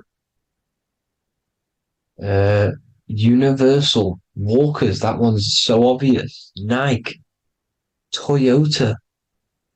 So many different ways they symbolize it. You either see the rings of Saturn or the black cube, as I just showed you here, the Nintendo and the Mercedes, right? It's absolutely everywhere. Now, they also use 666 to symbolize it, as I've just broken it down to you. 666, the World Economic Forum. We all know how they're trying to enslave us into this new world agenda. Google Chrome, CERN, Disney, Coca-Cola, Cadbury's, all of these have 666. Now, every UPS barcode has 666. And even www. Is Hebrew for 666, as you can see here. Monster. It's the same Hebrew letter that means 666. Drake, 6 God. That's his God, Saturn. Why? Because they love physical realm. They love the physical dimension, the third dimension. Because they can rule here through riches. They can build an empire here. It's not like the fourth dimension. They don't want to ascend. They want to stay down here in the physical realm. Okay? Now, this is why they're cloning. They can move their consciousness into other clones to live forever. This technology exists. This is why they love the third dimension. As you can see, all of these sellouts here, Drake, Leonardo DiCaprio, all of these people doing 666 because this is their God. This is their God. They love the physical realm. They sold their souls for wealth and fame in this physical realm. So why would they leave? You see? Now, this isn't all just evil, okay? So you have 7 chakras, right? You have 7 days of the week, 7 solfeggio scale notes. These are frequencies, the solfeggio scale. Now, it's called the Saturn moon matrix because the moon symbolizes your mind because you're created out of the Holy Trinity, which is body, mind, and spirit, right? That's the triangle, the equal triangle, body, mind, and spirit. Now, the 3 main celestial bodies are Earth, Moon, and Sun. The Earth being your physical body, the Moon being your mind, and the Sun is your soul, hence why it's called solar. It's a solar soul. Now, these symbols are alchemical symbols. So when you're doing alchemy, you use these symbols to obviously symbolize what we're talking about. Now, as you can see, these are all the symbols of the planets. Of Saturn is created out of the moon on top, the moon on the bottom and the earth on top, as you can see here. You see? And this creates the number 5.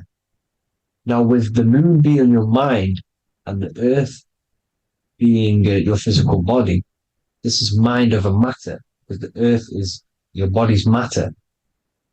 This is matter over mind. You don't want to be matter over mind. This is low states of consciousness. You won't be mind over matter. You see, to manipulate matter, to create your own reality. Now, obviously, we all know Saturn is associated with the lowest chakra, which is the root chakra. This is to deal with your animal instincts. When you're down here, you identify as the physical body. You don't know anything spiritual. You're you have a pure physical mind. You don't believe in anything spiritual. This is survival mode, consumption. They want you trapped down here, which is matter over mind. They don't want you to create your own reality, which is mind over matter. You see? Now, that's what Jupiter is. Saturn is the moon on the bottom and the earth on top. But Jupiter is the moon on top with the earth on the bottom. That's mind over matter, you see? So these chakras are an ascension process from matter, physical matter to spiritual. This is the ascension. This is the stairway to heaven. This is Jacob's ladder. You see? Now, the number 5, which is obviously associated with Saturn as well, which create the symbol for Saturn, created the number 5. You have 5 senses, 5 elements, 5 physical elements. As we all know, Saturn crystallizes everything into physical matter out of the 4 elements. 5 fingers and toes, 5 points of man. Okay, the number 5 is the number of justice. Saturn holds things back. He restrains things from you, makes you learn the lesson. Now, 666 is not all evil. 666 is the atomic structure of the carbon atom. 6 protons, 6 electrons, 6 neutrons, right? We are carbon-based life forms. All life forms are based on the bonding properties of the element carbon. Because Saturn crystallizes everything into physical matter.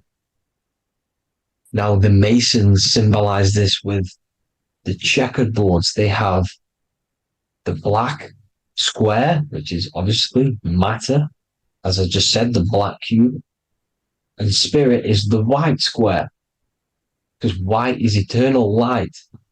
White and light, you see. Black is physical matter. Now, this is what we are. The point of our soul is to transmute from matter to spirit, but these are interchangeable. This is the constant cycle between spirit and matter, spirit and matter. High vibrational matter turns into spirit. Low vibrational spirit turns into physical matter. You see? Now, we are carbon-based life forms. This is what 666 is, the number of the beast. When I say we, the physical body is the beast. It's the animal. It's the carbon suit to operate in this physical dimension, in this physical realm. See? It's the vehicle used to operate in this physical realm. But your mind isn't from this physical realm, you see? The brain is the physical manifestation of the soul. Okay? So, as you can see here, the spine is an extension of the brain. Everything goes back to the brain. This is literally what your physical body is. You see, this is the nervous system, and everything reports back to the brain, and everything's controlled from this control center. And this spinal column, at the top of the spinal column, is your third eye, which is known as the pineal gland. And this is the seat of consciousness. It's the center of consciousness. That is your true self, pure consciousness. This body is just a physical body. This body is mortal. This body runs out, but your consciousness lives forever. They don't want you knowing this. This is why they keep you down here in your lower chakra. They want you to believe everything is just physical. They don't want you to believe in the spiritual side of reality. Because this way they can manipulate you, right? They want you matter over mind because they know your mind creates reality. They know your mind is the root cause of reality. You manifest your own reality from the inside out.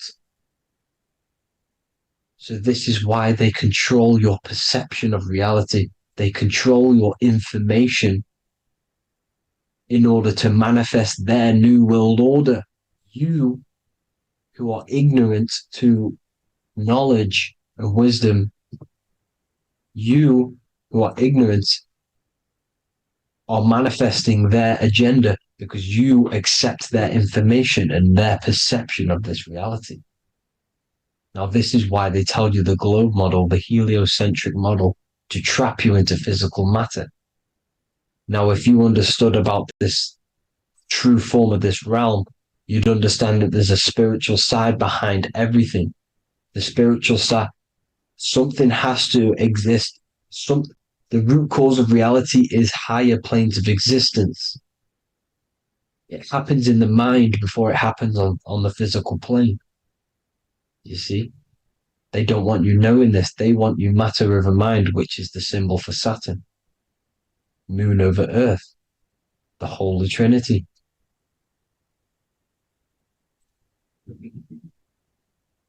Now, as you can see, the cube also makes IXXI.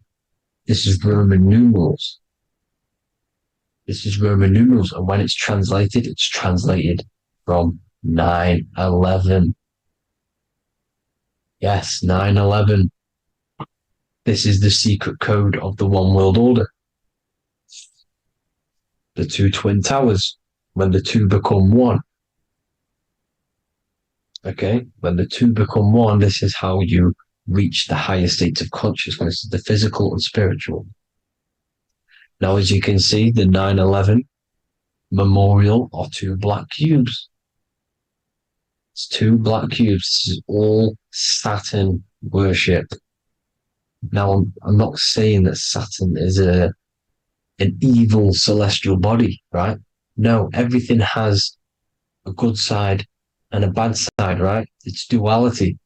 The spirits of Saturn on the dark side are the most evil demonic spirits. Now, these are the spirits that these are invoking through these rituals, right? Yes, 9/11 was a massive ritual. It's a satanic ritual, okay? Now, we all know Elon Musk. Elon Musk is coming with the mark of the beast. In English gematria, this equals 666, right? 666, as I said, is the number of the beast. You are the beast, your physical body. You see how the Bible twisted things up to make things more confusing, right? But it's there. You just have to have the knowledge to be able to read the Bible properly. As we all know, we had this virus. I'm not going to say the name because I'll get flagged. This virus adds up to 666 because this is all part of the New World Order. It's all part of keeping you in this physical dimension. Okay? Now, as you can see here, Novus Ordo Seclorum on the back of his shirt, on Elon Musk's shirt. This is also on the $1 bill, Novus Ordo Seclorum. This means New World Order. Yes, New World Order. This is on the back of Elon Musk's shirt. And as you can see here, he owns Neuralink, which is the brain chip which they're going to be putting into implanting this onto your brain. This is the New World Order to connect you and merge your consciousness with AI. Neuralink and Meta, he owns Meta as well, which is the metaverse. These are going to be linked in, hence why they have the same symbol, but just in a different format. It's the infinity symbol. And the infinity symbol comes from the torus field, as you can see here, your electromagnetic field from around your body. Now, the end goal is for this New World Order is to trap your consciousness inside of an alternative reality being projected from the metaverse. Because the metaverse will be the reality, Neuralink will be the brain chip inside of your brain, projecting your consciousness into an alternative reality while they harness your energy of your physical 666 body. Now, this stuff gets real deep, people. Now, this is the end goal of the New World Order, is to connect you with AI. This is why they're trapping you and keeping you in these lower states of consciousness in the Saturn-associated root chakra, so you don't find out about the spiritual side of reality. Because if you knew the truth of this reality, you wouldn't connect to AI. You see, you have the power within you to travel to other worlds, the astral plane, for example. You travel to different worlds when you are sleeping. Okay? They want you to know it's just a dream. However, their end goal is to trap your consciousness and feed off your energy, spiritually and physically. Okay? I don't know why these people are just pure evil. As I said, evil love bondage. They love the physical dimension. They don't want to ascend to other realms.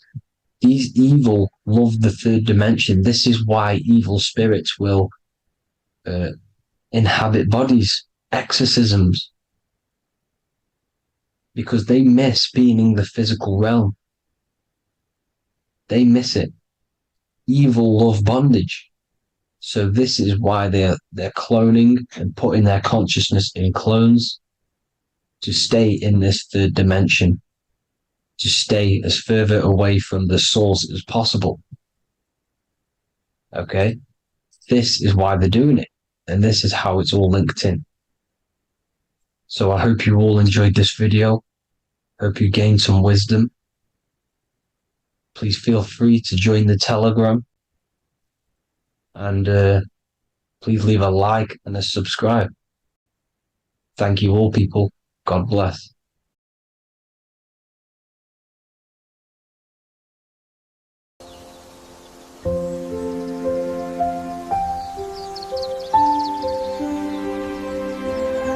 bookofwisdom.com. Visit today.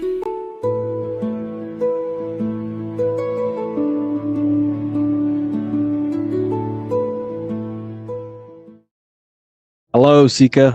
Welcome to Revival of Symbolism, a channel devoted to the language of esoteric symbolism, helping you discover yourself and expand your consciousness into new realms of thought. I'm Harry B. Joseph, also known as Revival of Wisdom, and in this video, we're going to be discussing the symbol of the double-headed eagle, also known as the emblem to represent the 33rd degree Freemason. So let's jump straight into this.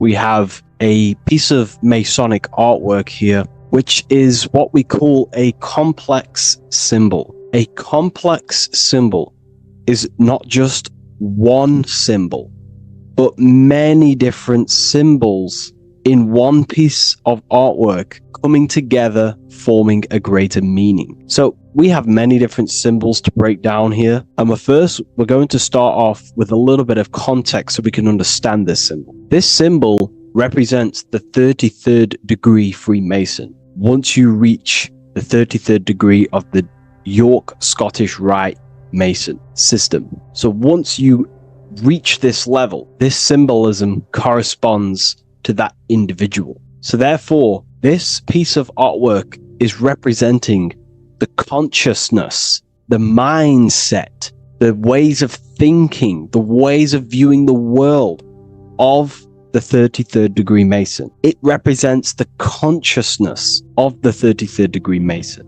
And this is what esoteric symbolism is about. Esoteric symbolism is symbols and emblems representing states of consciousness and teachings within the forces of consciousness. So let's jump straight into this. The first thing that I see when I look at this piece of symbolism is the double-headed eagle, okay? The double-headed eagle. What is this eagle doing? So the thing with symbolism is that symbolism trains the mind to think in a subconscious way. Now, what do I mean? You know, to the person who thinks in linear thought, straight line thought, A to B thought, they see an eagle. They see a piece of artwork. They just see a piece of artwork with no meaning. But to the person who is trained in the occult, these symbols are representing thought vibrations. One example would be in occult symbolism, what we're meant to do. These symbols represent thought forms in the mental plane, within the mind of the individual. Instead of me just giving you the answers, in the occult, they give you symbols. And what you're meant to do is look at these symbols, stare at these symbols, and see what kind of thought arises in your mind, and follow the chain of thought. This is how you unlock deeper levels of symbolism. This is what we call the chain of thought. Now, what do I mean by the chain of thought? If I look at the eagle, I see an eagle on a basic level thought. But then that thought leads to another connection, because this is how thought works. Whatever the character of the thought we think is, or whatever the vibration of that thought, for example, the character of the thought right now would be an eagle, then that leads to another thought. For example, flying. Then flying is connected like a chain to another thought. higher perspective. So we follow the chain of thoughts until we unlock the deeper levels of the meaning of the symbol. And this is what the occult seeks to do. Symbols make and force the individual to go inward. You look at the symbol, it's not a direct meaning, but you have to go inward and start to think and follow the chain of thought that this symbol is connected to until you find its deeper meaning that relates to the individual, to you, to a teaching or a force of consciousness or a state of consciousness. Okay? It's very difficult to explain in words because symbols transcend the barrier of words. Okay? So what we're looking at here is a eagle. And what does the eagle do? Well, the eagle has the ability to fly above the earth. It looks down upon the earth. In allegory and metaphor, this represents a higher perspective of reality, a higher perspective of the world, of the self. So this is representing the consciousness of the 33rd degree Mason. They have a higher perspective of themselves. Why? Because they studied the mysteries. They studied the Kabbalah. They understand consciousness. They understand the human psyche. They understand the origins of consciousness, the forces of consciousness. They understand how the material world is created through the forces of consciousness. So the eagle represents higher perspective because it can fly above the earth. And here you have the earth, this circle here, this sphere. So it's flying above, symbolizing a higher perspective of reality, a higher perspective of the physical world, the physical body, and the self. Because ultimately, this is what it's about. Freemasonry is about, of course, self-mastery, building a better self. That's what the craft is, but it's ultimately trying to figure out the mysteries of consciousness itself and the origins of reality. We gain this insight through Kabbalah, the study of the Kabbalah tree.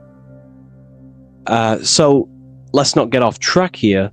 So the eagle ultimately represents a higher perspective of reality because it can fly. On a deeper level, it also represents the astral body because the astral body can fly above the material plane. It has no connection, no limitation to the physical plane. It does have a connection to the physical plane because all of the dimensions, the mental, the astral, the etheric, the physical, are all interwoven to each other. However, it also represents the activation of the light body, hence why we see this light rays around it. But that's a bit too deep for now. Let's go a little bit deeper into about the basics of this symbol. If you look at this eagle here, this eagle's looking backwards, and this eagle's looking forward. So this is forward and backwards. This is symbolizing time. So we have an eagle looking into the past and an eagle looking into the future. This is called the mastery of time. This is how you master time. You have a crown in the middle of these two heads. A crown. A crown is something worn by royalty, and royalty has a lot of power. So this is symbolizing personal power and mastery. How do you gain your personal power and mastery over time, over the past and future? Well, it's very simple. In order to master time and master your future and master your past, you have to look at the forces in your past that have led you to this very moment. Here we have a triangle which represents the number 3. Remember, in this middle, which is the present. So you have to look into the past to see what thought, emotion, action, the number 3, the 3 expressions of consciousness. Consciousness expresses itself through thinking, feeling, and acting. That's how consciousness manifests itself in 3 different ways. You have to look into your past to see what thought, emotion, and action has led you to this very point in your life in the present moment. And what you can do now, which is your power, the present moment is your power, you can ultimately change your thought, emotions, and actions now to create a better future. You observe the past to see what thought, emotions, and actions created your present moment. You notice the mistakes and you change the now through thought, emotion, and action to generate a better future. This is how you master time. Now, keep in mind, this is always in the mind of a 33rd degree Mason. Someone who is highly, mastered, they keep this in mind.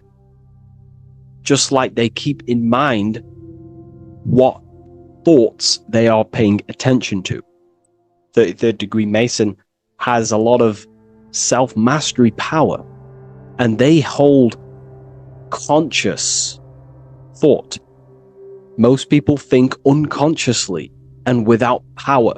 A 33rd degree Mason is trained, their mind is trained. Therefore, their mind thinks powerfully. They do not think randomly, because they understand thoughts are the seeds to physical creation. All physical creation is a crystallization of thought. So ultimately, this double-headed eagle representing left and right, and the crown in the middle represents mastery over time. That's how you master time. Again, here we have the eagle standing on top of a sword. The sword is, of course, on a basic level, the sword represents power. Because if I hold a sword to you, I hold the power over you, because you will more likely fear. But if we go even deeper, the sword cuts through the air. When you swing it, it moves through the air. Therefore, it's a symbol of the air. Because you can't really make a symbol of the air, because air is invisible. So the sword is a symbol of the air. And the air is one of the 4 physical elements in alchemy. We have water symbolizing emotion. We have fire representing the spirit. We have earth symbolizing the physical body. Then we have air symbolizing the mental body. The mental body. So the mental body is symbolized by this sword. A sword has to be continually sharpened. If you don't sharpen the sword over a long period of time after using it, it will become dull and it won't be very effective. This is an allegory symbolizing the human mind, because the human mind is like a sword. If you do not sharpen your mind, you will lose control of your mind. When you stop doing the meditations, when you stop being conscious, when you stop doing the affirmations, the mind falls back into old, unconscious thinking patterns, and we start to lose control of it. The mind is seen as a sword within the occult, because this is pretty much your tool. Your mind is your tool. This, just like the sword is a tool. Your mind is a tool to create reality. So we need to make sure this tool is always sharpened, that we stay on top of the mind, hence why the eagle is on top of the sword, symbolizing control over the sword, mastery over thought. This also goes into thought forms. In the occult, there's something called thought forms. Thought forms are basically taught to the individual and understood by the individual, who understands that the mind is not just in the brain. The mind is a part of a mental field. All around you, there is not just a field of energy. There's also a field of mind surrounding you. It's a mental universe. And this field of mind is what we call the mental plane. The field of mind is where all of the possible thoughts in the universe infinitely express itself. So each area has different thought forms. Each postcode, each place you go has different thought forms. This is why if you walk into a cathedral, for example, an ancient, amazing structure, your mind instantly becomes, you're amazed. You feel different when you walk into these areas, because all around you is a mental field. And there's something called thought forms. Thought forms are basically what religion call spirit guides or angels, helpers. This is what thought forms are. Thought forms are basically, if you dwell on the thought that you are going to lose your girlfriend, for example, let's use a negative example here, because a lot of people can relate to this. Or your boyfriend. Let's keep it simple. Everyone can relate to this at some point in their life, hopefully. Or, if not, it's okay. No worries. It's just an example that most people can relate to. If you constantly dwell on the thought that you are going to lose your partner, what we have to understand is that the mental plane, what we have to understand is that the forces within consciousness, within what we call the universe, is always trying to give you what you want to create. That's your right. The universe, or mind, or consciousness, whatever you want to call it, is always trying to unfold what you want to create. It doesn't know the difference between something you don't want to create or do want to create. Whatever you think about is ultimately what this power of consciousness, or the universe, will try and manifest. This is why we have to gain mastery over our thought, because thought are basically the seeds that we impress into the dimensions.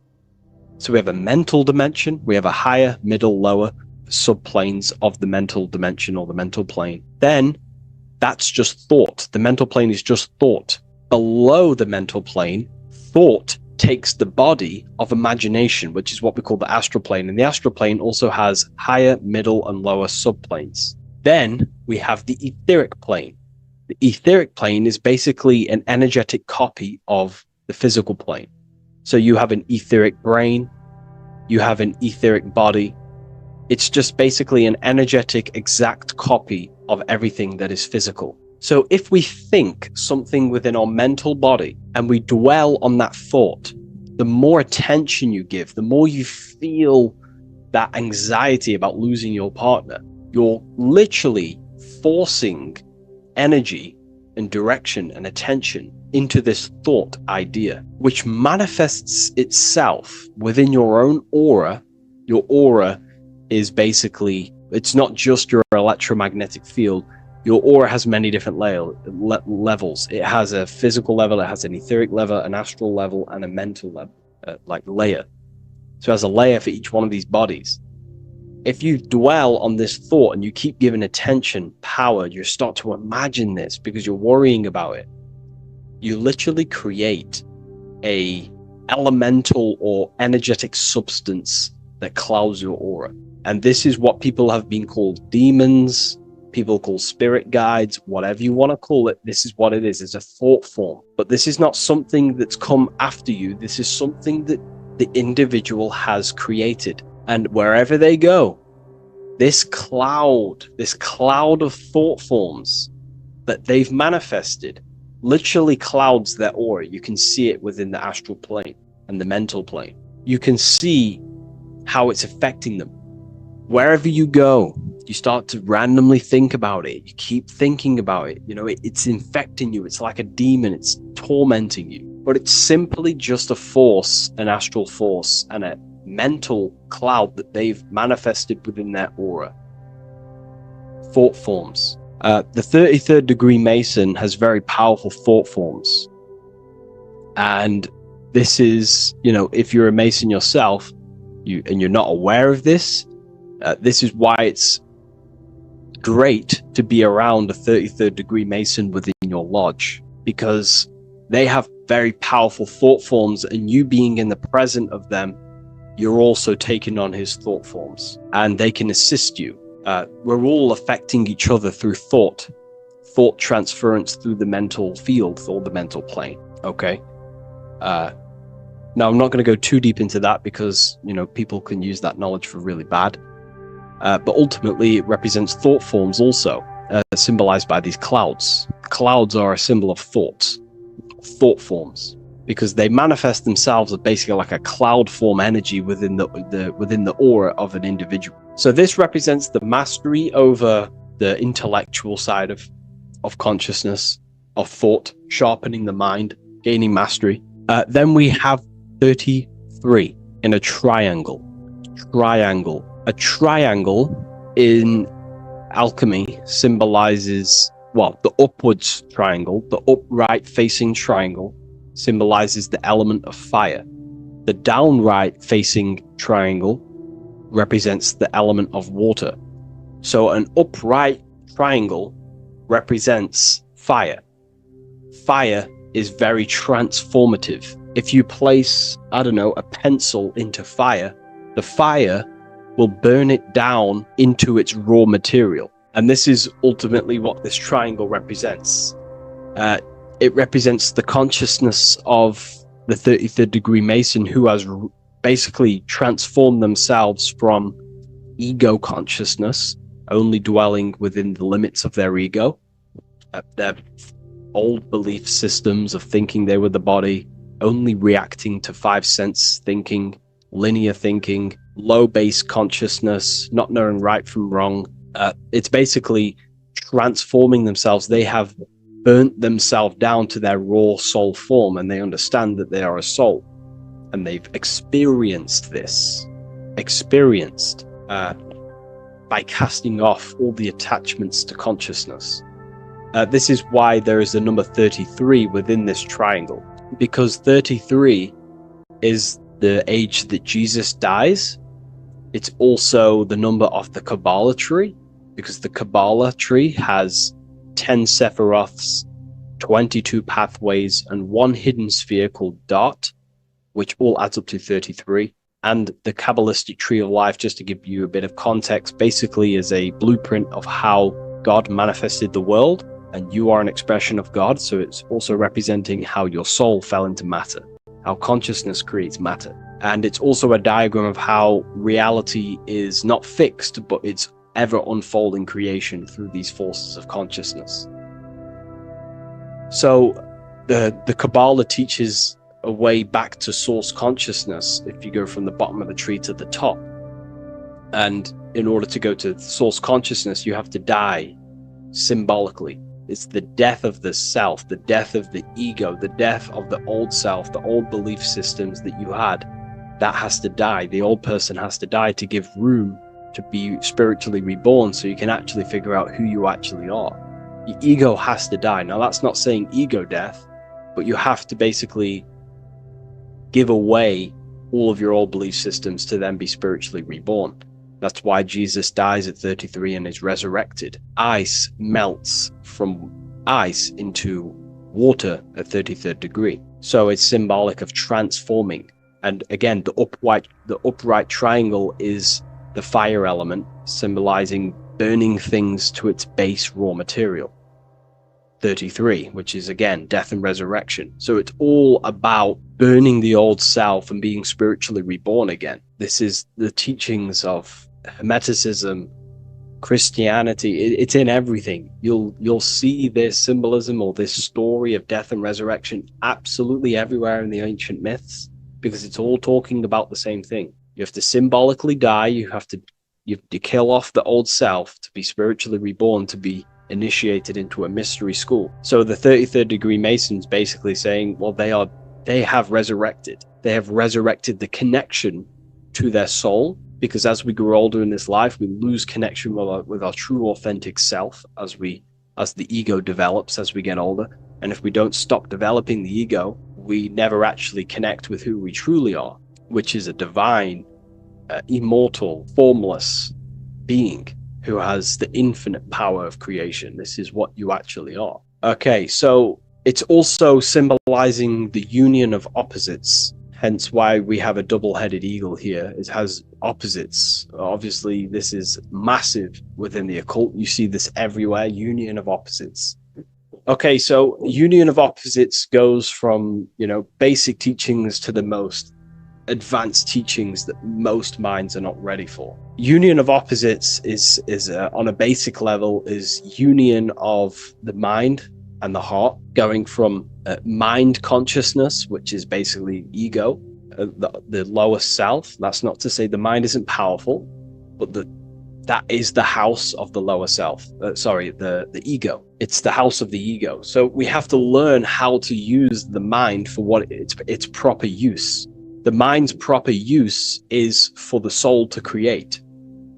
However, We're not taught this in school, so we've basically developed a false personality within our minds, and our minds have become a vessel for a false identity. So what we need to do is integrate the heart, which is the soul self, the true self, with the true powers of the mind. And the mind is basically a powerhouse of creation, infinite possibility. And that's the mind's true usage is for creation, not a false identity. So it's about integrating the mind and heart. It's also symbolizing a balanced mind, and we do this by aligning the left and right hemispheres of the brain, which help you perceive reality for what it truly is. Because the two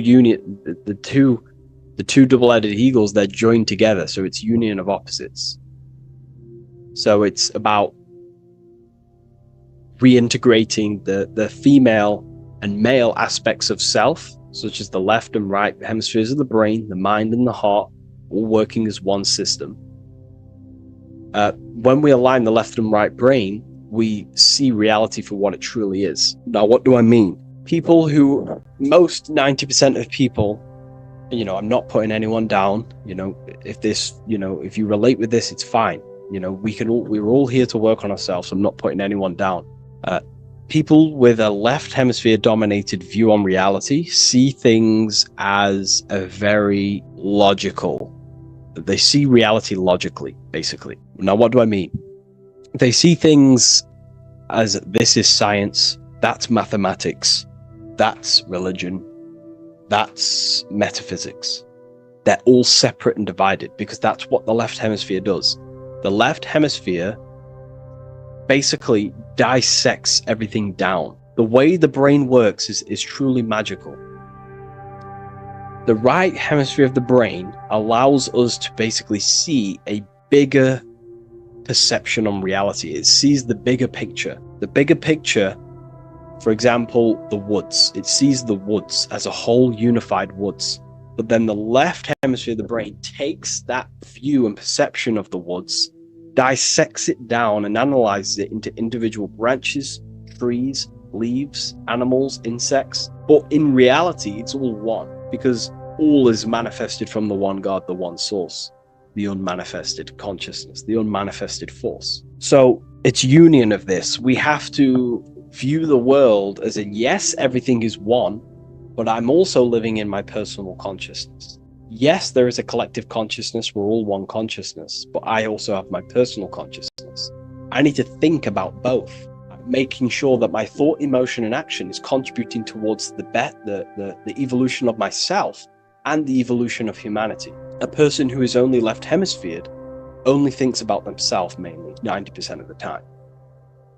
They only, they're trapped in ego, and the individual can't see pattern recognition, really. Pattern recognition is more the right hemisphere because it sees the whole. So it's about aligning the brain hemisphere so we can actually see reality for what it is, so we can, without distortion or illusion, and be neutral. Okay, we have light rays. Light rays are very symbolic within the occult, especially Freemasonry. Light rays are symbolic of force and form. These are the two dualities within the occult, force and form. The internal world is force, external world is form. Everything outside of you is a formation of force. No force ever takes place on the physical plane. All force takes place within mental, astral, or etheric. The physical world is formation. Therefore, what is the force that drives you? What is the desire that's a force? Emotion, force, thought, force. What are the forces driving you to take action in the physical world? And we need to gain mastery over these forces. Light is also a symbolic of knowledge, because knowledge is considered light. This is why Freemasons say going from darkness to light. Darkness is ignorance. People who are only aware of their five senses, they don't want to know anything else. Their minds are completely shut off. I have my belief system.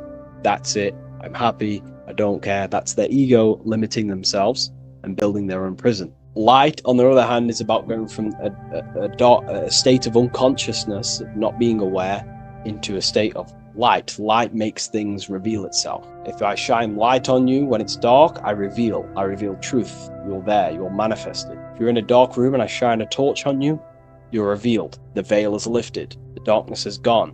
So this is symbolic of light revealing higher truths to yourself as you walk the path of self-realization and gnosis. So light is symbolic of this also. They have high amounts of intelligence, a 33rd degree Mason. They have a lot of light. They have a lot of knowledge. They've researched a lot of things. They're intelligent in many different areas of life, within speech, within grammar, the way they portray thought, their mastery, their level of mastery, their understanding of themselves is very advanced. They also know a lot about physiology, about the brain, about the body, life, consciousness, astrology. They know a lot. They have a lot of light. 33rd degree Mason. Me, myself, I'm not a part of Freemasonry, and if I ever do become a part of Freemasonry or any order, I will openly share it to all of you. This information has come from following the chains of thought through self-study and self-realization, and studying Freemasonry from an external view. You can gain a lot of insight just by studying symbolism itself. Masonry is about being a builder. That's what the word Mason is. Mason is about building.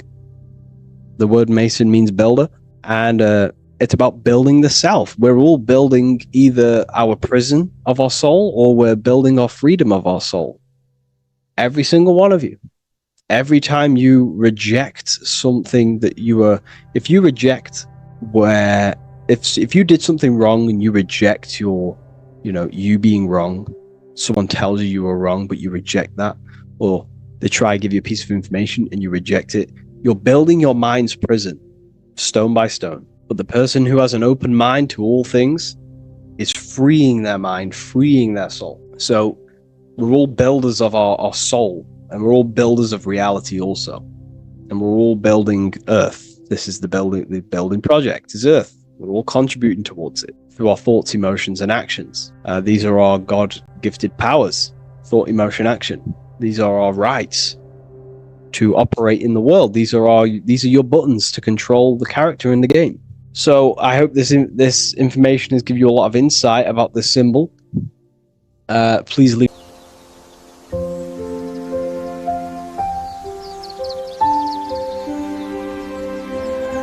bookofwisdom.com. Visit today.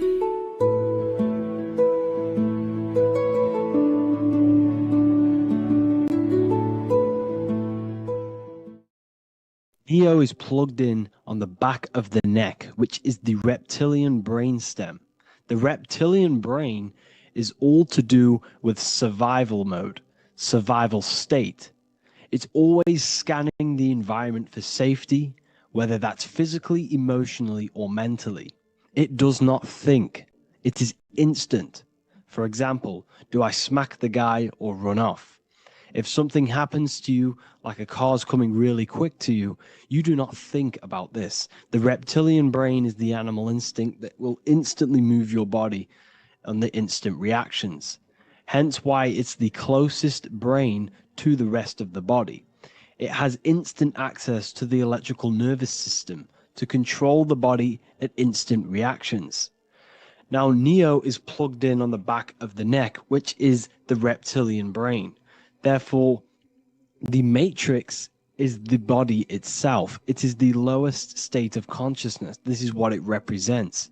The word matrix means womb. It translates to womb because your body is a womb. Your body is a vessel for universal consciousness, for God consciousness. And the body is also a womb where you can be born again outside of this body by raising your consciousness, by awakening the neocortex. This is why Neo is called Neo, because it represents the neocortex. This is the higher aspect of our brain. This is all to do with new things, higher reasoning, higher thinking, new learning. You see, the brain is a receiver for universal consciousness. And what do I mean? It is a radio receiver. Think of it like this. You have a radio tower which emits frequencies, and each little frequency, 00.1, 00.2, 00.3, each 00 point is a different person. We are all the same universal consciousness encapsulated inside of a different vessel. This is why our body is the temple of God inside of the Bible. Your body is a sacred temple of the divine essence of the universe. However, consciousness is controlling this physical body. And I'll show you this diagram here. Consciousness consists of imagination, emotions, thought, and memory. All of these things are not physical. They're not made out of atoms. You cannot think with atoms. If I split open your brain while you are thinking of a cheesecake, I would not see a cheesecake. It's because these things exist metaphysically within consciousness. They are not physical. The body is physical. It's part of matter. It's part of time. You see the Leonardo da Vinci, the circle and the square. The square represents limitation, beginning and end, because when you draw a square, there is a beginning and end. It represents the body, the mortal self, the ego, the echo. Then you have the spirit raised above, which represents spirit over matter, mind over matter. Invisible forces create physical forces. Everything physical exists in non-physical. This is also the Freemasonic square and compass, why the square is below the compass, because the compass creates the circle, which is spirit or mind. Then you have the square, which is matter. Mind and matter are the same substance. Mind creates matter through thought. Everything in this physical universe manifested through thought. Everything began as thought. So you are spirit and matter. You have a material body and a spiritual body. And you are right in the middle. This is why humans are very, very important. Because we have an animal nature, the reptilian brain, and a higher consciousness, the neocortex. And we must awaken out of the matrix, which means womb, which is the body. And neo is waken up from the lower self, the reptilian brain, and moves into the neocortex. Because the brain is a radio receiver for consciousness. Now, what do I mean? I went over this before. Your consciousness is controlling the brain. The brain is a computer. And when our consciousness, our imagination, our emotion, our thoughts, and our memories are all contributing towards just survival things, food, safety, fear, all of these things, and our consciousness is locked into a survival state, we are using the reptilian brain. We're no longer thinking. You don't think with the brain, but the consciousness is thinking, which activates the different parts of the brain. When we think for higher reasoning, we use the neocortex. It stimulates the neocortex. When we think about survival, we're using the reptilian brain. So therefore, when Neo wakes up, he wakes up to the higher aspects of consciousness, which is only utilized by the neocortex, by learning new things and expansion of the mind and expansions of consciousness. Okay? So the whole matrix is to keep you designed, well, the whole matrix is designed to keep you in a survival state, in the three-dimensional awareness. They want you constantly scanning for safety, scanning for food, scanning for emotional safety in relationships in other people. You see, they do not want you to think. They want you stuck in that reptile, that animal state, that beastly state that most people are in. Most people, all they do is eat, listen to music, consume, have sex, lust, desire. This is all the reptilian brain. So when we say the world's being ran by reptilians, It's symbolic. There is no physical reptilian humanoid beings controlling, manipulating human consciousness. We are all the same consciousness. However, there is a corrupted state of consciousness running this world. And this consciousness worships the physical plane. And they control the physical plane. So by doing that, they keep you stuck in a reptilian way of thinking, the animal state, to keep you stuck in the lowest state of consciousness. Now, this is the god Osiris, which represents the reptilian brain. None of the Egyptian gods ever existed. They are all symbolic for the brain and anatomy of the human body. Osiris represents the reptilian brain. As you can see, this anatomy compare to the brain stem and Osiris statue found in Egypt. And we also see an ancient artwork of Osiris with green skin and two reptile crocodile alligators next to him, which also symbolizes the reptilian survival state of human consciousness and the activation of the reptilian brain. This is what it symbolizes. Now, this is what the Matrix is all talking about. It's talking about the awakening, the expansion of consciousness. The word divine is dive in because you connect with the divine by diving inward. There is no man in the sky going to save you. You must connect with the self. Know thyself. Truth comes from within. All of these things I'm telling you comes from within you. I'm just pointing it out. All of this is self-realization. A lot of people say, well, what are my sources? My sources is knowing thyself, observing thyself, using the neocortex of critically thinking, sitting down and thinking about yourself and having deep realization of yourself. You can realize that your thoughts are not of this physical world. It's quite simple. The brain does not think. The brain does not imagine. The brain does not hold memory. All of these things exist in consciousness, the one consciousness, but we are all fractal, infinite parts of. This is the eye on the triangle, consciousness being given down to the rest. This is separate.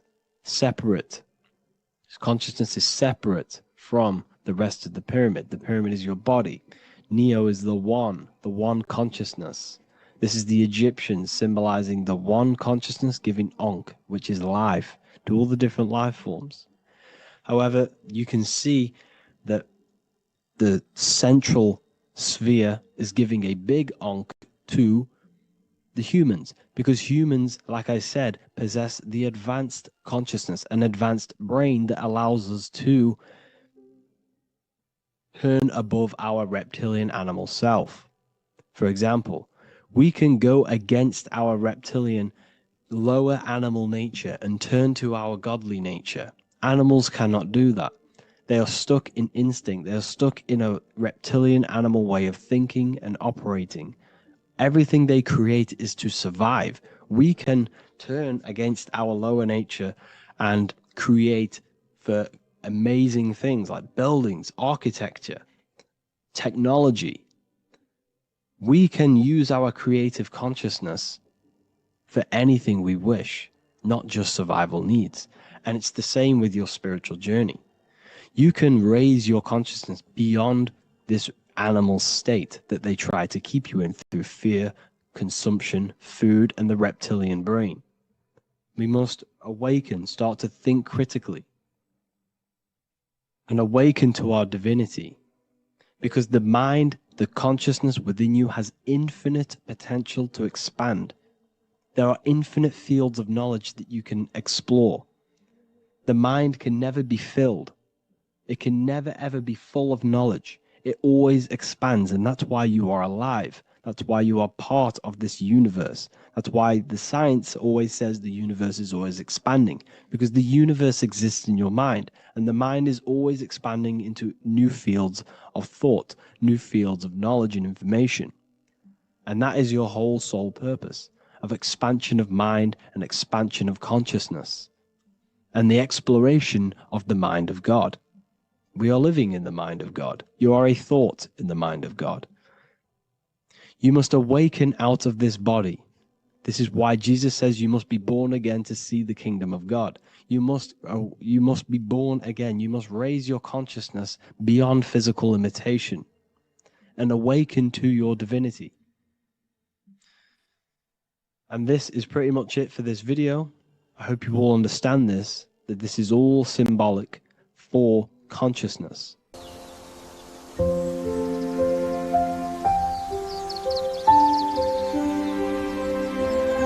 bookofwisdom.com. Visit today.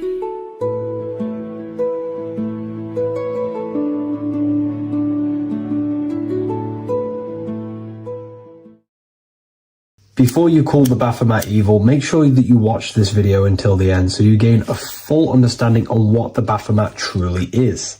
No, I am not a Satanist. I am simply an esoteric and occult researcher. I've been looking into symbolism for a very long time, and I can reassure you that this symbol does not represent the devil, does not represent any negative figure. It's a very deep, occult, esoteric symbol. What we first need to understand about the Baphomet, it is indeed a symbol. Every symbol we see around us is neutral. The pentagram, the Baphomet, is neutral. It depends how you use it, whether it is used in a good or bad way. Everything is neutral. It's your mind's perception that gives it a positive or a negative charge. First of all, let's break down the Baphomet symbol. Let's look very closely at the Baphomet. We have clearly the 4 physical elements corresponding to the Baphomet. Here we clearly have the fire element. The wings represents the air, the flapping in the air. The fish scales, which is the water, and this dome figure representing the earth. The soul is incarnated into 4 bodies. We have a mental body of consciousness, intellect. We have an emotional body of consciousness, which is all to do with intuition and energy. We have a spiritual body of consciousness, our astral body, and a physical body of consciousness for the physical earth. Earth corresponds with your body. Air corresponds with your mind, fire corresponds with your spirit, water corresponds with your emotions. So the Baphomet is showing you the 4 elements of the soul, the 4 bodies of the soul that we are incarnated in. Now, let's look at this moon figure. We have the moon. The moon represents the internal world. It represents what we cannot see. The sun represents our conscious mind, what we can see, what we're aware of, the physical world. The moon represents what we are not aware of. It represents our internal world. Remember, we have 2 worlds, but you're an individual. You have a dual nature, individual. You have an internal world. When you close your eyes, you have an internal voice, an internal world of thought and emotion, and an external world of this material body. The moon represents the internal. The moon on top represents the moon controlling the mind, represents the inner world controlling you. Now this is very symbolic in the occult world. If the inner world is controlling you, then you have no control over reality. This is the devil horns. You know the devil horns? The moon crescent? This represents you are the devil. You're being controlled by your thoughts, by your emotions, by your psyche. Then we have the moon below, which represents control over the inner world. We have control over our thoughts, our emotions, our impulses. So you're either being controlled by thought and emotions, or you're controlling them and having self-mastery. In alchemy, we always see this symbol of the man or woman on top of the moon, representing emotional control and self-mastery of the internal world. The journey of the occultist is to gain full mastery over their consciousness. They want to be conscious of every single thought that enters their mental field of consciousness. We get over 7,000 thoughts a day. It is possible to achieve a certain level of mastery where you are conscious of every single thought that enters your mind. This is one of the end goals of self-mastery and occultism, as this gains your personal power. When one achieves this, they are then able to direct the mind in one place and one place only, becoming more effective in manifestation and creation, because we are microcosms of the divine. We are creators. This is the gesture of as above, so below. The inner world and the outer world are mirrors of each other. The inner produces the outer. Your physical life circumstances are a result of every thought you thought in the past. The inner projects the outer.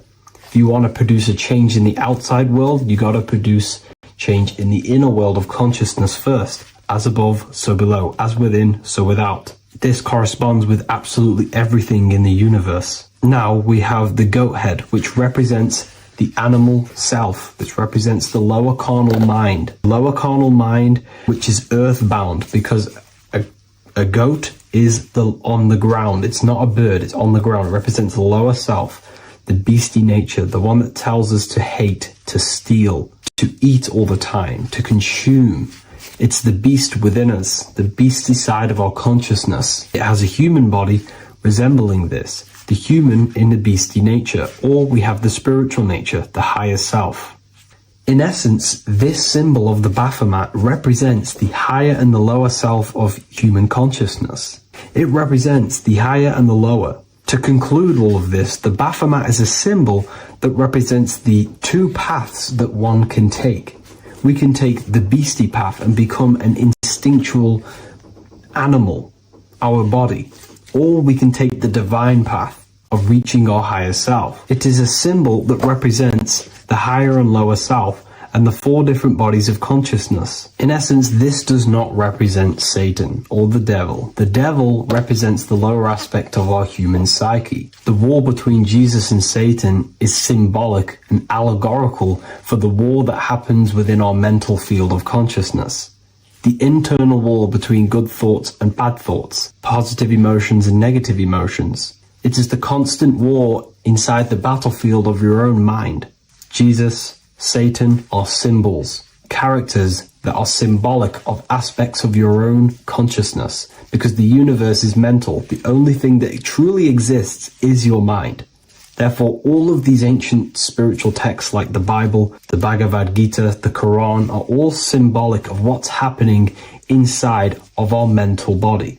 It is the inner chaos that can destroy our life, or when we create structure and restructure our inner world, we can live a peaceful life. If you are struggling from the internal world and you want to gain mastery of yourself while learning the occult secrets, join Ethereal University, a community of like-minded individuals who are all striving for the best versions of themselves. We host live calls and we have an abundance of lectures that you can watch. Or check out the Book of Wisdom. This is volume 2. I'll leave all the links in the description. Have an amazing day.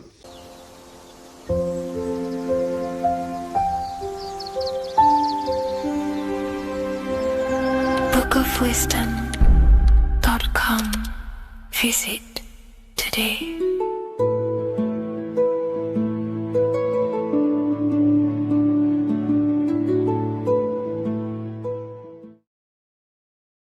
How are we all doing today, people? It's Revival of Wisdom, and today we're going to get real deep.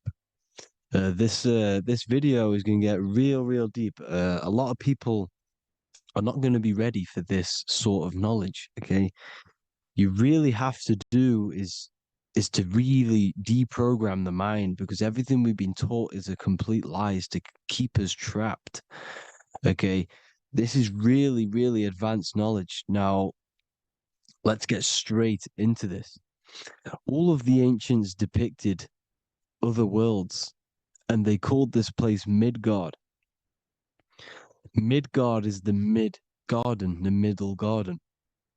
This is why the Masonic symbolism on the floor is always a black and white checkered board, symbolizing the polarity here, the good and bad, because we're in the middle garden, the heart. Earth rearranged spells heart, because we're in the heart of the system, or whatever it is, a super quantum computer, whatever you want to call it, simulation. Now, in the Quran, it talks about the 7 layers of heaven. All of these ancient artworks are depicting these different layers of reality. Okay, and look at the Egyptians here with the boat outside of the firmament. Boats travel on water, and this is exactly what the Masons are doing. So they're still using the same symbols. Why? because it's the same knowledge, just hidden. The Egyptians have the same knowledge as the Freemasons. It's just hidden. Now, this cosmology that they're showing here, which is probably made maybe 100 years ago, this painting or artwork, is the exact same as the one we see here with the arch, the boat. It's similar because the boat is symbolizing traveling these other worlds, because the ether is also symbolized as water, because if you look up at the stars through a telescope, it looks like it's water. It's shining through water because this ether, whatever this substance is outside of this world, was symbolized as water. Okay? And look at all these ancient depictions showing these different layers of reality. Now, we are being trapped within this 3D dimensional world, which is the cube, the Saturn cube, because there are 6 sides to everything in this world: front, back, left, right, up and down. 6, which is the cube, because we're in the Saturn's world. Okay, now, always been depicted as a tree of life, the tree of the universe has always been depicted as this tree. Because let's get a bit deeper. Now, the cosmology of this reality is the sun, the moon, and Polaris, always in the Masonic art. The sun, the moon, and Polaris, the all-seeing eye. If you go inside of the temples, of the Masonic temples, they always have this star in the middle, shining light beams. Okay? Look here. The light beams coming from the big star in the middle, which is Polaris. This eye is God. It's God's light shining down from his abundance. Now, when you astral travel, you will see this big ball of light above you, and this big ball of light is God. But you cannot travel towards it until you are pure. It doesn't work like that. You have to become formless. You have to become pure before you can become one with the light. In all these Masonic artworks, it's all depicting the star in the center. This star is Polaris, because Polaris is the way out of this place. And this is why you see the stairway to heaven all the way up to the light beam, the light source. What does it say in the Bible? God is light, because everything is made out of one substance, and that substance is light. And it symbolizes the eye because God is an eye. All things that are alive have an eye. And we all say, I am. We all see these realities through eyes. God is an eye. He's the all-seeing eye. He sees all things at all times. And he is projecting this light. And this light comes down to create all the different levels of the worlds. And this is what the 2 pillars symbolize the number 11. 11, the number 1, is just a vertical line. It's the 1. It's a 1 point. 11 symbolizes the mirror nature of reality. Everything's mirrored. As above, so below. Now, the 11 also symbolizes openings, doorways. And as you can see here, an opening to the all-seeing eye. And you see here again, an opening to the stairway all the way up to the light. This light is the light of God in the astral worlds, beyond this world.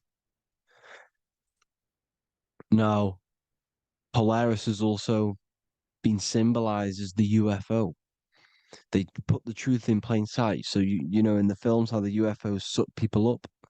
That's what Polaris is doing if you ascend beyond this world. If you do not ascend beyond this world, you will be reincarnated in this world.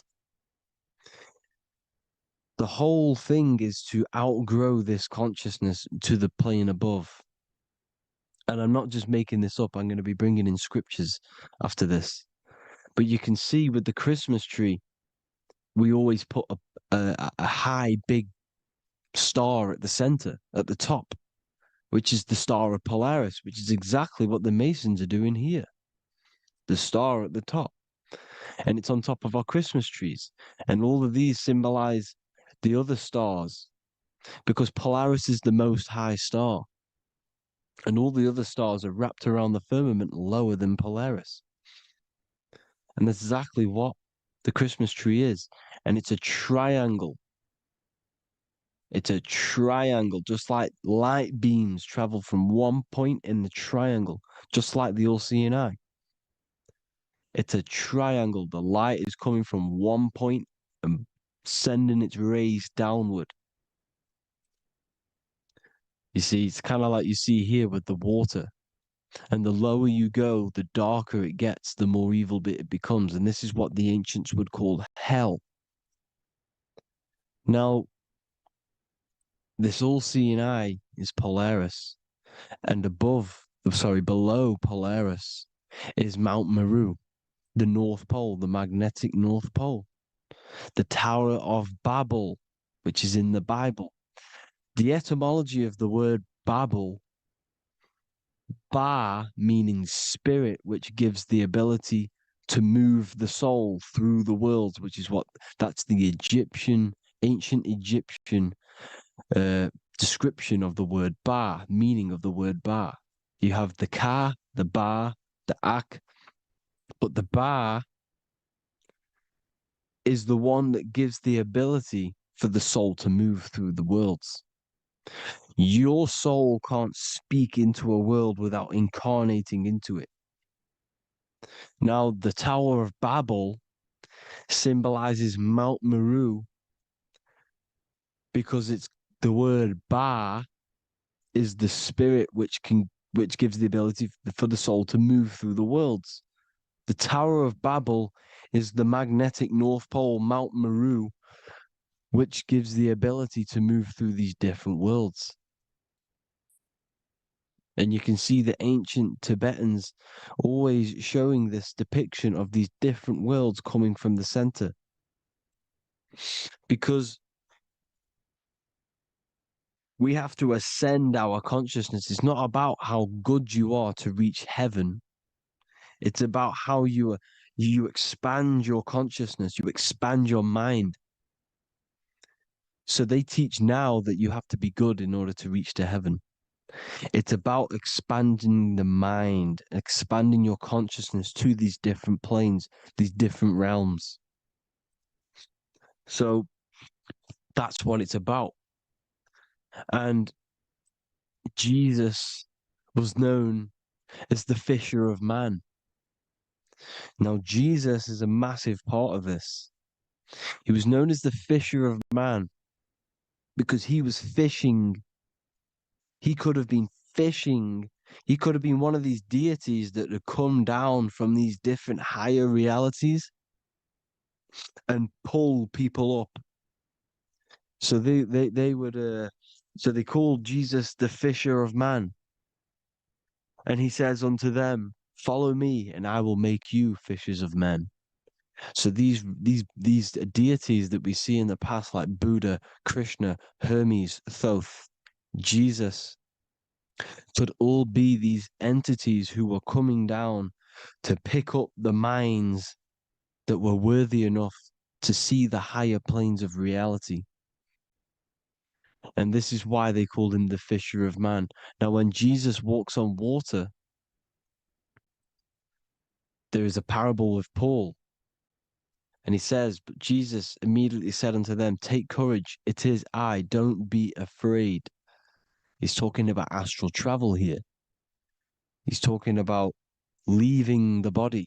Because when you leave the body in astral travel to see these alternative realities, you can't be afraid because fear is a bondage, which is what the Emerald Tablets talks about.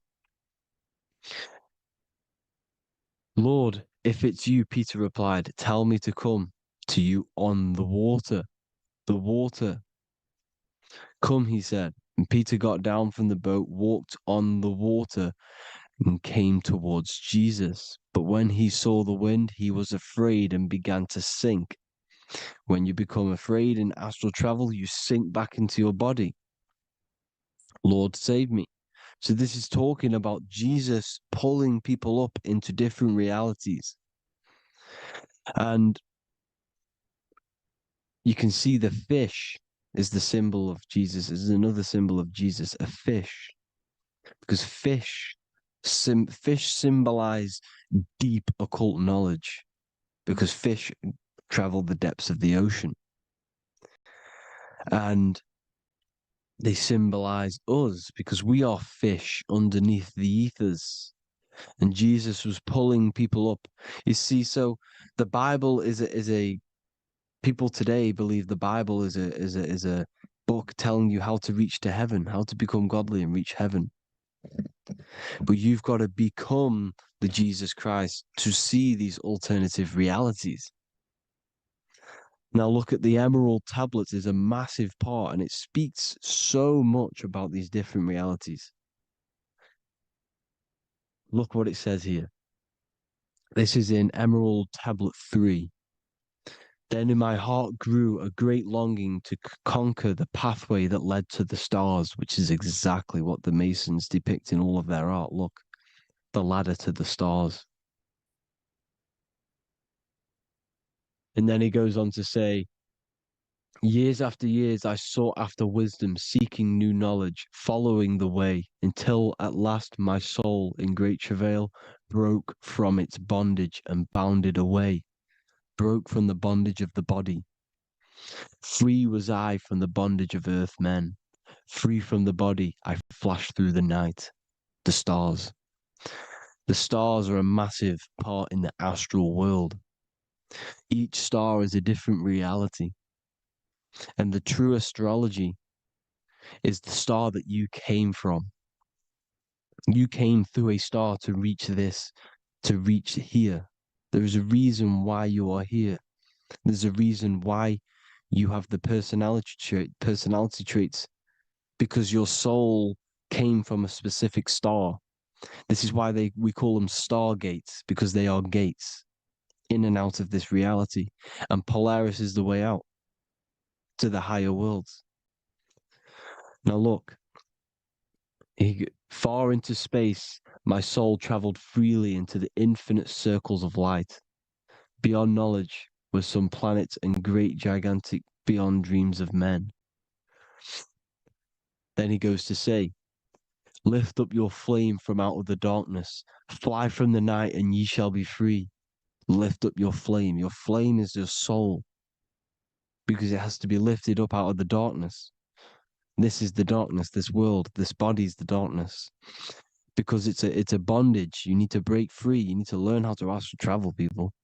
You have to learn this. If you want to get out of this world, you have to learn how to astral travel and see the other realities. Traveled I through space-time, knowing my soul at last was set free, knowing that now I must pursue wisdom until at last I pass to a plane hidden from knowledge, known not to wisdom, extension beyond all that we know. So he's talking about he went to a place where we cannot even comprehend here, a place that is not even known to earth men. He's telling you he's ascended out of this world to the planes that are beyond. And it says here in the Emerald Tablets, man is in process of changing to forms that are not of this world. Grows he in time to the formless, a plane on the cycle above. Know ye must be one, ye must become formless before ye are one with the light. The light, the same light that I was talking about, the Masonic light, with the triangle, God, the one source. Ye must become formless before ye are with the light. Formless, you have to leave the body. You have to leave the body. You have to gain the ability to leave this body and travel to these other worlds. Now, it says here, Not as man am I, for free have I become of dimensions and planes. In each I take on a new body. In each I change my form. Know I now that the formless is all there is of form. You see, all things created come from the things that, all things that you see come from the things that you cannot see. All of us have the same spark of consciousness, the same I am. Every dog, every animal, every human has this same I, this same thing which sees through the eye. It's formless. It it takes this formless entity is the same entity of us. We are all the same entity in different bodies. And this entity it was represented as the flame, the cosmic flame, which is inside of all of us. And this is why the Masons depicted your spine as a candle or the Holy Grail. You would either see this or a candle with a flame on the top, because the Holy Grail is your consciousness, which is on top of your spine, which is the candle. Now, Jesus, Thoth, Buddha were all these deities which were coming down to lift people up because they were fishermen of men. And he would lift you up to the higher worlds, out of this world, to the ones above. Now, Thoth, you can see him here, he's leading the way. He's holding someone and he's leading the way with knowledge and power. He was leading the way to other worlds, out of this world. There's no point trying to change this world. This world will stay the same. It will stay the same. You have to get out of this world. And that's what they're telling you. That's what they're keeping you from. They're keeping you stuck within this thin layer of reality. So what the Masons are doing, they have the ability to astral travel. They're living not stuck and bound to one reality, but living within the different layers of reality. And this is what Morpheus was doing in the Matrix. Morpheus was going into the Matrix to go and get Neo, which is exactly what Jesus was doing, pulling up people out of this world to the ones higher. And that's exactly what Morpheus is doing in the Matrix. If you haven't watched the Matrix, go and watch it. It will blow your mind. Everything I'm saying in this video, you will see it. Except that you don't need to use a machine to enter the Matrix. You just use your body. Well, you use your consciousness to leave this body. You see, Neo was also uploading himself into the simulation to pull people out of the simulation. And this is exactly what all of these gods were doing. The fisher of man. Look, he was pulling people up out of this reality with the knowledge. Now, Jesus was always depicted with the mushrooms. Look at all this mushroom art. Mushrooms were literally the origin of Christianity. You can see it everywhere. There's mushrooms in all of the ancient art. Every single one of these paintings you see here, there's mushrooms on them. Mushrooms have the ability to see alternative states of consciousness. Now, if you go and do them and you go to sleep, if you pop mushrooms, you go to sleep and you will wake up in another reality. You will wake up in another reality. Don't try it if you don't want to do it. But if you've got the heart to do it, do it. Eat them and go to sleep. You'll wake up in another reality. And Jesus was handing out mushrooms to the bright minds, to the minds that he wanted to fish out and pull up to the higher realities. He was giving them mushrooms to see themselves in an alternative state, in an alternative reality. This is why there was so much mushroom art, and it's not just ancient Christians. It's Sumerians, it's the Mayans, the Celtics, the Egyptians, all used mushrooms. All of them. Look at all this art. It's on stones. It's everywhere because mushrooms. See, everything in nature is a micro macro. Look at the form of a mushroom. It's literally your spine and brain because they alter your consciousness. Your body is just a radio receiver. Everything that you're experiencing is a program being ran by the central nervous system, and your consciousness is experiencing this program, these electrical impulses of the nervous system, because it's all feeding back to one point, which is the pineal gland. And this is the candle with the light on it. Type in Masonic candle and you'll see it. It's your spine with your spark of consciousness on top of the spine. And it's a mushroom because this sends you to alternative states of consciousness, alternative realities. Now, they were all doing this, the Egyptians, the Mayans. Now, there's more symbolism which goes into this. Look at the Christmas trees we use. The Christmas tree with the presents underneath them. Magic mushrooms grow under trees. And these are the presents under the trees that we symbolize today with Christmas. Santa's red and yellow for the red and yellow mushrooms. The same mushrooms Mario has to collect. And when he gets enough mushrooms, he levels up. And then what does he do when he go past the world? When you win that world in Mario, you go to another reality. You go inside of another world.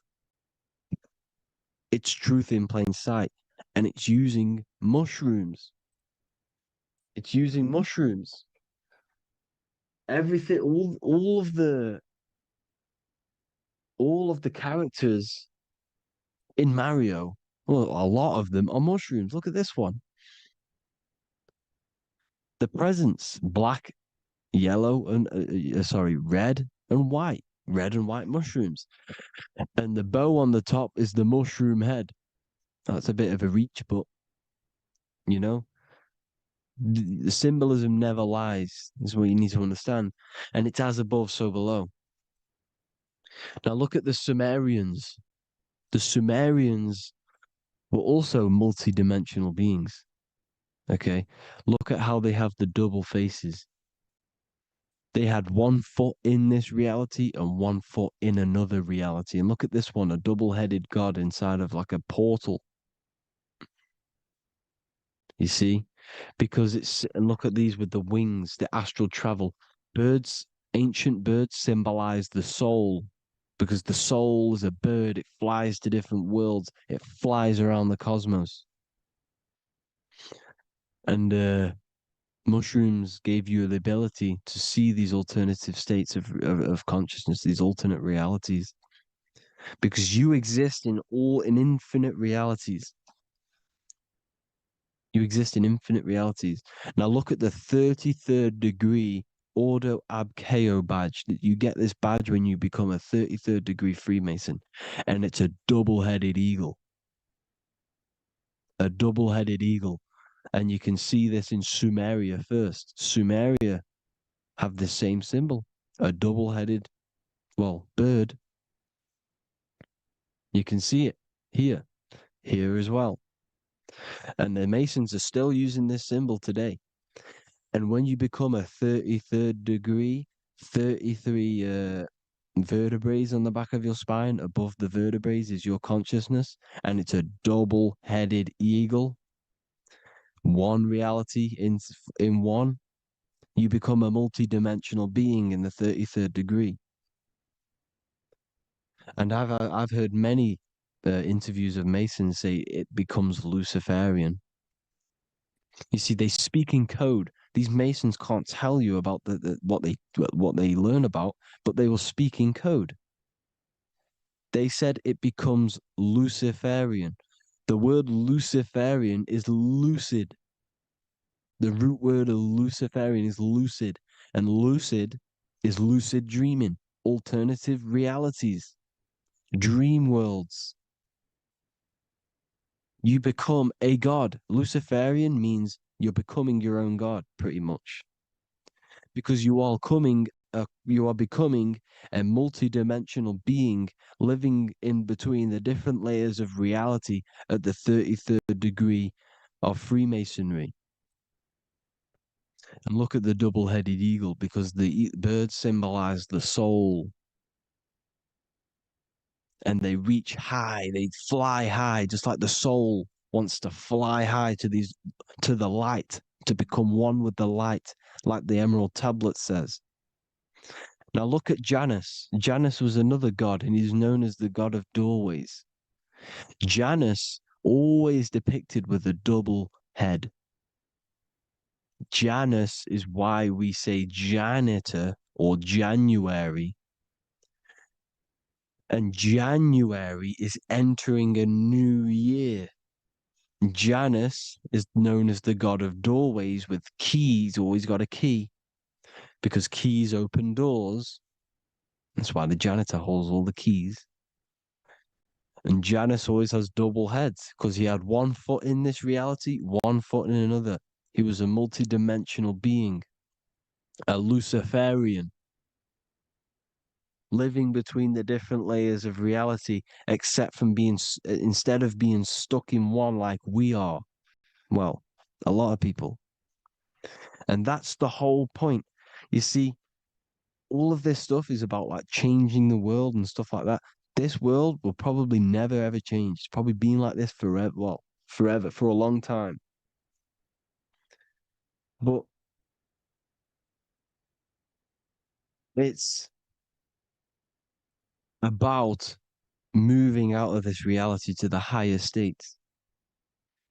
And the Masons always depict the ladder to the luminaries, the stars, with a key, the same key of Janus. The Vatican is a key, and it's in charge of all the religions. Why is it a key? Because they're holding back the key. They're keeping you stuck within this reality, keeping you stuck as identifying yourself with the body, identifying yourself with this world. You are not in the world is within you. This is a program being ran by your central nervous system, and your consciousness is experiencing this reality.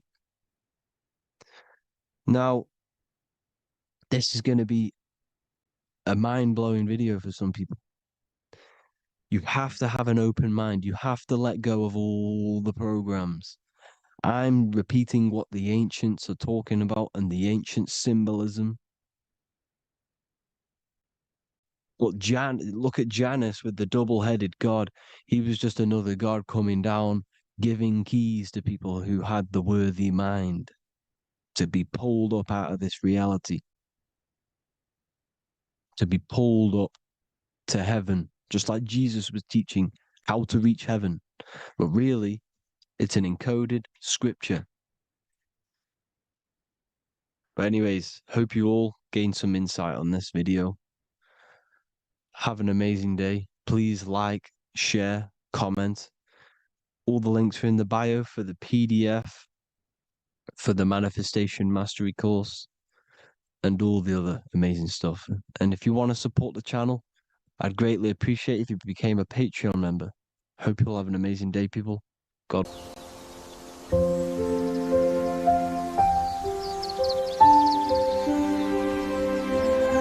bookofwisdom.com. Visit today.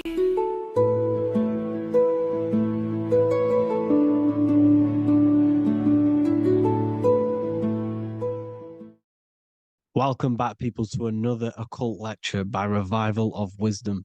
Today we're going to be talking about magic and how it's being used on us for the New World Order. Magic has the word mag within it, which is magnetism. Magnetism is the force. Magic is influencing forces, natural or supernatural forces, and using it for a certain agenda to gain something out of it. Now, magic is not what everyone's being thought. It's not some sort of fantasy thing.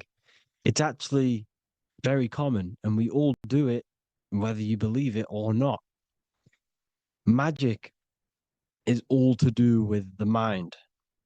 As I said, always say in my lectures, your mind is what creates matter. Your mind is what creates your external world. So it's all about manipulating and planting seeds within the mind, because your mind is a garden, and thoughts and words are seeds which are being planted in that garden.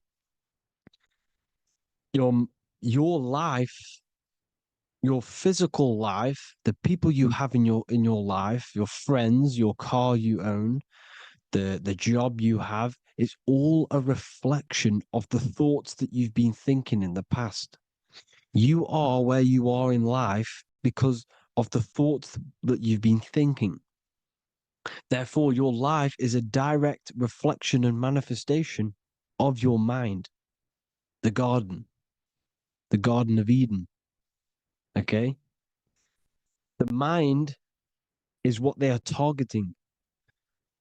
What you see, say, and hear has a direct effect on your mind. Me talking to you is influencing you.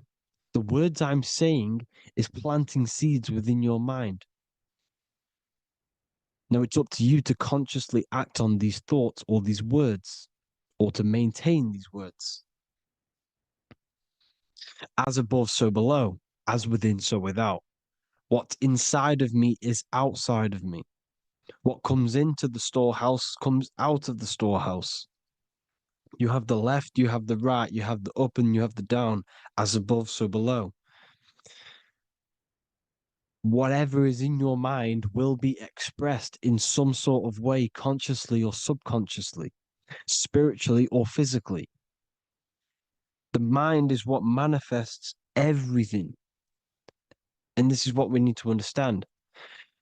We need to understand is that the mind is not physical. All things spiritual manifest physical. All things seen come from the unseen. The words you're thinking, that everything you have is coming from the unseen. The actions that you do come from the unseen mind. Another expression for as above, so below is you are the universe itself. You are a universe, a mini universe. But just because you are mini does not mean you are the whole thing.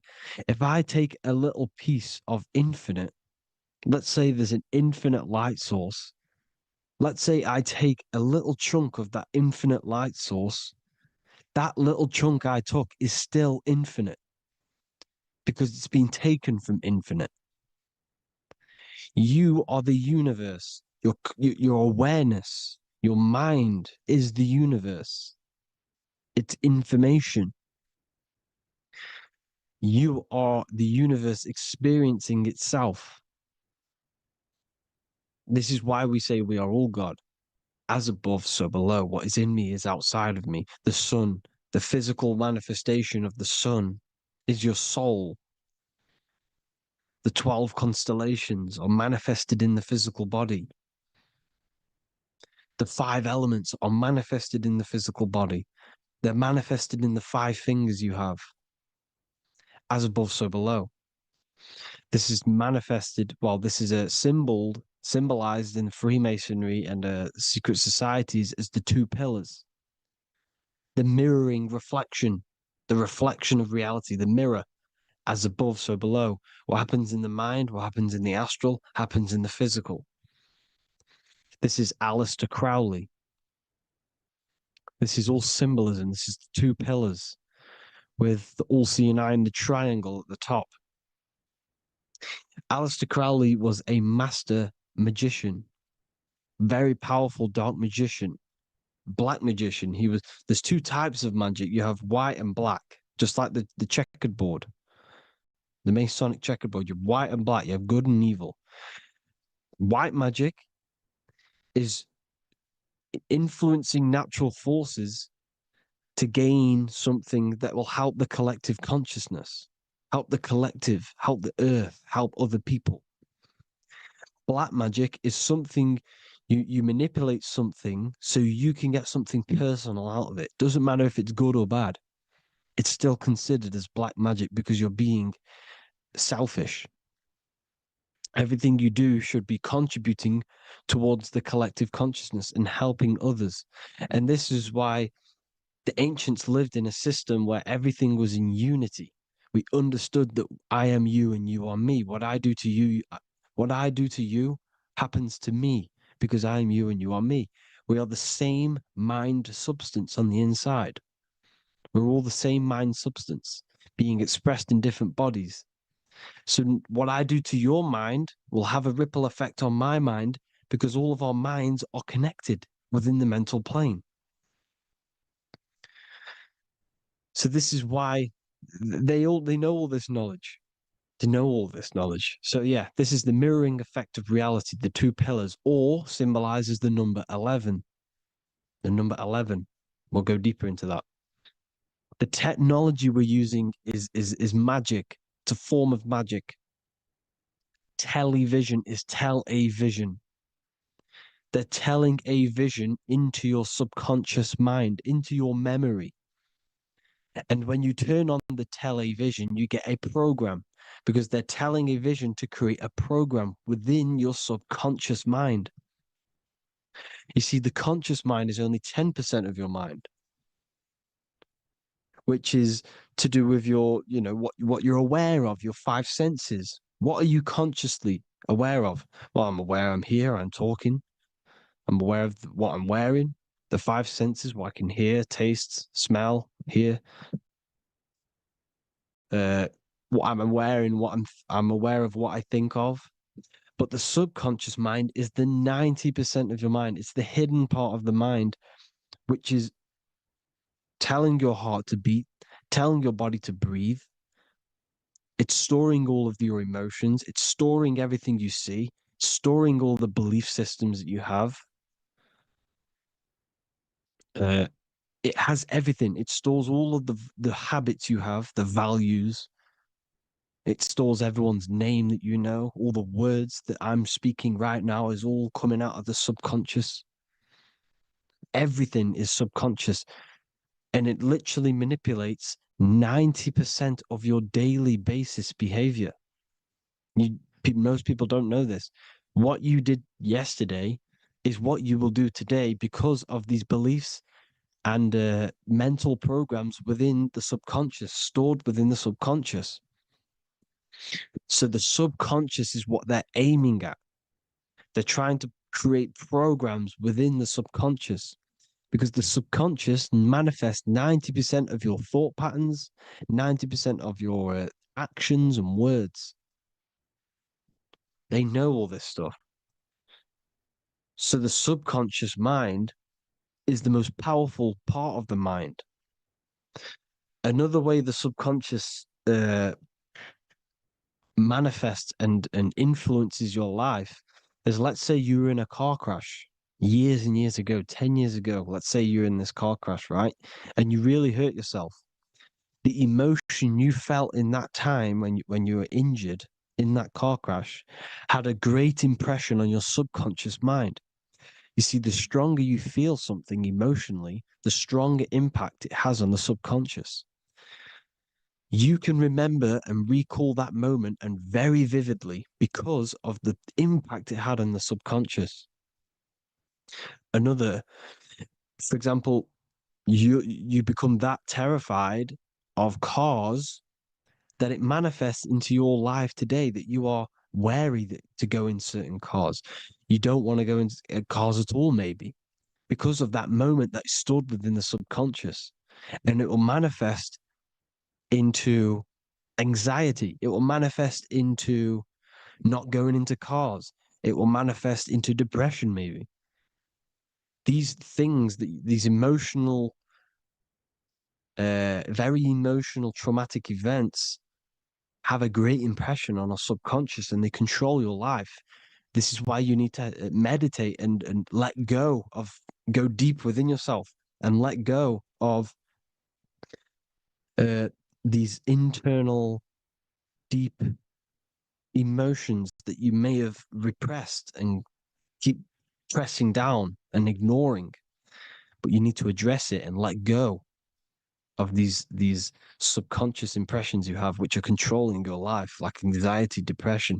All of these things are stemming from things that are stored within your subconscious years and years ago, more than likely. Broadcasting. They're casting spells to a broad audience, to news, north, east, west, and south. They're casting spells. No, if you watch the news, everything's red. Breaking news in red writing or the red background. Everything's red. Why? Because red's the root chakra, which is all to do with survival. They want to stimulate this root chakra because they want you down there in survival mode. They want you in survival mode because you're easier to control. They control out of fear. And not only they're casting these spells as if, because most of the things they cast in the news hasn't already happened. They're constantly bombarding you with there might be a war breaking out, war this, war that, kill here, kill there, murders. It's impressing, it's casting spells on your subconscious mind. So when the event does turn up in real reality, in physical reality, you're less emotional, you're less surprised. You're not as surprised because you've already heard it before. Your subconscious has already heard it all before. If you never heard of a war and then a war broke out, you'd be going crazy. So they subtly program your subconscious mind through the words, because the words they say is impressing your mind, has an effect on your mind, which will have an effect on your behavior, your words, your conversations you have with people. They're casting spells to north, east, west, and south on the vision. They're telling a vision by broadcasting, by saying spells. This is why we call it spelling. Even the word, listen, the words we say cast spells. Bless. Oh, bless you. That's be less. The subconscious mind only picks up literal things. You see, when I say bless you, your conscious mind picks that up as, oh, thank you, you're blessing me. But your subconscious picks up as be less. You see? Because the subconscious it has no filter. It's just, it is what it is. Everything is factual in the subconscious. Therefore, if I call you an idiot, your subconscious, my subconscious will think I'm talking to myself and calling myself an idiot, and it will take that as true. That is truth. Everything is truth within the subconscious. And the subconscious manifests your behavior. The devices this is the biggest one. Black scrying mirrors, device, the devil's vice, the device. Okay? Black scrying mirrors, black screen is scrying. Black scrying mirrors were used to communicate with spirits within the astral plane in the medieval times. They're still being used now by black obsidian mirrors. And look at your phone, it's a black mirror. And there's some sort of, I'm not saying this is facts, but personally, I believe these are portals for spirits and ethereal entities to come into your life, to come into your surroundings. So this is the next big thing: the TVs, your iPhone, your iPod, all black mirrors. And mirrors are very, very powerful. Even just a normal mirror. Mirrors have an effect. Whatever you say into a mirror, what you say is energy. And when you say something into a mirror, you're saying it into yourself. It's an infinite cycle of words of energy because it's being reflected infinite times. When you say something into a mirror, it has a massive effect. You're saying it directly into your eyes, into your mind.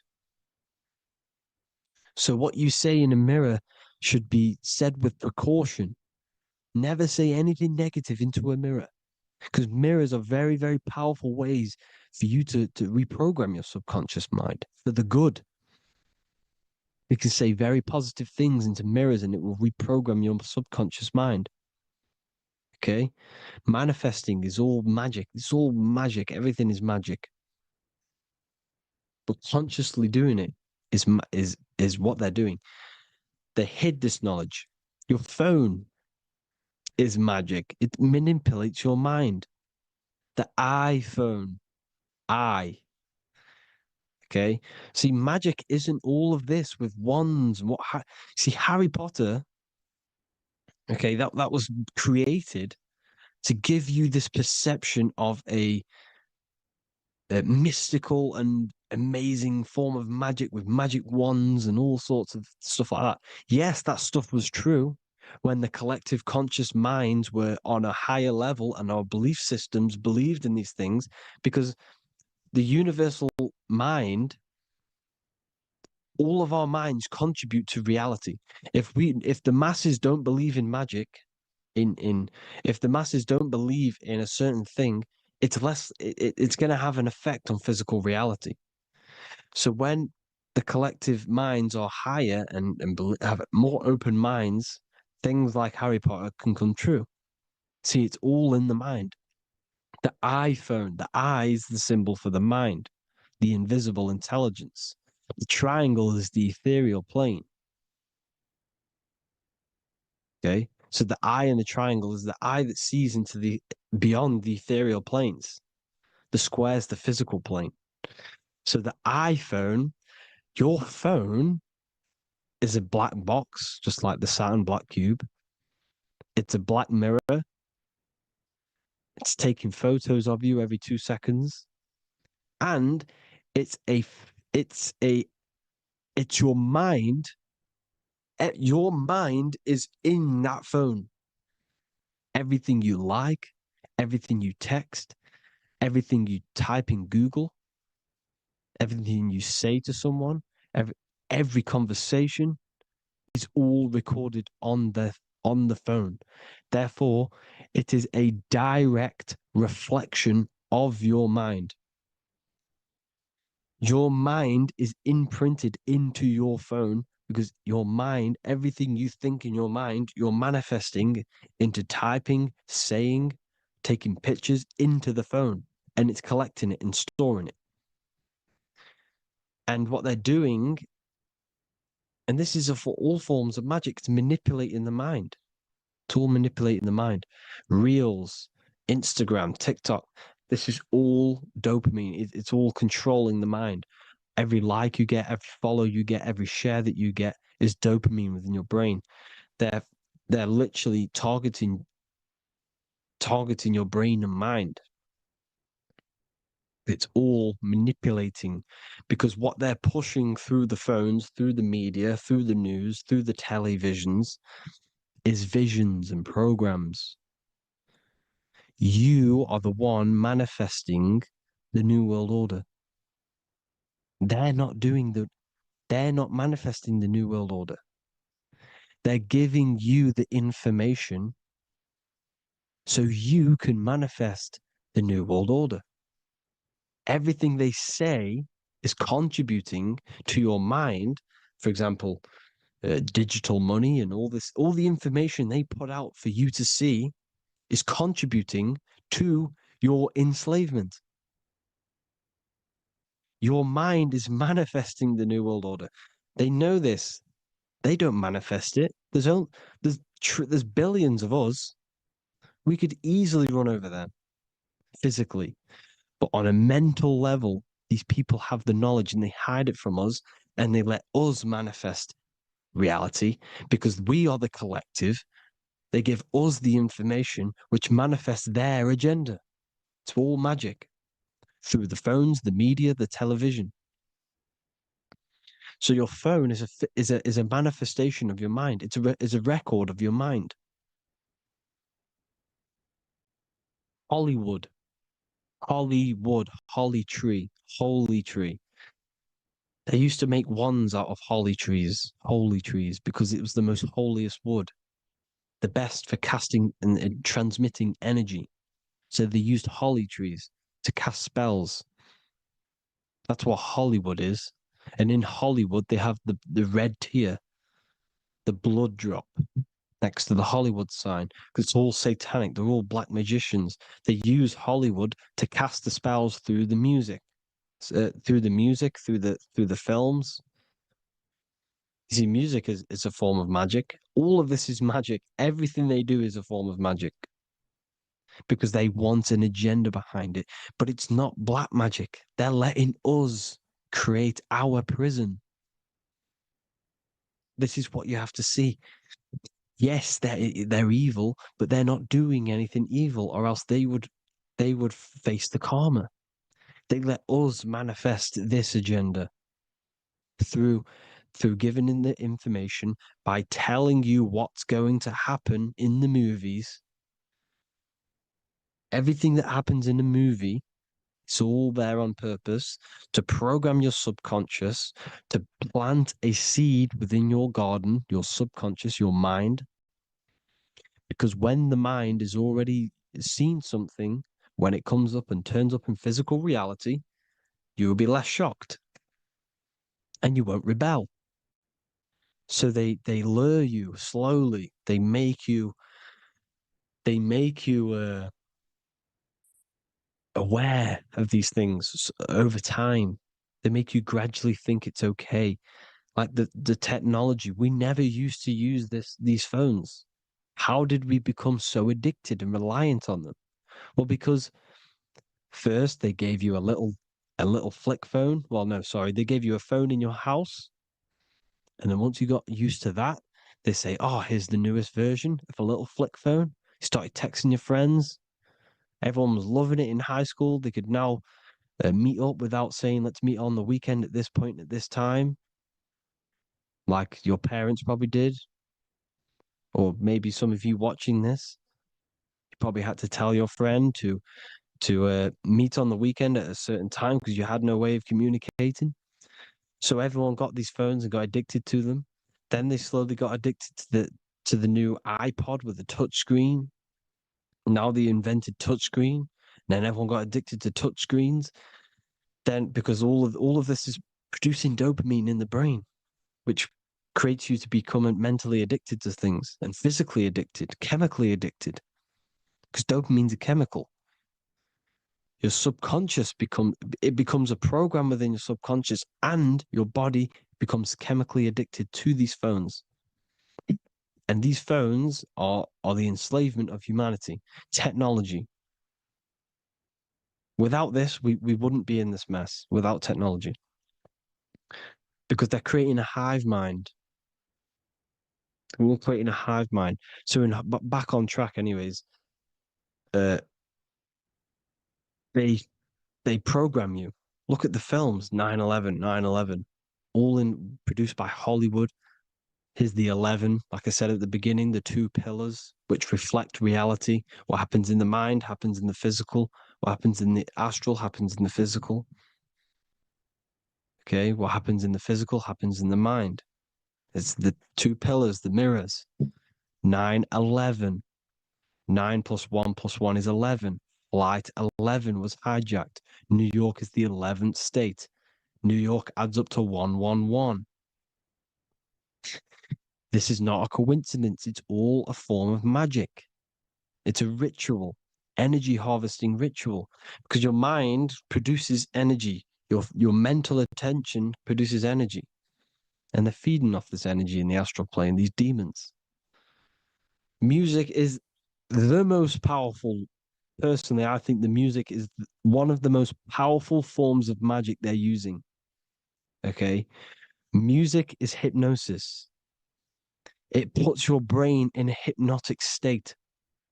It influences your electromagnetic field through vibrational energy. It reprograms your subconscious mind. Why do you think you remember the lyrics? You see, your subconscious stores all of the memories. Remember, the subconscious manifests 90% of your behavior. So, therefore, the music you're listening to is manifesting your behavior. You wondered why some people wonder why they have drug addictions and they can't get out of violence and they can't get out of all this negative mind space. It's because the music they're listening to is creating a negative mind space. The words you listen to have plant seeds within your mind. So the reason you remember the lyrics is because that song created a program within your subconscious. Yes, that is what happens. You can use magic to reprogram your mind, but you can use music to reprogram your mind because it's all forms of magic. It's using natural mental energy forces to manipulate the physical reality. You manipulate your mind, you manipulate reality, physical reality. Okay. So the music, another very, very big one. When you turn on the radio, it's just all talks about alcohol, drugs, and sex because they want you down in the lower three chakras. They want your mind attached to matter when it's mind over matter.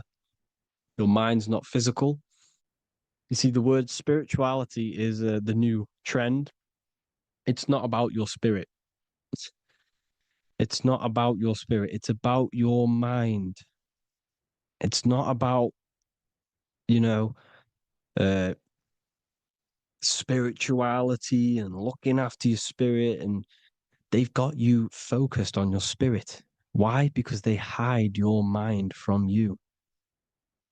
You see, a lot of people think their mind is their brain, but the mind is everything. There is no physical reality without mind. You can have a brain. Imagine if you had no mind but a brain. It wouldn't work. The mind is everything. The mind controls your avatar. It begins in the mind before it happens in the brain. Then the brain manifests through the body. The brain's just an electrical computer. So that they've got people scared. Oh, do I have a soul or not? And all this stuff. Listen, if you have a mind, you have a soul, because you are not the mind. This is why everything is sort of an illusion, because beyond the mind is your soul. But what is the soul without a mind? You can't have a soul without the mind. But if the mind didn't exist, the soul doesn't exist. You are the person listening to your mind. I shouldn't say person because you're not the body. You're the entity behind the mind. But if you didn't have that mind, you couldn't understand what you even were. You would just be an observer who couldn't think. So yes, we all have a soul. If you have a mind, you have a soul. Everything is mind. Everything has mind. Mind creates everything. God is mind.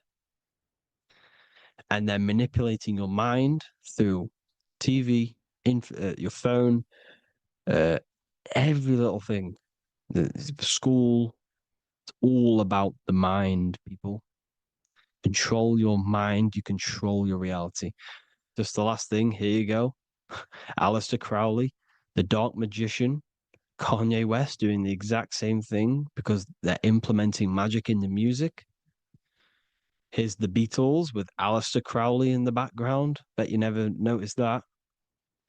Aleister Crowley was influencing music and placing magic within the music to influence the subconscious. This is what Baal worship was. This is why they killed children. They sacrificed these children. Why? Well, because in order to ascend, in order to raise your consciousness internally, godly, by being good, God, or being in order to be good and raise your consciousness and to get something in the physical world, you have to sacrifice yourself. And what do I mean by that? In order to raise your consciousness and ascend, you have to sacrifice the lower nature of yourself. You know, you got to abstain from having sex to retain your sexual energy, to transmute it, or staying away from negative, some poisonous foods like meat. So, staying away from blood. We shouldn't be consuming other animals' blood. We should be keeping our blood pure. We are humans. We shouldn't consume chicken blood, chicken germs. We are the most divine creatures on this creation. We are the most intellectual creatures in this creation. Therefore, we should keep our temples pure. We are not animals. If you want to associate yourself with an animal, go out in the wild, go and find a wild boar and go and try rip its guts out with your bare teeth, because you can't do it. You're not a cat. You're not a carnivore. Okay? So in order to ascend, you have to kill and sacrifice your lower part of yourself to ascend up to your spirit self, your mind self, the highest version. And the elites don't want to do this. So they sacrifice other things like babies to kill them, to exchange their life over to the astral plane, so these demigods in the astral plane can give them something in return in physical. They don't want to sacrifice their lower self, so they sacrifice other things for exchange, for physical pleasure. But the godly person sacrifices their lower self for their higher self to do good and ascend. So this is what all the Baal worship is, people, and this is why they're doing it. Hope you all had an amazing lecture. If you haven't already, go and get the Book of Wisdom for more information. You know, I don't go into dark stuff in this book, because all I do is enlighten people in this book. You can get it in Spanish, English, German, Italian, and French. Worldwide shipping. You can get the PDF or paperback. Or there is also a new one called the Human Health Guide 2.0. It gives you a list of all the foods, grains, oils, nuts, you know, everything that's alkaline and positive for the body and not man-made and hybrid. It tells you all the products to stay away from, how to fast, how to improve vision, how to improve everything, literally. So the Human Health Guide has been released. If you want that, I'll pull all the links in the bottom of the description. Hope you all enjoyed the lecture, people. God bless you all.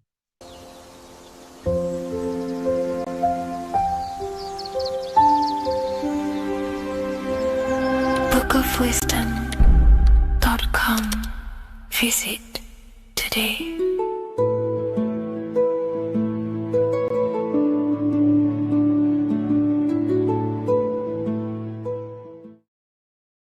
So depression doesn't actually exist, and in this video I'm going to show you how depression is actually a choice. And I'm going to give you some solutions on how to deal with it. And this is probably going to change your life forever just by doing this alone. Okay, so the first thing you need to understand about depression is that it exists in your conscious mind. It exists in your thinking mind. So what is inside your thinking mind? You have your body, your name, your reputation, your trauma, your memories, your family, your worries, your interests, your bills, your passion, dislikes, goals, right? Most people identify their lives with this. They identify their lives with their thinking mind. They think they're their name, their job, their reputation, their memories. But this is not who you actually are. Who you actually are is the observer of that. What happens if you stop thinking? What is left? You're left with unconditioned consciousness. You're left with the self, which is what we refer to as I. We are the consciousness, not the thinking consciousness. You are not these labels. You are not your thoughts. You are not your job, your name, your reputation. Okay? And the reason why I'm telling you this is because it's very important, is that we are something beyond this body, beyond this name, beyond our thoughts. We are the consciousness. So depression exists inside of the thinking mind, the conscious mind. Okay? So if you want to get rid of depression, you must learn how to escape the thinking mind. And not only just escape, but that's step one. In meditation, you do meditations, right? We sit still and we have to learn how to control the mind and turn off the thoughts. And when we turn off the thoughts, depression goes out the window because there's no thought present in your mental field of consciousness to be depressed. Okay? You must understand, who is the one suffering from the negative thoughts? Who is the one suffering? Your mind is not suffering because the mind is producing the thoughts. Your body's not suffering from the negative thoughts. You are suffering. And who is you? You are a soul. You are that feeling. You are that person beyond the thoughts, beyond the feelings, beyond that. You are the one experiencing. You are that. Meditation gives us the ability to turn off the thinking mind. This allows us to escape our thoughts. Okay? And it gives us, over a long period of time after meditation, you'll be able to turn this switch. And this switch will be able to turn off your thoughts. And by doing this, we will be able to control our conscious mind directly by the hand. So when you notice yourself gaining them negative thoughts, we can then turn off the switch of turning off the conscious mind and rising to our authentic self and knowing the thoughts are just illusions. Now, let me tell you something that's very powerful. Most of your thoughts are coming from beliefs. Most of your feelings are coming from beliefs. So if you have a feeling of lack, this is coming from a belief that you don't have much. If you are feeling alone, this is coming from a belief that you are alone. So what we must do is restructure ourselves. We must restructure the subconscious mind, and we do this in many different ways. We can do this with meditation. We can do this with visualization, visualizing our desired reality as if we are living it. We can do this with affirmation. Now, a lot of people think, oh, I'm trying to speak something into existence with affirmation. No, you're not using vibration to try and change reality with what a lot of these new age people will teach you. Vibration, your words will not have much an impact on reality. That's the truth. But what they do have an impact on is reprogramming and recrafting and refining your mind. If you repeat, I am wealthy all day long, your subconscious mind, that word will be lingering inside your subconscious, and you will start to mold that into your conscious. You'll start to be consciously thinking about this. Most of your thoughts are coming from your subconscious. So if you want to get rid of depression, you got to figure out the trigger. What are you depressed about? What are you feeling? What are the beliefs that are making you feeling and thinking this way? And that's what you must restructure. You must restructure your subconscious mind through visualization, meditation, and affirmation. You do these all the time. You do these every single day, and you will slowly, if not surely, restructure your subconscious mind. While by doing the practice of meditation, you'll gain the off switch as well. Sometimes depression comes from not living in your authentic self. You're not doing the things that your soul is telling you to do. We all know what we should be doing at all times. I don't care what you have on. We all know we should be doing something. We all know that we have there's a higher aspect of our mind that tells us, oh, we need to be doing this, but I'm actually sat here on my phone. Oh, I shouldn't be eating this, but I'm doing it anyway. There's always that higher voice. And that is the voice that has to be connected to. And when your body's not acting out the voice of the soul, then the soul becomes sadder, and suffers more and more and more. There has to be a connection between the soul, the mind, and the body. They have to work in unison. Okay? So I hope this video helps with depression, with whatever you're going through mentally.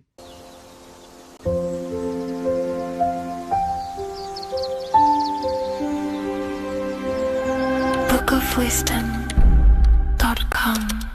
Visit today.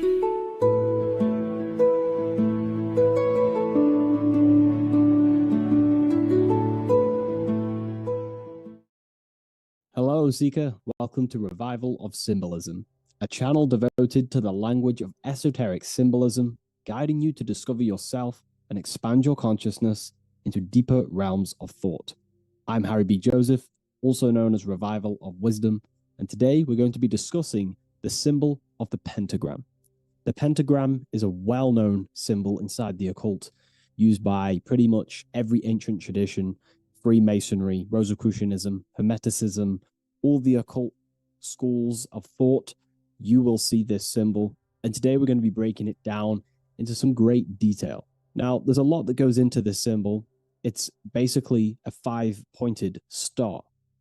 Now, if you notice that the star is one line continuously, you can draw this symbol continuously with one line without taking your pen or pencil off the piece of paper. So it's actually symbolizing one, and one expressing through 5 ways.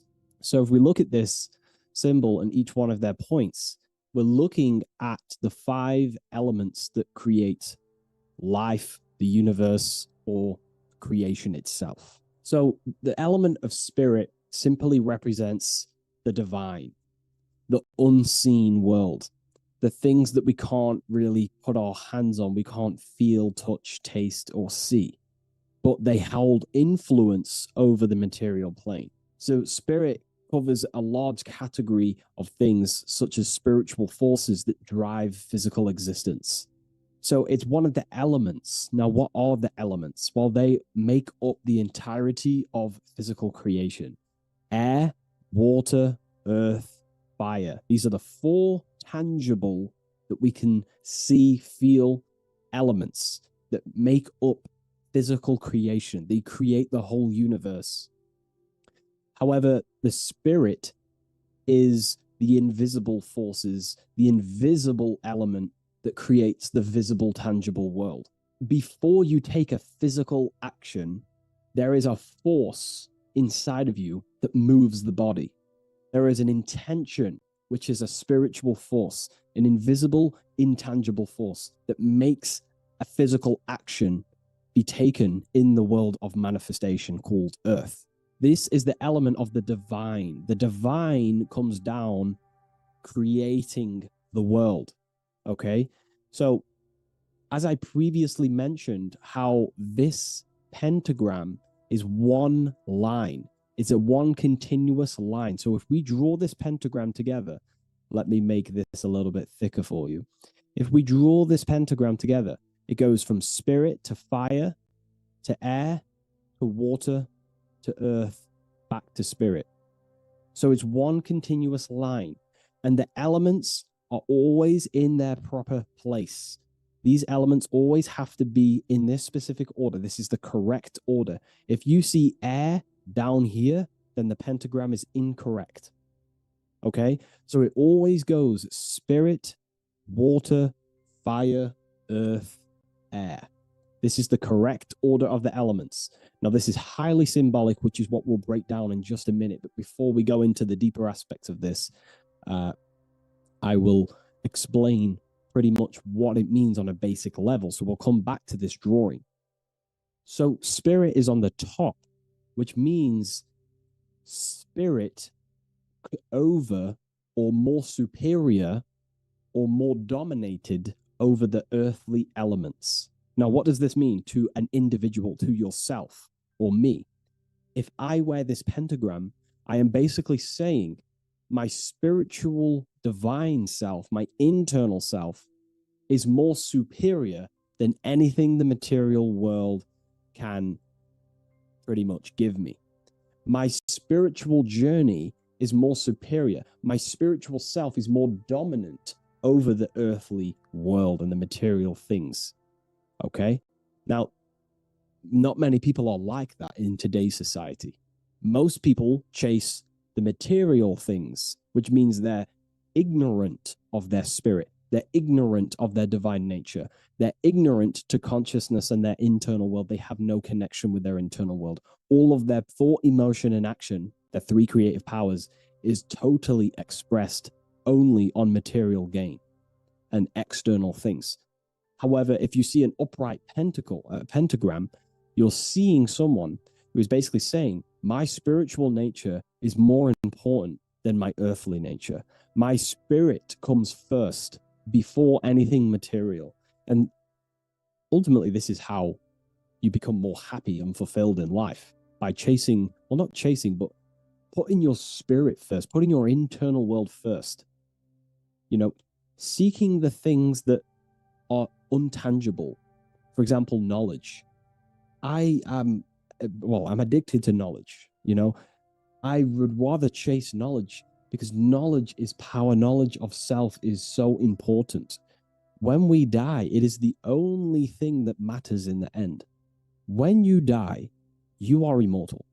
And if you have no knowledge of yourself, then you're going to struggle in the afterlife. If you have no self-control over your thoughts and emotions and desires, then you will suffer in the afterlife because you have no control of your thoughts, and your thoughts will be creating your reality in the realm of imagination or the astral plane. But that's a whole other lecture. But this symbol is pretty much saying placing the invisible over the visible. So there's many different avenues we can go with this. So this symbol is also used in magic.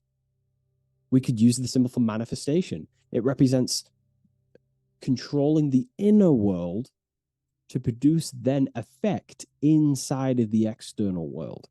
You see? So we have to put this first in magic spirit. We have to change the internal so we can produce change in the external. Reality is created from the inside out. Okay? So this symbol is heavily associated with magic as well, which is a whole other lecture.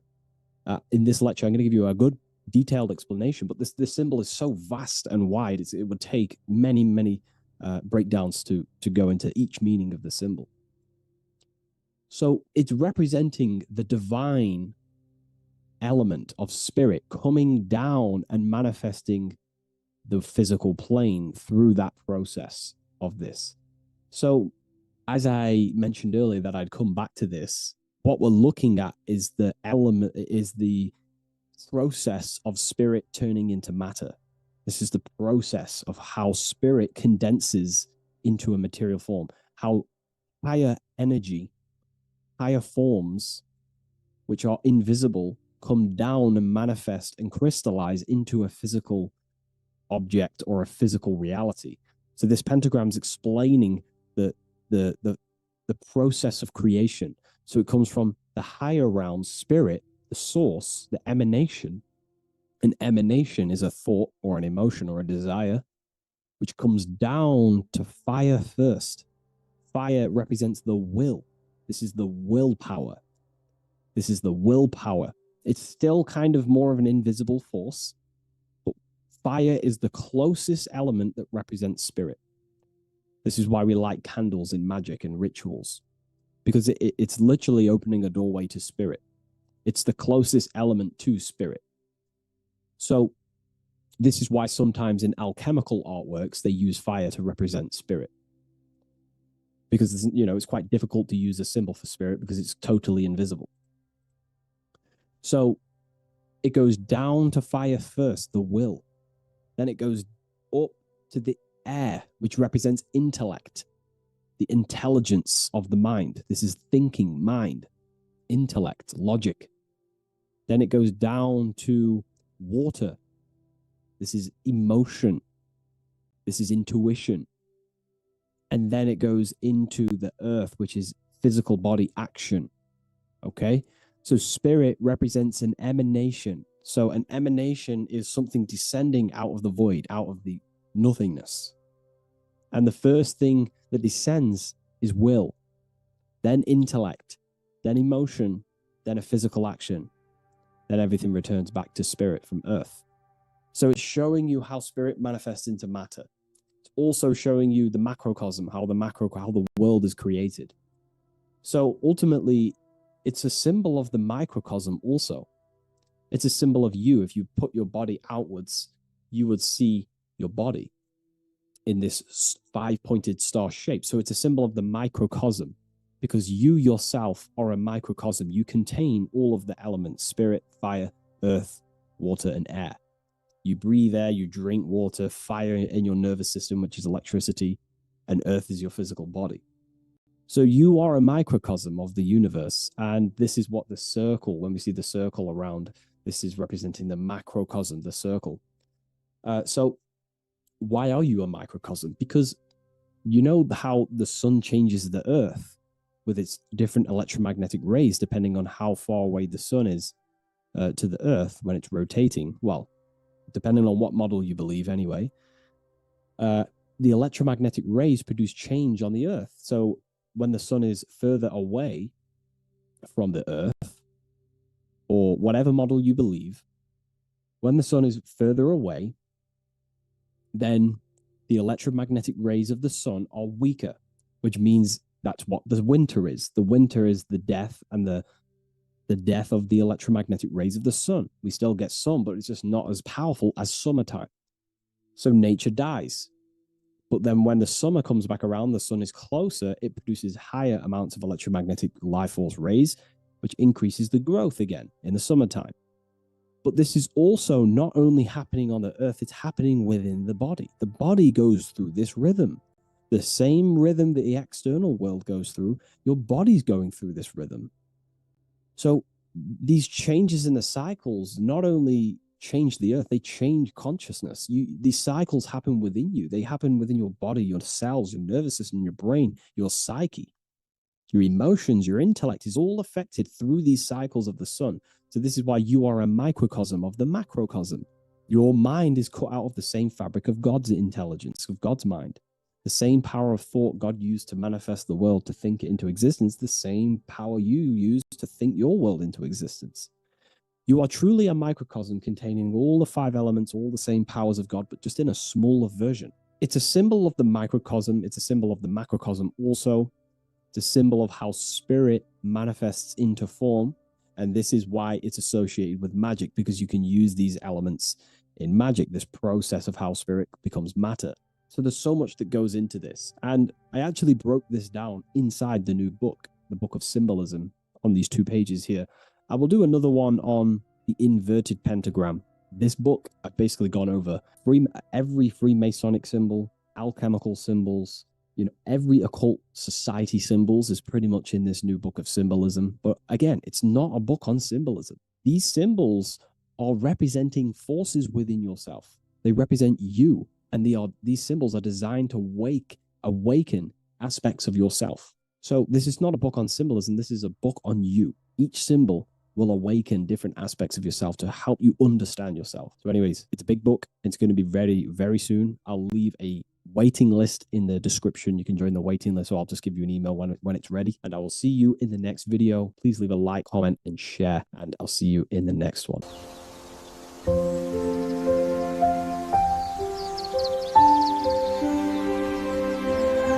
bookofwisdom.com. Visit today.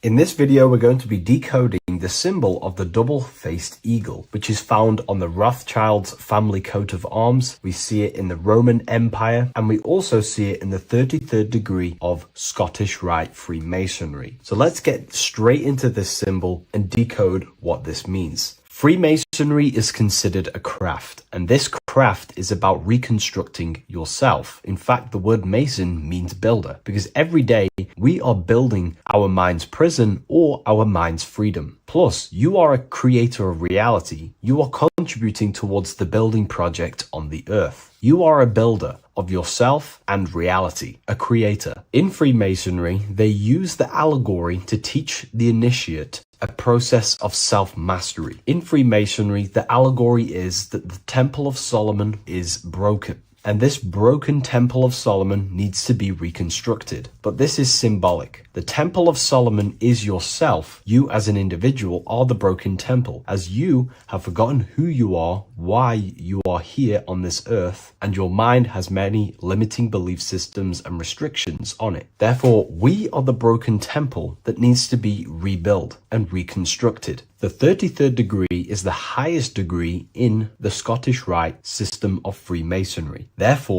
this logo represents the state of consciousness the 33rd degree Mason is operating at. It is symbolic of their level of mind, their level of self-mastery, their level of awareness. This symbol is a very powerful symbol that you can use to also find your personal power. Now, of course, this is my interpretation based off my years of studying symbolism and connecting the dots. If you feel like I miss anything, please leave a comment in the comment section to maybe add to my points. The first of all thing that I see in this symbol that reveals a great power of mind is the eagle. The eagle itself is a bird, and a bird can go on the ground and in the sky. In a symbolic sense, this represents the body and the spirit, the ability to transform from this earth body and then also access astral projection and the spirit. The bird sees things from a higher perspective while it's flying in the sky. If you're only in the physical body, your perception of reality is limited to the ground. We do not see much from the ground. This is all symbolic to a level of mind. The bird can see things from above. It sees the earth from a top-down view and sees the whole, sees things from a higher perspective, symbolic of the mind of a 33rd degree Mason who understands who they are, what reality is, what consciousness is, and the human psyche. Their level of intelligence allows them to see reality from a higher perspective, and they also have the mindset of seeing things as a whole, which is a great truth. We are all part of a greater whole, the unfolding of creation that is taking place in the present moment. We are all unfolding creation as a collective consciousness, and we are part of a greater whole building project. So this bird, or the eagle, is symbolic of seeing things from a higher perspective and possessing a higher consciousness. The double-faced eagle, one eagle looking left, one eagle looking right. This is symbolic of the past and the future, mastering time. The way an individual masters time and masters the power over time and gains their power over it is by using the past and the future. The way we master time is by looking into our past and see what thoughts, emotions, and actions have led us to this very moment in the present moment in our lives. By looking into the past, you can see what thought, emotions, and actions have led you to this very point in your life and see the mistakes in your thought processes, the mistakes in your emotions, and the mistakes in your actions. You can extract wisdom from the past of your past and apply that wisdom in the present moment to then change your future to a better future for yourself and the collective consciousness and your contribution towards the creation taking place on the earth. That is how an individual masters time. You can do this through memory work. Every time you go to sleep, go through your day backwards. Follow the events backwards. What this does is literally create new neural pathways in your brain and allows you to strengthen your memory so you can remember more. Memory work is massive in Freemasonry based off my research. They make you do rituals, memorize rituals, because they're trying to develop these different aspects and cognitions of the human mind. We see that the double-headed eagle is looking left and right, but then joins. This is symbolic of unity of duality, unifying duality. And the only way you can do that is by connecting with pure awareness without distortion of the mind and body. If you turn off your body, it goes to sleep. If you turn off your mind, you go to sleep. But if you can turn off your mind and body, then who are you truly? When you turn off your mind, you're no longer your belief systems, your name, your job, your reputation, your status. You are this pure awareness who's observing the mind. So in meditation, you realize you are not the mind. You are the awareness, and the awareness is singular, and the mind thinks in dualism. So this is symbolic of unifying and seeing things through the lens of the awareness and not the mind, because the mind can produce illusions. So this is symbolic of a state of consciousness of the 33rd degree who sees everything as oneness. We are all one witnessing consciousness experiencing itself. However, this witnessing consciousness is molded differently through the mind. My mind has gone through memories, traumas, events, and belief systems, which makes my mind unique to you. But when we all turn off the mind and connect with pure consciousness, the pure awareness, then we are all, on the deepest level, actually one. The universe is one. This is symbolic of seeing and perceiving that reality and truly maturing that understanding in your consciousness. We also see that the double-headed eagle is standing on a sword, which is a tool. The tools that you possess in life are aspects of your consciousness. Your thoughts are a tool. Your emotions are a tool. Your actions are a tool. These tools are creating and building your reality, and they're also building your soul, building your consciousness. But we see that the double-headed eagle is standing on top of the sword, the tool. The sword is a powerful tool. So this is symbolic of power on the surface level. But if you go deeper and decode the symbol, it reveals something way more powerful. The sword carves through things. It's also a very murderous tool. If you hold a sword towards someone or something, you hold power over it. It is a symbol of power. And that power that you possess is, in fact, the mind. The mind is the powerhouse of control over reality. The mind is the most radiant force in the universe, as all things respond to the mind. The emotions, the body, and physical reality itself responds to the mind. The mind holds power. Matter is a physical manifestation of mind. The reason why the sword is the mind is because it's associated with the air element. When you swing a sword, you're moving this through the air. And if you've read the Book of Wisdom Volume 2, you understand that each element is corresponding to a different body of consciousness. Air is associated with the mind, the mental body of consciousness. Water is associated with the emotional body of consciousness. Earth is associated with the physical body of consciousness. Fire is associated with the spiritual willpower body of consciousness. Therefore, what we're looking at is the intellect. We're looking at gaining control over the intellect, the mind, thought, banishing all negative thought power from the mind. Think of it like this. You are tapped into a live stream of consciousness, and this live stream is flowing into you in the present moment. Your mind directs this creational force, this flow of consciousness and power. You can use that mind to think about negative things, anxiety, depression, or you can use that power that's flowing into you for the positive only. The universe does not create what you want. It creates what you are. What you put in is what you get out. Your reality is a reflection of your mind. So it's about using this tool for the good. For example, no negativity even has any space in my consciousness. There is no negative thought that pulls me down. And if there is, I banish it instantly and remove it. So this is about gaining power over the mind and using the mind as a tool to carve your reality with the sword. This is your power. This is your sword. Below we see a banner that says Ordo Ab Chaos. Most people see this and understand it as order out of chaos. And yes, it is linked to, obviously, molding society, manipulation. However, on an internal understanding of order out of chaos, it's something much more powerful to the individual. Most people see order out of chaos and see the manipulation that takes place on human consciousness, which is very true. The ruling powers create chaos or a problem in society, then they produce an order and a solution to mold society towards their agenda. That's order out of chaos. However, to the individual,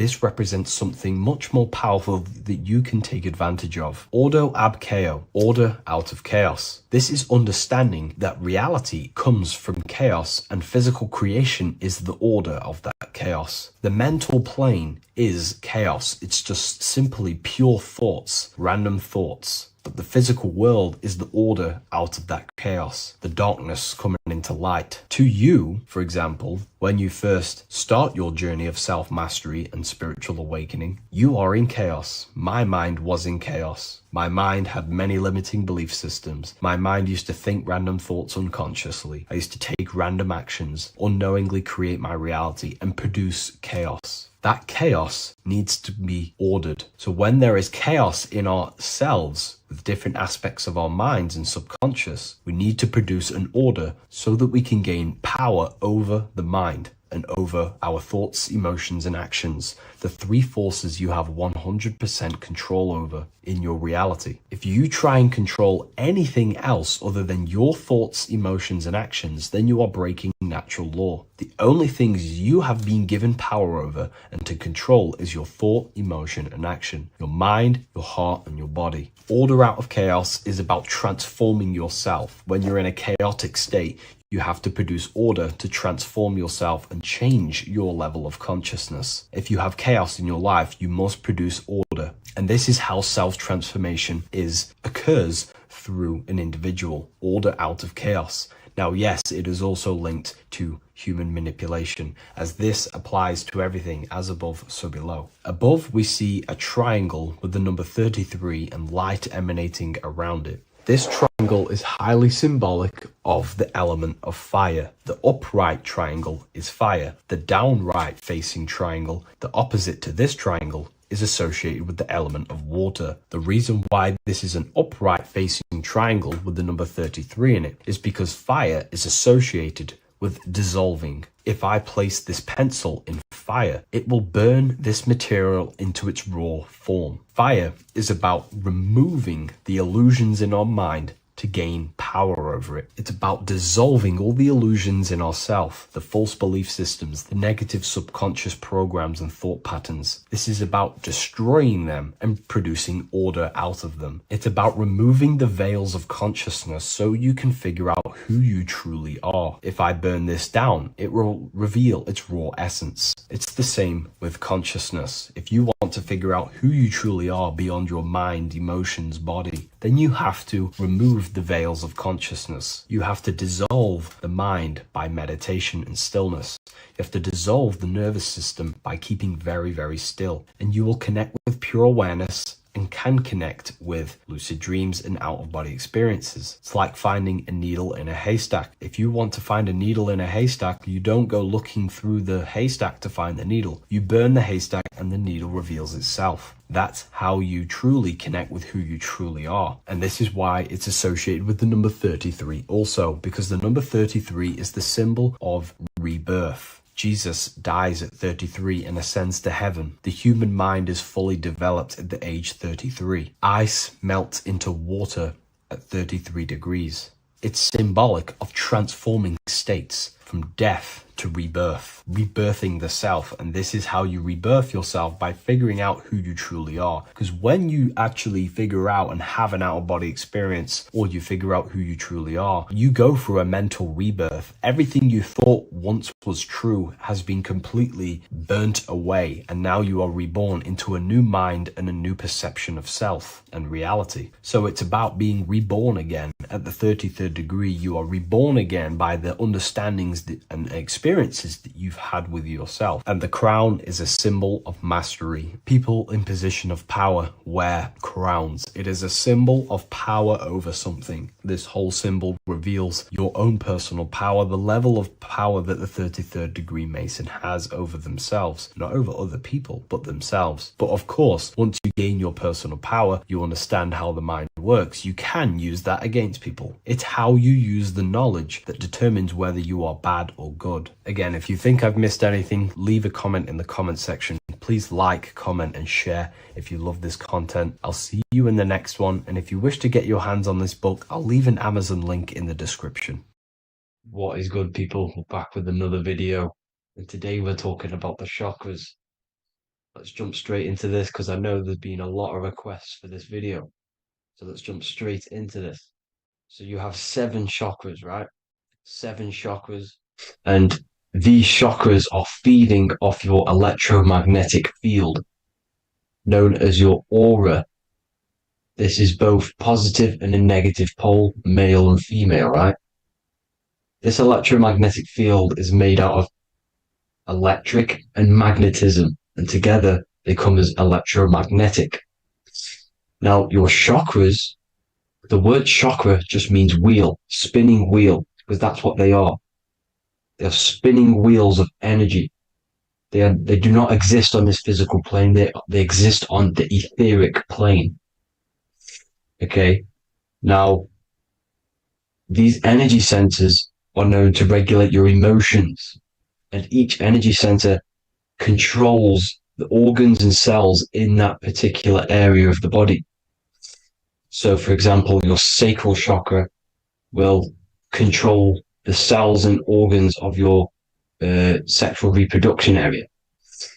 Okay, the navel chakra or solar plexus will control the digestion in your body. Same with the heart, same with the throat, right? So they are like mini brains for each center of your body. They run along up the spine, but notice the crown chakra exists outside the body. It's just above the head. Now, this process of the chakras is obviously the 7 colors of the rainbow, starting from red, which is the lowest vibrational color, all the way to violet, which is the highest vibrational color. This, like I said, these energy centers are feeding off your electromagnetic field. So if these chakras are unbalanced, they are taking too much energy from your electromagnetic field, making it weaker. Now, this is the North Pole. As you all know, the Earth is flat, and we live inside of a giant torus field, and the North Pole is the Earth's heart chakra. And this is why the aurora borealis, or the northern lights, whatever you want to call them, that's why they are green, and they are being emitted from this center point of the Earth, because it's symbolizing the heart chakra, which is green, right? Now, you do work your way up to these. However, this is a torus field. You are a torus field. You have different layers of this torus field, right? And you need to balance all of these chakras, but you can't move up these chakras until you open the one below it. So it's like a stairway. You can't go to your solar plexus without going through your sacral. You see? So you have to work up these. However, you have to work up these and then live from the heart, because the heart is the center of the torus field. It's the balance between male and female poles, positive and negative poles. So you have to balance all of these chakras and then bring them all into one, which is the heart chakra. Now, they exist on the etheric plane. They exist on the etheric plane, and the etheric plane is a layer of the material plane. It's the one higher than the material plane. And then after the etheric plane, it melts into the astral plane. So they exist just between the physical and the astral aspect. Now, this is the yin and yang matter, which is the lowest root chakra, physical matter, and then to spirit, because high vibrational matter turns into spirit, low vibrational spirit turns into matter. So they're interchangeable. This is the yin and yang. Now, when you see ancient paintings with the halos, you see this is like a toroidal field coming out the top of his head, you see, with a halo. This was symbolizing in the old days, in the ancient days, that they've aligned their chakra, they've reached Christ consciousness, which is God consciousness, right? Now, this electromagnetic field is the apple that we bit out of in the Bible, because you see that apple is a torus field.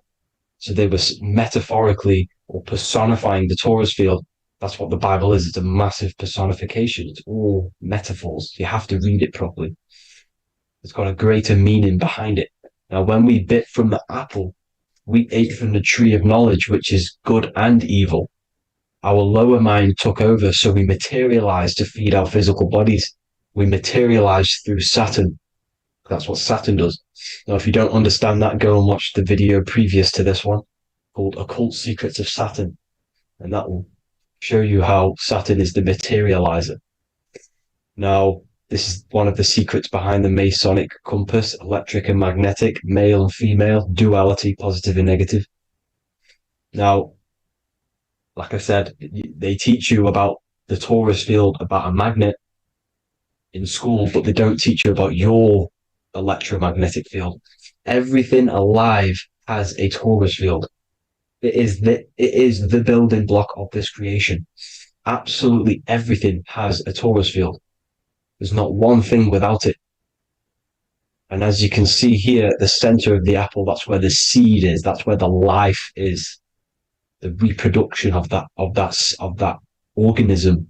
As you see, this is where the most electromagnetic energy is stored, in the center, because this is where the two duality, this is where the field meets, at the very center. This is why the seed is at the very center. Now, your spine is a elongation of the brain. The brain is heaven, and the bottom of the spine is hell. So this is Saturn, which is the root chakra. The 7 planets are associated with each chakra. Moon equals mind. Okay. Now Saturn is physical matter, as I've just explained. This is the lowest vibrational color. And they want you trapped down here, which is your hell state, your animal nature, your physical nature. They want you to identify as the physical body. They don't want you to reach these higher states of consciousness. Okay? Now, in the brain, you have 12 convolutions. Now, this is what they were symbolizing in the Bible with the 12 disciples. And obviously in the Bible, it says the upper room where Jesus met with his disciples. This is heaven, the brain, the higher states of consciousness. Now, this is your North Pole. This is Jacob's ladder. Okay. This is why you have 33 levels of Freemasonry, because it's symbolizing the 33 vertebrae, which are these little things here on the back of your spine. Because once the Kundalini energy from the bottom of your spine rises to the top, this is when you get enlightenment and opens your third eye. Spiritual enlightenment. As you can see here, this is Jacob's ladder. This is the Kundalini symbol, right? And they're even showing you this in the medical symbol. They're putting it in your face. The serpents are wrapped around the spine. Now, the serpents symbolize how the energy moves around the spine, because it's a torus field, you see? At the center of the torus field, it wraps around the center pole. It wraps around it, and this is how the energy moves up. So they're symbolizing it with the serpents. Okay? Now, every religion has a sacred river. For the Egyptians, it's the River Nile. For Christianity, it's the Jordan River, right? This river is the canal, the energy canal at the center of your spine, all the way leading to heaven, to the Holy Land. This is the chamber which the energy rises up, right? Now, they used to say the gods descended from heaven to man. This is just heaven. This is the mind state. And they said the gods were connected by a rainbow bridge. That's the chakra system, the rainbow bridge. Okay. Now, the ancients called this place Midgard, Earth, where both evil and good live, right? Midgard. But you can go to heaven, which is a pure mind state, because once you're in heaven, nothing negative can ever bother you. That's completeness, pure Christ consciousness. Now, this is why Jesus dies at 33.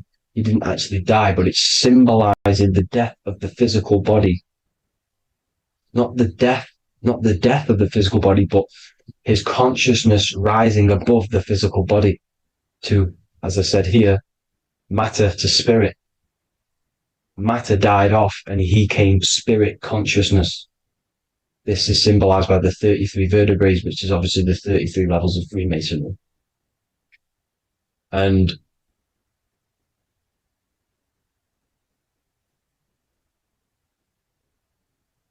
now the pineal gland, which is at the very top of this Jacob's ladder or the River Jordan, the canal, your 33 vertebrae on your spine. This is where the pineal gland sits, right? At the very top, at the center of your brain. Now, there's multiple ways this was symbolized. The Eye of Ra, which is used by the Egyptians. Now, this pineal gland is the seat of consciousness. This is where your consciousness is stored, right? And the ancient Sumerians used the pine cone, hence why it's got the word pineal gland, the seat of the soul consciousness. It produces DMT, dimethyltryptamine, which is known as the spirit molecule. And the pineal gland is wrapped in microcrystals, and we all know crystals transfer frequency and energy. Now, radios use crystals. A radio is a frequency transmitter, turning a frequency into a frequency that we can hear with our ears, right? Because all the radios are actually playing right now in your ears. However, our ears can't pick it up, so the radio transmits it into a frequency that we can hear using crystals. So this is the power of crystals, and this is what our third eye is wrapped in, crystals. Now, this third eye is not actually your third eye, it's your first eye. When you're being materialized in your mother's womb, this is the first gland that is produced, and everything's built around it, because it is the consciousness. It is your consciousness. Your consciousness never dies, ever. It's an eternal essence. It lives forever. You never actually die. Only the mortal body dies. Now that's what we call life. Life is abided by time, and time is change. And change is what we call life, because everything's constantly moving and transforming into different things, right? Now let's not get off track. The pine cone is obviously, this is in the Vatican here. The pine cone is symbolized as the pineal gland, pine. And this is the opened pine cone. The opened pine cone means or symbolizes the awakened man, the awakened third eye. But the ones here, which the Sumerian gods are holding, these are shut pine cones, symbolizing the unawakened man. But let's not get confused, people. These gods were not gods. They are human beings just like you. They reached Christ consciousness. They are nothing more special than you. They just had the ability to reach Christ consciousness. And obviously their knowledge was far more intelligent than ours, far more advanced than ours. They knew the truth about this reality to the depths. Now, the ancient Hindus had a goddess called Kundalini, which is said that she descended by the means of a ladder or a cord from heaven, which is symbolizing the spinal cord. Now, this is what Hickory Hickory Dock, the mouse went up the clock and came back down. This is all these stories, like Santa as well. Santa comes up and then down the chimney. This is symbolizing the Christ oil. There's an oil which is produced in your pineal gland, right? And this oil travels down the spine. And once it's down on the spine, you must have to raise your consciousness, just like I said, with the chakras. You have to raise your consciousness, raise your vibration to heat up this oil and turn it into a gas. And it travels back up the spine through like the serpents up the spine, and this awakens the third eye once it's coming back up the spine and hits the pineal gland. This is the secret behind Santa and Hickory Hickory Dock, because Santa comes down and feeds the presents and goes back up the chimney, and he lives in the North Pole, the positive pole. This is the North Pole, people, and the presence is your sacred oil. This oil, your physical body is the furnace. It's the spiritual furnace, which you have to heat up this oil by raising your frequency and turning it into a gas to rise up this chamber, the River Jordan, to your third eye, right? Now, this is an alchemical process. Your body is the alchemical furnace. It says in the Bible, if therefore thine eye be single, thy whole body shall be filled with light. I shouldn't have cut that out, but that's what it says. The light of the body is thine eye. If therefore thine eye be single, thy eye shall be filled, their body shall be filled with light. This is symbolizing the pineal gland, enlightening the body, the spiritual body, filled with light. Now, as I said, they want you kept down here, which is the root chakra, which is your animal nature, which is obviously mind, matter over mind. This is the symbol of Saturn, right? As you say, we're built of body, mind, and spirit, the Holy Trinity. That is the sun, moon, and earth. The sun's your soul, solar. Moon is your mind. Earth, which is the cross, which is your physical body, the 5 elements, right? So body, mind, and spirit. So the Saturn symbol is actually made out of the cross on top, which is the earth, and the moon on the bottom, which is symbolizing matter over mind, because earth is physical matter. You don't want to be matter over mind. You need to be mind over matter. See, they want you identifying as your physical body. They don't want you to realize you're an eternal consciousness. You're an eternal essence of consciousness which never dies. They want you trapped in your animal nature. And this is why the Baphomet has a goat head, because it's symbolizing your animal nature, which is evil. Not evil, but you're more likely to do evil things, right? Which brings bad karma. That's your animal side. This is why the Baphomet has an animal goat head. As you can see here, he's got the Kundalini energy here. So when you see the inverted cross, the cross is your body, as you can see here. The inverted cross means your chakra's downwards, down here. Your head's down here. Your mind is down here. But your mind needs to be up here, which is the upwards cross, which is Christ consciousness. And as we all know, 7 colors of the rainbow, 7 planets, 7 chakras. Red light is low frequency and long range. This is why Saturn is the slowest moving celestial body. And it's the lowest chakra, because it's low frequency, long range.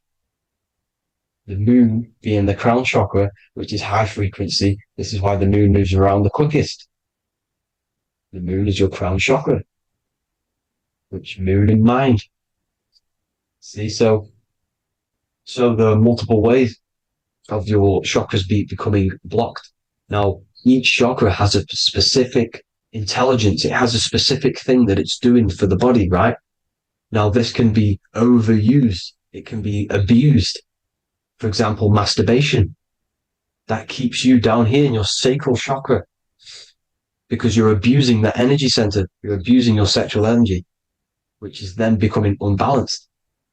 So this is how energy, this is why these centers are pulling more energy out your electromagnetic field, because these centers are wheels. The chakras just mean spinning wheel of energy. So when you're abusing these certain centers, you're pulling energy out of your electromagnetic field, which is making your field weaker, which is making your frequency lower, which makes you prone to diseases, prone to lower negative energy, right? So you need to align these chakras. You need to unbalance them. And as you can see here, you can screenshot these to see how they're blocked. I'm not going to go over each one because it'll take me forever, but have a little read yourself. This is why they're blocked. Now, the ancients used to say Aum when they meditated. Now, these are the 7 vowels. There's not 5 vowels, there's actually 7. Now, when they say Aum, they're aligning all their chakras by saying this when meditated. This is where the Aum originated from. Now, emotion is energy in motion.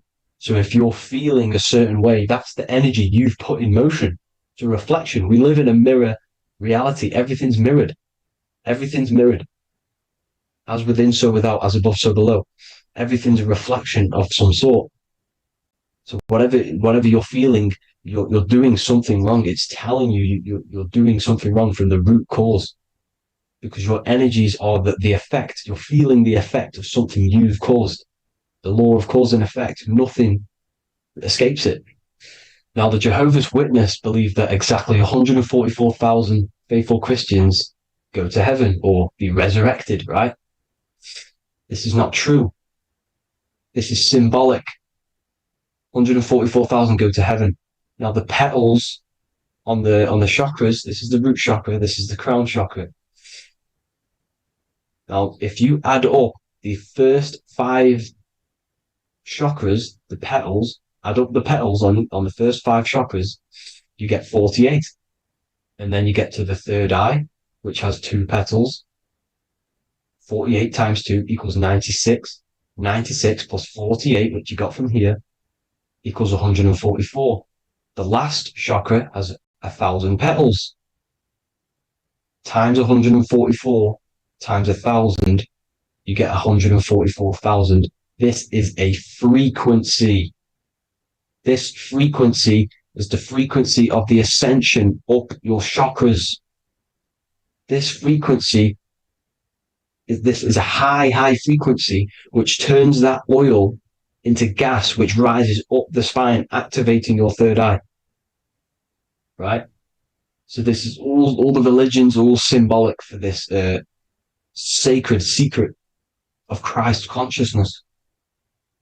As it says in the Bible, the kingdom of God is within. It's not out there, people. You must look within yourself. You are God. You are a spark of his consciousness, infinite consciousness, right? So 144,000 is a frequency, and you must achieve this. Like I said, these people in the past, they're not gods, people. These were just humans. Nothing special. They just reach Christ consciousness. Now, they keep you in these lower vibrational states with the food, right? And as you can see here, all of these fast food restaurants are mainly are red and yellow, which are these lower states, these lower 2 chakras, lower vibrational colors, because they want you trapped down here in matter. And these foods are so low vibrational, they will keep you down here, because your gut produces, I think it's like 80% of melatonin. Melatonin is your feel-good hormone. These foods will not make you feel good. This is very low vibrational. Meat. It's not meat, it's raw flesh. These animals are stripped from their family, put on a conveyor belt, watch their friends be tortured, and then get slaughtered in a slaughterhouse. Think of all the fear that's running through their blood, all the hormones, all the fear, and you're going to go and eat that very low vibrational energy. As you can see here, this is the light photons within fruit. You can see the life force in this fruit. You must think, feel, and do positive to raise your vibration. As you can see, earth equals heart. If you rearrange it, everything in nature is green, right? The aurora borealis is green. You must align all these chakras and then live from the heart, because the heart's the center of the Taurus field. You must become the consciousness in the center. So that's it for this video, people. Thank you all. God bless.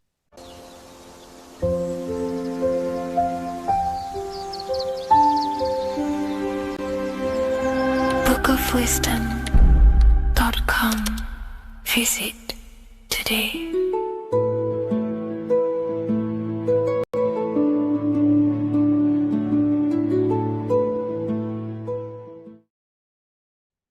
What if I told you many people around you have probably sold their souls?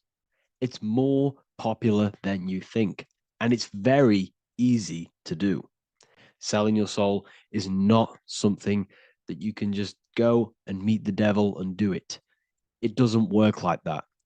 But before I tell you exactly how you can sell your soul and how not to sell your soul, what is the soul? So looking at Jesus, we always see 2 lights surrounding his head one surrounding the heart. And as of course, if you've been watching my channel, you know Jesus represents you. He represents the divine essence of the universe made in human form. Each one of us possess a fractal of God's infinite consciousness. We are all God. We are all God experiencing himself in a three-dimensional divided form, separated from his oneness. God wanted to experience himself, so he made this world. So each one of us possess a soul, and the soul is the spark of God's infinite loving consciousness, filled with God's loving moral law. So the reason why Jesus is always have a light above his head and a light on his heart is because this represents the brain and the heart. The brain is not the mind. The heart is not the soul. The brain is the physical manifestation of the mind. It is the physical mechanical computer for the spiritual mind.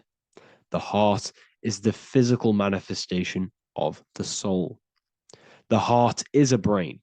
In fact, it contains 40,000 specialized cells, which are the exact same cells found in your cranial brain. Yes, your heart is an emotional brain. Your cranial brain is a thought brain. It's a computer. Okay? Everything that exists physically exists non-physically. This is what the ancients called spirit. Just means invisible force. The mind, the thoughts are not made of atoms. You can't touch, you can't find tangible thoughts, imaginations. These things exist spiritually in metaphysical counterspace. It's the same with your emotions. The emotions are spiritual. They are not physical. You can't touch them. So thoughts are the language of the mind. Emotions are the language of the soul. Sometimes we can become eluded by thought and we can become eluded by emotion. If we are led purely by emotion, we can create illusions in our perception. The same if we rely only on thought. We must balance these two. Okay? So the mind is the creator. The soul is the operator. Every thought we think is being judged by our soul. The soul is the judge. The soul tells you what is right, what is wrong. And even the Freemasons depict this spirit and matter in their black and white checkerboards. White is spirit, black is matter. Matter is dead, spirit is life. This is what this represents. Physical reality is not just physical. For every physical object, for every physical manifestation, there is a spiritual force bringing it into existence. Consciousness brings everything into existence. Before you kick a football, there is a change in your inner consciousness before you take that action of kicking the football. Everything exists in spirit before matter. You existed in spirit before you were physical. We also see this in alchemical Freemasonic artwork. This represents the clouds. This is the mind. This is the heavens. And then coming down into the heart, which represents the earth. The light entering the mind into the heart, because every thought we think is being judged by the heart. The heart speaks to you through emotion. The soul speaks to you through emotion. Every thought you think, your heart is telling you that is right, or it's telling you that is wrong. Why? Why is this? Emotions can guide us, okay? Emotions are the language of our soul. Our soul guides us to our soul purpose. Each one of us contains a purpose in this physical life. There is a reason you are alive. There is a reason why you came from spirit into a material reality. Your jealousy reveals where you need to be in life. If you are jealous of someone, this is your soul saying you need to be there. That's where you need to be. Your fear reveals your greatest growth in order for you to reach your life's purpose. If you fear something, this is your soul telling you you need to overcome this in order to reach your life purpose. This is the next obstacle. The soul, your life purpose is not found in your passion, it's found on the other side of your greatest fear. The soul's always seeking, it's always seeking truth. It's always seeking to expand, to learn. The soul must go through pain in order to overcome, in order to grow. That's why we are here, to grow and expand and create. We also see this in alchemical artwork. Again, the mind in the clouds, the heart and the soul. They must work in unity. Each one of us contains the spark of the divine, which is the soul. Okay? Which is the soul. This is the operator. G-O-D, generator, operator, destroyer. The generator is the mind. The operator is the soul. The destroyer is the body. Everything will generate, everything will operate, and everything will die. That's the Trinity, the Father, the Son, the Holy Spirit. There's always a Trinity, Brahma, Vishnu, Shiva. Okay, so each one of us contains God's law, and it's encoded within our consciousness, within our soul, within our heart. That is what's judging everything you do. Every time you hurt someone, you can feel it. If you've ever punched someone, you can feel it. You know it's wrong. If you've ever stole something from someone, it doesn't matter what you've learned in the past. If you steal something, you know deep down within your soul it's wrong. This is because each one of us are encoded with God's law of love and integrity. I don't care how tough you think you are and how hard you think you are and what you've done in your life. I don't care. You know what is right, what is wrong, because you are encoded with love. Does not matter how far your mind can take you away, how corrupt your mind can become. There is always a spark of love and empathy in your heart, in your soul. You know this when a child. When you're a child, you're not racist. You don't want to hurt anyone. You don't want to steal. As a child, you're pure love, you're pure awareness, you're pure. You would never think about being racist. It's the corruption of the mind that leads us to corruption. Our soul always wants to do good. So the soul is encoded with God's law. And when we go against this law, this destroys our body. Yes, because your body is electromagnetic, and that's being casted from your heart. So every time you go against the heart's guidance in moral law, we weaken our electromagnetic field, which weakens our body. If you've ever looked at someone who's very negative, you can see them. You can see that they are aging quicker. You look at Scrooge, for example. If you ever watched Scrooge, look at how corrupt he looks. That's his heart. You can see the people's hearts on their face. People who do negative things and have negative thoughts, negative emotions, you can see it in their eyes and their face. It's because it corrupts you. It corrupts the body. It ages the body. Goodness is life. Okay? So can you sell your soul? You cannot sell your soul physically. But what you can sell is your conscience. What you can go against is that moral law. And you can exchange physical material things such as money, fame, cars, houses, business, in order for you can exchange that to go against your inner dialogue.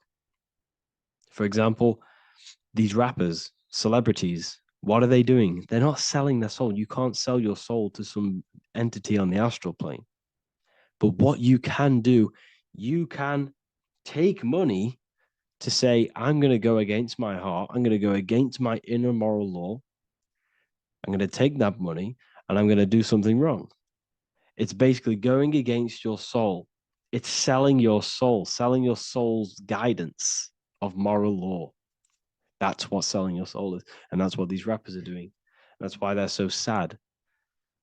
You know, this is why all these rappers are on drugs, doing all sorts of things to escape, to short-term escape what they've done.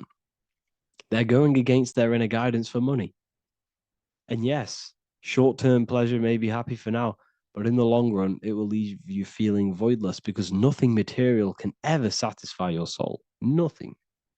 You could gain £1 million tomorrow, guaranteed within 2 weeks, you'd be back to the exact same position mentally, emotionally as before, because nothing physical can ever satisfy you. Guaranteed, if you received 1 million in yes, if you received 1 million now, in a week's time, you'd be hunting for the next million because it does not satisfy you. There's a reason why these billionaires don't stop working, because they're so addicted to earning and earning and earning. It doesn't satisfy you. The only way you can satisfy yourself is through Christ consciousness, is through self-love, is through loving thyself, knowing thyself, and becoming balanced internally in consciousness instead of seeking external validation through material things, which end up leaving you feeling voidless, empty inside, and sad and depressed and anxiety. Everyone's looking outside of themselves for validation, when true validation comes from within. True satisfaction, true happiness comes from within, reaching Christ. Christ is a state of being, a state of consciousness that we must cultivate within ourselves so we can live a happy, balanced life. You can have all these material things when you're satisfied inside, but don't rely on them. Me, I enjoy material things, but I don't desire them. I don't chase them. I don't rely on them for happiness, for validation. You can have big cars. You could have your favorite watches. You could have Lamborghinis. Yes, it's fun, but don't let it give you your happiness. As long as you're happy on the inside, it's okay to have these things. You should seek balance with your inner world and outer world. Okay, so this is what they are doing. Rappers, celebrities, actors, Hollywood, this is what they've done. They've exchanged their inner integrity, their inner law, their inner moral compass for exchange for material wealth, fame, money, and cars. That's what they've done. And power. It corrupts you. They slowly corrupt you. So yes, you cannot sell your soul. And if you wish to learn more, I'll see you inside Ethereal University with my community, where we are learning every day to master ourselves, to expand our consciousness. If you want to lucid dream, astral project, master yourself, create the desired reality you want, learn about human consciousness and your full potential, then Ethereal University is for you, and I'll see you inside. The link will be in the description. Thank you for watching.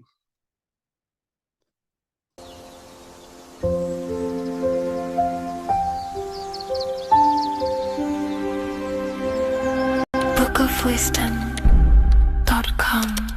Visit today.